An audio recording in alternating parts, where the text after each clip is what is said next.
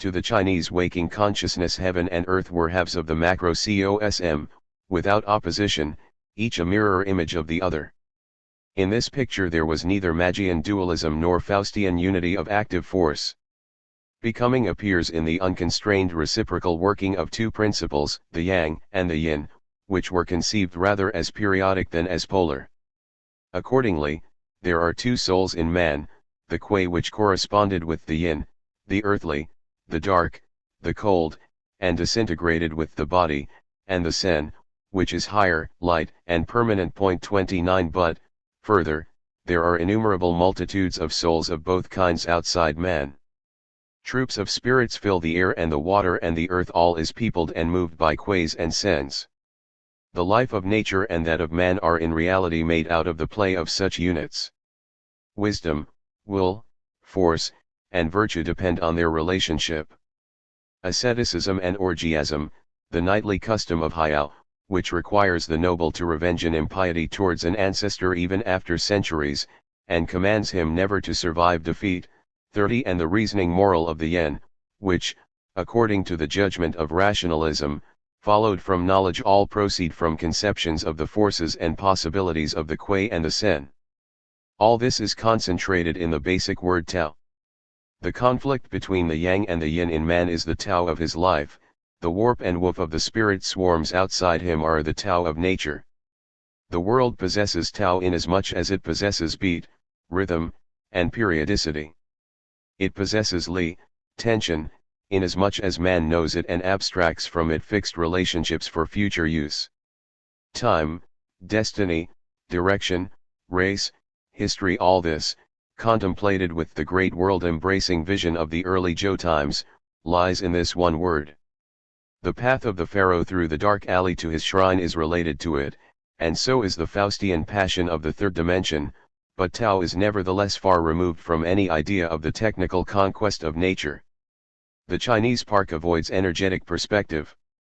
It lays horizon behind horizon and, instead of pointing to a goal, tempts to wander.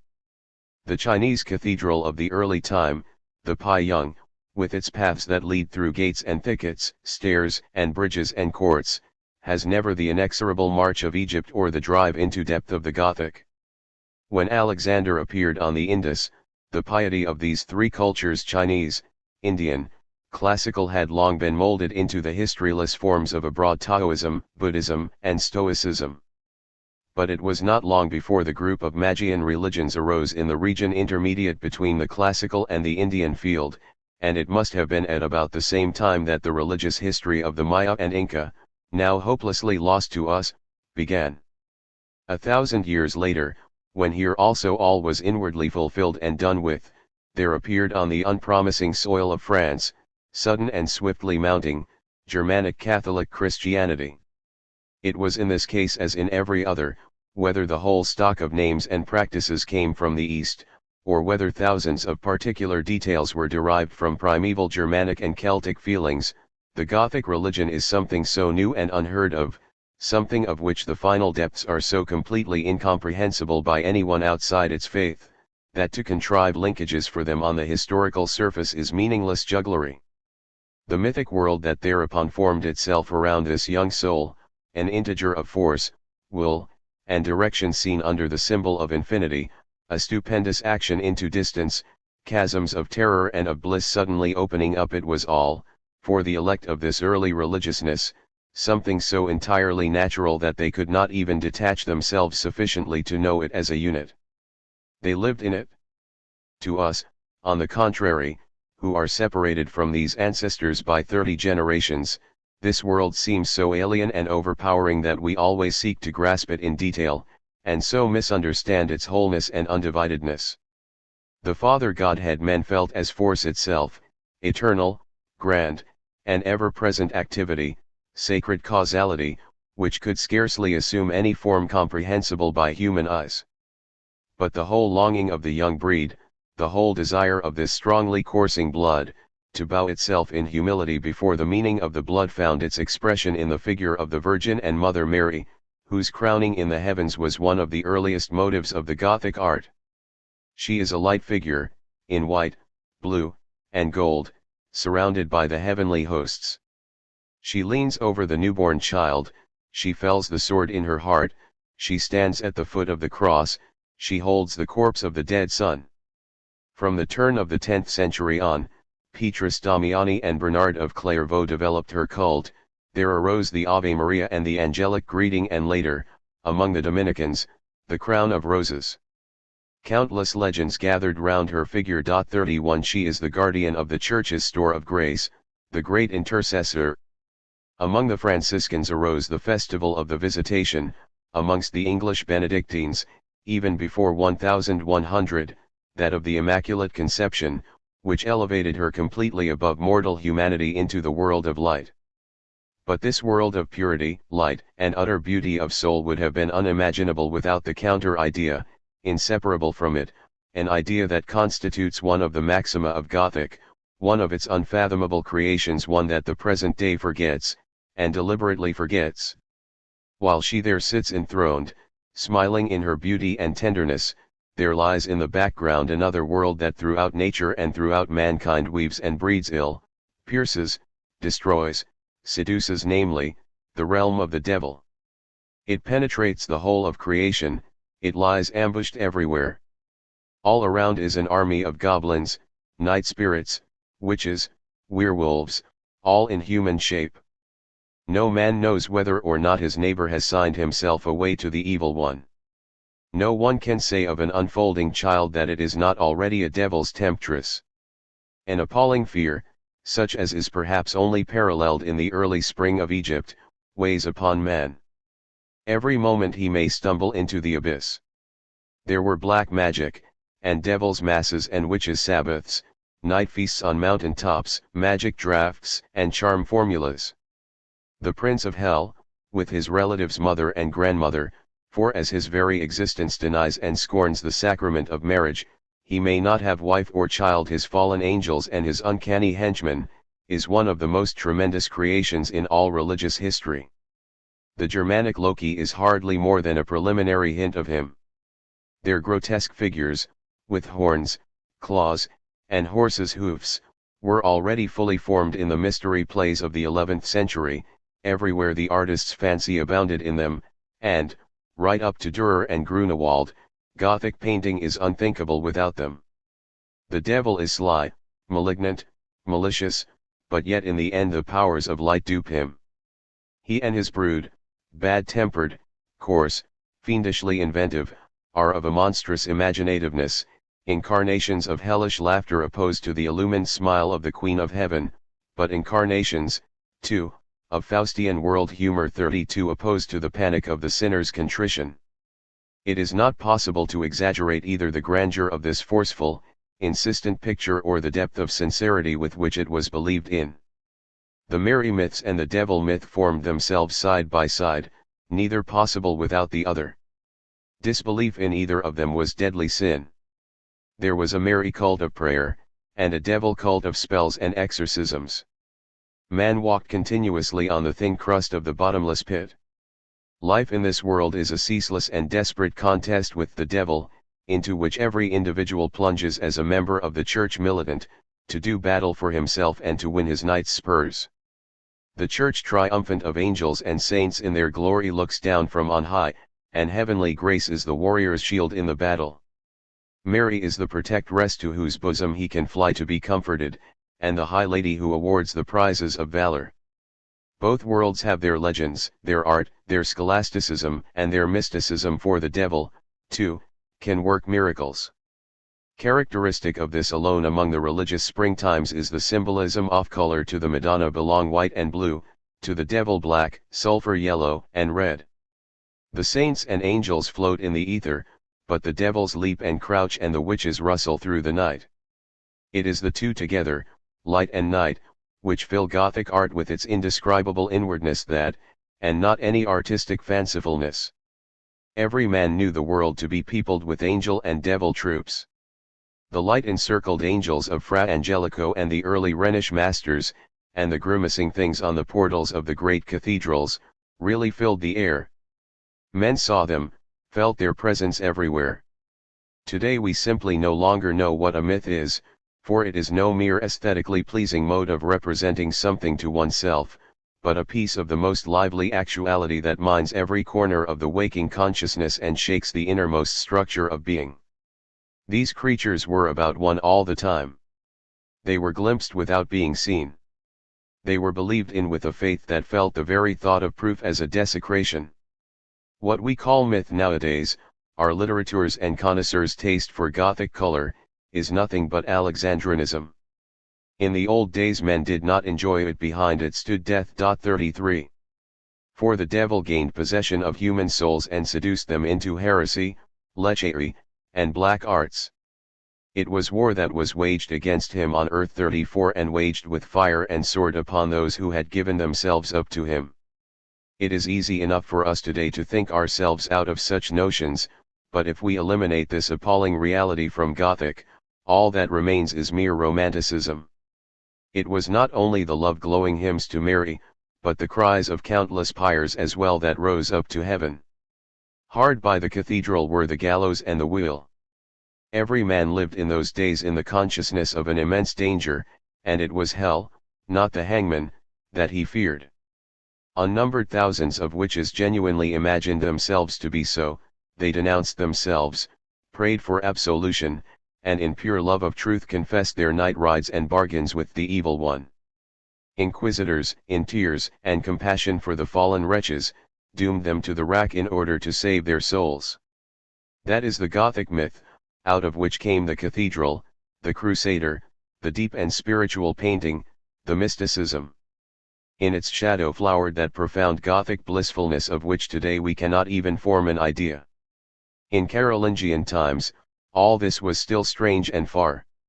Charlemagne in the First Saxon Capitulary, 787, put a ban on the ancient Germanic belief in werewolves and night-gangers, strigi, and as late as 1120 it was condemned as an error in the decree of Burchard of Worms. But 20 years later it was only in a dilute form that the anathema reappeared in the Decretum Gratiani. Caesarius of Heisterbach, already, was familiar with the whole devil legend, and in the Legenda Aurea it is just as actual and as effective as the Mary legends. In 1233, when the cathedrals of Mainz and Speyer were being vaulted, appeared the bull Vox in Rama, by which the belief in devil and witch was made canonical. Saint Francis's hymn to the Sun had not long been written, and the Franciscans were kneeling in intimate prayer before Mary and spreading her cult afar, when the Dominicans armed themselves for battle with the devil by setting up the Inquisition. Heavenly love found its focus in the Mary image, and eo ipso earthly love became akin to the devil. Woman is sin, so the great ascetics felt, as their fellows of the classical, of China, and of India had felt. The devil rules only through woman. The witch is the propagator of deadly sin. It was Thomas Aquinas who evolved the repulsive theory of incubus and succuba. Inward mystics like Bonaventura, Albertus Magnus, Duns Scotus, developed a full metaphysic of the devilish. The Renaissance had ever the strong faith of the Gothic at the back of its world outlook. When Vasari eulogized Cimabue and Giotto for returning to nature as their teacher, it was this Gothic nature that he had in mind, a nature influenced in every nook by the encircling troops of angels and devils that stood there, ever threatening, in the light. Imitation of nature meant imitation of its soul, not of its surface. Let us be rid at last of the fable of a renewal of classical antiquity. Renaissance, Rinascita, meant then the Gothic uplift from AD 1000 onward. 35 The new Faustian world feeling, the new personal experience of the ego in the infinite. For some individual spirits, no doubt, it meant a sentimental enthusiasm for the classical, or what was thought to be the classical, but that was a manifestation of taste, nothing more. 36 The classical myth was entertainment material, an allegorical play, through the thin veil of which men saw, no less definitely than before, the old Gothic actuality. When Savonarola stood up, the antique trappings vanished from the surface of Florentine life in an instant. It was all for the church that the Florentines labored, and with conviction. Raphael was the most deeply intimate of all Madonna painters. A firm belief in the realm of Satan, and in deliverance from it through the saints, lay at the root of all this art and literature, and every one of them, painters, architects, and humanists, however often the names of Cicero and Virgil, Venus and Apollo were on their lips, looked upon the burning of witches as something entirely natural and wore amulets against the devil. The writings of Marsilius Ficinus are full of learned disquisitions on devils and witches. Francesco della Mirandola wrote, in elegant Latin, his dialogue The Witch in order to warn the fine intellects of his circle against a danger. 37 When Leonardo da Vinci, at the summit of the Renaissance, was working upon his Anna Seldrit, 38 The Witch's Hammer was being written in Rome, 1487, in the finest humanistic Latin. It was these that constitute the real myth of the Renaissance, and without them we shall never understand the glorious and truly Gothic force of this anti-Gothic movement. Men who did not feel the devil very near at hand could not have created the Divina Commedia or the frescoes of Orvieto 39 or the ceiling of the Sistine Chapel. It was the tremendous background of this myth that awakened in the Faustian soul a feeling of what it was. An ego lost in infinity, an ego that was all force, but a force negligibly weak in an infinity of greater forces, 40 that was all will, but a will full of fear for its freedom. Never has the problem of free will been meditated upon more deeply or more painfully. Other cultures have simply not known it.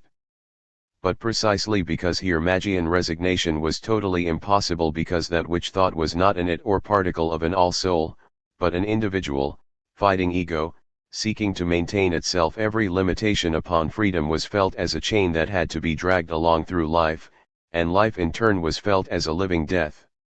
And if so, why? For what? The result of this inlooking was that immense sense of guilt which runs throughout these centuries like one long, desperate lament. The cathedrals rose ever more supplicatingly to heaven, the Gothic vaulting became a joining of hands in prayer, and little comfort of light shone through the high windows into the night of the long naves.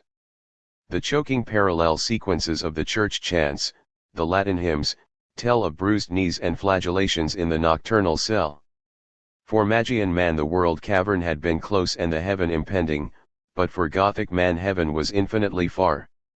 No hand seemed to reach down from these spaces, and all about the lone ego the mocking devil's world lay in leaguer.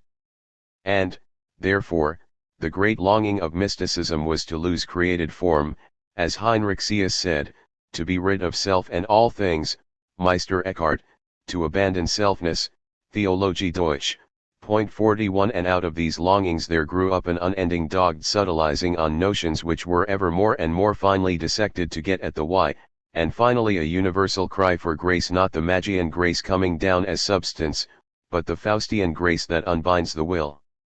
To be able to will freely is, at the very bottom, the one gift that the Faustian soul asks of heaven. The seven sacraments of the Gothic, felt as one by Peter Lombard, elevated into dogma by the Lateran Council of 1215, and grounded in mystical foundations by Thomas Aquinas, mean this and only this. They accompany the unit soul from birth to death and protect it against the diabolical powers that seek to nest themselves in its will. For to sell oneself to the devil means to deliver up one's will to him. The Church militant on earth is the visible community of those who are enabled, by enjoyment of the sacraments, to will. This certainty of free being is held to be guaranteed in the altar sacrament, which accordingly suffers a complete change of meaning. The miracle of the holy transformation which takes place daily under the hands of the priest, the consecrated host in the high altar of the cathedral, wherein the believer sensed the presence of him who of old sacrificed himself to secure for his own the freedom to will, called forth a sigh of relief of such depth and sincerity as we moderns can hardly imagine. It was in thanksgiving, therefore, that the chief feast of the Catholic Church, Corpus Christi, was founded in 1264.42. But more important still and by far was the essentially Faustian prime sacrament of contrition. This ranks with the Mary myth and the devil myth as the third great creation of the Gothic. And, indeed, it is from this third that the other two derive depth and meaning. It discloses the last secrets of this culture's soul, and so sets it apart from all other cultures. The effect of the Magian baptism was to incorporate a man in the great consensus. The one graded of the divine spirit took up its abode in him as in the others, and thereafter resignation to all that should happen became his duty. But in the Faustian contrition the idea of personality was implicit.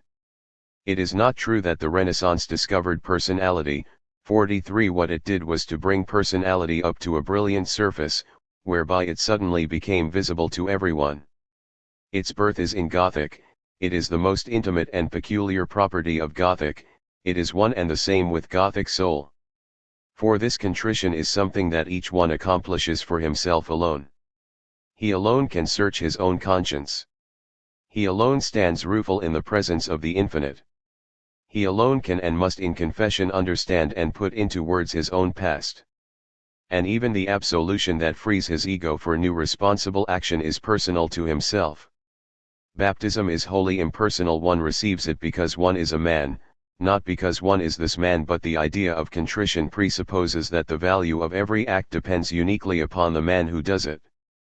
This is what differentiates the Western drama from the classical, the Chinese, and the Indian. This is what directs our legislation more and more with reference to the doer rather than to the deed, and bases our primary ethical conceptions on individual doing and not typical behavior. Faustian responsibility instead of Magian resignedness, the individual instead of the consensus, relief from, instead of submissiveness under, burdens. That is the difference between the most active and the most passive of all sacraments, and at the back of it again lies the difference between the world cavern and infinity dynamics. Baptism is something done upon one, contrition something done by oneself within oneself. And, moreover, this conscientious searching of one's own past is both the earliest evidence of, and the finest training for, the historical sense of Faustian mankind. There is no other culture in which the personal life of the living man, the conscientious tracing of each feature, has been so important, for this alone has required the accounts to be rendered in words. If historical research and biography are characteristic of the spirit of the West from its beginnings, if both in the last resort are self-examination and confession, if our lives are led with an assuredness and conscious reference to the historic background that nowhere else has been even imagined as possible or tolerable, if, lastly, we habitually look at history in terms of millennia, not rhapsodically or decoratively as in the classical world and in China, but directionally and with the almost sacramental formula tout comprendre, c'est tout pardonner. Ever in our minds we have the sacrament of the Gothic Church, this continual unburdening of the ego by historicaltist and justification to thank for it. Every confession is an autobiography. This peculiar liberation of the will is to us so necessary that the refusal of absolution drives to despair, even to destruction. Only he who senses the bliss of such an inward acquittal can comprehend the old name of the Sacramentum Resurgentium, the sacrament of those who are risen again. 44. When in this heaviest of decisions the soul is left to its own resources, something unresolved remains hanging over it like a perpetual cloud. It may be said, therefore, that perhaps no institution in any religion has brought so much happiness into the world as this. The whole inwardness and heavenly love of the Gothic rests upon the certainty of full absolution through the power invested in the priest. In the insecurity that ensued from the decline of this sacrament, both Gothic joy of life and the merry world of the light faded out. Only the devil's world, with its grim all-presentness, remained. And then, in place of the blissfulness irrecoverably lost, came the Protestant, and especially Puritan, heroism, which could fight on, even hopeless, in a lost position. Auricular confession, said Goethe once, ought never to have been taken from mankind. Over the lands in which it had died out, a heavy earnestness spread itself. Ethic and costume, art and thought, took on the night color of the only myth that remained outstanding. Nothing is less sunlit than the doctrines of Kant. Every man his own priest is a conviction to which men could win through, but only as to that part of priesthood that involves duties, not as to that which possesses powers. No man confesses himself with the inward certainty of absolution. And as the need of the soul to be relieved of its past and to be redirected remained urgent as ever, all the higher forms of communication were transmuted, and in Protestant countries music and painting, letter writing and memoirs, from being modes of description became modes of self-denunciation, penance, and unbounded confession. Even in Catholic regions too, in Paris above all, art as psychology set in as doubt in the sacrament of contrition and absolution grew. Outlook on the world was lost in ceaseless mind warfare within the self. In lieu of the infinite, contemporaries and descendants were called in to be priests and judges. Personal art, in the sense that distinguishes Goethe from Dante, and Rembrandt from Michelangelo, was a substitute for the sacrament of confession. It was, also, the sign that this culture was already in the condition of a late period. 45. 4. In all cultures, Reformation has the same meaning, the bringing back of the religion to the purity of its original idea as this manifested itself in the great centuries of the beginning. In no culture is this movement missing, whether we know about it, as in the case of Egypt, or not, as in that of China. It means, further, that the city and with it the city spirit are gradually freeing themselves from the soul of the countryside, setting up in opposition to the latter's all power and reconsidering the feelings and thoughts of the primitive pre-urban time with reference to its present self.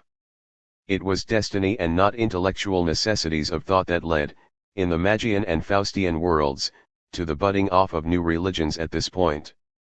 We know today that, under Charles V, Luther was within an ace of becoming the reformer of the whole undivided church. For Luther, like all reformers in all cultures, was not the first, but the last of a grand succession which led from the great ascetics of the open land to the city priest. Reformation is Gothic, the accomplishment and the testament thereof.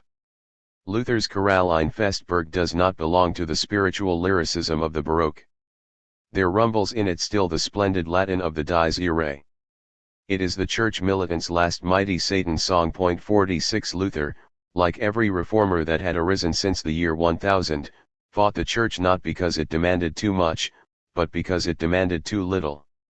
The great stream flows on from Cluny, through Arnold of Brescia, who preached return to apostolic simplicity and was burned in 1155, through Joachim of Flores, who was the first to use the word Reformare, the spirituals of the Franciscan order, Jacopone de Todi, revolutionary and singer of the Stabat Mater, the knight whom the death of a young wife turned into an ascetic and who tried to overthrow Boniface VIII for governing the church too slackly, through Wycliffe and Huss and Savonarola, to Luther, Karlstadt, Zwingli, Calvin, and Loyola. The intention of these men, one and all, was not to overcome the Christianity of the Gothic, but to bring it to inward fulfillment. So also with Marcion, Athanasius, the Monophysites and the Nestorians, who sought in the councils of Ephesus and Chalcedon to purify the faith and lead it back to its origins. 47 But so also the Orphics of the classical 7th century were the last and not the first of a series that must have begun even before 1000 BC. So with the establishment of the re-religion in Egypt at the close of the Old Kingdom, the Egyptian Gothic. It is an ending, not a new beginning, that these signify. Just so, again, a reform fulfillment happened in the Vedic religion about the 10th century and was followed by the setting in of late Brahmanism. And in the 9th century a corresponding epochal point must have occurred in the religious history of China.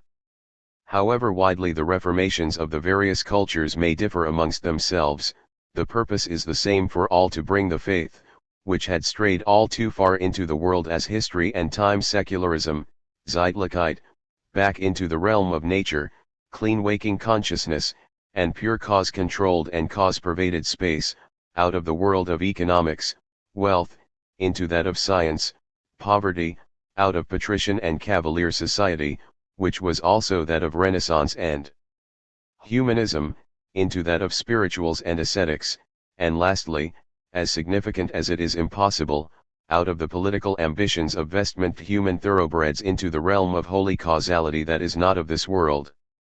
In those times the West, and the situation was the same in the other cultures, divided the corpus Christianorum of the population into the three classes of status politicus, ecclesiasticus, and economicus, that is, urban, but as the outlook was that of the city and no longer that of the castle and the village, officials and judges belonged to the first named class, men of learning to the second, and the peasant was forgotten. This is the key to the opposition of the Renaissance and Reformation, which was an opposition of class and not a difference in world feeling like that of Renaissance and Gothic.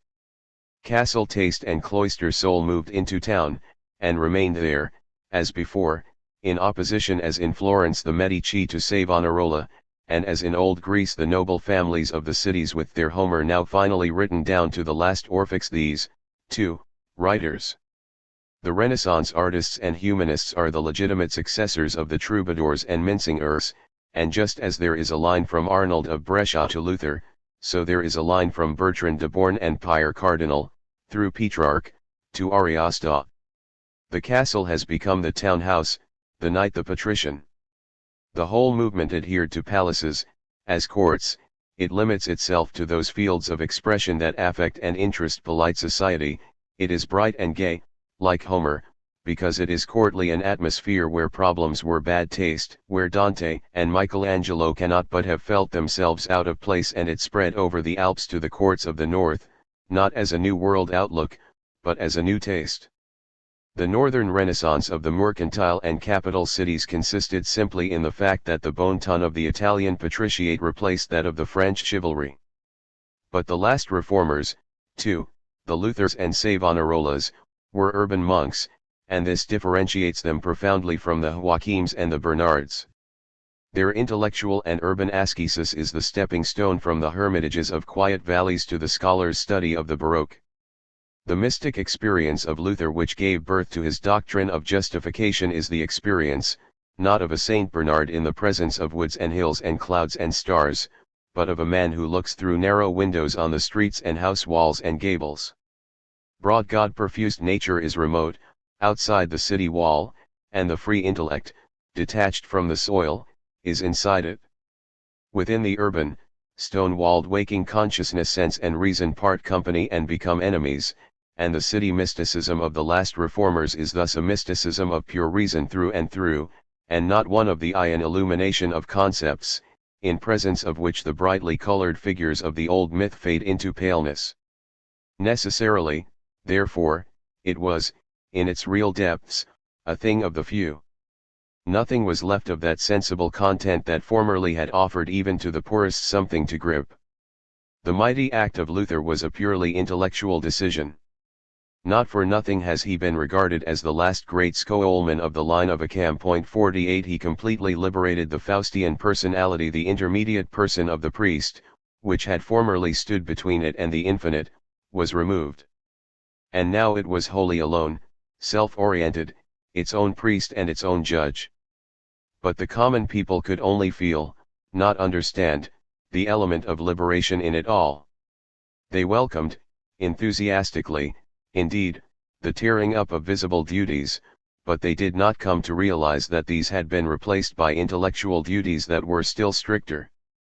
Francis of Assisi had given much and taken little, but the urban Reformation took much and, as far as the majority of people were concerned, gave little. The holy causality of the contrition sacrament Luther replaced by the mystic experience of inward absolution by faith alone. He came very near to Bernard of Clairvaux in this concept of contrition as lifelong, as a continuous intellectual ascesis in contrast to the ascesis of outward and visible works. Both of them understood absolution as a divine miracle. Insofar as the man changes himself, it is God changing him. But what no purely intellectual mysticism can replace is the two outside, in free nature. The one and the other preached, "Thou must believe that God has forgiven thee," but for Bernard belief was through the powers of the priest elevated to knowledge, whereas for Luther it sank to doubt and desperate insistence. This little I, detached from the cosmos, nailed up in an individual being and, in the most terrific sense of the word, alone, needed the proximity of a powerful thou, and the weaker the intellect, the more urgent the need. Herein lies the ultimate meaning of the Western priest, who from 1215 was elevated above the rest of mankind by the sacrament of ordination and its character indelibilis. He was a hand with which even the poorest wretch could grasp God. This visible link with the infinite, Protestantism destroyed. Strong souls could and did win it back for themselves, but for the weaker it was gradually lost. Bernard, although for him the inward miracle was successful of itself, would not deprive others of the gentler way, for the very illumination of his soul showed him the merry world of living nature, all-pervading, ever near, and ever helpful. Luther, who knew himself only and not men, set postulated heroism in place of actual weakness. For him life was desperate battle against the devil, and that battle he called upon everyone to fight. And everyone who fought it fought alone. The Reformation abolished the whole bright and consoling side of the Gothic myth, the cult of Mary, the veneration of the saints, the relics, the pilgrimages, the Mass. But the myth of devildom and witchcraft remained, for it was the embodiment and cause of the inner torture, and now that torture at last rose to its supreme horror. 49 Baptism was, for Luther at least, an exorcism, the veritable sacrament of devil banning. There grew up a large, purely Protestant literature about the devil. 50 Out of the Gothic wealth of color, there remained black, of its arts, music, in particular organ music. But in the place of the mythic light world, whose helpful nearness the faith of the common people could not, after all, forego, there rose again out of long-buried depths an element of ancient German myth. It came so stealthily that even today its true significance is not yet realized. The expressions folktale and popular custom are inadequate. It is a true myth that inheres in the firm belief in dwarfs, bogies, nixies, house sprites, and sweeping clouds of the disembodied, and a true cult that is seen in the rites, offerings, and conjurings that are still practiced with a pious awe. In Germany, at any rate, the saga took the place, unperceived, of the Mary myth. Mary was now called Frau Hulda, and where once the saints had stood, appeared the faithful Eckhart. In the English people what arose was something that has long been designated Bible fetishism. What Luther lacked, and it is an eternal fatality for Germany, was the eye for facts and the power of practical organization. He did not bring his doctrines to a clear system, nor did he lead the great movement and choose its aim. The one and the other were the work of his great successor Calvin.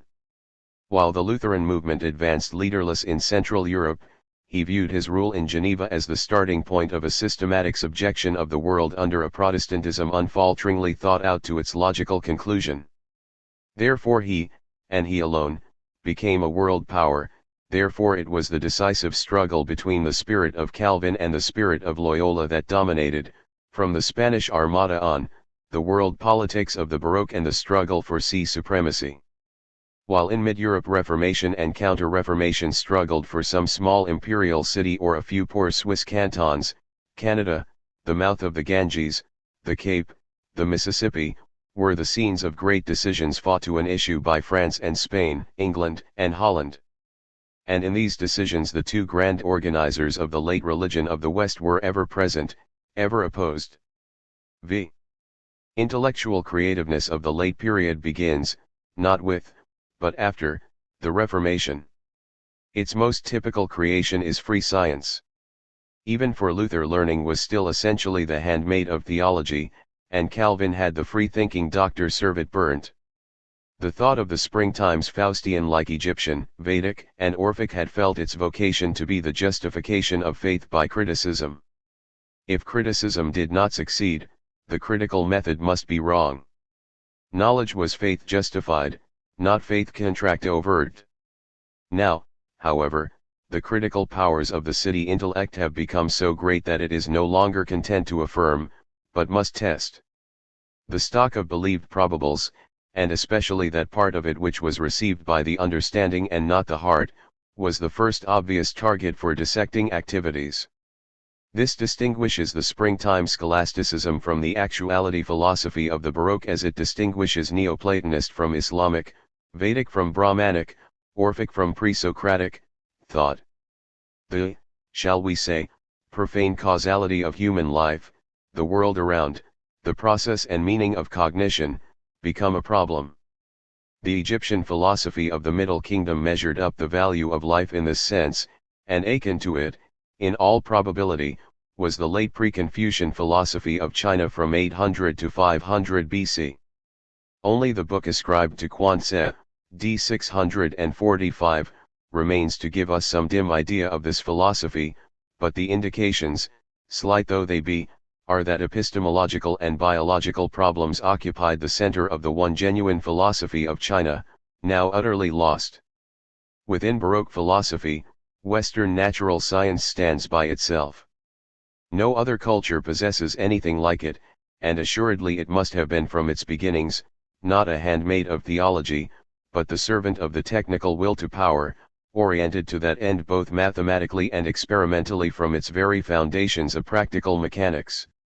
And as it is firstly technique and only secondly theory, it must be as old as Faustian man himself. Accordingly, we find technical works of an astounding energy of combination even by 1000.51 as early as the 13th century. Robert Grosseteste 52 was treating space as a function of light. Petrus Peregrinus in 1289 wrote the best experimentally based treatise on magnetism that appeared before Gilbert, 1600.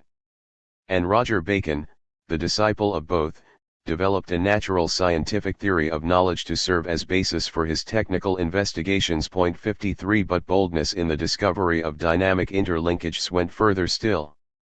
The Copernican system was hinted at in a manuscript of 1322 and a few decades later was mathematically developed by the Parasicamps, Buridan, Albert of Saxony, and Oersma. 54 Let us not deceive ourselves as to the fundamental motive power of these explorations. Pure contemplative philosophy could have dispensed with experiment forever, but not so the Faustian symbol of the machine, which urged us to mechanical constructions even in the 12th century and made perpetuum mobile the Prometheus idea of the Western intellect. For us the first thing is ever the working hypothesis, the very kind of thought product that is meaningless to other cultures. It is an astounding fact, to which, however, we must accustom ourselves, that the idea of immediately exploiting in practice any knowledge of natural relations that may be acquired is alien to every sort of mankind except the Faustian, and those who, like Japanese, Jews, and Russians, have today come under the intellectual spell of its civilization. The very notion of the working hypothesis implicitly contains a dynamic layout of the universe. Theoria, contemplative vision of actuality, was for those subtly inquiring monks only secondary, and, being itself the outcome of the technical passion, it presently led them, quite imperceptibly, to the typically Faustian conception of God as the grand master of the machine, who could accomplish everything that they themselves in their impotence only dared to wish. Insensibly the world of God became, century by century, more and more like the perpetuum mobile. And, imperceptibly also, as the scanning of nature became sharper and sharper in the school of experiment and technique, and the Gothic myth became more and more shadowy, the concepts of monkeyish working hypotheses developed, from Galileo onwards, into the critically illuminated noumena of modern science, the collisions and the fields, gravitation, the velocity of light, and the electricity which in our electrodynamic world picture has absorbed into itself the other forms of energy and thereby attained to a sort of physical monotheism. They are the concepts that are set up behind the formulas, to endow them with a mythic visibility for the inner eye. The numbers themselves are technical elements, levers and screws, overhearings of the world's secrets. The classical nature thought and that of others also required no numbers, for it strove for no powers. The pure mathematic of Pythagoras and Plato had no relation whatever to the nature views of Democritus and Aristotle. Just as the classical mind felt Prometheus's defiance of the gods as hybris, so our Baroque felt the machine as diabolical. 55 The spirit of hell had betrayed to man the secret of mastering the world mechanism and even of himself enacting the part of God. And hence it is that all purely priestly natures, that live wholly in the world of the spirit and expect nothing of this world, and notably the idealist philosophers, the classicists, the humanists, and even Nietzsche, have for technique nothing but silent hostility. Every late philosophy contains this critical protest against the uncritical intuitiveness of the spring. But this criticism of the intellect that is sure of its own superiority affects also faith itself and evokes the one great creation in the field of religion that is the peculiarity of the late period, every late period, namely, Puritanism. Puritanism manifests itself in the army of Cromwell and his independence, iron, Bible firm, psalm singing as they rode into battle, in the ranks of the Pythagoreans, who in the bitter earnest of their gospel of duty wrecked gay Sybaris and branded it forever as the city without morals, in the armies of the early caliphs, which subdued not only states, but souls. Milton's Paradise Lost, many surahs of the Quran, the little that we know of Pythagorean teachings all come to the same thing. They are enthusiasms of a sober spirit, cold intensities, dry mysticism, pedantic ecstasy. And yet, even so, a wild piety flickers up once more in them. All the transcendent inwardness that the city can produce after attaining to unconditional mastery over the soul of the land is here concentrated, with a sort of terror lest it should prove unreal and evanescent, and is correspondingly impatient, pitiless, and unforgiving. Puritanism not in the West only, but in all cultures lacks the smile that had illumined the religion of the spring every spring, the moments of profound joy in life, the humor of life. Nothing of the quiet blissfulness that in the Magian springtime flashes up so often in the stories of Jesus's childhood, or in Gregory Nazianzen, is to be found in the Quran, nothing in the palpable blitheness of St. Francis's songs in Milton. Deadly earnest broods over the Jansenist mind of Port Royal, over the meetings of the black-clothed Roundheads, by whom Shakespeare's Merry England Sybaris over again was annihilated in a few years. Now for the first time the battle against the devil, whose bodily nearness they all felt, was fought with a dark and bitter fury. In the 17th century more than 1 million witches were burnt alike in the Protestant North, the Catholic South, and even the communities in America and India. Joyless and sour are the duty doctrines of Islam, fiqh, with its hard intellectuality, and the Westminster Catechisms of 1643, and the Jansenist ethics, Jansen's Augustinus, 1640, as well, for in the realm of Loyola, too, there was of inward necessity a Puritan movement. Religion is livingly experienced metaphysic, but the company of the godly, as the Independents called themselves, and the Pythagoreans, and the disciples of Mohammed, all alike experienced it, not with the senses, but primarily as a concept. Parshva, who about 600 BC founded the sect of the Unfettered 56 on the Ganges, taught, like the other Puritans of his time, that salvation came, not from sacrifices and rites, but only from knowledge of the identity of Atman and Brahman. In all Puritan poetry the place of the old Gothic visions is taken by an unbridled, yet withal jejune, spirit of allegory. In the waking consciousness of these ascetics the concept is the only real power. Pascal's wrestlings were about concepts and not, like Meister Eckhart's, about shapes. Witches were burnt because they were proved, and not because they were seen in the air o' nights. The Protestant jurists employed the witch's hammer of the Dominicans because it was built on concepts. The Madonnas of the early Gothic had appeared to their suppliants, but those of Bernini no man ever saw. They exist because they are proved, and there came to be a positive enthusiasm for existence of this sort. Milton, Cromwell's great Secretary of State, clothed concepts with shapes, and Bunyan brings a whole mythology of concepts into ethical allegorical activity. From that it is but a step to Kant, in whose conceptual ethics the devil assumes his final shape as the radically evil. We have to emancipate ourselves from the surfaces of history and, especially, to thrust aside the artificial fences in which the methodology of Western sciences has paddocked it before we can see that Pythagoras, Mohammed, and Cromwell embody one and the same movement in three cultures. Pythagoras was not a philosopher. According to all statements of the pre-Socratics, he was a saint, prophet, and founder of a fanatically religious society that forced its truths upon the people around it by every political and military means. The destruction of Sybaris by Croton, an event which, we may be sure, has survived in historical memory only because it was the climax of a wild religious war, was an explosion of the same hate that saw in Charles I and his gay cavaliers not merely doctrinal error, but also worldly disposition as something that must be destroyed root and branch.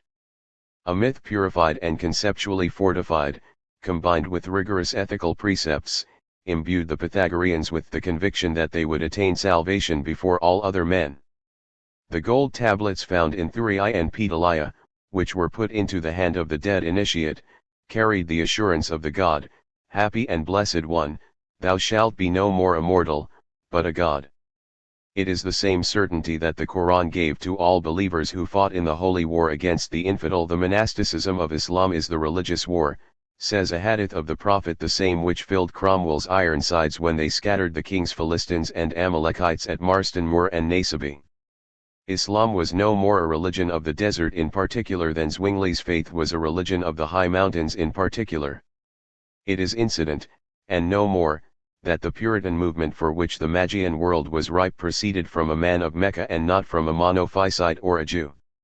For in the northern Arabian desert there were the Christian states of the Ghassanids and Lakhmids, and in the Sabasan south there were religious wars waged between Christians and Jews that involved the world of states from Aswan to the Sassanid Empire. The Congress of Princes at Marib 57 was attended by hardly a single pagan, and shortly after this date South Arabia came under Persian, that is, Mazdaist government. Mecca was a little island of ancient Arabian paganism in the midst of a world of Jews and Christians, a mere relic that had long been mined by the ideas of the great Magian religions. The little of this paganism that filtered into the Quran was later explained away by the commentary of the Sunnah and its Syro-Mesopotamian intellect. At most Islam was a new religion only to the same extent as Lutheranism was. 1.58 Actually, it was the prolongation of the great early religions. Equally, its expansion was not, as is even now imagined, a migration of peoples proceeding from the Arabian Peninsula, but an onslaught of enthusiastic believers, which like an avalanche bore along with it Christians, Jews, and Mazdaists and set them at once in its front rank as fanatical Muslims. It was Berbers from the homeland of St. Augustine who conquered Spain, and Persians from Iraq who drove onto the Oxus. The enemy of yesterday became the front-rank comrade of tomorrow. Most of the Arabs who in 717 attacked Constantinople for the first time, had been born Christians. About 650 Byzantine literature 59 quite suddenly vanished, and the deeper meaning of the fact has so far never been noticed. It was just that the Arabian literature took up the tale. The soul of the Magian culture found at last its true expression in Islam, and therewith became truly the Arabian, free thenceforth from all bondage to the pseudomorphosis. The iconoclastic movement, led by Islam, but long prepared by Monophysites and Jews, advanced to and even beyond Byzantium, where the Syrian Leo III, 717-41, raised this Puritan movement of Islamic Christian sects, the Polychians about 650 and the Bogomils later 60 to predominance. The great figures of Muhammad's entourage, such as Abu Bakr and Omar, are the near relatives of the Pyms and Hamptons of the English Revolution, and we should see this relationship to be nearer still if we knew more than we do about the Hanifs, the Arabian Puritans before and about the Prophet. All of them had won out of predestination the guarantee that they were God's elect. The grand Old Testament exaltation of Parliament and the camps of independency which left behind it, in many an English family, even to the 19th century 61 the belief that the English are the descendants of the 10 lost tribes of Israel, a nation of saints predestined to govern the world, dominated also the emigration to America which began with the Pilgrim Fathers of 1620.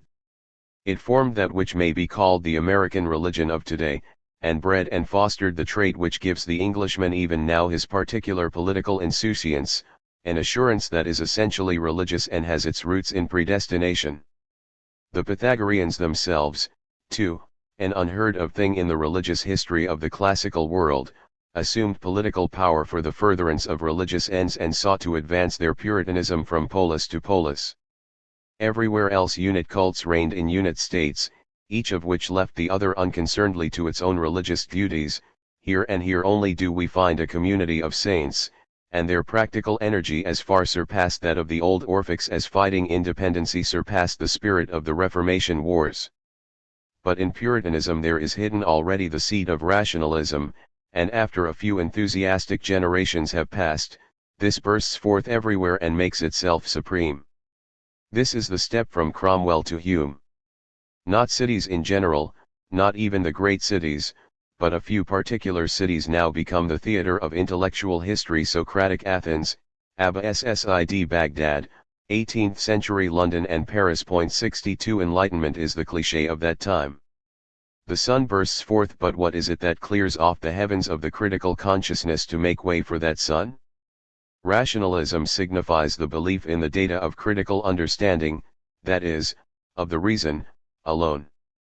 In the springtime men could say credo quia absurdum because they were certain that the comprehensible and the incomprehensible were both necessary constituents of the world, the nature which Giotto painted, in which the mystics immersed themselves, and into which reason can penetrate, but only so far as the deity permits it to penetrate. But now a secret jealousy breeds the notion of the irrational, that which, as incomprehensible, is therefore valueless. It may be scorned openly as superstition, or privily as metaphysic. Only critically established understanding possesses value. And secrets are merely evidences of ignorance. The new secretless religion is in its highest potentialities called wisdom, sigma omicron phi alpha, its priests, philosophers, and its adherents educated people. According to Aristotle, the old religion is indispensable only to the uneducated. 63 And his view is Confucius's and Gautama Buddha's, Lessing's, and Voltaire's. Men go away from culture back to nature, but this nature is not something livingly experienced, but something proved, something born of, and accessible only to, the intellect, a nature that has no existence at all for a peasantry, a nature by which one is not in the least overawed but merely put into a condition of sensibility. Natural religion, rational religion, deism, all this is not lived metaphysics, but a comprehended mechanics, called by Confucius the laws of heaven and by Hellenism tau upsilon chi. Formerly philosophy was the handmaid of transcendent religiousness, but now comes sensibility, and philosophy must therefore become scientific as epistemology and critique of nature and critique of values. No doubt there was a feeling that this philosophy was, even so, nothing but a diluted dogmatism, for the idea that pure knowledge was possible itself involved a belief. Systems were woven out of phenomenally guaranteed beginnings, but in the long run the result was merely to say force instead of God, and conservation of energy instead of eternity. Under all classical rationalism is to be found Olympus, under all Western the dogma of the sacraments. And so our Western philosophy swings to and fro between religion and technical science, and is defined thus, or thus, according as the author of the definition is a man with some relic of priesthood still in him, or is a pure expert and technician of thought. Weltanschauung is the characteristic expression for an enlightened waking consciousness that, under the guidance of the critical understanding, looks about it in a godless light world and, when sense perceptions are found not to square with sound human reason, treats sense as a lying jade. That which was once myth, the most actual of the actual, is now subjected to the methods of what is called euhemerism. The learned Euhemerus, about 300 BC, explained the classical divinities to the public that they had formerly served so well, and the process occurs under one form or another in every age of enlightenment. We have our euhemeristic interpretations of hell as a guilty conscience, the devil as evil desire, and God as the beauty of nature, and it is the same tendency that declares itself when Attic tomb inscriptions of about 400 invoke, not the city goddess Athene, but a goddess Demos, a near relation, by the way, of the Jacobins' goddess of reason, and where the delta alpha iota mu omicron for Socrates, nu omicron for other philosophers, take the place of Zeus. Confucius says heaven instead of Shangti, which means that he believes only in laws of nature. The collection and ordering of the canonical writings of China by the Confucians was a colossal act of euhemerism, in which actually almost all the old religious works were literally destroyed and the residue subjected to rationalist falsification. Had it been possible, the enlighteners of our 18th century would no doubt have served the Gothic heritage in the same way. 64 Confucius belongs to the Chinese 18th century through and through. Lao Tse, who despised him, stands at a midpoint in the Taoist movement, which manifested traits of Protestantism, Puritanism, and Pietism in turn, and both finally propagated a practical world tone based upon a wholly mechanistic worldview. The word Tao underwent in the late period of China just the same continuous alteration of its fundamental content, and in the same mechanistic direction, as the word logos in the history of classical thought from Heraclitus to Posidonius, and as the word force between Galileo's day and ours.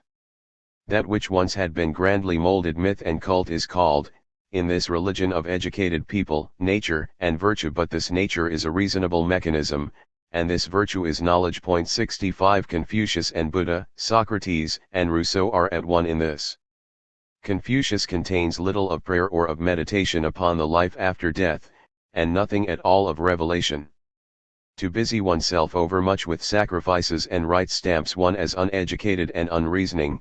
Gautama Buddha and his contemporary Mahavira, the founder of Jainism, 66, both of whom came from the political world of the lower Ganges, east of the old Brahmanic culture field, recognized, as everyone knows, neither the idea of God nor myth and cult. Of the real teaching of Buddha little can now be ascertained, for it all appears in the colors of the later fellow religion baptized by his name, but one of the unquestionably authentic ideas concerning conditioned arising 67 is the derivation of buffering from ignorance, namely, of the Four Noble Truths. This is true rationalism. Nirvana, for them, is a purely intellectual release and corresponds exactly with the autarkia and eudaimonia of the Stoics. It is that condition of the understanding and waking consciousness for which being no longer is. The great ideal of the educated of such periods is the sage. The sage goes back to nature, to Ferney or Ermenonville, to Attic gardens or Indian groves, which is the most intellectual way of being a megalopolitan. The sage is the man of the golden mean. His ascesis consists in a judicious depreciation of the world in favor of meditation. The wisdom of the Enlightenment never interferes with comfort. Moral with the great myth to back it is always a sacrifice, a cult, even to extremes of asceticism, even to death, but virtue with wisdom at its back is a sort of secret enjoyment, a superfine intellectual egoism. And so the ethical teacher who is outside real religion becomes the Philistine. Buddha, Confucius, Rousseau, are arch-Philistines, for all the nobility of their ordered ideas, and the pedantry of the Socratic life wisdom is insurmountable. Along with this, shall we call it, scholasticism of sane reason, there must of inner necessity be a rationalistic mysticism of the educated. The Western Enlightenment is of English origin and Puritan parentage. The rationalism of the continent comes wholly from Locke. In opposition to it there arose in Germany the Pietists, Herrnhut, 1700, Spener and Frank, and in Wertheimer Gettinger, and in England the Methodists, Wesley awakened by Herrnhut, 1738. It was Luther and Calvin over again. The English at once organized themselves for a world movement, and the Germans lost themselves in mid-European conventicles. The Pietists of Islam are to be found in Sufism, which is not of Persian but of common Aramean origin, and in the 8th century spread all over the Arabian world. Pietists or Methodists, too, are the Indian lay preachers, who shortly before Buddha's time were teaching release from the cycle of life, samsara, through immersion in the identity of Atman and Brahman. But Pietists or Methodists, too, are Lao Tzu and his disciples, and notwithstanding their rationalism the cynic mendicants and itinerant preachers and the Stoic tutors, domestic chaplains, and confessors of early Hellenism. 68 And Pietism may ascend even to the peak of rationalist vision, of which Swedenborg is the great example, which created for Stoics and Sophists whole worlds of fancy, and by which Buddhism was prepared for its reconstruction as Mahayana. The expansion of Buddhism and that of Taoism in their original significations are closely analogous to the Methodist expansion in America, and it is no accident that they both reached their full maturity in those regions, lower Ganges and south of the Yangtze-Kiang, which had cradled the respective cultures. 6. 2 centuries after Puritanism, the mechanistic conception of the world stands at its zenith. It is the effective religion of the time. Even those who still thought themselves to be religious in the old sense, to be believers in God, were only mistaking the world in which their waking consciousness was mirroring itself. Religious truths were always in their understanding mechanistic truths, and in general it was only the habit of traditional words that imparted a color wash of myth to a nature that was in reality regarded scientifically. Culture is ever synonymous with religious creativeness. Every great culture begins with a mighty theme that rises out of the pre-urban countryside, is carried through in the cities of art and intellect, and closes with a finale of materialism in the world's cities. But even the last chords are strictly in the key of the whole. There are Chinese, Indian, classical, Arabian, Western materialisms, and each is nothing but the original stock of myth shapes, cleared of the elements of experience and contemplative vision and viewed mechanistically. Confucianism as reasoned out by Yang Chu concluded in this sense. The system of Laikayata was the prolongation of the contempt for a disowned world which had been the common characteristic of Gautama Buddha, Mahavira, and the contemporary Pedists, and which they in turn had derived from Sankhya atheism. Socrates is alike the heir of the sophists and the ancestor of the Cynic itinerants and of Pyrrhonian skepsis. All are manifestations of the superiority of the megalopolitan intellect that has done with the irrational for good and all and despises any waking consciousness that still knows or acknowledges mysteries. Gothic men shrank at every step before the fathomless, more awe-inspiring still as presented in dogmatic truths. But today even the Catholic has arrived at the point of feeling these dogmas as a successful systematic exposition of the riddle of the universe. The miracle is regarded as a physical occurrence of a higher order, and an English bishop professes his belief in the possibility of electric power and the power of prayer both originating in one homogeneous nature system. 69 The belief is belief in force and matter, even if the words used be God and world, providence and man. Unique and self-contained, again, is the Faustian materialism, in the narrower sense of the word. In it the technical outlook upon the world reached fulfillment. The whole world a dynamic system, exact, mathematically disposed, capable down to its first causes of being experimentally probed and numerically fixed so that man can dominate it. This is what distinguishes our particular return to nature from all others.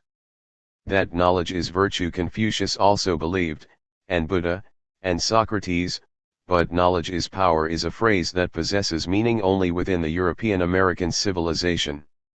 Return to nature here means the elimination of all forces that stand between the practical intelligence and nature. Everywhere else materialism has contented itself with establishing, by way of contemplation or logic, as the case may be, supposedly simple units whose causal play accounts for everything without any residue of secrets, the supernatural being put down to want of knowledge.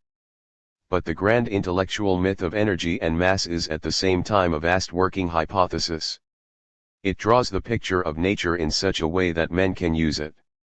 The destiny element is mechanized as evolution, development, progress, and put into the center of the system. The will is an albumin process, and all these doctrines of monism, Darwinism, positivism, and whatnot are elevated into the fitness moral which is the beacon of American businessmen, British politicians, and German progress Philistines alike, and turns out, in the last analysis, to be nothing but an intellectualist caricature of the old justification by faith. Materialism would not be complete without the need of now and again easing the intellectual tension, by giving way to moods of myth, by performing rites of some sort, or by enjoying with an inward lightheartedness the charms of the irrational, the unnatural, the repulsive, and even, if need be, the merely silly. This tendency, which is visible enough, even to us, in the times of Menkse, 371 to 289, and in those of the first Buddhist brotherhoods, is present also, and with the same significance, in Hellenism, of which indeed it is a leading characteristic. About 312 poetical scholars of the Callimachus type in Alexandria invented the Serapis cult and provided it with an elaborate legend. The Isis cult in Republican Rome was something very different both from the emperor worship that succeeded it and from the deeply earnest Isis religion of Egypt. It was a religious pastime of high society, which at times provoked public ridicule and at times led to public scandal and the closing of the cult centers. 70 The Chaldean astrology was in those days a fashion. 71 Very far removed from the genuine classical belief in oracles and from the Magian faith in the might of the hour. It was relaxation, a let's pretend. And, over and above this, there were the numberless charlatans and fake prophets who toured the towns and sought with their pretentious rites to persuade the half-educated into a renewed interest in religion. Correspondingly, we have in the European American world of today the occultist and theosophist fraud, the American Christian Science, the untrue Buddhism of drawing rooms, the religious arts and crafts business, brisker in Germany than even in England, that caters for groups and cults of Gothic or late classical or Taoist sentiment. Everywhere it is just a toying with myths that no one really believes, a tasting of cults that it is hoped might fill the inner void. The real belief is always the belief in atoms and numbers, but it requires this highbrow hocus pocus to make it bearable in the long run. Materialism is shallow and honest, mock religion shallow and dishonest. But the fact that the latter is possible at all foreshadows a new and genuine spirit of seeking that declares itself, first quietly, but soon emphatically and openly, in the civilized waking consciousness. This next phase I call the second religiousness. It appears in all civilizations as soon as they have fully formed themselves as such and are beginning to pass, slowly and imperceptibly, into the non-historical state in which time periods cease to mean anything. So far as the Western civilization is concerned, therefore, we are still many generations short of that point. The second religiousness is the necessary counterpart of Caesarism, which is the final political constitution of late civilizations. It becomes visible, therefore, in the Augustan age of the classical and about the time of Shi Huangti's time in China. In both phenomena the creative young strength of the early culture is lacking. But both have their greatness nevertheless. That of the second religiousness consists in a deep piety that fills the waking consciousness, the piety that impressed Herodotus in the late Egyptians and impresses West Europeans in China, India, and Islam, and that of Caesarism consists in its unchained might of colossal facts. But neither in the creations of this piety nor in the form of the Roman Imperium is there anything primary and spontaneous. Nothing is built up, no idea unfolds itself, it is only as if a mist cleared off the land and revealed the old forms, uncertainly at first, but presently with increasing distinctness. The material of the second religiousness is simply that of the first, genuine, young religiousness, only otherwise experienced and expressed. It starts with rationalisms fading out in helplessness, then the forms of the springtime become visible, and finally the whole world of the primitive religion, which had receded before the grand forms of the early faith, returns to the foreground, powerful, in the guise of the popular syncretism that is to be found in every culture at this phase. Every age of enlightenment proceeds from an unlimited optimism of the reason always associated with the type of the megalopolitan to an equally unqualified skepticism. The sovereign waking consciousness, cut off by walls and artificialities from living nature and the land about it and under it, cognizes nothing outside itself. It applies criticism to its imaginary world, which it has cleared of everyday sense experience, and continues to do so till it has found the last and subtlest result, the form of the form itself, namely, nothing. With this the possibilities of physics as a critical mode of world understanding are exhausted, and the hunger for metaphysics presents itself afresh. But it is not the religious pastimes of educated and literature-soaked cliques, still less is it the intellect, that gives rise to the second religiousness. Its source is the naive belief that arises, unremarked but spontaneous, among the masses that there is some sort of mystic constitution of actuality, as to which formal proofs are presently regarded as barren and tiresome word jugglery, and an equally naive heart need reverently responding to the myth with a cult. The forms of neither can be foreseen, still less chosen they appear of themselves, and as far as we are ourselves concerned, we are as yet far distant from them. 72 But already the opinions of Comte and Spencer, the materialism and the monism and the Darwinism, which stirred the best minds of the 19th century to such passion, have become the worldview proper to country cousins.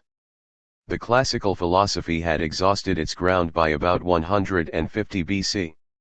From that time on, knowledge was no longer a continually tested and augmented stock, but a belief therein, due basically to force of habit, but still able to convince, thanks to an old and well-tried methodology. In the time of Socrates there had been rationalism as the religion of educated men, with, above it, the scholar philosophy and, below it, the superstition of the masses. Now, philosophy developed towards an intellectual, and the popular syncretism towards a tangible, religiousness. The tendency was the same in both, and myth belief and piety spread, not downwards, but upwards. Philosophy had much to receive and little to give. The Stoa had begun in the materialism of the sophists and cynics, and had explained the whole mythology on allegorical lines, but the prayer to Zeus at table, one of the most beautiful relics of the classical second religiousness, 73, dates from as early as Cleanthes, d. 232.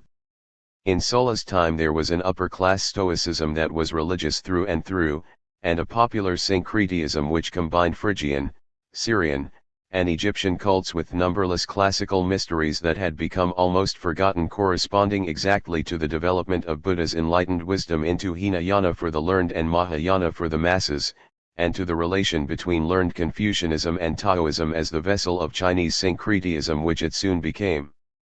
Contemporary with the positivist Mengzi, 371 to 289, there suddenly began a powerful movement towards alchemy, astrology, and occultism. It has long been a favorite topic of dispute whether this was something new or a recrudescence of old Chinese myth feeling, but a glance at Hellenism supplies the answer. This syncretism appears simultaneously in the classical, in India and China, and in popular Islam. It starts always on rationalist doctrines, the Stoa, Lao Tse, Buddha, and carries these through with peasant and springtime and exotic motives of every conceivable sort. From about 200 BC the classical syncretism, which must not be confused with that of the later Magian pseudomorphosis, raked in motives from Orphism, from Egypt, from Syria. From 67 BC the Chinese brought in Indian Buddhism in the popular Mahayana form, and the potency of the holy writings as charms, and the Buddha figures as fetishes, was thought to be all the greater for their alien origin.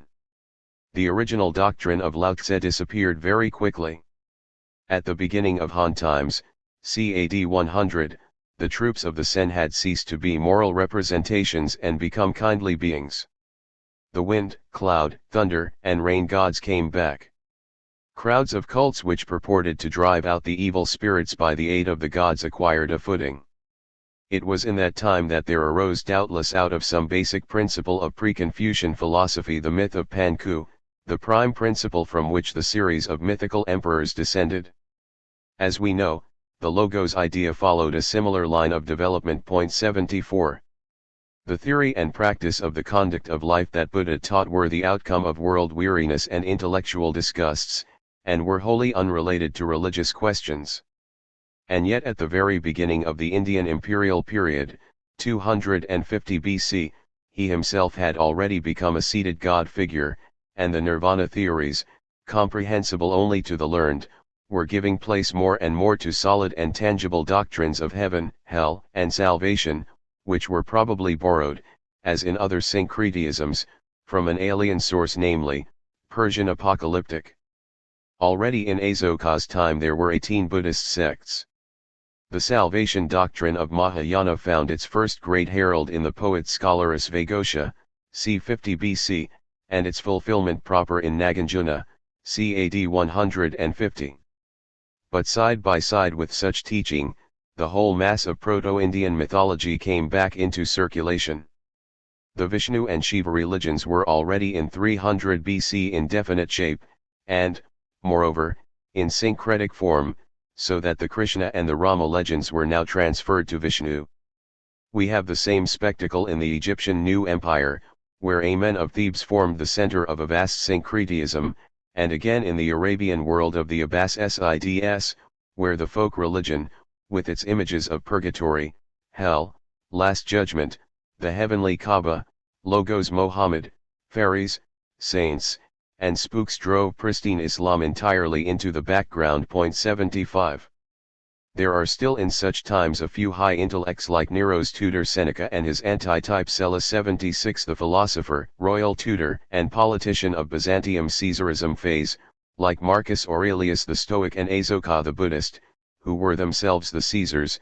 77. Like the pharaoh Amenhotep IV, Akhenaten, whose deeply significant experiment was treated as heresy and brought to naught by the powerful Amen priesthood, a risk that Asoka, too, had, no doubt, to face from the Brahmins. But Caesarism itself, in the Chinese as in the Roman Empire, gave birth to an emperor cult, and thereby concentrated syncretism. It is an absurd notion that the veneration of the Chinese for the living emperor is a relic of ancient religion. During the whole course of the Chinese culture there were no emperors at all. The rulers of the states were called Wang, that is, kings, and scarcely a century before the final victory of the Chinese Augustus Mengzi wrote in the vein of our 19th century, the people is the most important element in the country, next come the useful gods of the soil and the crops, and least in importance comes the ruler. The mythology of the pristine emperors was without doubt put together by Confucius and his contemporaries. Its constitutional and social ethical form was dictated by their rationalist aims, and from this myth the first Chinese Caesar borrowed both title and cult idea. The elevation of men to divinity is the full cycle return to the springtime in which gods were converted into heroes exactly like these very emperors and the figures of Homer, and it is a distinguishing trait of almost all religions of this second degree. Confucius himself was deified in AD 57, with an official cult, and Buddha had been so long before. Al-Ghazali, c. 1050, who helped to bring about the second religiousness of the Islamic world, is now, in the popular belief, a divine being and is beloved as a saint and helper. In the philosophy schools of the classical there was a cult of Plato, and of Epicurus, and Alexander's claim to descent from Heracles and Caesar's to descent from Venus lead directly to the cult of the Devas, in which immemorial Orphic imaginings and family religions crop up afresh, just as the cult of Wang Ti contains traits of the most ancient mythology of China. But with the coming of the emperor cults there begins at once, in each of the two, an attempt to bring the second religiousness into fixed organizations, which, however named sects, orders, churches, are always stiff reconstructions of what had been living forms of the springtime, and bear the same relation to these as caste bears to status. There are signs of the tendency even in the Augustan reforms, with their artificial revival of long-dead city cults, such as the rites of the Fratra or Veils, but it is only with the Hellenistic mystery religions, or even with Mitraism 78 that community or church organization proper begins, and its development is broken off in the ensuing downfall of the classical. The corresponding feature in Egypt is the theocratic state set up by the priest-kings of Thebes in the 11th century. The Chinese analog is the Tao churches of the Han period, and especially that founded by Chang Lu, which gave rise to the fearful insurrection of the Yellow Turbans, recalling the religious provincial rebellions of the Roman Empire, which devastated whole regions and brought about the fall of the Han dynasty. 79 And the very counterpart of these ascetic churches of Taoism, with their rigidity and wild mythology, is to be found in the late Byzantine monk states such as Studian and the autonomous group of monasteries on Athos, founded in 1100, which are as suggestive of Buddhism as anything could well be. In the end, second religiousness issues in the fellow religions. Here the opposition between cosmopolitan and provincial piety has vanished again, as completely as that between primitive and higher culture. What this means the conception of the fellow people, discussed in an earlier chapter, tells us. Religion becomes entirely historyless, where formerly decades constituted an epoch, now whole centuries pass unimportantly, and the ups and downs of superficial changes only serve to show the unalterable finality of the inner state. It matters nothing that Confucianism appeared in China, 1200, as a variant of the Confucian state doctrine, when it appeared, and whether or not it succeeded. Equally, it signifies nothing that Indian Buddhism, long become a polytheistic religion of the people, went down before Neo-Brahmanism, whose great divine, Sankhara, lived about 800, nor is it of importance to know the date at which the latter passed over into the Hinduism of Brahma, Vishnu, and Shiva. There always are and always will be a handful of superlatively intellectual, thoughtful, and perfectly self-sufficing people, like the Brahmins in India, the Mandarins in China, and the Egyptian priests who amazed Herodotus. But the fellow religion itself is once more primitive through and through. The animal cults of the Egyptian XXVth dynasty, the composite of Buddhism, Confucianism, and Taoism that constitutes the state religion of China, the Islam of the present-day East. The religion of the Aztecs was very likely another case in point, for, as Cortés found it, it seems remote indeed from the intensely intellectualized religion of the Mayas. 7. The religion of Jewry, too, is a fellow religion since the time of Jehuda ben Halevi, who, like his Islamic teacher, al-Ghazali, regarded scientific philosophy with an unqualified skepticism, and in the Khuzari, 1140, refused to it any role save that of handmaid of the orthodox theology. This corresponds exactly to the transition from Middle Stoicism to the later form of the imperial period, and to the extinction of Chinese speculation under the Western Han dynasty. Still more significant is the figure of Moses Maimonides AD, who in 1175 collected the entire dogmatic material of Judaism, as something fixed and complete, in a great work of the type of the Chinese Liqi, entirely regardless of whether the particular items still retained any meaning or not. 81 Neither in this period nor in any other is Judaism unique in religious history, though from the viewpoint that the Western culture has taken up on its own ground, it may seem so. Nor is it peculiar to Jewry that, unperceived by those who bear it, its name is forever changing in meaning, for the same has happened, step by step, in the Persian story. In their Merovingian period, approximately the last 5 centuries before the birth of Christ, both Jewry and Persia evolved from tribal groups into nations of Magian caste, without land, without unity of origin, and, even so soon, with the characteristic ghetto mode of life that endures unchanged today for the Jews of Brooklyn and the Parsis of Bombay alike.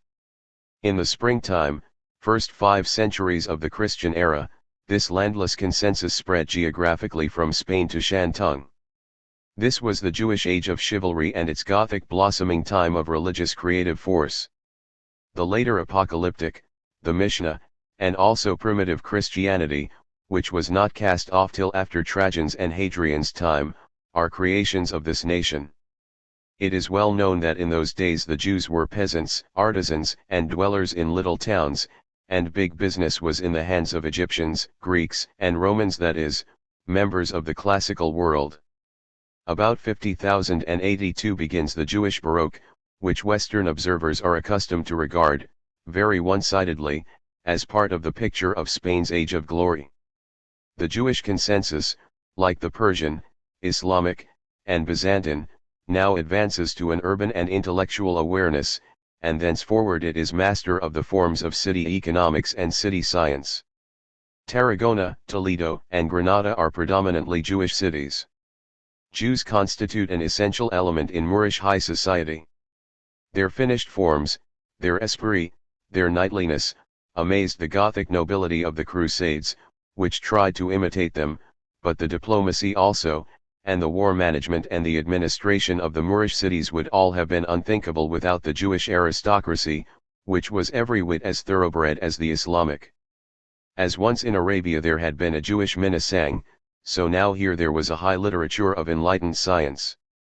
It was under the guidance of the Rabbi Isaac Hassan, and by the hand of Jewish and Islamic as well as Christian savants, that Alfonso X's new work on the planets was prepared, c. 1250, 83. In other words, it was an achievement of Magian and not of Faustian world thought. 84 But Spain and Morocco after all contained but a very small fraction of the Jewish consensus, and even this consensus itself had not merely a worldly but also, and predominantly, a spiritual significance.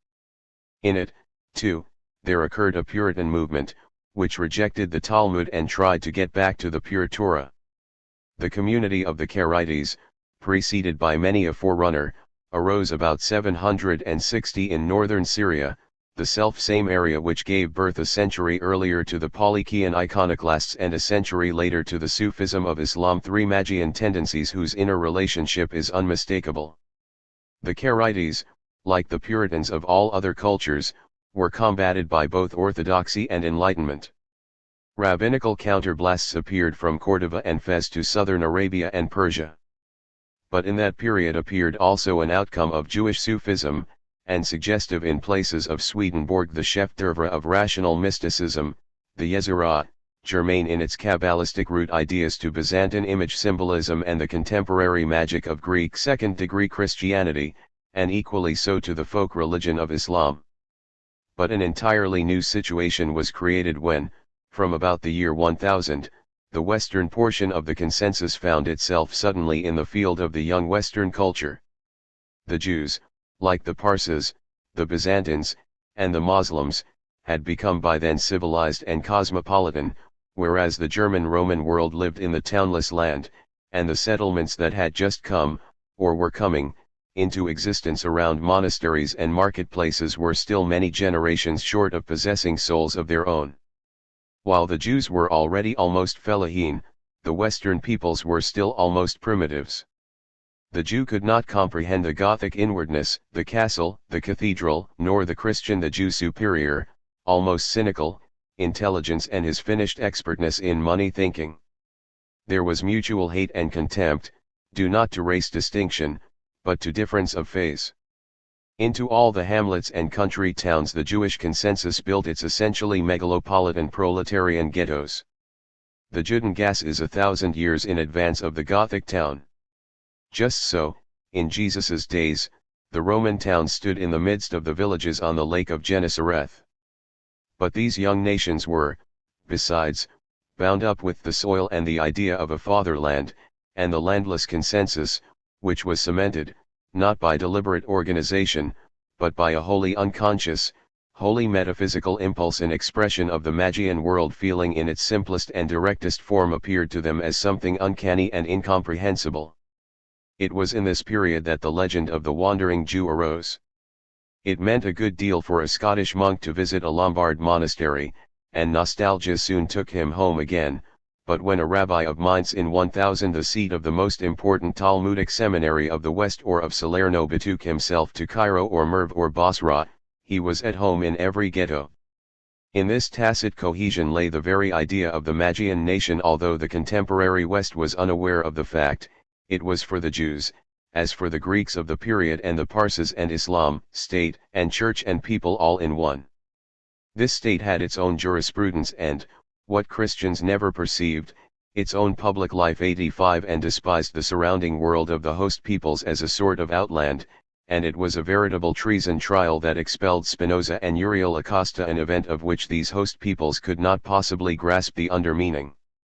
And in 1799 the leading thinker among the Eastern Hasidim, Senior Salman, was handed over by the rabbinical opposition to the Petersburg government as though to a foreign state.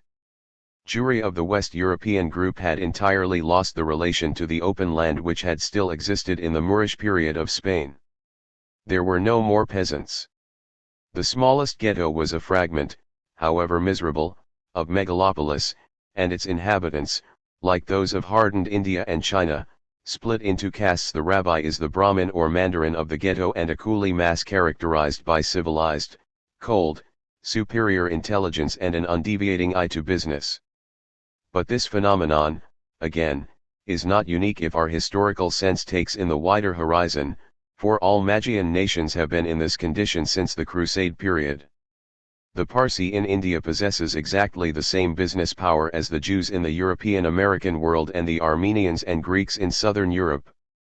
The same phenomenon occurs in every other civilization, when it pushes into a younger milieu. Witness the Chinese in California, where they are the targets of a true anti-Semitism of Western America, in Java and in Singapore, that of the Indian trader in East Africa, and that of the Romans in the early Arabian world.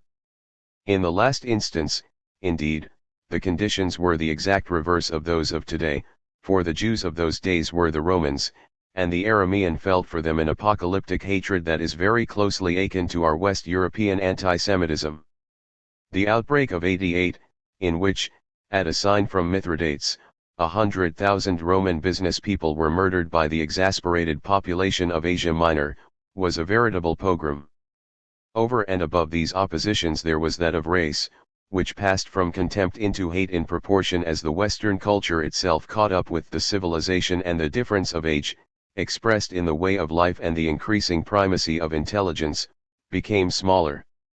But all this has nothing to do with the silly catchwords Aryan and Semite that have been borrowed from philology. The Aryan Persians and Armenians are in our eyes entirely indistinguishable from the Jews, and even in South Europe and the Balkans there is almost no bodily difference between the Christian and Jewish inhabitants. The Jewish nation is, like every other nation of the Arabian culture, the result of an immense mission, and up to well within the Crusades it was changed and changed again by accessions and secessions en masse. One part of Eastern Jewry conforms in bodily respects to the Christian inhabitants of the Caucasus, another to the South Russian Tatars, and a large portion of Western Jewry to the North African Moors. What has mattered in the West more than any other distinction is the difference between the race ideal of the Gothic springtime, which has bred its human type, and that of the Sephardic Jew, which first formed itself in the ghettos of the West and was likewise the product of a particular spiritual breeding and training under exceedingly hard external conditions to which, doubtless, we must add the effectual spell of the land and people about him, and his metaphysical defensive reaction to that spell, especially after the loss of the Arabic language had made this part of the nation a self-contained world. This feeling of being different is the more potent on both sides, the more breed the individual possesses. It is want of race, and nothing else, that makes intellectuals philosophers, doctrinaires, utopists incapable of understanding the depth of this metaphysical hatred, which is the beat difference of two currents of being manifested as an unbearable dissonance, a hatred that may become tragic for both, the same hatred as has dominated the Indian culture in setting the Indian of race against the Sudra. During the Gothic age this difference is deep and religious, and the object of hatred is the consensus as religion.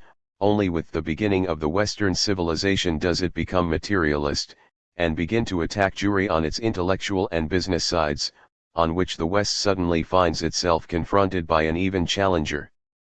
But the deepest element of separation and bitterness has been one of which the full tragedy has been least understood.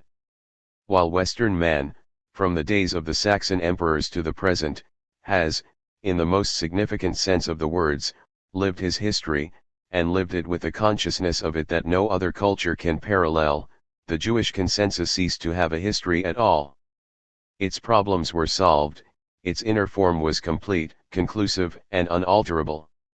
For it, as for Islam, the Greek Church, and the Parsis, centuries ceased to mean anything, and consequently no one belonging inwardly to the consensus can even begin to comprehend the passion with which Faustians livingly experience the short crowded epochs in which their history and destiny take decisive turns: the beginning of the Crusades, the Reformation, the French Revolution, the German Wars of Liberation, and each and every turning point in the existence of the several peoples.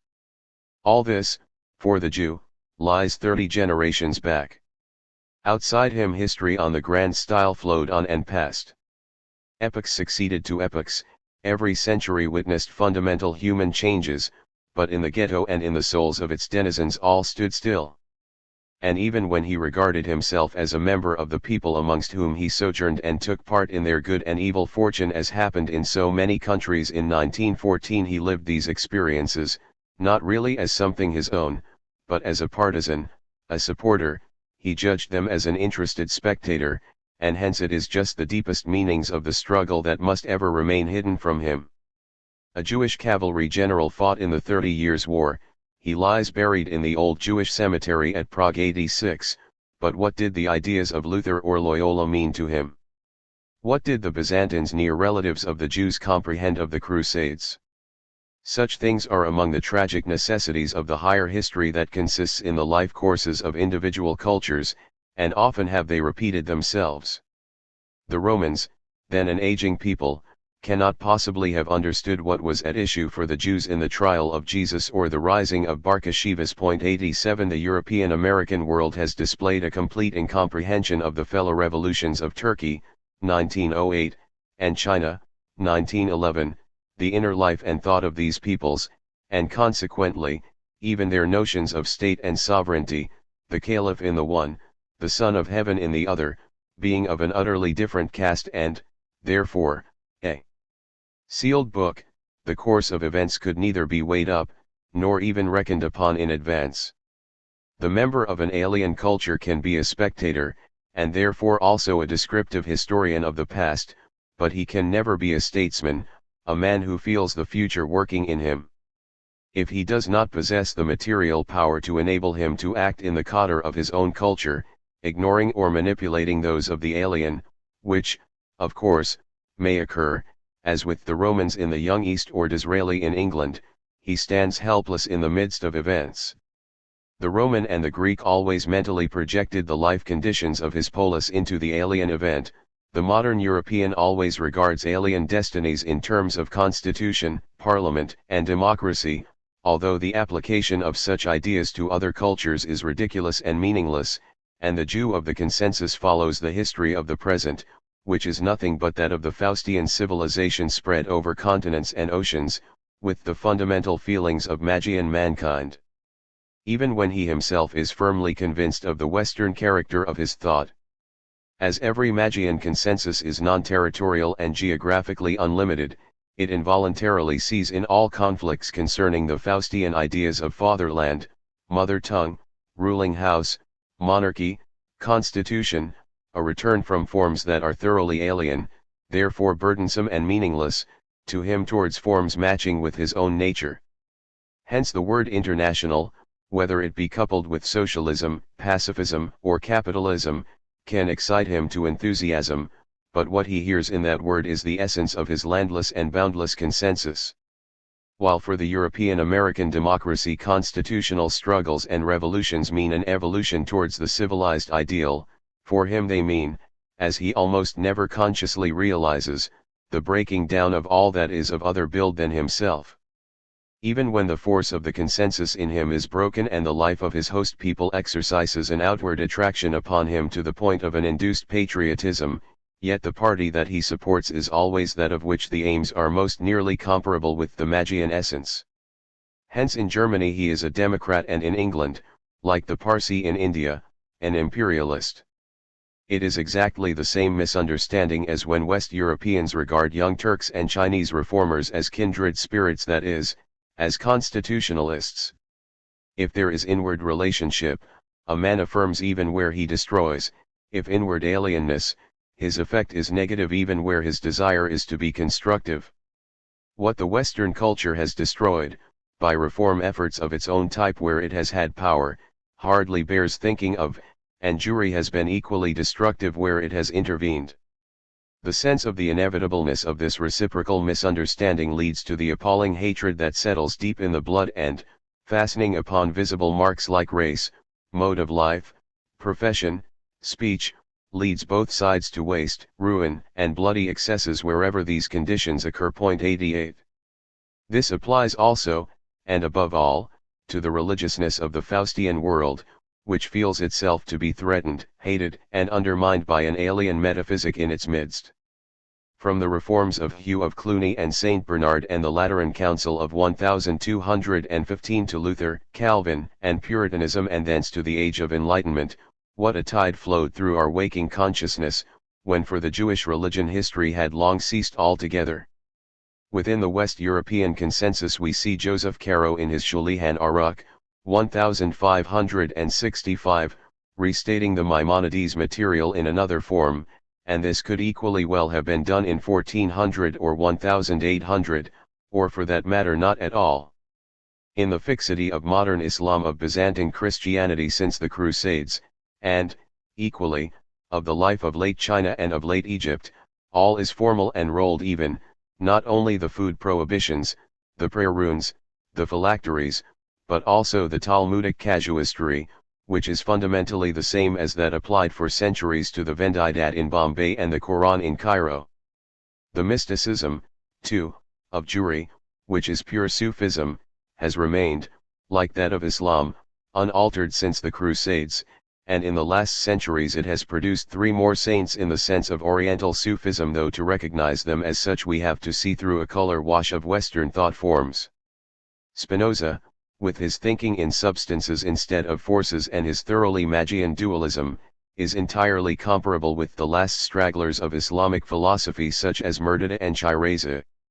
He makes use of the notions of his Western Baroque armory, living himself into mode of imagination of that milieu so thoroughly as to deceive even himself, but below the surface movements of his soul he remains the unchanged descendant of Maimonides and Avicenna and Talmudic more geometrico methodology.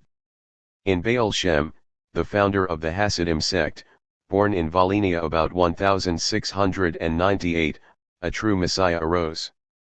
His wanderings through the world of the Polish ghettos teaching and performing miracles are comparable only with the story of primitive Christianity. 89 Here was a movement that had its sources in ancient currents of Magian, Kabbalistic mysticism, that gripped a large part of Eastern Jewry and was undoubtedly a potent fact in the religious history of the Arabian culture, and yet, running its course as it did in the midst of an alien mankind, it passed practically unnoticed by it. The peaceful battle that Baal Shem waged for God immanent against the Talmudic Pharisees of his time, his Christ-like figure, the wealth of legends that were rapidly woven about his person and the persons of his disciples, all this is of the pure Magian spirit, and at bottom as alien to us of the West as primitive Christianity itself.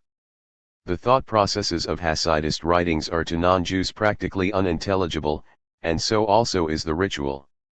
In the excitement of the service some fall into convulsions and others begin to dance like the dervishes of Islam. 90 The original teaching of Baal Shem was developed by one of the disciples in Tzaddikism, and this too, which was a belief in successive divine embassies of saints, tzaddiks, whose mere proximity brought salvation, has obvious kinship with Islamic Mahdism and still more with the Shiite doctrine of the Imams in whom the light of the Prophet takes up its abode. Another disciple, Solomon Maimon, of whom a remarkable autobiography exists, stepped from Baal Shem to Kant, whose abstract kind of thought has always possessed an immense attraction for Talmudic intellects. The third is Otto Weininger, whose moral dualism is a purely Magian conception and whose death in a spiritual struggle of essentially Magian experience is one of the noblest spectacles ever presented by a late religiousness. 91 Something of the sort Russians may be able to experience, but neither the classical nor the Faustian soul is capable of it. In the Enlightenment of the 18th century the Western culture in turn becomes megalopolitan and intellectual, and so, suddenly, accessible to the intelligentsia of the consensus.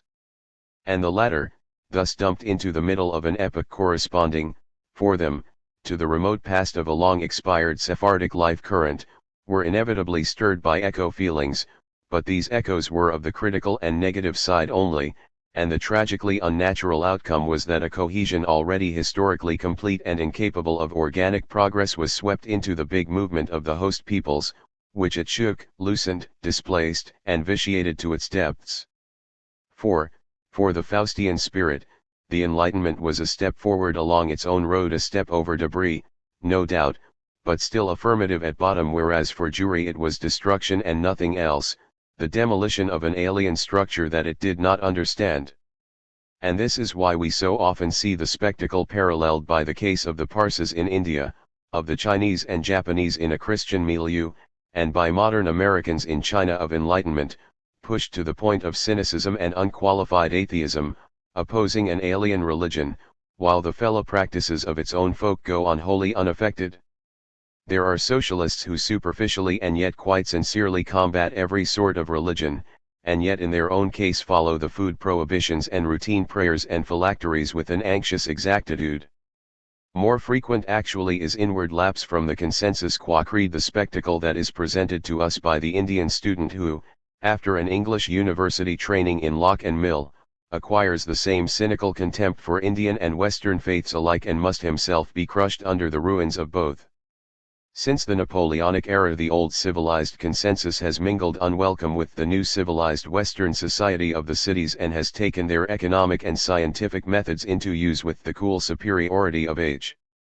A few generations later, the Japanese, also a very old intellect, did the same, and probably with still greater success. Yet another example is afforded by the Carthaginians, a rearguard of the Babylonian civilization, who, already highly developed when the classical culture was still in the Etrusco-Doric infancy, ended by surrendering to late Hellenism. 92 Petrified in an end state in all that concerned religion and art, but far superior to the Greeks and Romans as men of business, and hated accordingly. Today this Magian nation, with its ghetto and its religion, itself is in danger of disappearing, not because the metaphysics of the two cultures come closer to one another, for that is impossible, but because the intellectualized upper stratum of each side is ceasing to be metaphysical at all.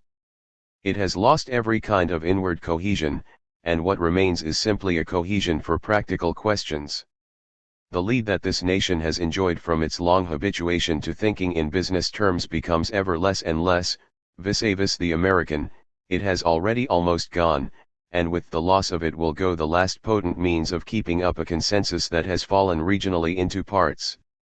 In the moment when the civilized methods of the European American world cities shall have arrived at full maturity, the destiny of Jewry, at least of the Jewry in our midst, that of Russia is another problem, will be accomplished. Islam has soil under it. It has practically absorbed the Persian, Jewish, Nestorian, and Monophysite consensus into itself. The relic of the Byzantine nation, the modern Greeks, also occupy their own land. The relic of the Parsis in India dwells in the midst of the stiffened forms of a yet older and more Fellahiized civilization and is thereby secured in its footing.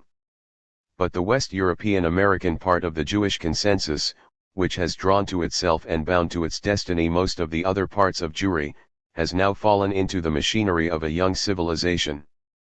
Detached from any land footing since, centuries ago, it saved its life by shutting itself off in the ghetto, it is fragmented and faced with dissolution.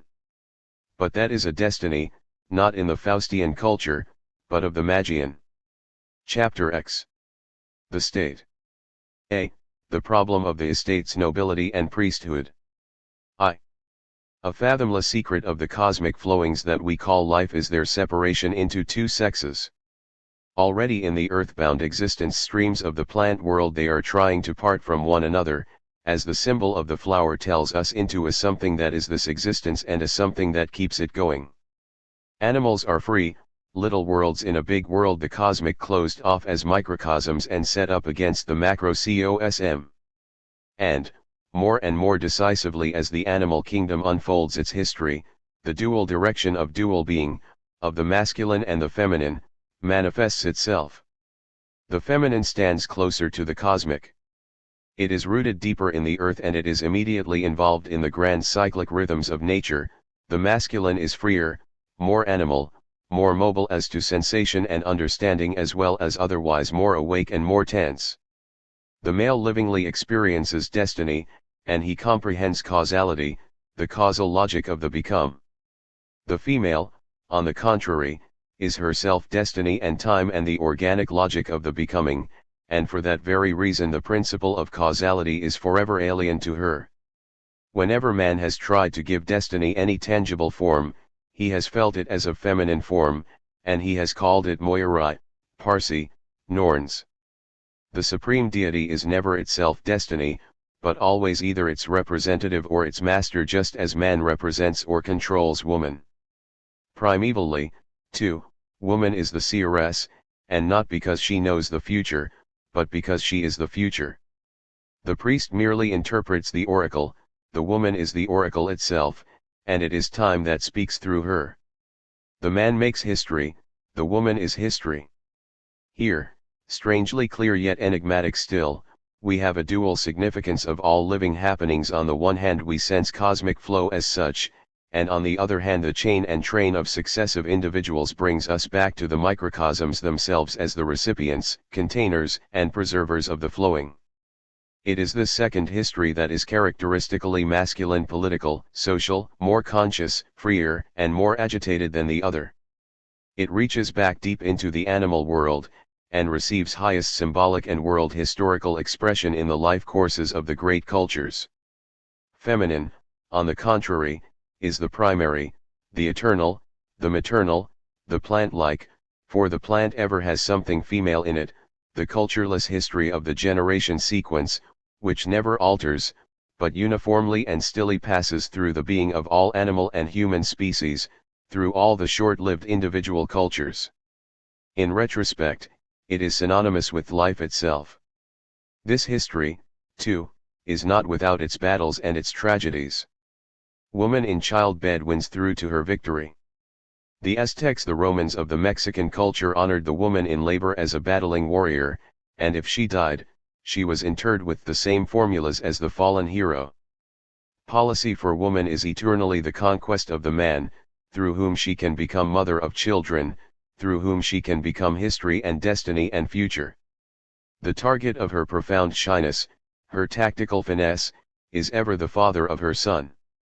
The man, on the contrary, whose center of gravity lies essentially in the other kind of history, wants that son as his son, as inheritor and carrier of his blood and historical tradition. Here, in man and in woman, the two kinds of history are fighting for power. Woman is strong and holy what she is, and she experiences the man and the sons only in relation to herself and her ordained role. In the masculine being, on the contrary, there is a certain contradiction. He is this man, and he is something else besides, which woman neither understands nor admits, which she feels as robbery and violence upon that which to her is holiest. This secret and fundamental war of the sexes has gone on ever since there were sexes, and will continue silent, bitter, unforgiving, pitiless while they continue. In it, too, there are policies, battles, alliances, treaties, treasons. Race feeling of love and hate, which originate in depths of world yearning and primary instincts of directedness, prevail between the sexes and with a still more uncanny potency than in the other history that takes place between man and man. There are love lyrics and war lyrics, love dances and weapon dances, there are two kinds of tragedy, Othello and Macbeth.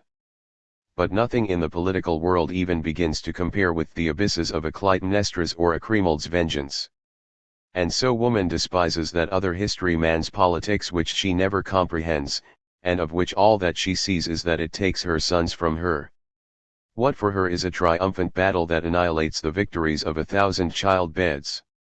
Man's history sacrifices woman's history to itself, and no doubt there is a female heroism too, that proudly brings the sons to the sacrifice, Catherine Sforzat on the walls of Imola, but nevertheless there was and is and ever will be a secret politic of the woman, of the female, of the animal world even, that seeks to draw away her male from his kind of history and to weave him body and soul into her own plant-like history of generic succession, that is, into herself. And yet all that is accomplished in the man history is accomplished under the battle cries of hearth and home, wives and children, race and the like, and its very object is the covering and upholding of this history of birth and death. The conflict of man and man is ever on account of the blood of woman. Woman, as time, is that for which there is history at all. The woman with race in her feels this even when she does not know it. She is destiny, she plays destiny. The play begins with the fight of men for the possession of her Helen, and the tragedy of Carmen, and Catherine too, and the story of Napoleon and Desiree Clary, who in the end took Bernadotte over to the side of his enemies. And it is not a human play only, for this fight begins down in the animal world and fills the history of whole species. And it culminates in her swaying, as mother or wife or mistress, the destiny of empires. Hallgerd in the Engjal saga, the Frankish queen Brunhild, Marozia who gave the Holy See to men of her choice. The man climbs up in his history until he has the future of a country in his hands, and then woman comes and forces him to his knees. Peoples and states may go down in ruin over it, but she in her history has conquered. This, in the last analysis, is always the aim of political ambition in a woman of race. 1. Thus history has two meanings, neither to be blasphemed. It is cosmic or politic, it is being or it preserves being. There are two sorts of destiny, two sorts of war, two sorts of tragedy, public and private. Nothing can eliminate this duality from the world. It is radical, founded in the essence of the animal that is both microcosm and participant in the cosmic. It appears at all significant conjunctures in the form of a conflict of duties, which exists only for the man, not for the woman, and in the course of a higher culture it is never overcome, but only deepened. There are public life and private life, public law and private law, communal cults and domestic cults. As a state too, being is in form for the one history, as race, breed, it is in flow as itself the other history. This is the old German distinction between the sword side and the spindle side of blood relationships. The double significance of directional time finds its highest expression in the ideas of the state and the family. The ordering of the family is in living material what the form of the house is in dead. A change in the structure and import of family life, and the plan of the house changes also. To the classical mode of housing corresponds the agnate family of classical style. This is ever more sharply defined in Hellenic city law than in the later Roman III. It refers entirely to the estate as present in a Euclidean here and now, just as the polis is conceived as an aggregate of bodies availably present. Blood relationship, therefore, is neither necessary nor sufficient for it. It ceases at the limit of patria potestas, of the house. The mother as such is not agnatically related to the offspring of her own body, only insofar as, like them, she is subject to the patria potestas of her living husband is she the agnatic sister of her children. 4 To the consensus, on the other hand, corresponds the Magian cognate family, Hebrew, mishpasba, which is representatively extended by both the paternal and the maternal blood relationships, and possesses a spirit, a little consensus, of its own, but no special head. 5 It is significant of the extinction of the classical soul and the unfolding of the Magian that the Roman law of imperial times gradually passes from agnatio to cognatio. Justinian's 118th and 127th novels reforming the law of inheritance affirm the victory of the Magian family idea. 6 On the other side, we see masses of individual beings streaming past, growing and passing, but making history. The purer, deeper, stronger, more taken for granted the common beat of these sequent generations is, the more blood, the more race they have. Out of the infinite they rise, every one with its soul, bands that feel themselves in the common wave beat of their being, as a whole, not mind communities like orders, craft guilds, or schools of learning, which are linked by common truths, but blood confederates in the melee of fighting life. There are streams of being which are in form in the same sense in which the term is used in sports. A field of steeplechasers is in form when the legs swing surely over the fences, and the hoofs beat firmly and rhythmically on the flat. When wrestlers, fencers, ball players are in form, the riskiest acts and moves come off easily and naturally. An art period is in form when its tradition is second nature, as counterpoint was to Bach. An army is in form when it is like the army of Napoleon at Austerlitz and the army of Moltke at Sedan. Practically everything that has been achieved in world history, in war, and in that continuation of war by intellectual means 7 that we call politics, in all successful diplomacy, tactics, strategy, in the competition of states or social classes or parties, has been the product of living unities that found themselves in form. The word for race or breed education is training, Zucht, Zuchtung, as against the shaping, Bildung, which creates communities of waking consciousness on a basis of uniform teachings or beliefs. Books, for example, are shaping agents, while the constant felt pulse and harmony of milieu into which one feels oneself, lives oneself like a novice or a page of early Gothic times are training influences. The good form and ceremonies of a given society are sense presentations of the beat of a given species of being, and to master them one must have the beat of them. Hence women, as more instinctive and nearer to cosmic rhythms, adapt themselves more readily than men to the forms of a new milieu. Women from the bottom strata move in elegant society with entire certainty after a few years and sink again as quickly. But men alter slowly, because they are more awake and aware. The proletarian man never becomes wholly an aristocrat, the aristocrat never wholly a proletarian. Only in the sons does the beat of the new milieu make its appearance. The profounder the form, the stricter and more repellent it is. To the outsider, therefore, it appears to be a slavery. The member, on the contrary, has a perfect and easy command of it. The Prince de Ligny was, no less than Mozart, master of the form and not its slave, and the same holds good of every born aristocrat, statesman, and captain. In all high cultures, therefore, there is a peasantry, which is breed, stock, in the broad sense, and thus to a certain extent nature herself, and a society which is assertively and emphatically in form. It is a set of classes or estates, and no doubt artificial and transitory. But the history of these classes and estates is world history at highest potential. It is only in relation to it that the peasant is seen as historyless.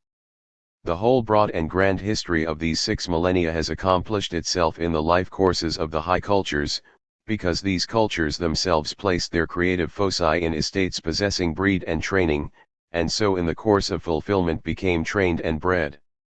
A culture is soul that has arrived at self-expression in sensible forms, but these forms are living and evolving. 8 Their matrix is in the intensified being of individuals or groups, that is, in that which I have just called being in form. And when, and not until, this being is sufficiently formed to that high tightness, it becomes representative of a representable culture. 9. This culture is not only a grand thing, but wholly unlike any other thing in the organic world. It is the one point at which man lifts himself above the powers of nature and becomes himself a creator. Even as to race, breed, he is nature's creature, he is bred. But, as estate, he breeds himself just as he breeds the noble kinds of animal plant with which he surrounds himself, and that process, too, is in the deepest and most final sense culture. Culture and class 10 are interchangeable expressions, they arise together and they vanish together. The breeding of select types of wines or fruit or flowers, the breeding of blood horses, is culture, and the culture, in exactly the same sense, of the human elite arises as the expression of a being that has brought itself into high form. For that very reason, there is found in every culture a sharp sense of whether this or that man belongs thereto or not. The classical notion of the barbarian, the Arabian of the unbeliever, Amhirez, Jaur, the Indian of the Sudra, however differently the lines of cleavage were arrived at, are alike in that the words do not primarily express contempt or hatred, but establish that there are differences in pulse of being which set an impassable barrier against all contacts on the deeper levels. This perfectly clear and unambiguous idea has been obscured by the Indian concept of a fourth caste, which caste, as we know now, has never existed at all. 11 The Code of Manu, with its celebrated regulations for the treatment of the Sudra, is the outcome of the fully developed state of felidom in his India, and irrespective of practical actualities under either existing or even obtainable legislation, described the misty idea of Brahmanism by the negative mode of dealing with its opposite, very much as the late classical philosophy used the notion of the working Banasos. The one has led us into misunderstanding caste as a specifically Indian phenomenon, the other to a basically false idea of the attitude of classical man towards work. In all such cases, what really confronts us is the residue which does not count for the inward life of the culture and its symbolism, and is in principle left out of every really significant classification, somewhat as the outcast is ignored in the Far East. The Gothic expression Corpus Christianum indicates explicitly in its very terms that the Jewish consensus does not belong to it. In the Arabian culture, the other believer is merely tolerated within the respective domains of the Jewish, the Persian, the Christian, and, above all, the Islamic, nations, and contemptuously left to his own administration and his own jurisdiction. In the classical world, it was not only barbarians that were outcasts, so also in a measure were slaves, and especially the relics of the autochthonous population like the Penasti in Thessaly and the Helots of Sparta, whom their masters treated in a way that reminds us of the conduct of the Normans in Anglo-Saxon England and the Teutonic Knights in the Slavonic East. The Code of Manu preserves, as designations of Sudra classes, the names of ancient peoples of the colonial region of the lower Ganges. As Magadha is amongst them, Buddha himself may have been a Sudra, like the Caesar Asoka, whose grandfather Chandragupta was of the most humble origin. Others are names of callings, and this again reminds us that also in the West and elsewhere certain callings were outcast, the beggars, for example, who in Homer are a class, smiths, singers, and the professional poor, who have been bred literally en masse by the caritas of the church and the benevolence of laymen in the early Gothic. But, in sum, caste is a word that has been at least as much abused as it has been used. There were no castes in the Old and Middle Kingdoms of Egypt, nor in India before Buddha, nor in China before Han times. It is only in very late conditions that they appear, and then we find them in all cultures. From the Xxist dynasty onwards, c. 1100 BC. Egypt was in the hands, now of the Theban priest caste, now of the Libyan warrior caste, and thereafter the hardening process went on steadily till the time of Herodotus, whose view of the conditions of his day as characteristically Egyptian is just as inaccurate as our view of those prevailing in India. The distinction between estate and caste is that between earliest culture and latest civilization. In the rise of the prime estate's noble and priest, the culture is unfolding itself, while the castes are the expression of its definitive fellow state. The estate is the most living of all, culture launched on the path of fulfillment, the form that living must itself unfold.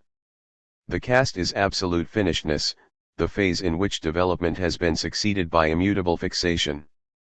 But the great estates are something quite different from occupation groups like those of artisans, officials, artists, which are professionally held together by technical tradition and the spirit of their work.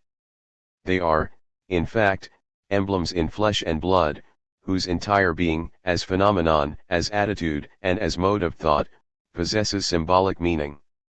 Within every culture, moreover, while peasantry is a piece of pure nature and growth and, therefore, a completely impersonal manifestation, are the results of high breeding and forming, and therefore express a thoroughly personal culture, which, by the height of its form, rejects not merely barbarians, but presently also all who are not of their status, as a residue regarded by the nobility as the people and by clergy as the laity. And this style of personality is the material that, when the fellow age arrives, petrifies into the type of a caste, which thereafter endures unaltered for centuries. As in the living culture, race and estate are in antithesis as the impersonal and the personal, in fellow times the mass and the caste, the coolie and the Brahmin, are in antithesis as the formless and the formal. The living form has become formula, still possessing style, but possessing it as stylistic rigidity. This petrified style of the caste is of an extreme subtlety, dignity, and intellectuality, and feels itself infinitely superior to the developing mankind of a culture. We can hardly form an idea of the lofty height from which the Mandarin or the Brahmin looks down upon European thoughts and actions, or how fundamentally the Egyptian priest must have despised a visiting Pythagoras or Plato. It moves impassive through time with the Byzantine dignity of a soul that has left all its problems and enigmas far behind it. 2. In the Carolingian pre-culture men distinguished Knecht, Frei, and Edel. This is a primitive differentiation based merely on the facts of external life. But in early Gothic times it runs. God hath shapen lives 3. Boor and knight and priest they be. 12. Here we have status differences of a high culture that has just awakened. And the stole and the sword stand together in face of the plough in strongest assertiveness as estates vis-a-vis the rest, the non-estate, that which, like themselves, is fact, but, unlike themselves, fact without deeper significance. The separation, inward and felt, is so destined, so potent, that no understanding can ignore it. Hatred wells up out of the villages, contempt flashes back from the castles. Neither possession nor power nor calling produce this abyss between the lives. Logical justification for it there is none. It is metaphysical nature. Later, with the cities, but younger than they, burgherdom, bourgeoisie, arises as the third estate. The burgher, too, now looks with contempt upon the countryside, which lies about him dull, unaltered, and patient, and in contrast to which he feels himself more awake and freer and therefore further advanced on the road of the culture. He despises also the primary estates, squire and parson, as something lying intellectually below him and historically behind him. Yet, as compared with these two, the burgher is, as the boor was, a residue, a non-estate. In the minds of the privileged the peasant hardly now counts at all, the burgher counts, but as an opposite and a background.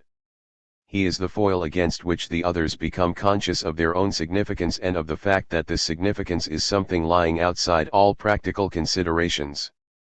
When we find that in all cultures the same occurs in exactly the same form, and that, however different the symbolism of one culture from that of another, their history fulfills itself everywhere in and by opposition of these groups, impulsive peasant wars in the springtime, intellectually based civil wars in the later period, then it is evident that the meaning of the facts must be looked for in the deepest foundations of life itself. It is an idea that lies at the base of these two prime estates, and only these. It gives them the potent feeling of a rank derived from a divine investiture, and therefore beyond all criticism a standing which imposes self-respect and self-consciousness, but the sternest self-discipline as well, and death itself if need be, as a duty, and imbues both with the historical superiority, the soul magic, that does not draw upon power but actually generates it. Those who inwardly, and not merely nominally, belong to these estates are actually something other than the residue. Their lives, in contrast to those of burgher and peasant, are sustained in every part by a symbolic dignity. These lives do not exist in order to be merely lived, but to have meaning. It is the two sides of all freely moving life that come to expression in these estates. The one is holy being, the other holy waking consciousness. Every nobility is a living symbol of time, every priesthood of space. Destiny and sacred causality, history and nature, the when and the where, race and language, sex life, and feeling life, all these attain in them to the highest possible expression. The noble lives in a world of facts, the priest in one of truths. The one has shrewdness, the other knowledge, the one is a doer, the other a thinker. Aristocratic world feeling is essentially pulse sense, priestly world feeling proceeds entirely by tensions. Between the time of Charlemagne and that of Conrad II something formed itself in the time stream that cannot be elucidated, but has to be felt if we are to understand the dawn of the new culture. There had long been noblemen and ecclesiastics, but then first and not for long there were nobility and clergy, in the grand sense of the words and the full force of their symbolic significance. Point 13. So mighty is this onset of a symbolism that at first all other distinctions, such as those of country, people, and language, fall into the background. In all the lands from Ireland to Calabria the Gothic hierarchy was a single great community, the early classical chivalry before Troy, or the early Gothic before Jerusalem, seems to us as a phone great family. The old Egyptian nomes and the feudal states of the first Joe times appear, in comparison with such estates as these, and because of the comparison, just as colorless as Burgundy and Lorraine in the Hohenstaufen period. There is a cosmopolitan condition both at the beginning and at the end of every culture, but in the first case it exists because the symbolic might of aristocratic hierarchic forms still towers above those of nationality, and in the second because the formless mass sinks below them. The two estates in principle exclude one another. The prime opposition of cosmic and microcosmic, which pervades all being that moves freely in space, underlies this dual existence also. Each is possible and necessary only through the other. The Homeric world maintained a conspiracy of hostile silence towards the Orphic, and in turn, as we see from the pre-Socratics, the former became an object of anger and contempt for the latter. In Gothic times the reforming spirits set themselves with a sacred enthusiasm across the path of the Renaissance natures. State and church have never really come to equilibrium, and in the conflict of empire and papacy their opposition rose to an intensity only possible for Faustian man. Of the two, moreover, it is the nobility that is the true estate, the sum of blood and race, being stream in the fullest imaginable form. And therefore nobility is a higher peasantry. Even in 1250 the West had a widespread proverb, one who ploughs in the forenoon justs in the afternoon, and it was quite usual for a knight to marry the daughter of a peasant. In contrast to the cathedral, the castle was a development, by way of the country noble's house of Frankish times, from the peasant dwelling. In the Icelandic sagas peasants' crofts are besieged and stormed like castles. Nobility and peasantry are plant-like and instinctive, deep-rooted in the ancestral land, propagating themselves in the family tree, breeding and bred. In comparison with them the priesthood is essentially the counter-estate, the estate of negation, of non-race, of detachment from earth, of free, timeless, and historyless waking consciousness. In every peasant village, in every peasant family from the Stone Age to the peaks of the culture, world history plays itself out in little substitute for people's families, and for lands farms still the ultimate meaning of their strivings is the same: the maintenance of the blood, the succession of the generations, the cosmic, woman, power. Macbeth and King Lear might perfectly well have been thought out as village tragedies, and the fact is a proof of their tragic truth. In all cultures nobility and peasantry appear in forms of family descent, and language itself connects them with the sexes, through which life propagates itself, has history, and is history. And as woman is history, the inward rank of peasant and noble families is determined by how much of race their women have in them, how far they are destiny.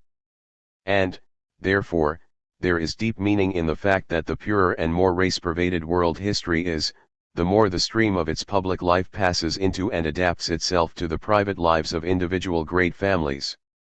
This, of course, is the basis of the dynastic principle, and not only that, but the basis of the idea of world historical personality. The existence of entire states comes to depend on a few private destinies, vastly magnified. The history of Athens in the 5th century is in the main that of the Alcmeonidae, the history of Rome is that of a few families of the type of the Fabii or the Claudii. The history of states in the Baroque is, broadly speaking, that of the operations of Habsburg and Bourbon family politics, and its crises take form as marriages and wars of succession. The history of Napoleon's second marriage comprises also the burning of Moscow and the Battle of Leipzig. The history of the papacy is, right into the 18th century, that of a few noble families which competed for the tiara in order to found princely family fortunes. This is true equally of Byzantine dignitaries and English premiers, witness the Cecils, and even, in numerous instances, of great revolution leaders. Of all this the priesthood, and philosophy so far as it is priesthood, is the direct negative. The estate of pure waking consciousness and eternal truths combats time and race and sex in every sense. Man as peasant or noble turns towards, man as priest turns away from, woman. Aristocracy runs the danger of dissipating and losing the broad being stream of public life in the petty channels of its minor ancestors and relatives. The true priest, on the other hand, refuses in principle to recognize private life, sex, family, the house. For the man of race death begins to be real and appalling only when it is death without heirs. Icelandic sagas no less than Chinese ancestor worship teach us this.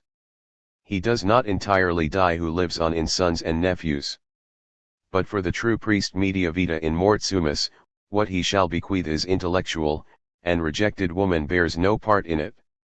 The phenomenal forms of the second estate that occur again and again are celibacy, cloister, battlings with sex impulse fought to the extreme of self-emasculation, and a contempt for motherhood which expresses itself in orgiasm and hallowed prostitution, and not less in the intellectual devaluation of sexual life down to the level of Kant's vile definition of marriage. 14 Throughout the classical world it was the rule that in the sacred precinct, the temenos, no one must be born or die. The timeless must not come into contact with time. It is possible for the priest to have an intellectual recognition of the great moments of generation and birth, and to honor them sacramentally, but experience them he may not.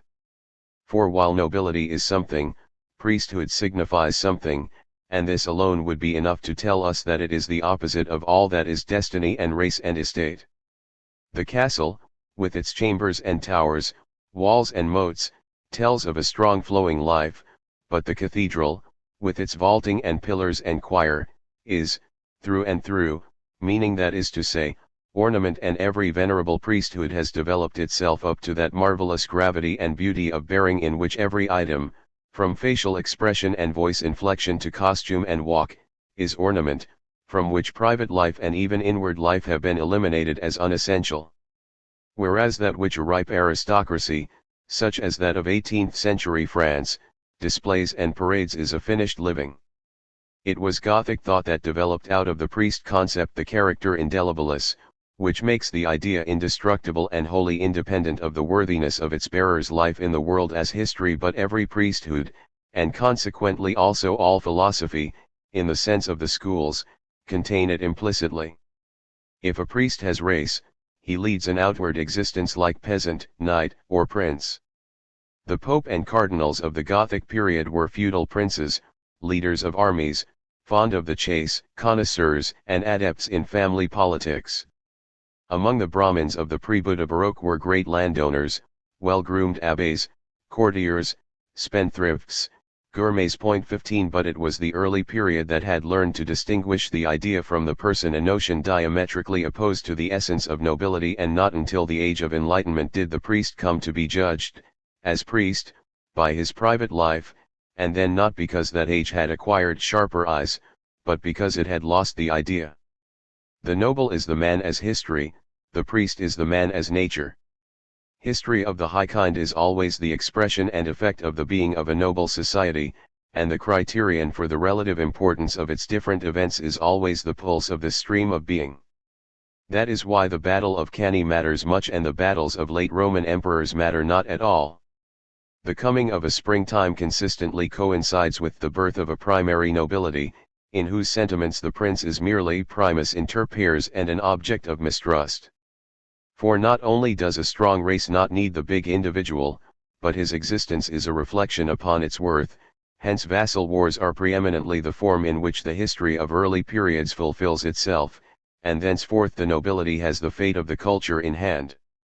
With a creative force that is all the more impressive because it is silent, being is brought into form and condition. The pulse in the blood is heightened and confirmed, and for good.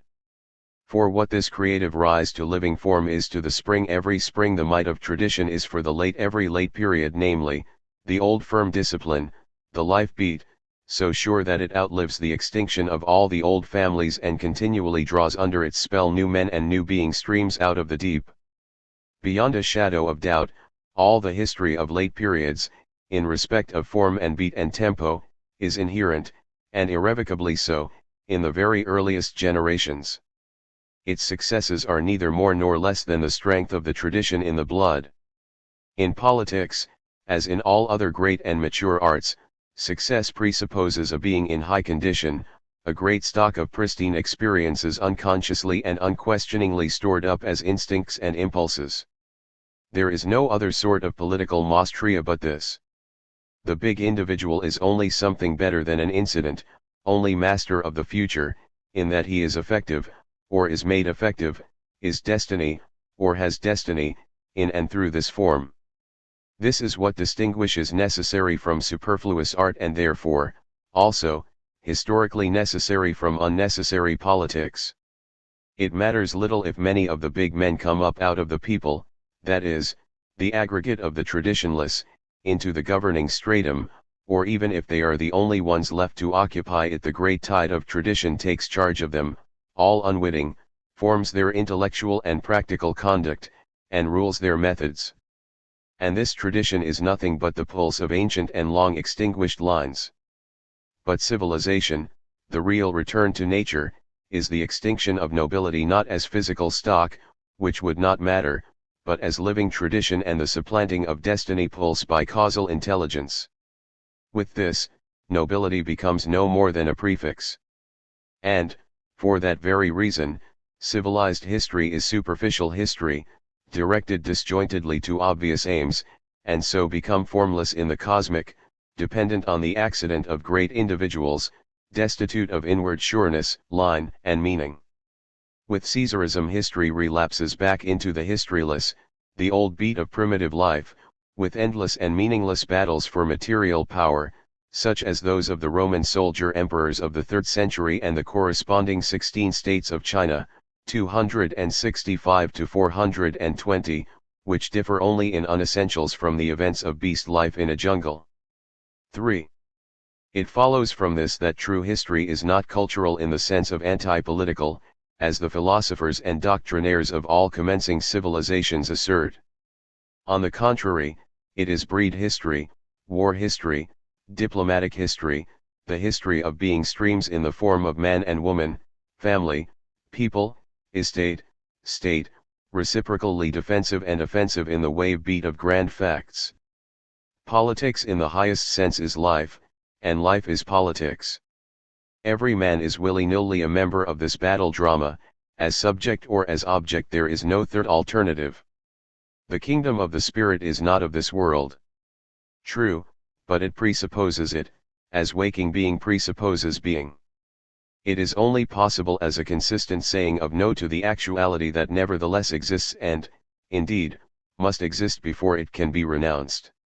Race can dispense with language, but the very speaking of a language is an expression of antecedent race, as are religions and arts and styles of thought and everything else that happens in the history of the spirit, and that there is such a history is shown by the power that blood possesses over feeling and reason. For all these are active waking consciousness in form, expressive, in their evolution and symbolism and passion, of the blood, again the blood, that courses through these forms in the waking being of generation after generation.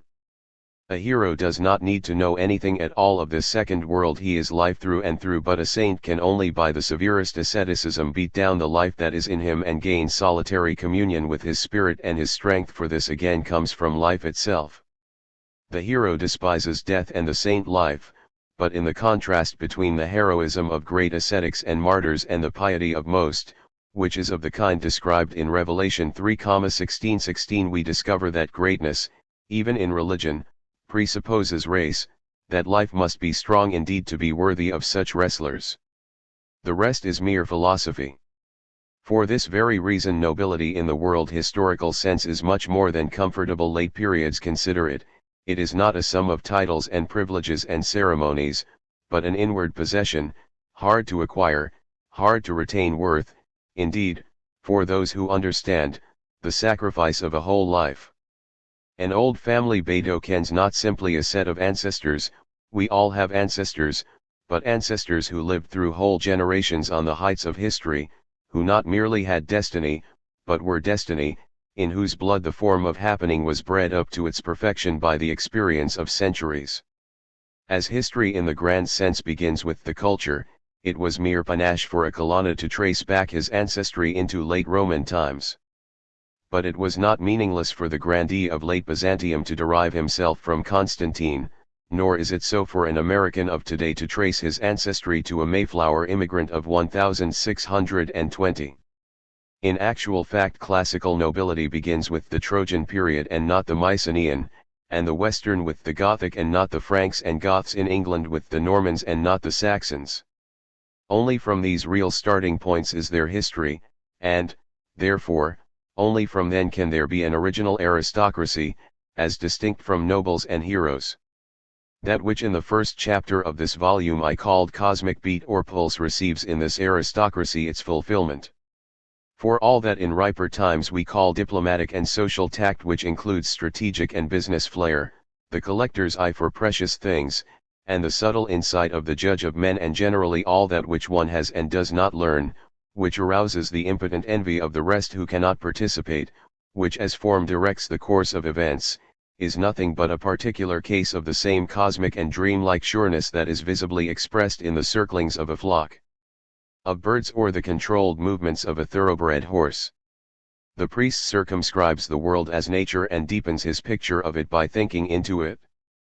The noble lives in the world as history and deepens it by altering its picture. Both evolve towards the great tradition, but the evolution of the one comes of shaping and that of the other from training. This is a fundamental difference between the two estates, and consequently only one of them is truly an estate, and the other only appears to be such because of the completeness of the contrast. The field of effect of breed and training is the blood, and they pass on, therefore, from the fathers to the sons. Shaping, Bildung, on the other hand, presupposes talents, and consequently a true and strong priesthood is always a sum of individual gifts, a community of waking consciousness having no relation to origin in the race sense, and thus, in this respect as in others, it is a negation of time and history. Intellectual affinity and blood affinity ponder and probe into the depths of these contrasted expressions.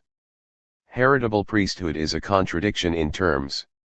It existed indeed, in a sense, in Vedic India, but the basis of that existence was the fact that there was a second nobility, which reserved the privilege of priesthood to the gifted members of its own circle. 17 And elsewhere celibacy made an end even of this much infringement of principle. The priest in the man, whether the man be noble or not, stands for a focus of sacred causality in the world. The priestly power is itself of a causal nature, brought about by higher causes and itself in turn an efficient cause. The priest is the middleman in the timeless extended that is stretched taut between the waking consciousness and the ultimate secret, and, therefore, the importance of the clergy in each culture is determined by its prime symbol. The classical soul denies space and therefore needs no middleman for dealings with it, and so the classical priesthood disappears in its very beginnings. Faustian man stands face to face with the infinite, nothing a priori shields him from the crushing force of this aspect, and so the Gothic priesthood elevated itself to the heights of the papal idea. As two world outlooks, two modes of blood flow in the veins and of thought in the daily being and doing, are interwoven, there arise in the end, in every culture, two sorts of moral, of which each looks down upon the other, namely, noble custom, and priestly ascesis, reciprocally censured as worldly and as servile. It has been shown already how the one proceeds from the castle and the other from the cloister and the minster, the one from full being in the flood of history and the other, aloof therefrom, out of pure waking consciousness in the ambience of a God-pervaded nature. The force with which these primary impressions act upon men is something that later periods will be unable even to imagine. The secular and the spiritual class feeling are starting on their upward career, and cutting out for themselves an ethical class ideal which is accessible only to the right people, and even to them only by way of long and strict schooling. The great being stream feels itself as a unit as against the residue of dull, pulseless, and aimless blood. The great mind community knows itself as a unit as against the residue of uninitiated. These units are the band of heroes and the community of saints. It will always remain the great merit of Nietzsche that he was the first to recognize the dual nature of all moral. 18 His designations of master and slave moral were inexact, and his presentation of Christianity placed it much too definitely on the one side of the dividing line, but at the basis of all his opinions this lies strong and clear, that good and bad are aristocratic, and good and evil priestly, distinctions. Good and bad, which are totemistic distinctions among primitive groups of men and tribes, describe, not dispositions, but men, and describe them comprehensively in respect of their living being. The good are the powerful, the rich, the fortunate. Good means strong, brave, thoroughbred, in the idiom of every springtime. Bad, cheap, wretched, common, in the original sense, are the powerless, propertyless, unfortunate, cowardly, negligible, the sons of nobody, as ancient Egypt said. 19 Good and evil, taboo concepts, assign value to a man according to his perceptions and reason, that is, his waking disposition and his conscious actions. To offend against love ethic in the race sense is ungentle, to sin against the Church's love command is wicked. The noble habit is the perfectly unconscious result of a long and continuous training. It is learned in intercourse and not from books. It is a felt rhythm, and not a notion. But the other moral is enunciated, ordered on the basis of cause and consequence, and therefore learnable and expressive of a conviction. The one is historical through and through, and recognizes rank distinctions and privileges as actual and axiomatic. Honor is always class honor, there is no such thing as an honor of humanity. The duel is not an obligation of unfree persons. Every man, be he Bedouin or samurai or Corsican, peasant or workman, judge or bandit, has his own binding notions of honor, loyalty, courage, revenge, that do not apply to other kinds of life. Every life has custom. Etiquette is unthinkable without it. Children have it already in their play, they know at once, of themselves, what is fitting. No one has laid down these rules, but they exist. They arise, quite unconsciously, out of the we that has formed itself out of the uniform pulse of the group. Here, too, each being is in form. Every crowd that, under one or another stimulus, has collected in the street has for the moment its own ethic, and anyone who does not absorb it and stand for it as self-evident to say follow it would presume more rationality in the action than there is a poor, mean creature, an outsider. Uneducated people and children possess an astonishingly fine reactivity to this. Children, however, are also required to learn the catechism, and in it they hear about the good and evil that are laid down and are anything rather than self-evident. Custom ethic is not that which is true, but that which is there. It is a thing of birth and growth, feeling and organic logic. Moral, in contrast to this, is never actuality, for, if it were, all the world would be saintly, but an eternal demand hanging over the consciousness and, ex hypothesi, over that of all men alike, irrespective of all differences of actual life and history. And, therefore, all moral is negative and all custom ethic affirmative.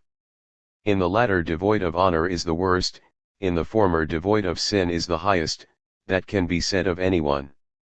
The basic concept of all living custom ethic is honor.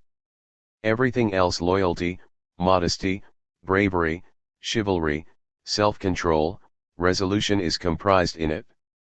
And honor is a matter of the blood and not of the reason. One does not reflect on a point of honor that is already dishonor. To lose honor means to be annulled so far as life and time and history are concerned. The honor of one's class, one's family, of man and woman, of one's people and one's country, the honor of peasant and soldier and even bandit honor means that the life in a person is something that has worth, historical dignity, delicacy, nobility. It belongs to directional time, as sin belongs to timeless space. To have honor in one's body means about the same as to have race. The opposite sort are the Thersites natures, the mud-souled, the riff-raff, the kick-me-but-let-me-lives. To submit to insult, to forget a humiliation, to quail before an enemy, all these are signs of a life become worthless and superfluous. But this is not at all the same thing as priestly moral, for that moral does not cleave to life at any cost of degradation, but rather rejects and abstains from life as such, and therefore incidentally from honor. As has been said already, every moral action is, at the very bottom, a piece of ascesis and a killing of being. And eo ipso it stands outside the field of life and the world of history. 4. Here it is necessary to anticipate somewhat, and to consider whence it is that world history, especially in the late periods of the grand cultures and the beginnings of the civilizations, derives its rich variety of color and the profound symbolism of its events. The primary estates, nobility, and clergy, are the purest expressions of the two sides of life, but they are not the only ones. In very early times often, indeed, foreshadowed in the primitive age itself, yet other being streams and waking linkages break forth, in which the symbolism of time and space comes to living expression, and which, when, and not until, combined with these two, make up the whole fullness of what we call social organization or society. While priesthood is microcosmic and animal-like, nobility is cosmic and plant-like, hence its profound connection with the land. It is itself a plant, strongly rooted in the soil, established on the soil in this, as in so many other respects, a supreme peasantry. It is from this kind of cosmic boundness that the idea of property arises, which to the microcosm as such, freely moving in space, is wholly alien. Property is a primary feeling and not a concept, it belongs to time and history and destiny, and not to space and causality. It cannot be logically based, but it is there. 20 Having begins with the plant, and propagates itself in the history of higher mankind's just to the precise extent that history contains plant character and race. Hence property in the most genuine sense is always ground property, and the impulse to convert other acquisitions into ground and soil is an evidence of sound stock. The plant possesses the ground in which it roots. It is its property 21 which it defends to the utmost, with the desperate force of its whole being, against alien seeds, against overshadowing neighbor plants, against all nature. So, too, a bird defends the nest in which it is hatching. The bitterest fights over property occur not in the late periods of great cultures, between rich and poor, and about movable goods, but here in the beginnings of the plant world. When, in a wood, one feels all about one the silent, merciless battle for the soil that goes on day and night, one is appalled by the depth of an impulse that is almost identical with life itself.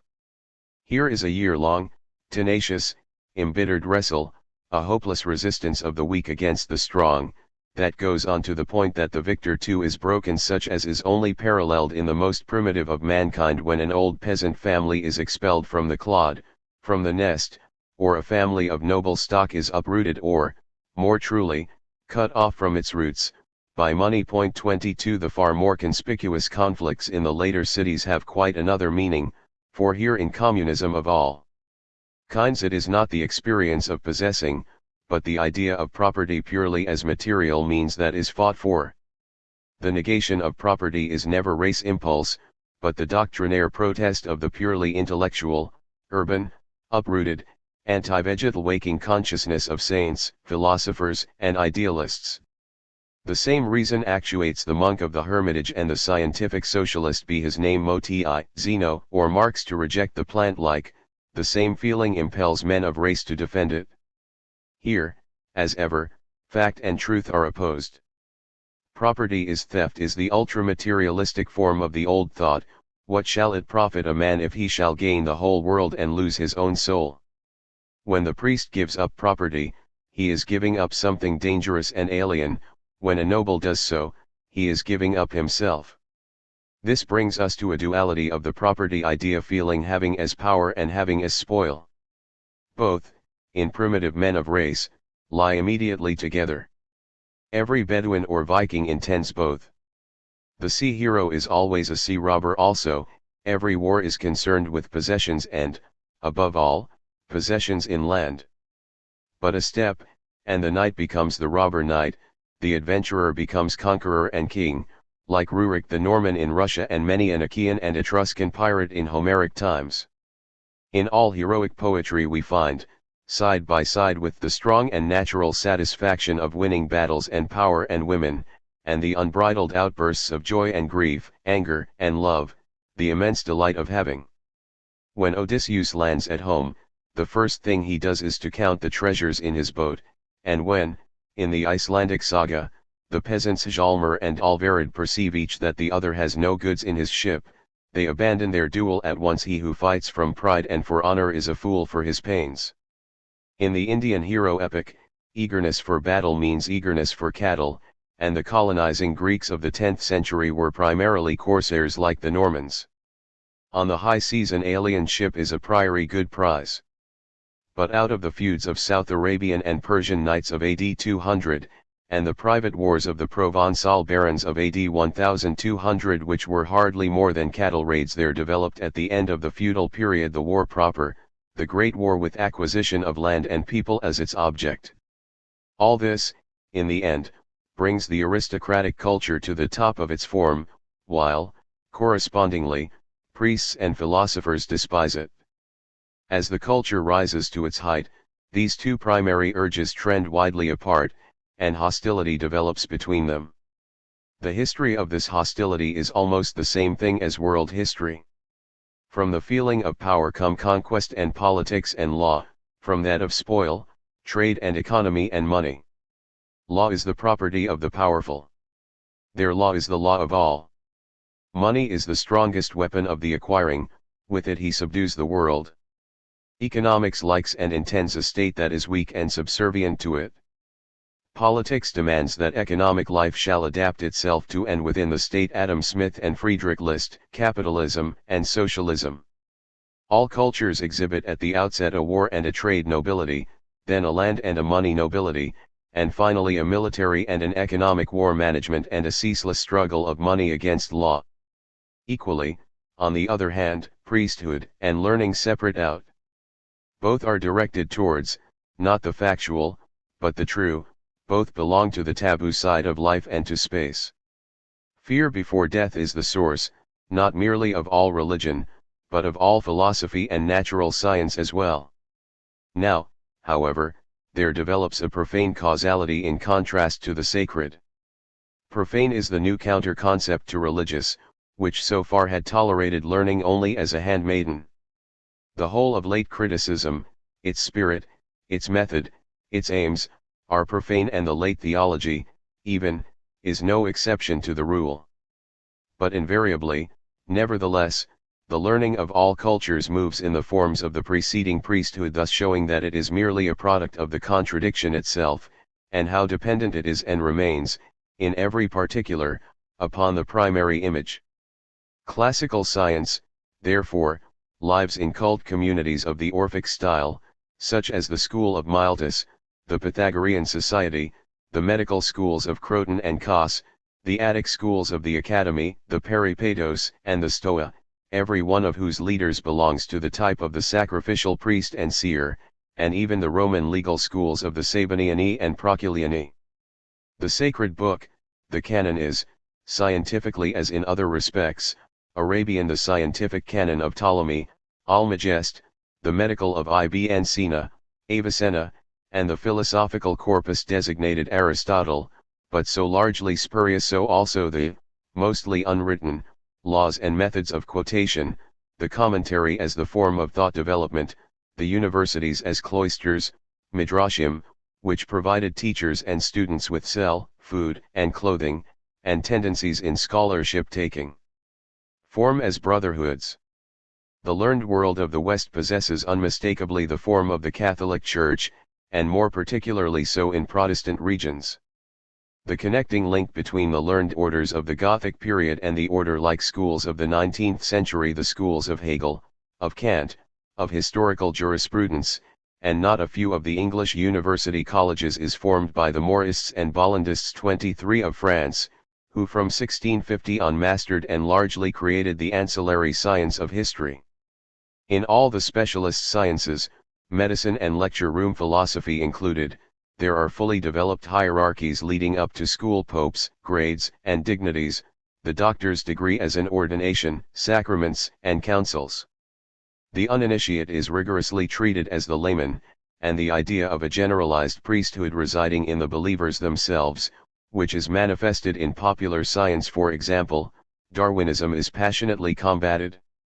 The language of learning was originally Latin, but today all sorts of special languages have formed themselves which, in the domain of radioactivity, for example, or that of the law of contract, are unintelligible save to those who have received the higher initiation. There are founders of sects, such as many of Kant's and Hegel's disciples were.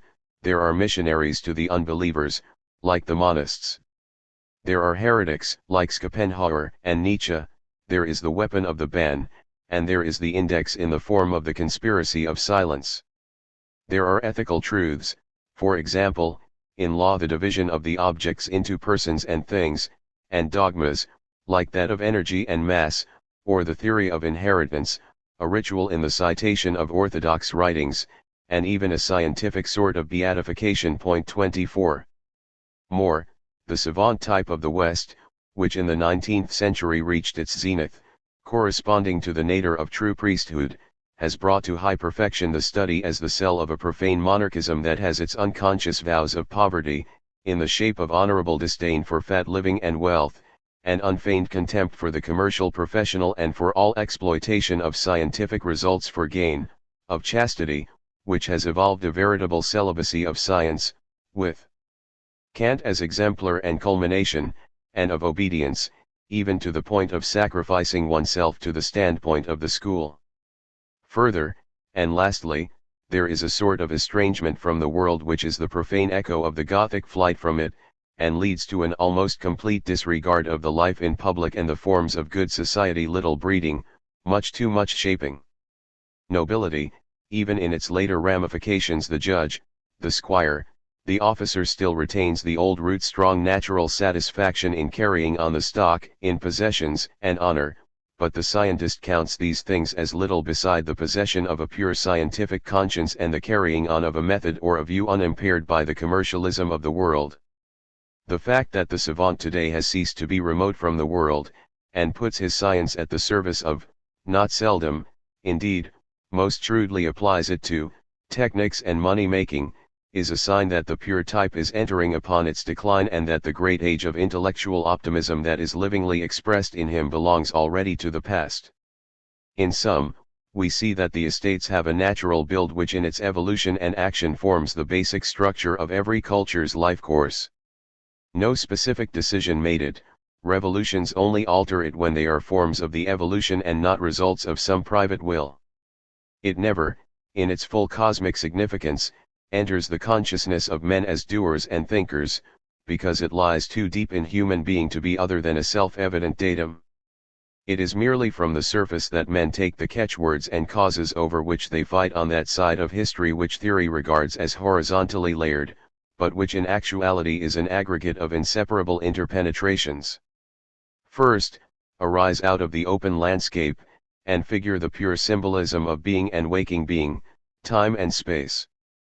Then out of the one under the aspect of buddhi, and out of the other under the aspect of research, there develop doubled types of lower symbolic force, which in the urban late periods rise to prepotency in the shapes of economy and science. In these two being streams the ideas of destiny and causality are thought out to their limit, unrelentingly and anti-traditionally. Forces emerge which are separated by a deadly enmity from the old class ideals of heroism and saintliness. These forces are money and intellect, and they are related to those ideals as the city to the country. Henceforward property is called riches, and world outlook knowledge a desanctified destiny and a profane causality. But science is in contradiction with nobility too, for this does not prove or investigate, but is. De omnibus dubitandum is the attitude of a burgher and not of an aristocrat, while at the same time it contradicts the basic feeling of priesthood, for which the proper role of critique is that of a handmaid.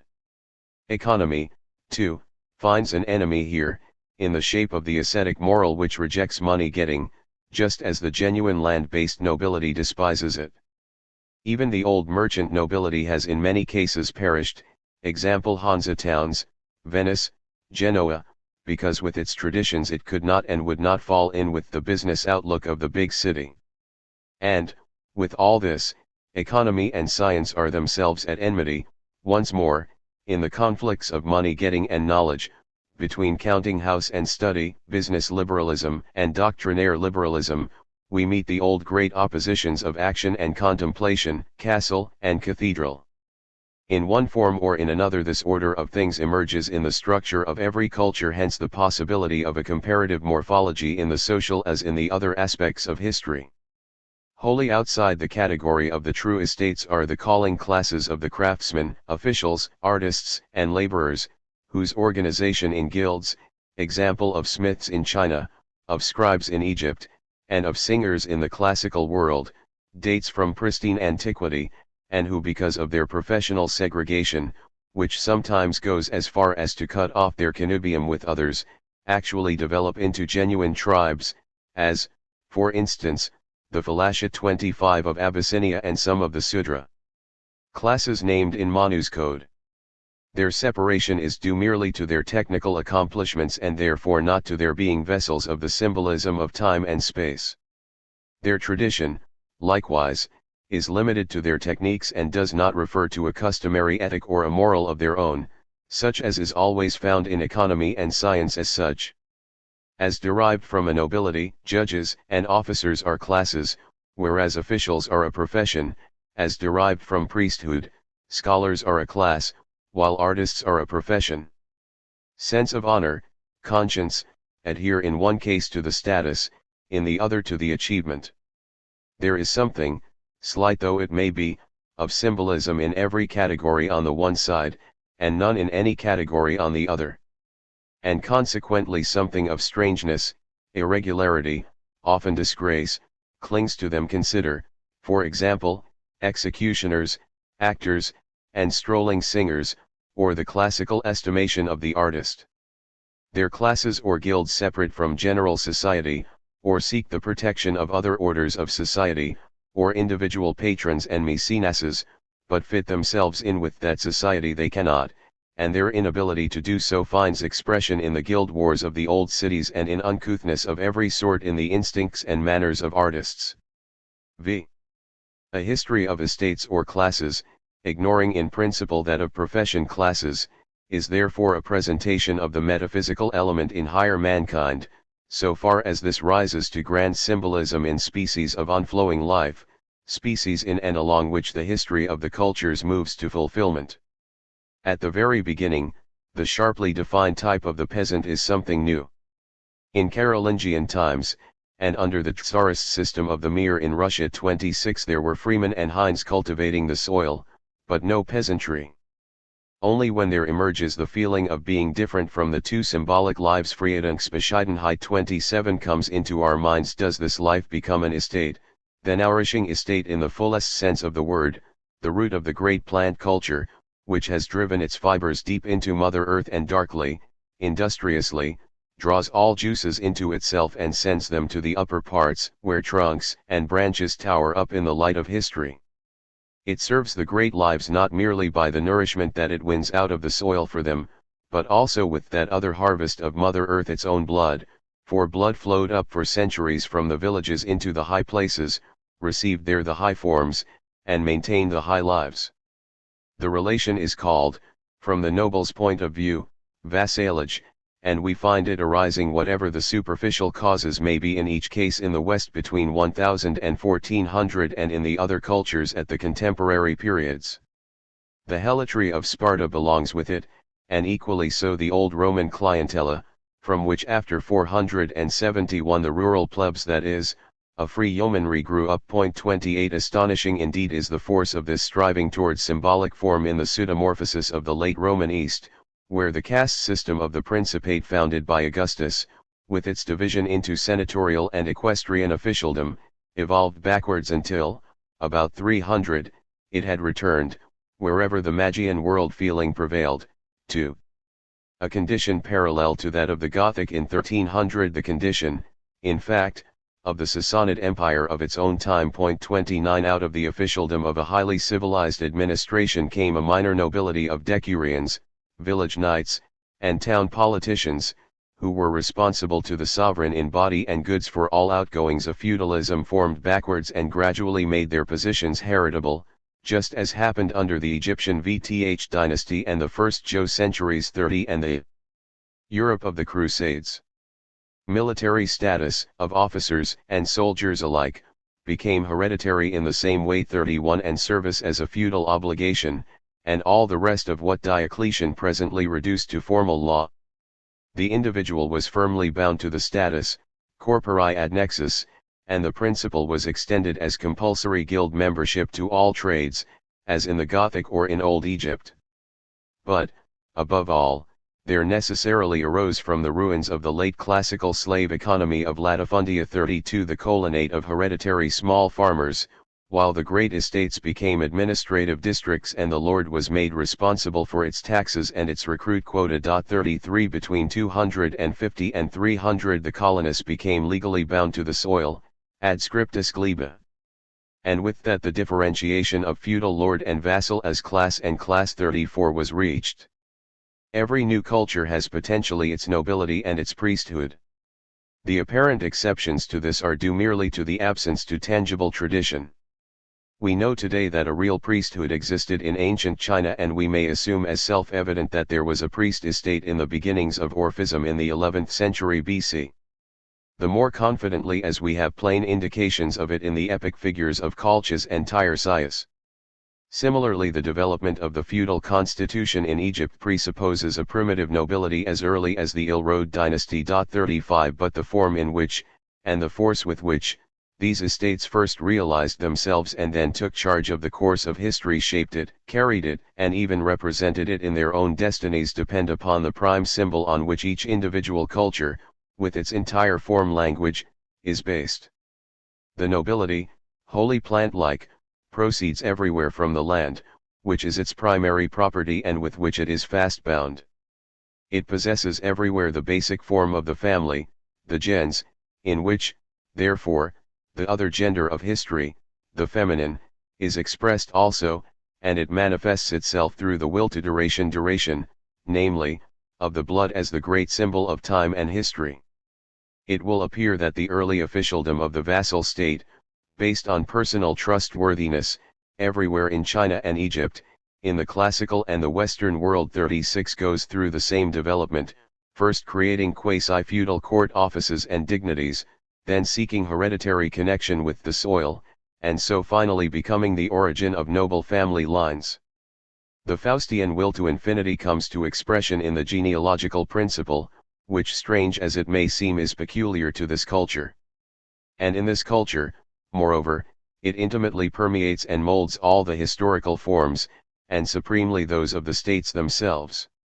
The historical sense that insists upon getting to know the destinies of its own blood backwards through the centuries and seeing archival proofs of dates and provenances up to the first ancestors, the careful ordering of the genealogical tree, which is potent enough to make present possession and inheritance dependent upon the fortunes of a single marriage contracted perhaps 500 years ago, the conceptions of pure blood, birth equivalence, mesalliance, all this is will to direction in time, will towards time's remote distances.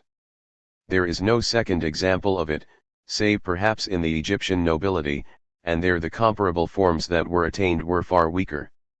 Nobility of the classical style, on the contrary, relates to the present estate of the agnatic family, and from it straight to a mythical origin, which does not imply the historical sense in the least, but only a craving, sublimely regardless of historic probability, for splendid backgrounds to the here and now of the living. Only thus can we explain the otherwise baffling naivete with which an individual saw behind his grandfather Theseus and Heracles in one plane, and fashioned himself a family tree, or several, perhaps, as Alexander did, and the light-heartedness with which respectable Roman families would forge the names of reputed ancestors into the old consular lists. At the funeral of a Roman noble the wax masks of great forefathers were introduced into the cortege, but it was only for the number and sound of the famous names and not in the least on account of any genealogical connection with the present.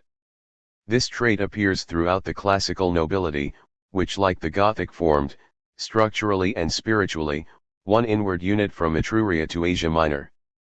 On it rested the power that, even at the beginning of the late period, was still in the possession of order-like family groupings throughout the cities, filii, phratrii, tribus, and what not, which maintained a purely present membership and unity by means of sacral forms, for example, the 3 Doric and the 4 Ionic filii, and the 3 Etruscan tribes that appear in the earlier Roman history as Tities, Rams, and Lucers. In the Vedas the father and the mother souls had claims to soul rights only in respect of 3 nearer and 3 further generations, 37 after which the past claimed them, and nowhere do we find the classical cult of souls reaching any further back than the Indian. It is the very reverse of the ancestor worship of the Chinese and the Egyptians, which was by hypothesis without end, and therefore maintained the family in a definite ordering even beyond bodily death. In China there still lives today a Duke, Kong, who is the descendant of Confucius and equally the descendant of Lao Tse, of Chang Lu, and others. It is not a question of a many-branched tree, but of carrying the line, the Tao of being, straight on if necessary, frankly by adoption. The adopted member, pledged to the ancestor cult, is thereby spiritually incorporated in the family, or other expedients. An unbridled joy of life streams through the flourishing centuries of this estate, the estate par excellence, which is direction and destiny and race through and through. Love, because woman is history, and war because fighting makes history, are the acknowledged foci of its thoughts and feelings. The northern skald poetry and the southern minnesang correspond to the old love songs of the Chinese age of chivalry in the Shi King 38 which were sung in the Pai Yung, the places of noble training, Haya. And the ceremonial public archery displays, like the early classical Agon, and the Gothic and the Persian Byzantine 39 tourney, were manifestations of the life on its Homeric side. In opposition to this side stands the Orphic, the expression of the space experience of a culture through the style of its priesthood. It was in accord with the Euclidean character of classical extension which needed no intermediaries for intercourse with near and corporeal gods that in this case priesthood, from beginnings as an estate, rapidly degenerated into city officialdom. Similarly, it was expressive of the Chinese Tao that the place of the original hereditary priesthood came to be taken by professional classes of praying men, scribes, and oracle priests, who could accompany the religious performances of the authorities and heads of families with the prescribed rites. It was in conformity, again, with the Indian world feeling that lost itself in measureless infinity that the priest class there became a second nobility, which with immense power, intruding upon every sort of life, planted itself between the people and its wilderness of gods. It is an expression, lastly, of the cavern feeling that the priest of true Magian caste is the monk and the hermit, and becomes more and more so, while the secular clergy steadily loses in symbolic significance. In contrast to all these there is the Faustian priesthood, which, still without any profound import or dignity in 900, rose up thereafter to that sublime role of intermediary which placed it in principle between humanity, all humanity, and a macro-cosm strained to all imaginable expanse by the Faustian passion of the third dimension. Excluded from history by celibacy and from time by its character indelibilis, it culminated in the papacy, which represented the highest symbol of God's dynamic space that it was possible to conceive. Even the Protestant idea of a generalized priesthood has not destroyed it, but merely decentralized it from one point and one person into the heart of each individual believer. The contradiction between being and waking being that exists in every microcosm necessarily drives the two estates against one another. Time seeks to absorb and subordinate space, space-time. Spiritual and worldly power are magnitudes so different in structure and tendency that any reconciliation, or even understanding, between them seems impossible. But this conflict has not in all cultures come to world historical expression. In China it promoted the Tao idea that primacy should reside securely in an aristocracy. In India the conception of space as infinite indefinite required a primacy of the priesthood. In the Arabian culture the Magian world feeling involved in principle the inclusion of the worldly visible society of believers as a constituent in the grand consensus, and therefore the unity of spiritual and temporal polity, law and sovereignty. Not that there was not friction between the two estates, far from it. In the Sassanid Empire there were bloody feuds between the country aristocracy of the Decans and the party of the Magi, even in some instances murders of sovereigns, and in Byzantium the whole 5th century is full of the struggles between the imperial power and the clergy, which from an ever-present background to the Monophysite and Nestorian controversies point 40, but the basic interconnection of the two orders was not in dispute. In the classical world, which abhorred the infinite in every sense, time was reduced to the present and extension to tangible unit bodies. As the result, the grand symbolic estates became so voided of meaning that, as compared with the city-state, which expressed the classical prime symbol in the strongest imaginable form, they did not count as independent forces at all. In the history of Egyptian mankind, on the other hand, which is the history of striving with equal force towards distances of time and of space, the struggle of the two estates and their symbolisms is constantly recognizable right into the period of complete felidom. For the transition from the IVTH to the VTH dynasty is accompanied also by a visible triumph of the priestly over the nightly world feeling. The pharaoh, from being the body and vessel of the supreme deity, becomes its servant, and the re-sanctuary overpowers the tomb temple of the ruler both in architectural and in suggestive force. The new empire witnessed, immediately after its great Caesars, the political autocracy of the Amen priesthood, Thebes, and then again the revolution of the heretic king Amenophis IV, Akhenaten, in which one feels unmistakably a political as well as a religious side, and so on until after interminable conflicts between warrior and priestly castes, the Egyptian world ended in foreign domination. In the Faustian culture this battle between two high symbols of equal force has been waged in somewhat the same spirit, but with far greater passion still than in the Egyptian, so that, from the early Gothic onward, only armistice, never peace, has seemed possible between state and church. But in this conflict the handicap against waking being tells it would shake off its dependence upon being, but it cannot. The mind needs the blood, but the blood does not need the mind. War belongs to the world of time and history. Intellectual battle is only a fight with reasons, only disputation, and, therefore, a militant church must step from the world of truths into the world of facts, from the world of Jesus into that of Pilate. And so it becomes an element in race history and subject to the formative powers of the political side of life.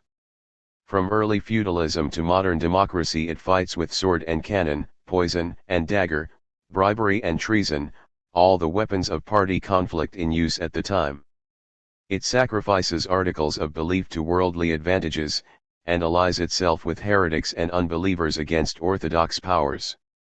The papacy as an idea has a history of its own, but this bears no relation to the position of the popes in the 6th and 7th centuries as Byzantine viceroys of Syrian and Greek provenance, or to their later evolution into powerful landowners, with crowds of subject peasants, or to the patrimonium Petri of the early Gothic, a sort of duchy in the possession of great families of the Campagna, Colonna, Orsini, Savelli, Frangipani, which alternately set up the popes, until finally the general Western feudalism prevailed here also, and the Holy See came to be an object of investiture within the families of the Roman baronage, so that each new pope, like a German or a French king, had to confirm the rights of his vassals. In 1032 the Counts of Tusculum nominated a 12-year-old boy as pope. In those days 800 castle towers stood up in the city area of Rome amongst and upon the classical ruins. In 1045 three popes entrenched themselves in the Vatican, the Lateran and Santa Maria Maggiore respectively, and were defended by their noble supporters.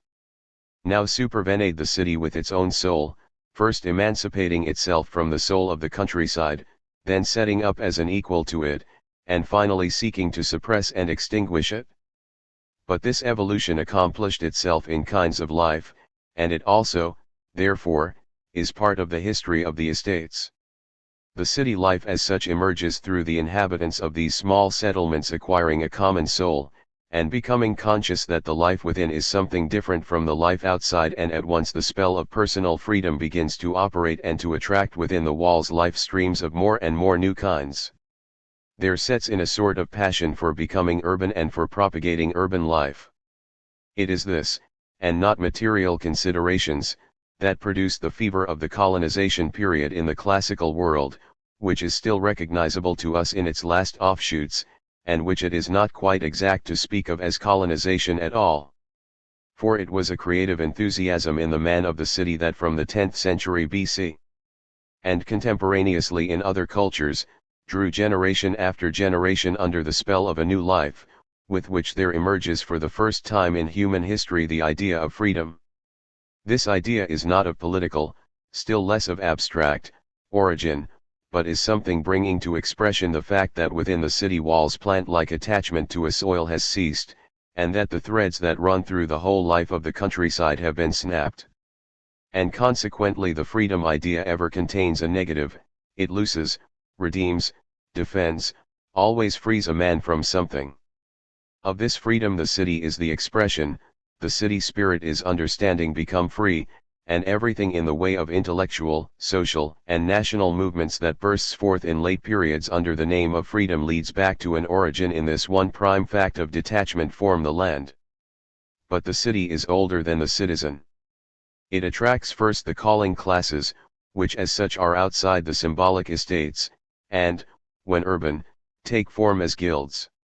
Then it draws in the primary estates themselves, the minor nobility moves its castles, the Franciscans their cloisters, within the contour. As yet, not much is inwardly altered. Not only papal Rome, but all Italian cities of this time are filled with the fortified towers of the families, who issue thence to fight out their feuds in the streets.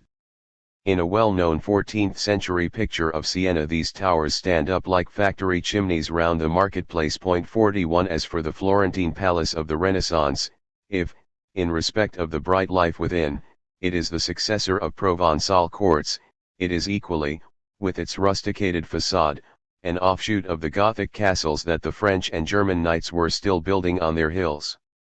It was, in fact, only slowly that the new life separated out. Between 1250 and 1450, throughout the West, the immigrant families concentrated, vis-a-vis the guilds, into the patriciate, and in so doing detached themselves, spiritually as in other respects, from the country nobility. It was exactly the same in early China, Egypt, and the Byzantine Empire, and it is only in the light of this that we become able to understand the older classical city leagues, such as the Etruscan and, it may be, even the Latin, and the sacral connections of colonial daughter cities with their mother city. It was not the polis as such, so far, that was the backbone of events, but the patriciate of Filii and Phratrii within it. The original polis is identical with the nobility, as Rome was up to 471, and Sparta and the Etruscan cities throughout. Cenoicism grew out of it, and the city-state was formed by it. But here, as in other cultures, the difference between country and city nobility was at first quite unimportant as compared with the strong and deep distinction between the nobility, in general, and the residue. The burgher proper emerges when the fundamental distinction between town and country has brought the families and the guilds, in spite of their otherwise implacable hostility to one another, to a sense of unity vis-a-vis the old nobility, the feudal system generally, and the feudal position of the church. The notion of the third estate, to use the catchword of 1789, is essentially only a unit of contradiction, incapable of definition by positive content, and having neither customary ethic of its own, for the higher bourgeois society took after the nobility, and the urban piety after the older priesthood, nor symbolism of its own, for the idea that life was not for the service of practical aims, but for the consistent expression of a symbolism of time and space, and could claim true dignity only to the extent that it was the worthy vessel of these, was necessarily repugnant to the urban reason as such. This reason, which dominates the entire political literature of the late period, asserts a new grouping of estates as from the rise of cities, at first only in theory, but finally, when rationalism becomes omnipotent, in practice, even the bloody practice of revolutions. Nobility and clergy, so far as they are still extant, appear rather markedly as privileged classes, the tacit significance of the emphasis being that their claim to prescriptive rights on the ground of historical status is, from the point of view of timeless rational or natural law, obsolete nonsense. They now have their center in the capital city, this also a late period idea, and now only, develop aristocratic forms to that imposing combination of hauteur and elegance that we see, for example, in the portraits of Reynolds and Lawrence. In opposition to them stand the intellectual powers of the now supreme city, economy and science, which in conjunction with the mass of artisans, functionaries and laborers feel themselves as a party, diverse in its constituents, but invariably solid at the call to battle for freedom, that is, for urban independence of the great old-time symbols and the rights that flowed from them. As components of the third estate, which counts by heads and not by rank, they are all, in all late periods of all cultures, liberal in one way or another, namely, free from the inward powers of non-urban life. Economy is freed to make money, science freed to criticize. And so in all the great decisions we perceive the intellect with its books and its meetings having the word, democracy, and money obtaining the advantages, plutocracy, and it is never ideas, but always capital, that wins. But this again is just the opposition of truths and facts, in the form in which it develops from the city life. Moreover, by way of protest against the ancient symbols of the soil-bound life, the city opposes to the aristocracy of birth the notion of an aristocracy of money and an aristocracy of intellect, the one not very explicit as a claim, but all the more effective as a fact, the other a truth, but nothing more than that, and, as a spectacle for the eye, not very convincing. In every late period there grows onto the ancient nobility that in which some big bit of history, say, Crusades or Norman Conquest, has become stored as form and beat, but which often has inwardly decayed at the great courts, a genuine second crop. Thus in the 4th century BC the entry of great plebeian families as conscripti into the Roman Senate of Petra produced within the senatorial order an aristocracy of nobles, a nobility holding lands, but entitled by office. In just the same way a nobility of nepotism arose in Papal Rome. In 1650 there were scarcely 50 families of more than 3 centuries' status. In the southern states of the American Union there grew up, from Baroque times onward, that planter aristocracy which was annihilated by the money powers of the North in the Civil War of 1861 to 1865. The old merchant nobility of the type of the Fugger, Welser and Medici and the great Venetian and Genoese houses to this type, too, must be assigned. Practically the whole of the patriciate of the Hellenic colonial cities of 800 had always something of aristocracy in them. 42 Race, tradition, high standards, and the nature impulse to re-establish connection with the soil by acquiring lands, although the old family house in town was no bad substitute. But the new money aristocracy of deals and speculations rapidly acquired a taste for polite forms and at last forced its way into the birth nobility in Rome, as equites, from the First Punic War, in France under Louis XIV 43, which it disintegrated and corrupted, while the intellectual aristocracy of the Enlightenment, for its part, overwhelmed it with scorn. The Confucians took the old Chinese idea of shi from the ethic of nobility and put it into the virtue of intellect, and made the Pai Yung, from a center of knightly battle play, into an intellectual wrestling school, a gymnasium quite in the spirit of our 18th century. With the close of the late period of every culture, the history of its estates also comes to a more or less violent end. The mere desire to live in rootless freedom prevails over the great imperative culture symbols, which a mankind now wholly dominated by the city no longer comprehends or tolerates. Finance sheds every trace of feeling for earthbound immovable values, and scientific criticism every residue of piety. Another such victory also, in a measure, is the liberation of the peasant, which consists in relieving him from the pressure of servage, but hands him over to the power of money, which now proceeds to turn the land into movable property, which happened in our case in the 18th century, in Byzantium about 740 under the nomos Georgikos of the legislator Leo III, after which the colonate slowly disappeared, in Rome along with the founding of the plebeian order in 471. In Sparta the simultaneous attempt of Pausanias to emancipate the Helots failed. This plebs is the third estate in the form in which it is constitutionally recognized as a unit. Its representatives are the tribunes, not officials, but trusted persons armed with a guaranteed immunity. The reform of 471-44, which inter alia replaced the old 3 Etruscan tribes by 4 urban tribes or wards, a highly suggestive fact in itself, has been variously regarded as a pure emancipation of peasantry 45 or as an organization of the trading class 46, but the plebs, as third estate, as residue, is only susceptible of negative definition as meaning everyone who does not belong to the land nobility or is not the incumbent of a great priestly office. The picture is as variegated as that of the French tiers état of 1789. Only the protest holds it together. In it are traders, craftsmen, day laborers, clerks. The gens of the Claudii contained patrician and plebeian families, that is, great landlords and prosperous yeomen, for example, the Claudii Marcelli.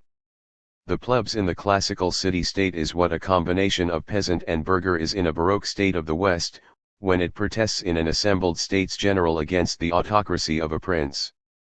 Outside politics, that is, socially the plebs, as a unit distinguished from nobility and priesthood, has no existence, but falls apart at once into special callings that are perfectly distinct in interests. It is a party, and what it stands for as such is freedom in the urban sense of the word. The fact emerges still more distinctly from the success which the Roman land nobility won immediately afterwards, in adding 16 country tribes, designated by family names and unchallengeably controlled by themselves, to the 4 urban tribes that stood for bourgeoisie proper, namely, money and mind. Not until the great social conflict during the Samnite Wars, contemporary with Alexander, and corresponding exactly to the French Revolution, which ended with the Lex Hortensia of 287, was the status idea legally abolished and the history of the symbolic estates closed. The plebs became the populus Romanus in the same way as in 1789 the tiers état constituted itself the nation. From this point on, in every culture, it is something fundamentally different that happens under the label of social conflict. The nobility of every springtime had been the estate in the most primary sense, history become flesh, race at highest potential. The priesthood was its counter-estate, saying no wherever nobility said yes and thus displaying the other side of life in a grand symbol. The third estate, without proper inward unity, was the non-estate, the protest, in estate form, against the existence of estates, not against this or that estate, but against the symbolic view of life in general. It rejects all differences not justified by reason or practically useful. And yet it does mean something itself, and means it very distinctly, the city life as estate in contradistinction to that of the country, freedom as a condition in contrast to attachment. But, looked at from within its own field, it is by no means the unclassified residue that it appears in the eyes of the primary estates. The bourgeoisie has definite limits, it belongs to the culture, it embraces, in the best sense, all who adhere to it, and under the name of people, populace, demos, rallies, money and mind, craftsman and wage earner, as constituents of itself. This is the idea that civilization finds prevailing when it comes on the scene, and this is what it destroys by its notion of the fourth estate, the mass, which rejects the culture and its matured forms, lock, stock, and barrel. It is the absolute of formlessness, persecuting with its hate every sort of form, every distinction of rank, the orderliness of property, the orderliness of knowledge. It is the new nomadism of the cosmopolis, for which slaves and barbarians in the classical world, Sudras in the Indian, and in general anything and everything that is merely human, provide an undifferentiated floating something that falls apart the moment it is born, that recognizes no past and possesses no future. Thus the fourth estate becomes the expression of the passing of a history over into the historyless. The mass is the end, the radical nullity. Chapter 11. The State. B. State and History. I. Within the world as history, in which we are so livingly woven that our perception and our reason constantly obey our feelings, the cosmic flowings appear as that which we call actuality, real life, being streams in bodily form. Their common badge is direction. But they can be grasped differently according as it is the movement or the thing moved that is looked at. The former aspect we call history and the latter family or stock or estate or people, but the one is only possible and existent through the other. History exists only as the history of something. If we are referring to the history of the great cultures, then nation is the thing moved. State, status, means condition, and we obtain our impression of the state when, as a being in moved form flows past us, we fix in our eyes the form as such, as something extended and timelessly standing fast, and entirely ignore direction and destiny. State is history regarded as at the halt, history the state regarded as on the move. The state of actuality is the physiognomy of a historical unit of being, only the planned state of the theorist is a system. A movement has form, and that which is moved is in form, or, to use another sporting expression, when it is going all out it is in perfect condition. This is equally true for a racehorse or a wrestler and for an army or a people. The form abstracted from the life stream of a people is the condition of that people with respect to its wrestle in and with history. But only the smallest part of this can be got at and identified by means of the reason. No real constitution, when taken by itself and brought down to paper as a system, is complete. The unwritten, the indescribable, the usual, the felt, the self-evident, so outweigh everything else that though theorists never see it, the description of a state or its constitutional archives cannot give us even the silhouette of that which underlies the living actuality of a state as its essential form. An existence unit of history is spoiled when we seriously subject its movement to the constraint of a written constitution.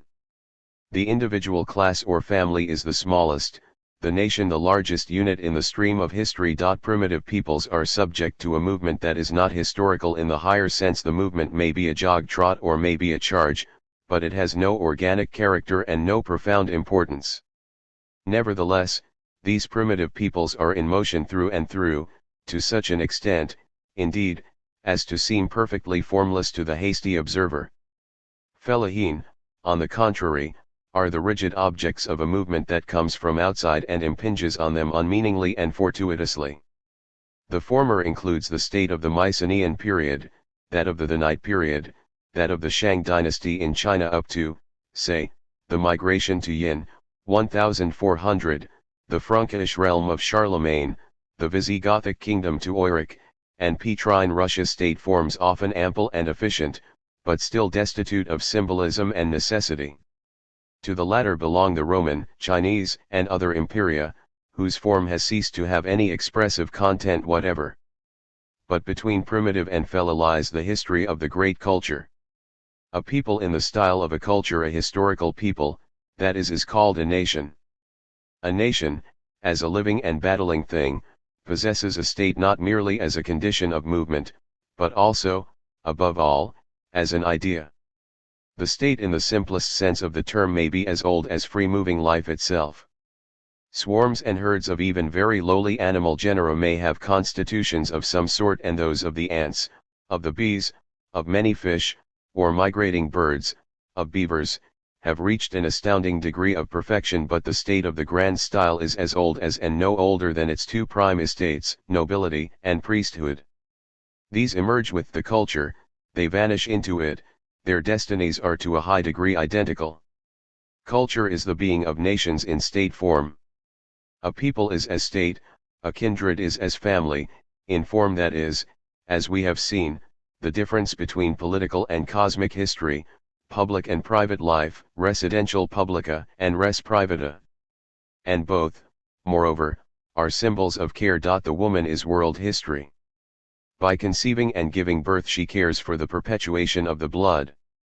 The mother with the child at her breast is the grand emblem of cosmic life. Under this aspect, the life of man and woman is in form as marriage. The man, however, makes history, which is an unending battle for the preservation of that other life. Maternal care is supplemented and paralleled by paternal. The man with weapon in hand is the other grand emblem of the will to duration. A people in condition is originally a band warriorhood, a deep and intimately felt community of men fit for arms. State is the affair of man, it is care for the preservation of the whole, including the spiritual self-preservation called honor and self-respect, the thwarting of attacks, the foreseeing of dangers, and, above all, the positive aggressiveness which is natural and self-evident to every life that has begun to soar. If all life were one uniform being stream, the words people, state, war, policy, constitution, would never have been heard of. But the eternal forceful variety of life, which the creative power of the culture elevates to the highest intensities, is a fact, and historically we have no choice but to accept it as such, with all that flows therefrom. Plant life is only plant life in relation to animal life, nobility and priesthood reciprocally condition one another. A people is only really such in relation to other peoples, and the substance of this actuality comes out in natural and ineradicable oppositions, in attack and defense, hostility and war. War is the creator of all great things. All that is meaningful in the stream of life has emerged through victory and defeat. A people shapes history inasmuch as it is in condition for the task of doing so. It livingly experiences an inward history which gets it into this condition in which alone it becomes creative, and an outward history, which consists in this creation. Peoples as state, then, are the real forces of all human happening. In the world as history there is nothing beyond them. They are destiny. Residential publica, the public life, the sword side of human being currents, is in actuality invisible. The alien sees merely the men and not their inner connection, for indeed this resides very deep in the stream of life, and even there is felt rather than understood. Similarly, we do not in actuality see the family, but only certain persons, whose cohesion in a perfectly definite sense we know and grasp by way of our own inward experience. But for each such mental picture there exists a group of constituent persons who are bound together as a life unit by a like constitution of outer and inner being. This form in the flow of existence is called customary ethic, sit, when it arises of itself in the beat and march and is unconscious before it is conscious, and law, rect, when it is deliberately stated and put forth for acceptance. Law, irrespective of whether its authority derives from the feelings and impulse, unwritten law, customary law, English equity, or has been abstracted by reflection, probed, and brought into system as statute law, gazettes, is the willed form of being. The jural facts that it embraces are of the two kinds, though both possess time symbolism care in two modes, prevision and provision, but, from the very difference in the proportions of consciousness that they respectively contain, it follows that throughout real history there must be two laws in opposition: the law of the fathers, of tradition, the inherited, grown, and well-tried law, sacrosanct because immemorially old, derived from the experience of the blood and therefore dependable. And the thought and planned law of reason, nature, and broad humanity, the product of reflection and therefore first cousin to mathematics, a law that may not be very workable, but is at any rate just. It is in these two orders of law that the opposition between land life and city life, life experience and study experience, ripens till it bursts out in that revolutionary embitterment in which men take a law instead of being given it, and break a law that will not yield. A law that has been laid down by a community expresses a duty for every member, but it is no proof of every member's power. On the contrary, it is a question of destiny, who makes the law and for whom it is made. There are subjects and there are objects in the making of laws, although everyone is an object as to the validity thereof, and this holds good without distinction for the inner law of families, guilds, estates, and states. But for the state, which is the highest law subject existing in historical actuality, there is, besides, an external law that it imposes upon aliens by hostilities. Ordinary civil law is a case of the first kind, a peace treaty of the second. But in all cases the law of the stronger is the law of the weaker also. To have the right is an expression of power. This is a historical fact that every moment confirms, but it is not acknowledged in the realm of truth, which is not of this world. In their conceptions of right, therefore, as in other things, being and waking being, destiny and causality, stand implacably opposed. To the priestly and idealistic moral of good and evil belongs the moral distinction of right and wrong, but in the race moral of good and bad the distinction is between those who give and those who receive the law. An abstract idea of justice pervades the minds and writings of all whose spirit is noble and strong and whose blood is weak, pervades all religions and all philosophies, but the fact world of history knows only the success which turns the law of the stronger into the law of all. Over ideals it marches without pity, and if ever a man or a people renounces its power of the moment in order to remain righteous, then, certainly, his or its theoretical fame is assured in the second world of thought and truth, but assured also is the coming of a moment in which it will succumb to another life power that has better understood realities.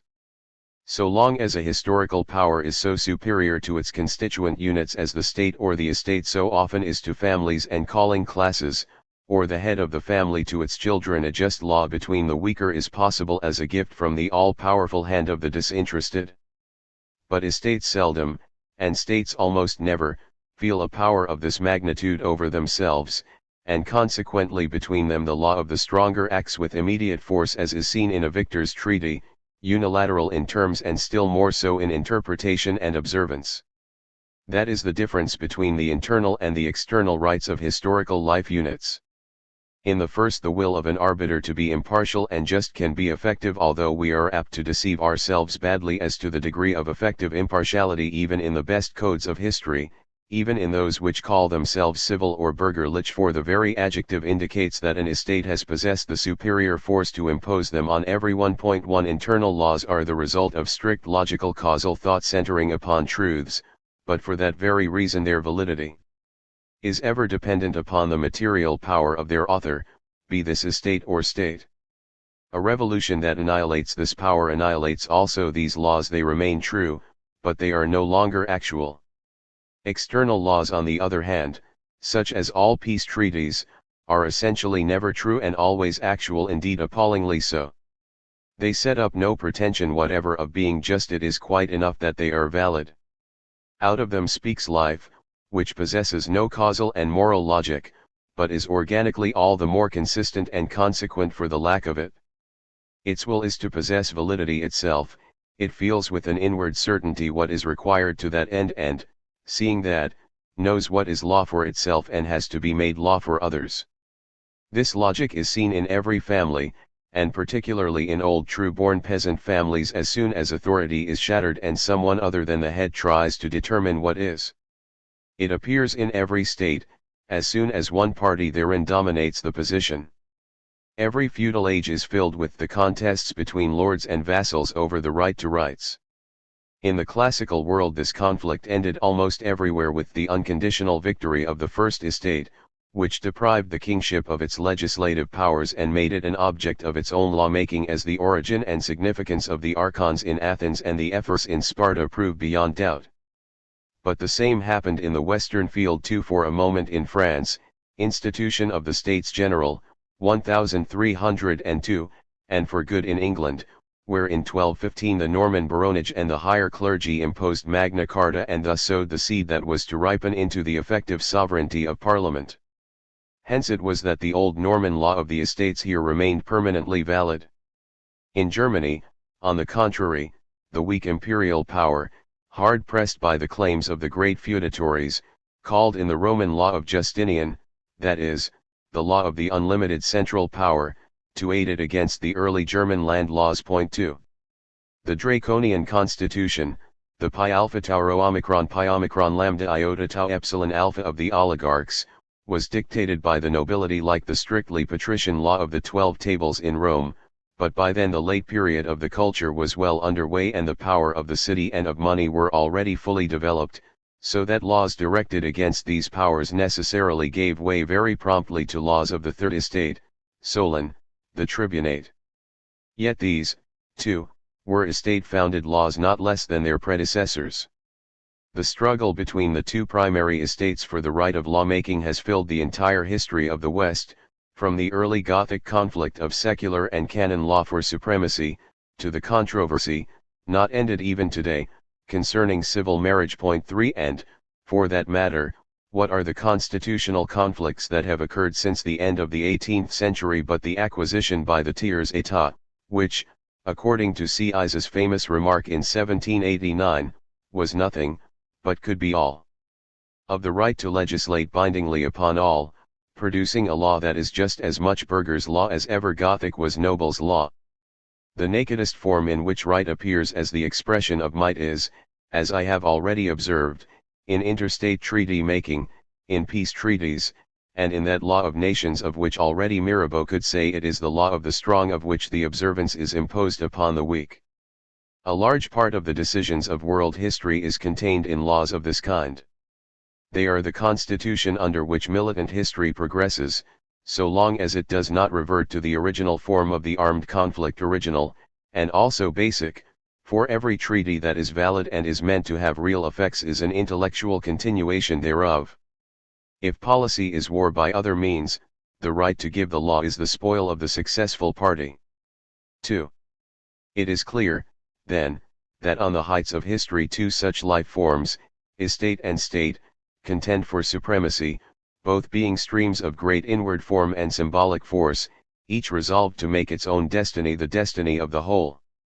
That if we try to understand the matter in its depths and unreservedly put aside our everyday conceptions of people, economy, society, and politics is the meaning of the opposition between the social and the political conduct of events. Social and political ideas do not begin to be differentiated till a great culture has dawned, or even till feudalism is declining and the lord-vassal relation represents the social, and the king-people relation the political, side. But the social powers of the early time, nobility and priesthood, not less actively than those of the later, money and mind, and the vocational groups of the craftsmen and officials and workers, too, as they were rising to their power in the growing cities sought, each for itself, to subordinate the state ideal to its own estate ideal, or more usually to its estate interests.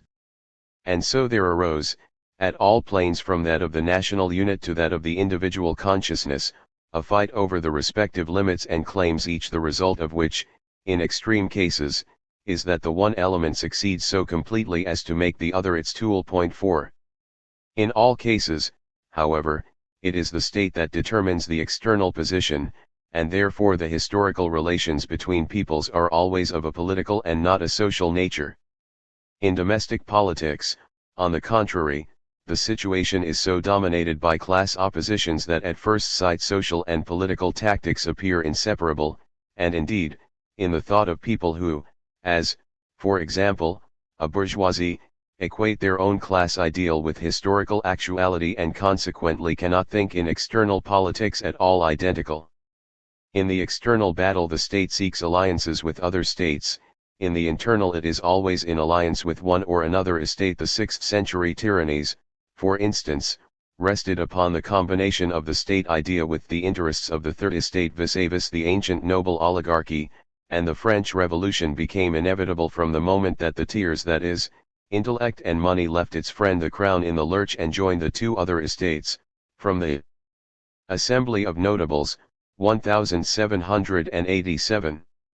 We are thoroughly right therefore in feeling a distinction between state history and class history. 5. Between political, horizontal, and social, vertical, history, war, and revolution. 6. But it is a grave error of modern doctrinaires to regard the spirit of domestic history as that of history in general.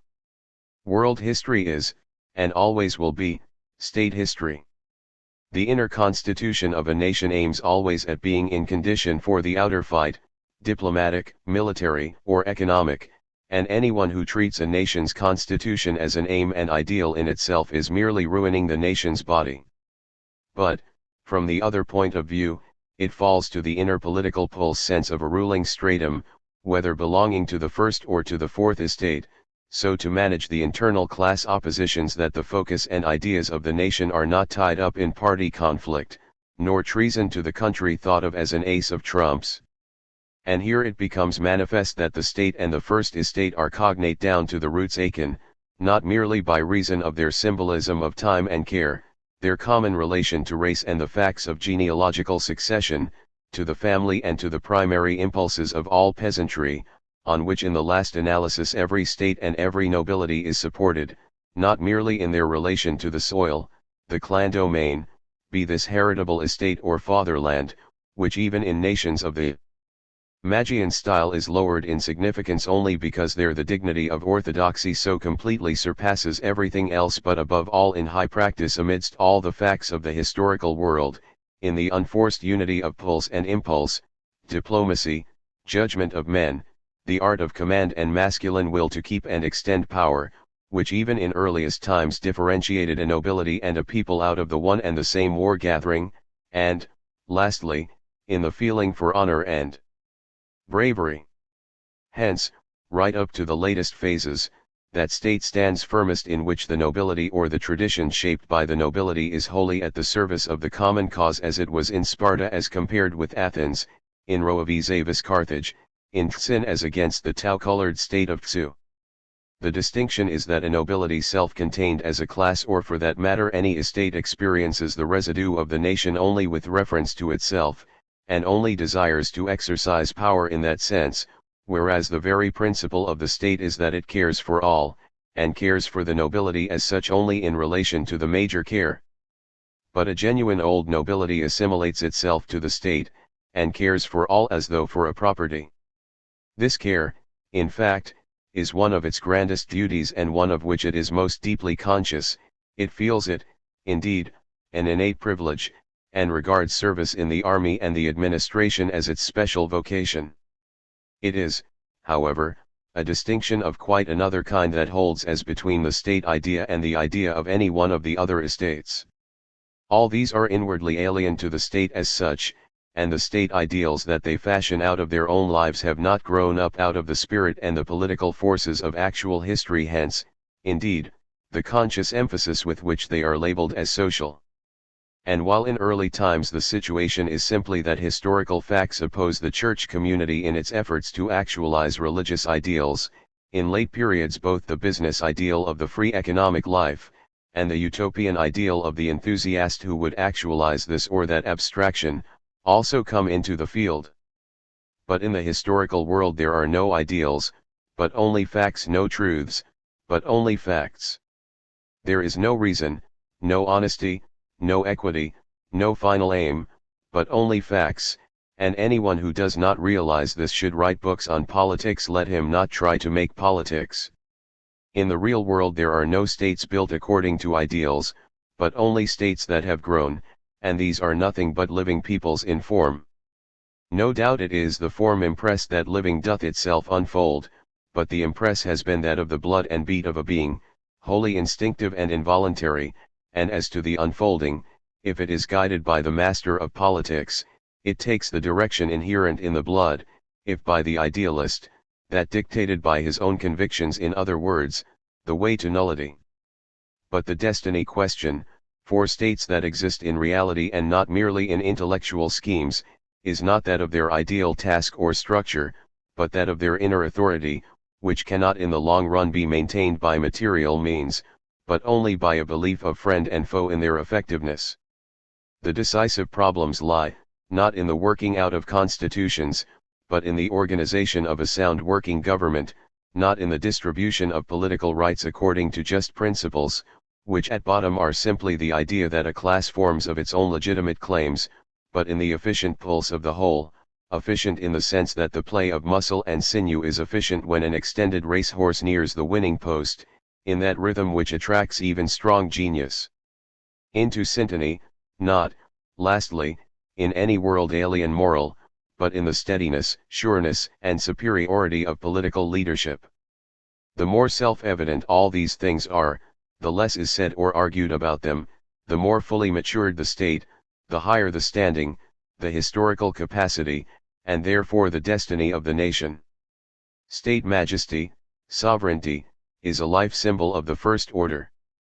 It distinguishes subjects and objects seven in political events not only in inner, but also, which is far more important, in external, history. Strength of leadership, which comes to expression in the clear separation of these two factors, is the unmistakable sign of the life force in a political unity, so much so that the shattering of existing authority, for example, by the supporters of an opposed constitutional ideal, almost always results not in this new party's making itself the subject of domestic policy, but in the whole nation's becoming the object of alien policy, and not seldom forever. For this reason, in every healthy state the letter of the written constitution is of small importance compared with the practice of the living constitution, the form, to use again the sporting term, which has developed of itself out of the experience of time, the situation, and, above all, the race properties of the nation. The more powerfully the natural form of the body politic has built itself up, the more surely it works in unforeseen situations. Indeed, in the limit, it does not matter whether the actual leader is called king or minister or party leader, or even, as in the case of Cecil Rhodes, that he has no defined relation to the state. The nobility which managed Roman politics in the period of the three Punic Wars had, from the point of view of constitutional law, no existence whatever. 8 The leader's responsibility is always to a minority that possesses the instincts of statesmanship and represents the rest of the nation in the struggle of history. The fact, therefore, express and unequivocal, is that class states, that is, states in which particular classes rule, are the only states. This must not be confused with the class states to which the individual is merely attached in view of belonging to an estate, as in the case of the older polis, the Norman states of England and Sicily, the France of the Constitution of 1791, and Soviet Russia today. The true class state is an expression of the general historical experience that it is always a single social stratum which, constitutionally or otherwise, provides the political leading. It is always a definite minority that represents the world historical tendency of a state, and, within that again, it is a more or less self-contained minority that in virtue of its aptitudes, and often enough against the spirit of the Constitution, actually holds the reins. And, if we ignore, as exceptions proving the rule, revolutionary interregna and Caesarean conditions, in which individuals and fortuitous groupings maintain their power merely by material means, and often without any aptitude for ruling, it is always the minority within an estate that rules by tradition. In by far the greater number of cases this minority is one within the nobility, for example, the gentry which governed the parliamentary style of England, the nobles at the helm of Roman politics in Punic War times, the merchant aristocracy of Venice, the Jesuit-trained nobles who conducted the diplomacy of the papal curia in the Baroque. 9 Similarly, we find the political aptitude in self-contained groups within the religious estate, not only in the Roman Catholic Church, but also in Egypt and India, and still more in Byzantium and Sassanid Persia. In the third estate, though this seldom produces it, not being in itself a life unit, there are cases such as those of 3rd century Rome, where a stratum of the plebs contains men trained in commerce, and France since 1789, where an element of the bourgeoisie has been trained in law. In these cases, it is ensured by a closed circle of persons possessing homogeneous practical gifts, which constantly recruits itself and preserves in its midst the whole sum of unwritten political tradition and experience. That is the organization of actual states in contradistinction to those conceived on paper and in the minds of pedants. There is no best, or true, or right state that could possibly be actualized according to plan. Every state that emerges in history exists as it is but once and for a moment. The next moment it has, unperceived, become different, whatever the rigidity of its legal constitutional crust. Therefore, words like republic, absolutism, democracy, mean something different in every instance, and what turns them into catchwords is their use as definite concepts by philosophers and ideologues. A history of states is physiognomic and not systematic. Its business is not to show how humanity advances to the conquest of its eternal rights, to freedom and equality, to the evolving of a superwise and superjust state, but to describe the political units that really exist in the fact world, how they grow and flourish and fade, and how they are really nothing but actual life in form. Let us make the attempt on this basis. 3. History in the high style begins in every culture with the feudal state, which is not a state in the coming sense of the word, but an ordering of the common life with reference to an estate. The noblest fruit of the soil, its race in the proudest sense, here builds itself up in a rank order from the simple knighthood to the primus inter pares, the feudal overlord amongst his peers. This sets in simultaneously with the architecture of the great cathedrals and the pyramids the stone and the blood elevated into symbols, the one meaning, the other being. The idea of feudalism, which has dominated all springtimes, is the transition from the primitive, purely practical and factual, relationship of potentate to those who obey him, whether they have chosen him or have been subdued by him, into the private law, and, therefore, deeply symbolical, relation of the lord to the vassal. This relation rests entirely upon the ethic of nobility, honor, and loyalty, and conjures up the cruelest conflicts between duty to one's lord and duty to one's own family. The decadence of Henry the Lion is a tragic example of it. The state exists here only to the extent of the limits of the feudal tie, and it expands its domain by the entry of alien vassals therein. Service to, and agency for, the ruler originally personal and limited in time very soon became the permanent fief which, if it escheated, had to be reassigned.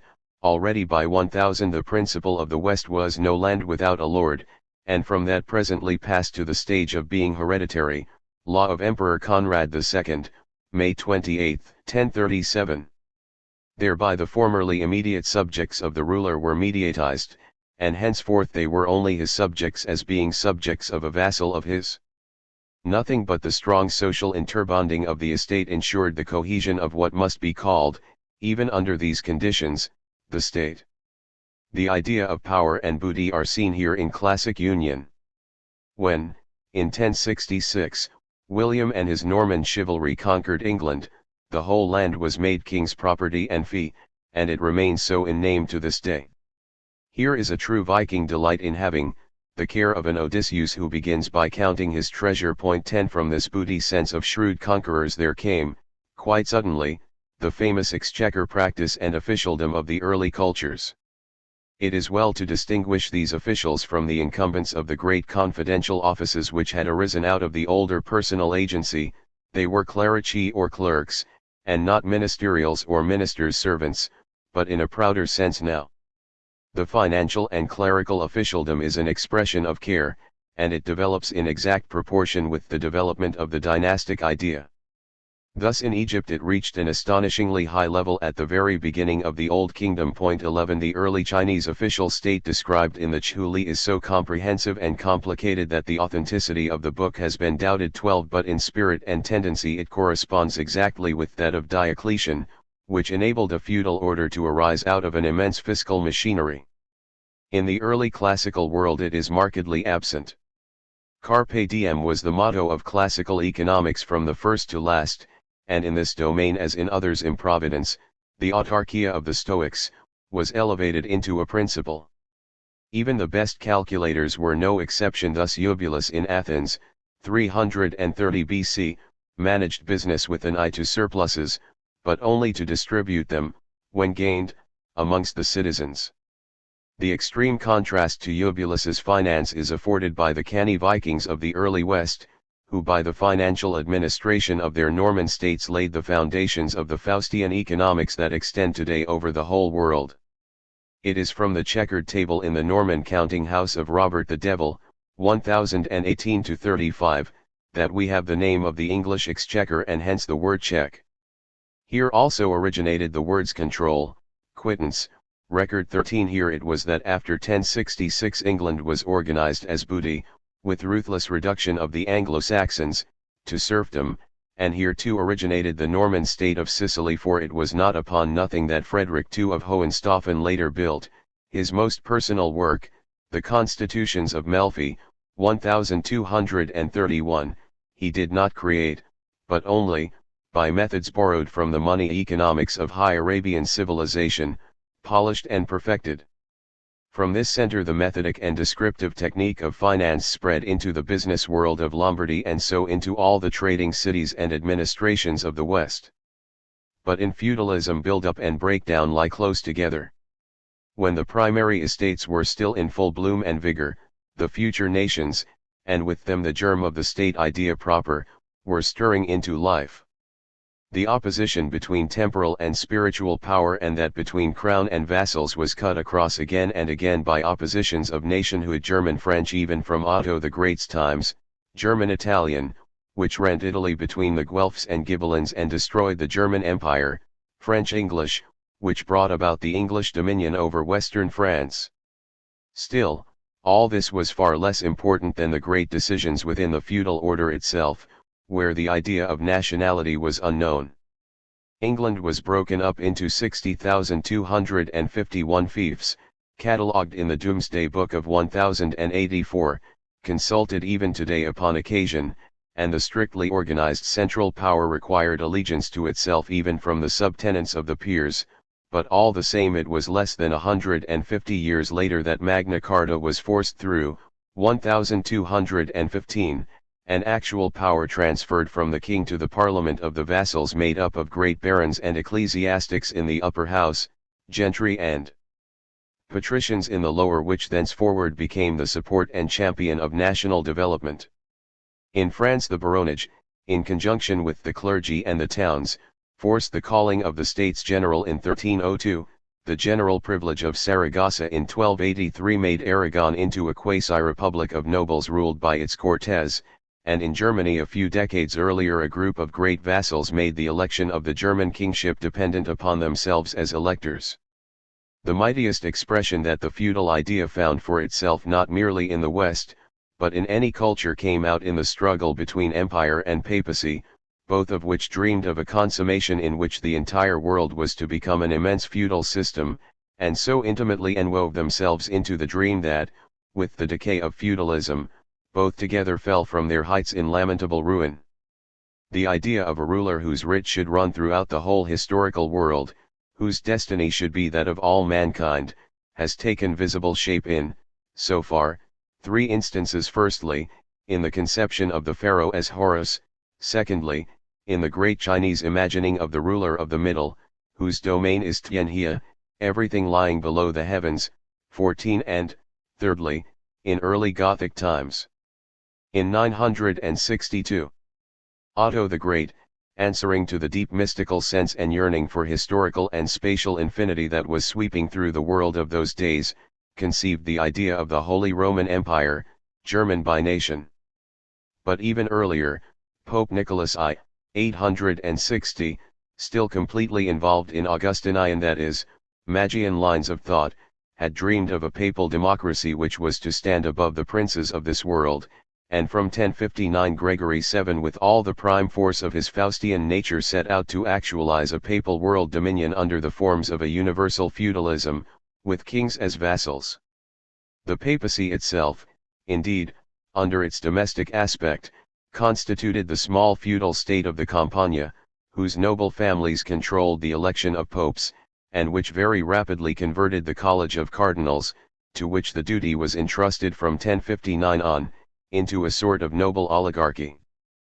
But under the broader aspect of external policy, Gregory VII actually obtained feudal supremacy over the Norman states of England and Sicily, both of which were created with his support, and actually awarded the imperial crown as Otto the Great had awarded the tiara. But a little later Henry VI of Hohenstaufen succeeded in the opposite sense. Even Richard Coeur de Lion swore the vassal's oath to him for England, and the universal empire was on the point of becoming a fact when the greatest of all popes, Innocent III, 1198–1216, made the papal overlordship of the world real for a short time. England became a papal fief in 1213, Aragon and Leon and Portugal, Denmark and Poland and Hungary, Armenia and the recently founded Latin Empire in Byzantium followed.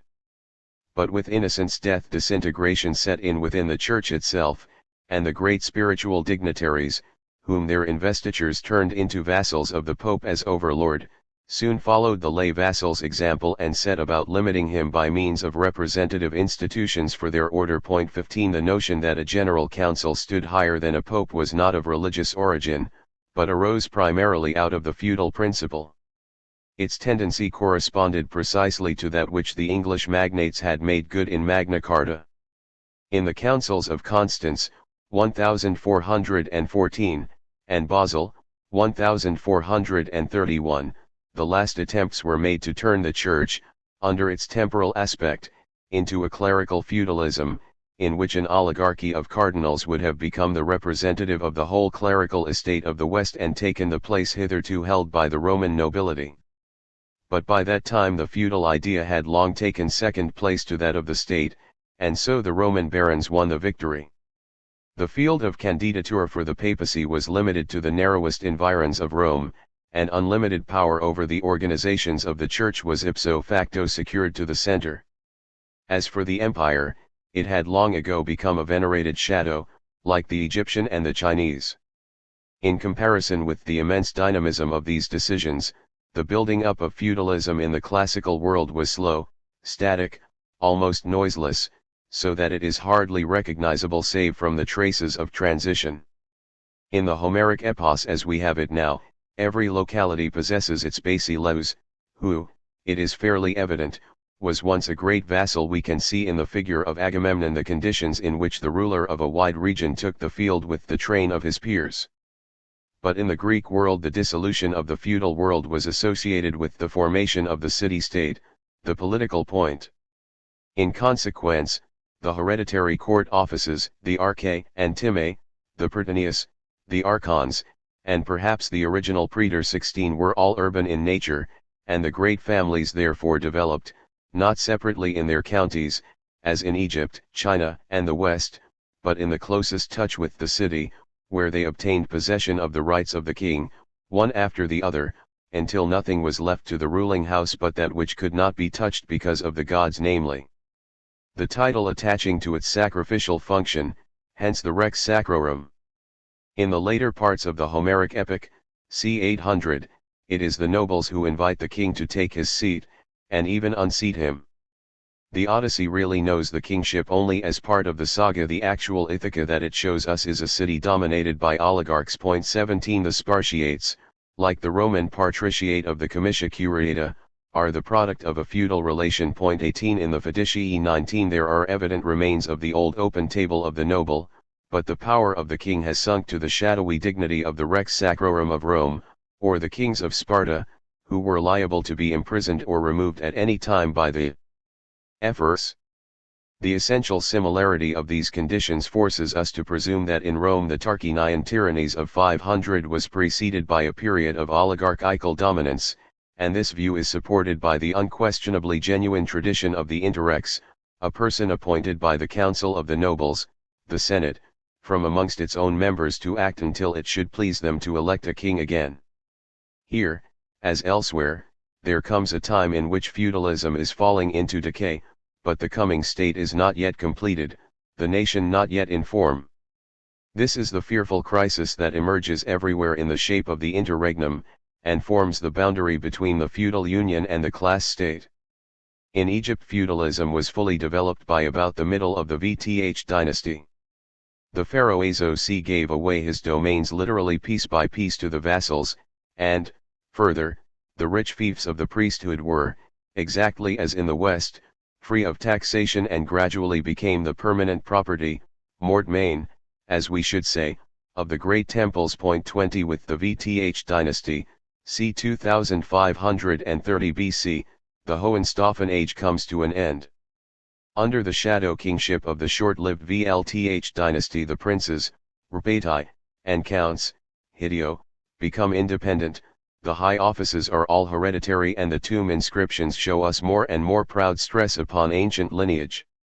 That which later Egyptian historians have hidden under the reputed VLLTH and VLLLTH dynasties 21 is really half a century of anarchy and lawless conflicts between princes for each other's domains or for the pharaoh title. In China, even I Wang, 934–909, was obliged by his vassals to give out all conquered lands, and to do so to subtenants nominated by them. In 842 Li Wang was forced, with his heir, to flee, and the administration of the empire was carried on by two individual princes. In this interregnum began the fall of the House of Zhou and the decline of the imperial name into an honorable but meaningless title. It is the corresponding picture to that of the interregnum in Germany, which began in 1254 and brought the imperial power to its nadir of 1400 under Wenceslaus, simultaneously with the Renaissance style of the condottieri and the complete decay of the papal power. After the death of Boniface VIII, who in 1302 had once again asserted the feudal power of the papacy in the bull Unam Sanctum and had consequently been arrested by the representatives of France, the papacy experienced a century of banishment, anarchy, and impotence, while in the following century the Norman nobility of England for the most part perished in the contest of the houses of York and Lancaster for the throne. 4. What this fall of papacy and empire meant was the victory of state over estate. At the root of the feudal system there had been the feeling that the purpose of existence was that a life should be led in the light of what it meant. History was exhaustively comprised in the destinies of noble blood. But now the feeling sprang up that there was something else besides, something to which even nobility was subordinate, and which it shared with all other classes, whether of status or of vocation, something intangible, an idea. Events came to be viewed, no longer from a frankly private law standpoint, but under a public law aspect. The state might, and almost without exception did, remain aristocratic to its core. Its outward appearance might be scarcely altered by the transition from the feudal group to the class state. The idea that those outside the estates possessed rights as well as duties might be still unknown, but the feeling had become different, and the consciousness that life existed to be lived on the heights of history had given way to the other sentiment, that it contained a task. The difference becomes very distinct when we contrast the policy of Reinald van Dassel, d. 1167, one of the greatest German statesmen of all periods, with that of the Emperor Charles IV, d. 1378, and consider in parallel therewith the transition in classical feeling from the Themis of the knightly age to the Dike of the growing polis. 22 Themis involves only a claim, Dike implies a task as well. The state idea in its sturdy youth is always and self-evidently, with a naturalness rooted deep in animality itself, bound up with the conception of an individual ruler. The same holds good, with the same self-evidence, for every roused crowd in every decisive situation, as every riotous assembly and every moment of sudden danger demonstrates afresh. Such crowds are units of feeling, but blind. They are in form for the onrush of events only when they are in the hands of the leader, who suddenly appears in their midst, is set at the head in a moment by that very unity of feeling, and finds an unconditional obedience. This process repeats itself in the formation of the great life units that we call peoples and states, only more slowly and with surer meaning. In the high cultures it is sometimes set aside or set back in favor of other modes of being in form, for the sake of a great symbol and artificially, but even then under the mask of these forms we practically always find de facto an individual rulership, whether it be that of a king's advisor or a party leader, and in every revolutionary upheaval the original state of things reappears. With this cosmic fact is bound up one of the most intimately inward traits of all directional life, the inherited will, which presents itself with the force of a natural phenomenon in every strong race and compellingly urges even the momentary leader, often quite unconsciously, to uphold his rank for the duration of his personal existence or, beyond it, for that of his blood streaming on through children and grandchildren.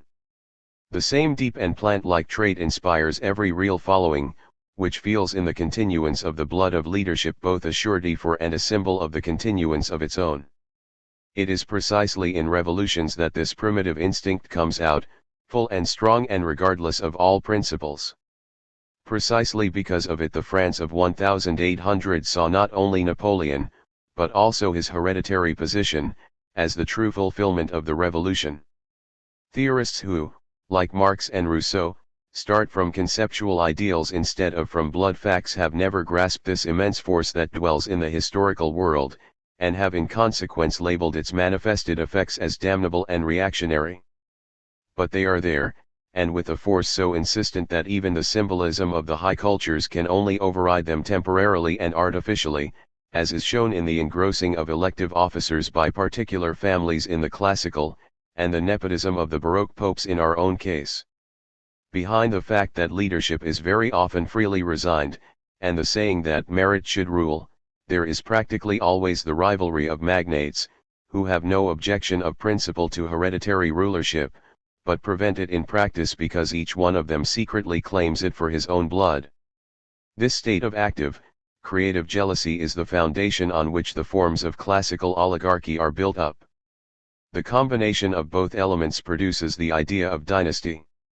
This is so deeply rooted in the cosmic and so closely interwoven into the factual web of historical life that the state ideas of each and all the cultures are modifications of this one principle, from the passionate affirmative of the Faustian to the resolute negative of the classical soul. The ripening of the state idea of a culture is associated with the city and even the adolescence of the city. Nations, historical peoples, are town-building peoples. The capital takes the place of the castle and the palace as the center of high history, and in it the feeling of the exercise of power, thymus, transforms itself into that of government, dike. Here feudal unity is inwardly overcome by national, even in the consciousness of the first estate itself, and here the bare fact of rulership elevates itself into the symbol of sovereignty. And so, with the sinking of feudalism, Faustian history becomes dynastic history. From little centers where princely families have their seats, whence they spring, as the phrase goes, reminding us of plant and property, the shaping of nations proceeds, nations of strictly aristocratic constitution, but yet so that the state conditions the being of the estate. The genealogical principle already ruling in the feudal nobility and the yeoman families, the expression of the feeling for expanse and the will to history, has become so powerful that the appearance of nations transcending the strong unities of language and landscape is dependent upon the destinies of ruling houses. Marriages and deaths sever or unite the blood of whole populations. Where a Lotharingian and a Burgundian dynasty failed to take shape, there also nations already embryonic failed to develop. The doom that overhung the Hohenstaufen involved more than the imperial crown. For Germany and Italy it meant for centuries a deep unsatisfied longing for a united German-Italian nation, while the House of Habsburg, on the contrary, enabled, not a German, but an Austrian nation to develop. In the Magian world, with its cavern feeling, the dynastic principle was quite otherwise constituted. The classical princeps, the legitimate successor of tyrants and tribunes, was the embodiment of the demos. As Janus was the door and Vesta the hearth, so Caesar was the people. He was the last creation of Orphic religiousness. The Dominus et Deus, on the contrary, was Magian, a Shah participating in the divine fire, the Verino of the Mazdaist empire of the Sassanids, which becomes the aureole in pagan and Christian Byzantium, which radiates about him and makes him pious, Felix, Invitus, the last named, from Commodus's reign, his official title. Point 23 In Byzantium in the 3rd century of our era the ruler type underwent the same transition as was implied in the taking down of Augustus's civil service state to build Diocletian's feudalism. The new creation begun by Aurelian and Probus and built up on the ruins by Diocletian and Constantine was about as alien to the classical world and the Principate as the empire of Charlemagne. 24 The Magian ruler governed the visible portion of the general consensus of the Orthodox, which was church, state, and nation in one, as Augustine described it in his Civitas Dei. The Western ruler is by the grace of God monarch in the historical world. His people is subordinated to him because God has invested him with it.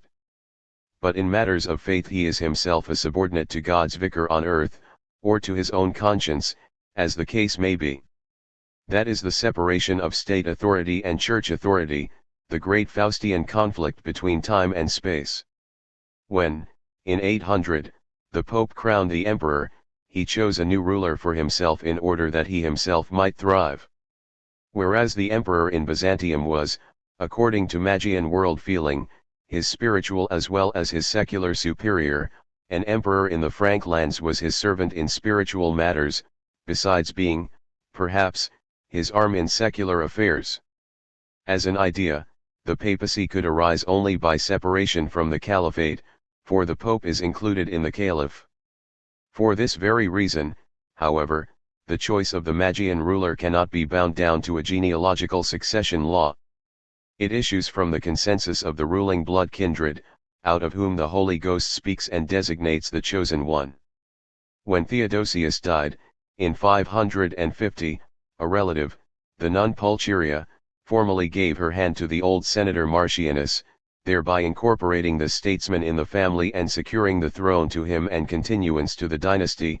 25 And this act, like many similar occurrences in the Sassanid and Abbasid houses, was taken as the outcome of a hint from above. In China, the emperor idea of the early Zhou period, which was strictly bound up with feudalism, soon became a dream, which, rapidly and with increasing distinctness, came to reflect a whole preceding world in the form of 3 dynasties of emperors and myth-emperors more ancient still. 26 But, for the dynasties of the system of states that thereupon grew up, in which the title king, Wang, came at last into perfectly general use, strict rules came into force for royal successions, legitimacy a notion quite alien to the early time became a power to conjure with 27 and extinction of lines, adoptions and mésalliances led, as in the Baroque of the West, to innumerable wars of succession. 28 Some principle of legitimacy, 2. Surely underlay the remarkable fact that the rulers of the Egyptian XLLTH dynasty, with whom the late period of the culture ended, had their sons crowned during their own lifetime. 29 The inward relationship between these 3 dynastic ideas is yet another proof that being in these 3 cultures was akin. It requires a close insight into the political form language of the classical world to perceive that here also the course of things was exactly the same, and that it comprised not only the transition from feudal union to class state, but even the dynastic principle as well. Classical being, indeed, said no to everything that might draw it into distances either of space or of time, and even in the fact world of history ringed itself with creations that had something of the defensive in them. But all this narrowing and curtailing presupposes the thing against which it is striving to maintain itself. The Dionysiac squandering, and the Orphic negation, of the classical body contained in the very form of their protest the Apollinian ideal of perfect bodily being. Individual rulership and the will to transmit to heirs were unmistakably taken for granted in the oldest kingship. 30 But they had become questionable even by 800, as the role of Telemachus in the older parts of the Odyssey indicates. The royal title was frequently borne by great vassals and the most conspicuous of the nobles. In Sparta and in Lycia there were 2 of them, and in the Phaeacian city of the epoch and in many actual cities there were more. Next comes the splitting off of offices from dignities. Lastly, the kingship itself becomes an office which the nobility confers, though at first, perhaps, only upon members of the old royal family. Thus in Sparta the ephors, as representing the first estate, were in no wise limited in their choice by rule, and in Corinth from about 750 the royal clan of the Bacchiadi abolished hereditary succession, and on each occasion set up a Prytaneus with royal rank from within their own body. The great offices, which likewise were hereditary at first, came to be for one life only, then were limited to a term, and lastly became annual, and, further, were so arranged that there were more holders than offices, and the leadership was exercised by each in turn, the custom which, as is well known, led to the disaster of Cannae. These annual offices, from the Etruscan annual dictature 31 to the Doric ephorate, which is found in Heraclea and Messene as well as Sparta, are firmly bound up with the essence of the polis, and they reach their full structure about 650. Exactly at the corresponding date of the Western class state, end of the 15th century, the hereditary power of dynasties was being secured by the Emperor Maximilian and his marriage politics, against the claims of the electors, by Ferdinand of Aragon, Henry VII of England, and Louis XI of France. 32. But with the increasing emphasis upon the classical here and now, the priesthood, which had the beginnings of an estate in it, became pari passu a mere aggregate of city officials. The capital, so to call it, of the Homeric kingship, instead of being the center for the radiation of state influence in all directions into the distance, contracted its magic circle until state and city became identical. Thereby, of course, the nobility was fused with the patriciate, and if even in the Gothic the representation of the young cities, for example, the English commons or the French states general, was exclusively by patricians, how much more so in the powerful city-state of the classical? Not indeed in idea, but in fact, it was a pure kingless aristocratic state. The strictly Apollinian form of the growing polis is called oligarchy. And thus, at the close of the early periods of both these cultures, we see two principles parallel and contrasted, the Faustian genealogical and the Apollinian oligarchic, two kinds of constitutional law, of Dike.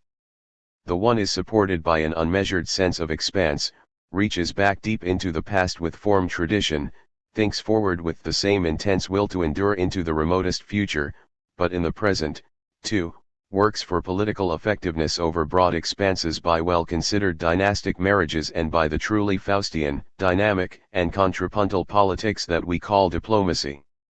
The other, wholly corporeal and statuesque, is self-limited by its policy of autarkia to the nearest and the most immediate present, and at every point stoutly denies that which Western being affirms.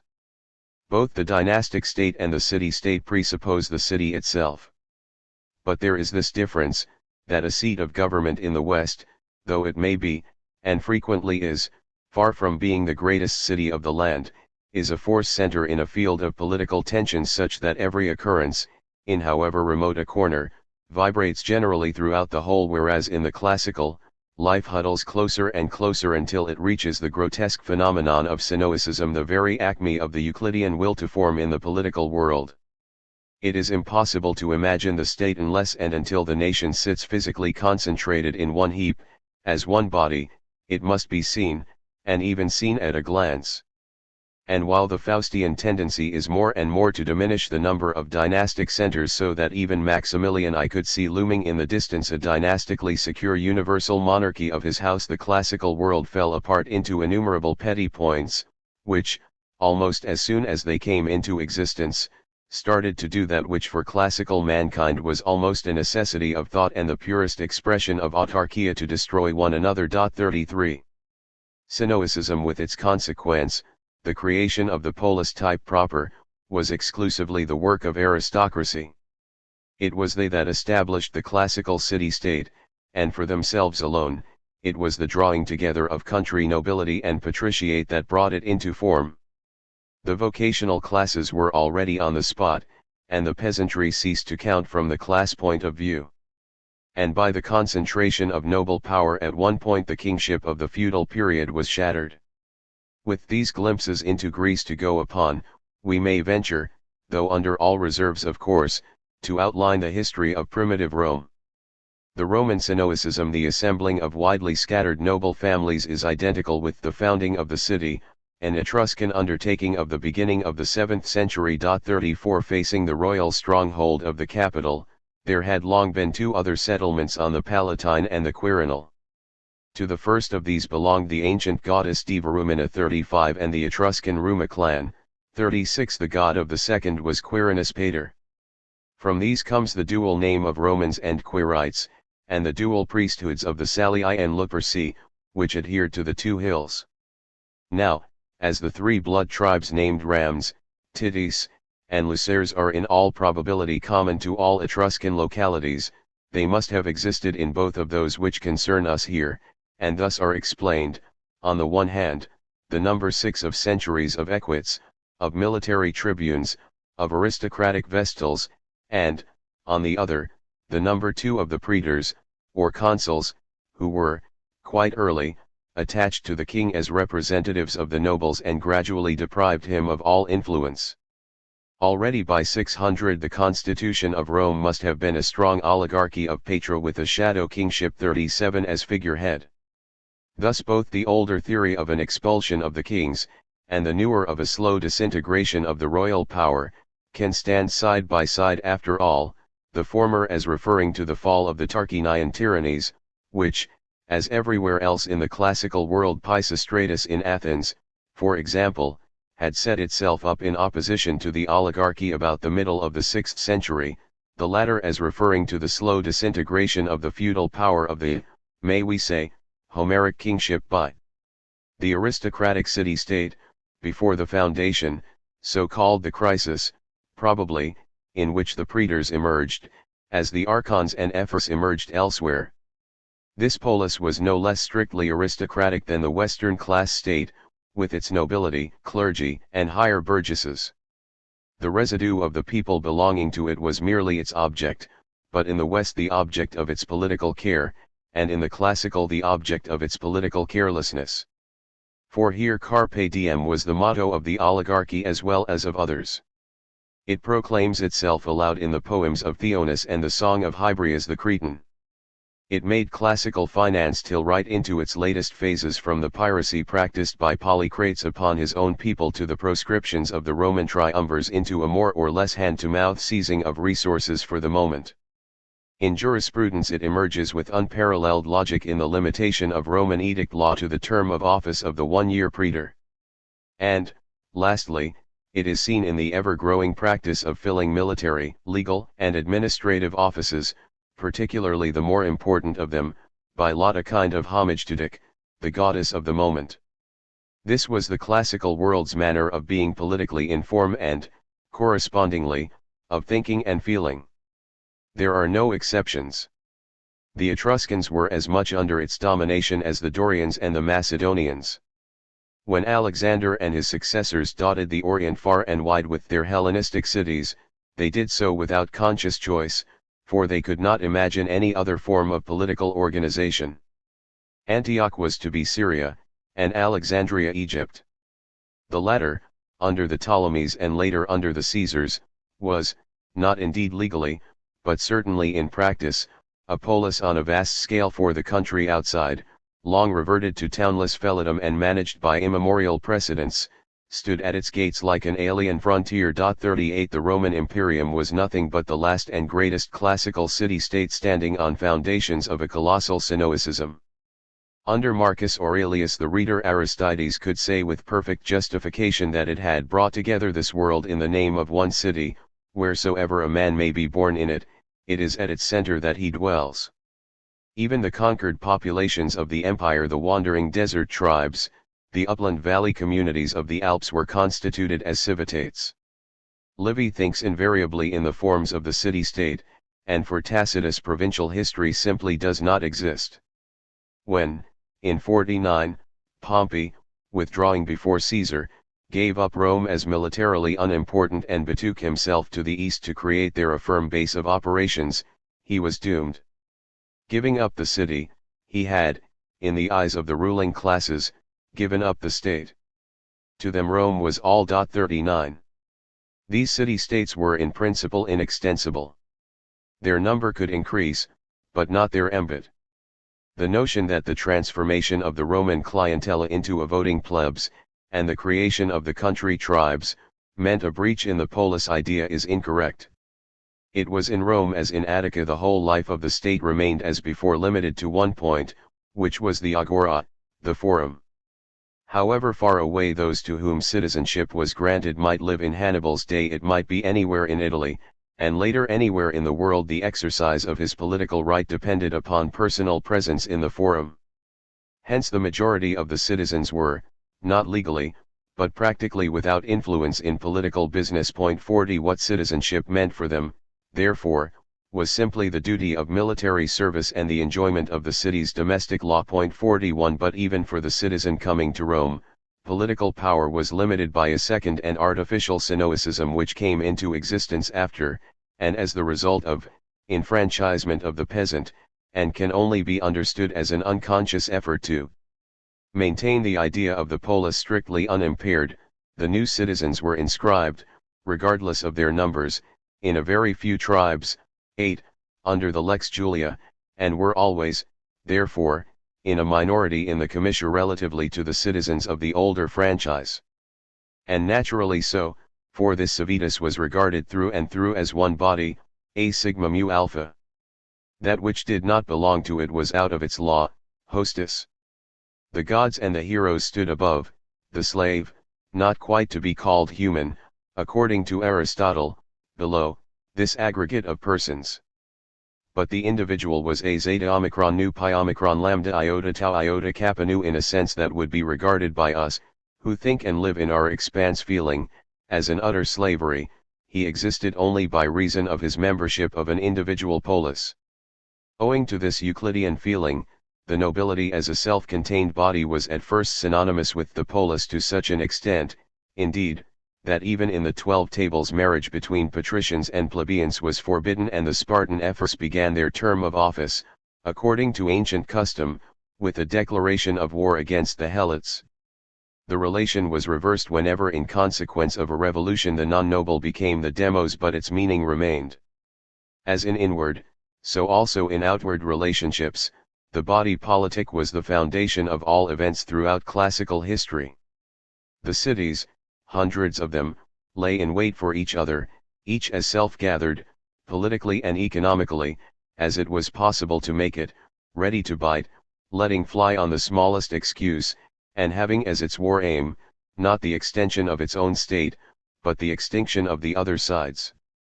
Wars ended with the destruction of the enemy's city and the killing or enslavement of his citizens, just as revolutions ended with the massacre or expulsion of the losers and the confiscation of their property by the victorious party. The natural interstate condition of the West is a close network of diplomatic relations, which may be broken through by wars, but the classical law of nations assumes war as a normal condition, interrupted from time to time by peace treaties, and a declaration of war merely re-established the natural state of policy. Only so do the 40 and 50-year peace treaties, sponde, such as the famous one of Nicias in 421, become intelligible, as temporary guarantee treaties.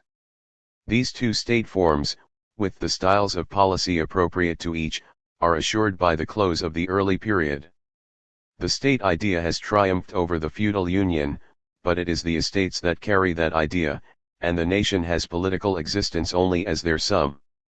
V. With the beginning of the late period there is a decisive turn, where city and country are in equilibrium, and the powers proper to the city, money and brains, have become so strong that they feel themselves, as non-estate, an equal match for the old estates. It is the moment when the state idea finally rises superior to the estates and begins to set up in their place the concept of the nation. The state has fought and won to its rights along a line of advance from feudal union to the aristocratic state. In the latter the estates exist only with reference to the state, instead of vice versa, but, on the other hand, the disposition of things is such that the government only meets the governed nation when and insofar as the nation is class-ordered. Everyone belongs to the nation, but only an elite to the classes, and these alone count politically. But the nearer the state approaches its pure form, and the more it becomes absolute, that is, independent of any other form ideal, the more heavily the concept of the nation tells against that of class, and there comes a moment when the nation is governed as such, and distinctions of standing become purely social. Against this evolution, which is one of the necessities of the culture, inevitable, irrevocable, the old noble and priestly classes make one more effort of resistance. For them, now, everything is at stake: the heroic and the saintly, the old law, rank, blood and, from their point of view, against what? In the West this struggle of the old estates against the state power took the form of the Fronde. In the classical world, where there was no dynasty to represent the future and the aristocracy alone had political existence, we find that a dynastic or quasi-dynastic embodiment of the state idea actually formed itself, and, supported by the non-privileged part of the nation, raised this latter for the first time to power. That was the mission of the tyrannies. In this change from the class state to the absolute state, which allowed no measures of validity but its own, the dynasties of the West and those of Egypt and of China likewise called the non-estate to their aid, thereby recognizing it as a political quantity.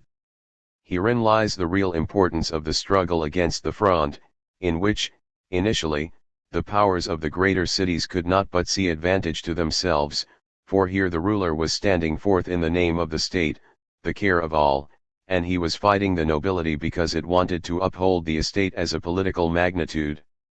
In the polis, on the contrary, where the state consisted exclusively in the form and embodied no hereditary head, the necessity of bringing out the unclassed on behalf of the state idea produced the tyrannies, in which a family or a faction of the nobility itself assumed the dynastic role, without which action on the part of the third estate would have been impossible. Late classical historians were too remote from this process to seize its meaning, and dealt with it merely in terms of externals of private life.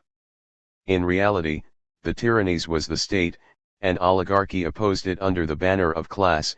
It rested, therefore, upon the support of peasants and burghers in Athens, c. 580, the Diacrii and Paralii parties. Therefore, again, it backed the Dionysiac and Orphic cults against the Apollinian. Thus in Attica Pisistratus forced the worship of Dionysus 42 on the peasantry, in Sicyon Clisthenes forbade the recital of the Homeric poems 43, and in Rome it was almost certainly in the time of the Tarquins that the Trinity Demeter, Ceres, Dionysus, Cora was introduced. 44 Its temple was dedicated in 483 by Spurius Cassius, the same who perished later in an attempt to reintroduce the tyrannies. The Ceres temple was the sanctuary of the plebs, and its managers, the Sediles, were their trusted spokesmen before the tribunate was ever heard of. 45 The tyrants, like the princes of the Western Baroque, were liberals in a broad sense of the word that ceased to be possible for them in the subsequent stage of bourgeois dominance. But the classical also began at that time to pass round the word that money makes the man, Chiromu alpha tau alpha neuro. 46 The 6th century tyrannies brought the polis idea to its conclusions and created the constitutional concept of the citizen, the polites, the cives, the sum of these, irrespective of their class provenance, forming the soma of the city-state. When, therefore, the oligarchy contrived to win after all thanks once more to the classical craving for the present, and the consequent fear and hatred evoked by the quasi-will to duration of the dynasts, the concept of the citizen was there, firmly established, and the non-patrician had learned to regard himself as an estate vis-a-vis a rest. He had become a political party. The word democracy, in its specifically classical sense, now acquired a really serious content, and what he set himself to do was, no longer to come to the aid of the state, but to be himself the state as the nobility had been before. He began to count money and heads, for the money census and the general franchise are alike bourgeois weapons, whereas an aristocracy does not count, but values, and votes not by heads, but by classes. As the absolute state came out of Fronde and first tyrannies, so it perished in French Revolution and second tyrannies. In this second conflict, which is already one of defense, the dynasty returns to the side of the nobility in order to guard the state idea against a new class rule, that of the bourgeois. In Egypt, too, the period between Fronde and Revolution is hallmarked. It is the Middle Kingdom. The XLLTH dynasty, 2000 to 1788, in particular Amenemhet I and Sesostris I, had established the absolute state in severe conflicts with the baronage. The first of these rulers, as a famous poem of the time relates, barely escaped from a court conspiracy, and the biography of Sineet 47 shows us that after his death, which was kept secret for a time, rebellion threatened. The third was murdered by palace officials. We learn from the inscriptions in the family grave of the Earl Chmenhotep 48 that the cities had become rich and almost independent, and warred with each other. Certainly they cannot have been smaller at that time than the Greek cities at the time of the Persian Wars. It was on them and on a certain number of loyal magnates that the dynasty rested. 49 Finally, Sesostris III, 1887–1850, succeeded in completely abolishing feudal nobility. Thenceforward there was only a court nobility and a single, admirably ordered bureau state, 50. But already some lamented that people of standing were reduced to misery and that the sons of nobodies enjoyed rank and consideration. 51 Democracy was beginning and the great social evolution of the Hyksos period was brewing. The corresponding place in China is that of the Ming-Chu, or Pa, 685–591. These were protectors of princely origin, who exercised an unconstitutional, but none the less real, power over a world of states weltering in anarchy, and called congresses of princes for the restoration of order and the recognition of stable political principles, even summoning the ruler of the middle himself, now become totally unimportant, out of the house of Zhou. The first was Wang of Tsi, d. 645, who called the Diet of 659 and of whom Confucius wrote that he had rescued China from a reversion to barbarism. Their name Mingzhi became later, like the word tyrant, a term of obloquy, because later men were unwilling to see in the phenomenon anything but a power unauthorized by law. But it is beyond all question that these great diplomatists were an element working with a devoted care for the state and the historical future against the old estates, and supported by the young classes of mind and money. It is a high culture that speaks to us in the little that we so far know about them from Chinese sources. Some were writers, others selected philosophers to be their ministers.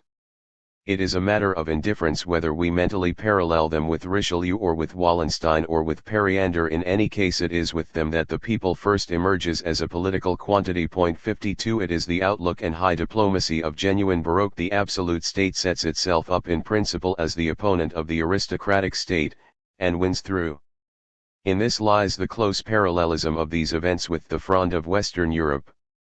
In France the Crown after 1614 ceased to summon the State General, this body having shown itself to be too strong for the united forces of state and bourgeoisie.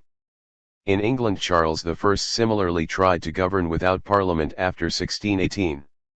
In Germany, at the same time, the 30 Years' War broke out.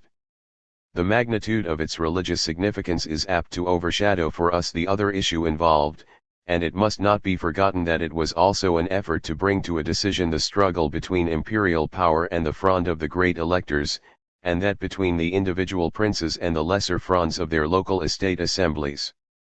But the center of world politics then lay in Spain. There, in conjunction with the high courtesies generally, the diplomatic style of the Baroque had evolved in the cabinet of Philip II, and the dynastic principle which embodied the absolute state vis-a-vis the Cortes had attained to its highest development in the course of the long struggle with the House of Bourbon. The attempt to align England also in the Spanish system had failed under Philip II, when Queen Mary, his wife, was disappointed of an heir already expected and announced. But now, under Philip IV, the idea of a universal monarchy spanning the oceans revived no longer the mystic dream monarchy of the early Gothic, the Holy Roman Empire, German by nation, but the tangible ideal of a world dominion in Habsburg hands, which was to center in Madrid and to have the solid possession of India and America and the already sensible power of money as its foundations. It was at this time, too, that the Stuarts were tempted to secure their endangered position by marrying the heir of the English and Scottish thrones to a Spanish infanta, but in the end Madrid preferred to link itself with its own collateral line in Vienna, and so James I redressed his marriage alliance proposals to the opposition party of the Bourbons. The feudal complications of this family policy contributed more than anything else to bind the Puritan movement and the English Fronde into one great revolution. In these great decisions the actual occupants of the thrones were, as in contemporary China, only secondary figures compared with great individual statesmen, in whose hands the fate of the West rested for whole decades. Olivares in Madrid and the Spanish ambassador Onate in Vienna were then the most powerful personages in Europe. Their opponents were Wallenstein, standing for the empire idea in Germany, and Richelieu, standing for the absolute state in France, and these were succeeded a little later by Mazarin in France, Cromwell in England, Oldenbarnevelt in Holland, Oxenstierna in Sweden. Not until the great Elector of Brandenburg do we meet again a monarch having political importance of his own. Wallenstein, unconsciously, began where the Hohenstaufen had stopped. Since the death of Frederick II, in 1250, the power of the estates of the empire had become unlimited, and it was against them, and as champion of an absolute emperor's state, that he fought during the first tenure of command. Had he been a greater diplomatist, had he been clearer and above all more resolute, for actually he was timid in the presence of decisive turnings, and had he, in particular, taken the trouble as Richelieu did to bring the person of the monarch under his influence, then probably it would have been all up with princedom within the empire. He saw in these princes rebels, to be unseated and dispossessed of their lands, at the peak of his power, end of 1629, when militarily he held Germany in the hollow of his hand. He said aloud in conversation that the emperor ought to be master in the empire as the kings of France and Spain were masters of their own. His army, which was self-supporting and by reason of its numbers also independent of the estates, was the first instance in German history of an imperial army of European significance, in comparison with Tilly's army of the Fronde, for that was what the League really was, counted for little. When Wallenstein, in 1628, leaguered before Stralsund, visualizing a Habsburg sea power in the Baltic wherewith to take the Bourbon system in the rear, and just then Richelieu was besieging La Rochelle, with better fortune hostilities between himself and the League had become almost unavoidable. He absented himself from the Diet of Regensburg in 1630, saying that its seat would presently be in Paris. This was the most serious political error of his life, for in his absence the Frondist electors defeated the emperor by threatening to displace him in favor of Louis XIII, and forced him to dismiss his general. And with that, though it did not realize the consequence of the step, the central power in Germany gave away its army. Henceforth Richelieu supported the Greater Fronde in Germany with the object of breaking the Spanish power there, while on the other side Olivares, and Wallenstein as soon as he regained his power, allied themselves with the French aristocrats, who thereupon took the offensive under the Queen Mother and Gaston of Orleans. But the imperial power had missed its grand chance. The cardinal won in both games. In 1632 he executed the last of the Montmorencys 53 and brought the Catholic electors of Germany into open alliance with France. And thenceforward Wallenstein, becoming unsure of his own final purposes, learned more and more against the Spanish idea, thinking that he could keep the empire idea clear of it, and so ipso facto approached nearer and nearer to the standpoint of the estates, like Marshal Turenne in the French Fronde a few years later. This was the decisive turn in later German history. With Wallenstein's secession the absolute emperor state became impossible, and his murder in 1634 did not remedy matters, for the emperor had no substitute to take his place. And yet it was just then that the conjuncture was favorable once more. For in 1640 the decisive conflict between crown and estates broke out simultaneously in Spain, France, and England. In almost every Spanish province the Cortes rose against Olivares, Portugal, and with it India and Africa, fell away forever, and it took years to regain even Catalonia and Naples. In England, just as in the 30 Years' War, the constitutional conflict between the Crown and the gentry who dominated the Commons was carefully separated from the religious side of the Revolution, deep as was the interpenetration of the two. But the growing resistance that Cromwell encountered in the lower class in particular, which drove him, all unwillingly, into military dictatorship, and the later popularity of the restored monarchy show the extent to which, over and above all religious differences, aristocratic interest had been concerned in bringing about the fall of the dynasty. At the very time of Charles I's trial and execution, an insurrection in Paris was forcing the French court to flee. Men shouted for a republic and built barricades. Had Cardinal de Retz been more of a Cromwell, victory of the estates over Mazarin would have been at least a possibility. but the issue of this grand general crisis of the West was determined by the weight and the destinies of a few personalities, and took shape in such a way that it was in England alone that the Fronde, represented by Parliament, subjected the state and the kingship to its control, confirming this control, in the glorious revolution of 1688, so permanently that even today essential parts of the old Norman state continue established. In France and Spain the kingship won unqualified victory. In Germany the Peace of Westphalia placed the Fronde of the greater princes in an English relation towards the emperor and in the French relation towards the lesser Fronde of the local princes. In the empire as such, the estates ruled, in its provinces, the dynasty. Thenceforth the imperial dignity, like the English kingship, was a name, surrounded by relics of Spanish stateliness dating from the early Baroque, while the individual princes, like the leading families of the English aristocracy, succumbed to the model of Paris, and their duodecimo absolutism was, politically and socially, bound in the Versailles style. So, in this field and in that, the decision fell in favor of the Bourbons and against the Habsburgs, a decision already visible to all men in the Peace of the Pyrenees of 1659. With this epochal turn the state, which as a possibility is inherent in every culture, was actualized and attained to such a height of condition as could neither be surpassed nor for long maintained. Already there is a quiet breath of autumn in the air when Frederick the Great is entertaining at Sans Souci. These are the years too, in which the great special arts attain to their last, most refined, and most intellectual maturity. Side by side with the fine orators of the Athenian agora there are Zeuxis and Praxiteles, side by side with the filigree of cabinet diplomacy the music of Bach and Mozart.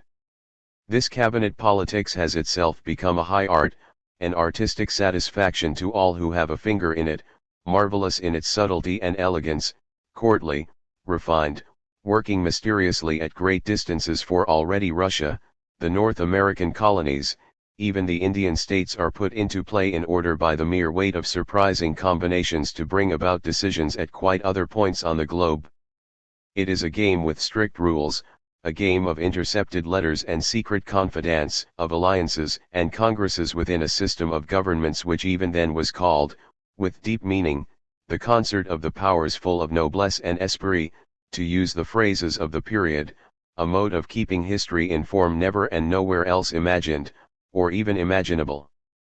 In the Western world, whose sphere of influence is already almost the sphere itself, the period of the absolutist state covers scarcely a century and a half, from 1660, when Bourbon triumphed over Habsburg in the Peace of the Pyrenees and the Stuarts returned to England, to the coalition wars directed against the French Revolution, in which London triumphed over Paris, or, if one prefers it so, over that Congress of Vienna in which the old diplomacy, that of blood and not money, gave the world its grand farewell performance.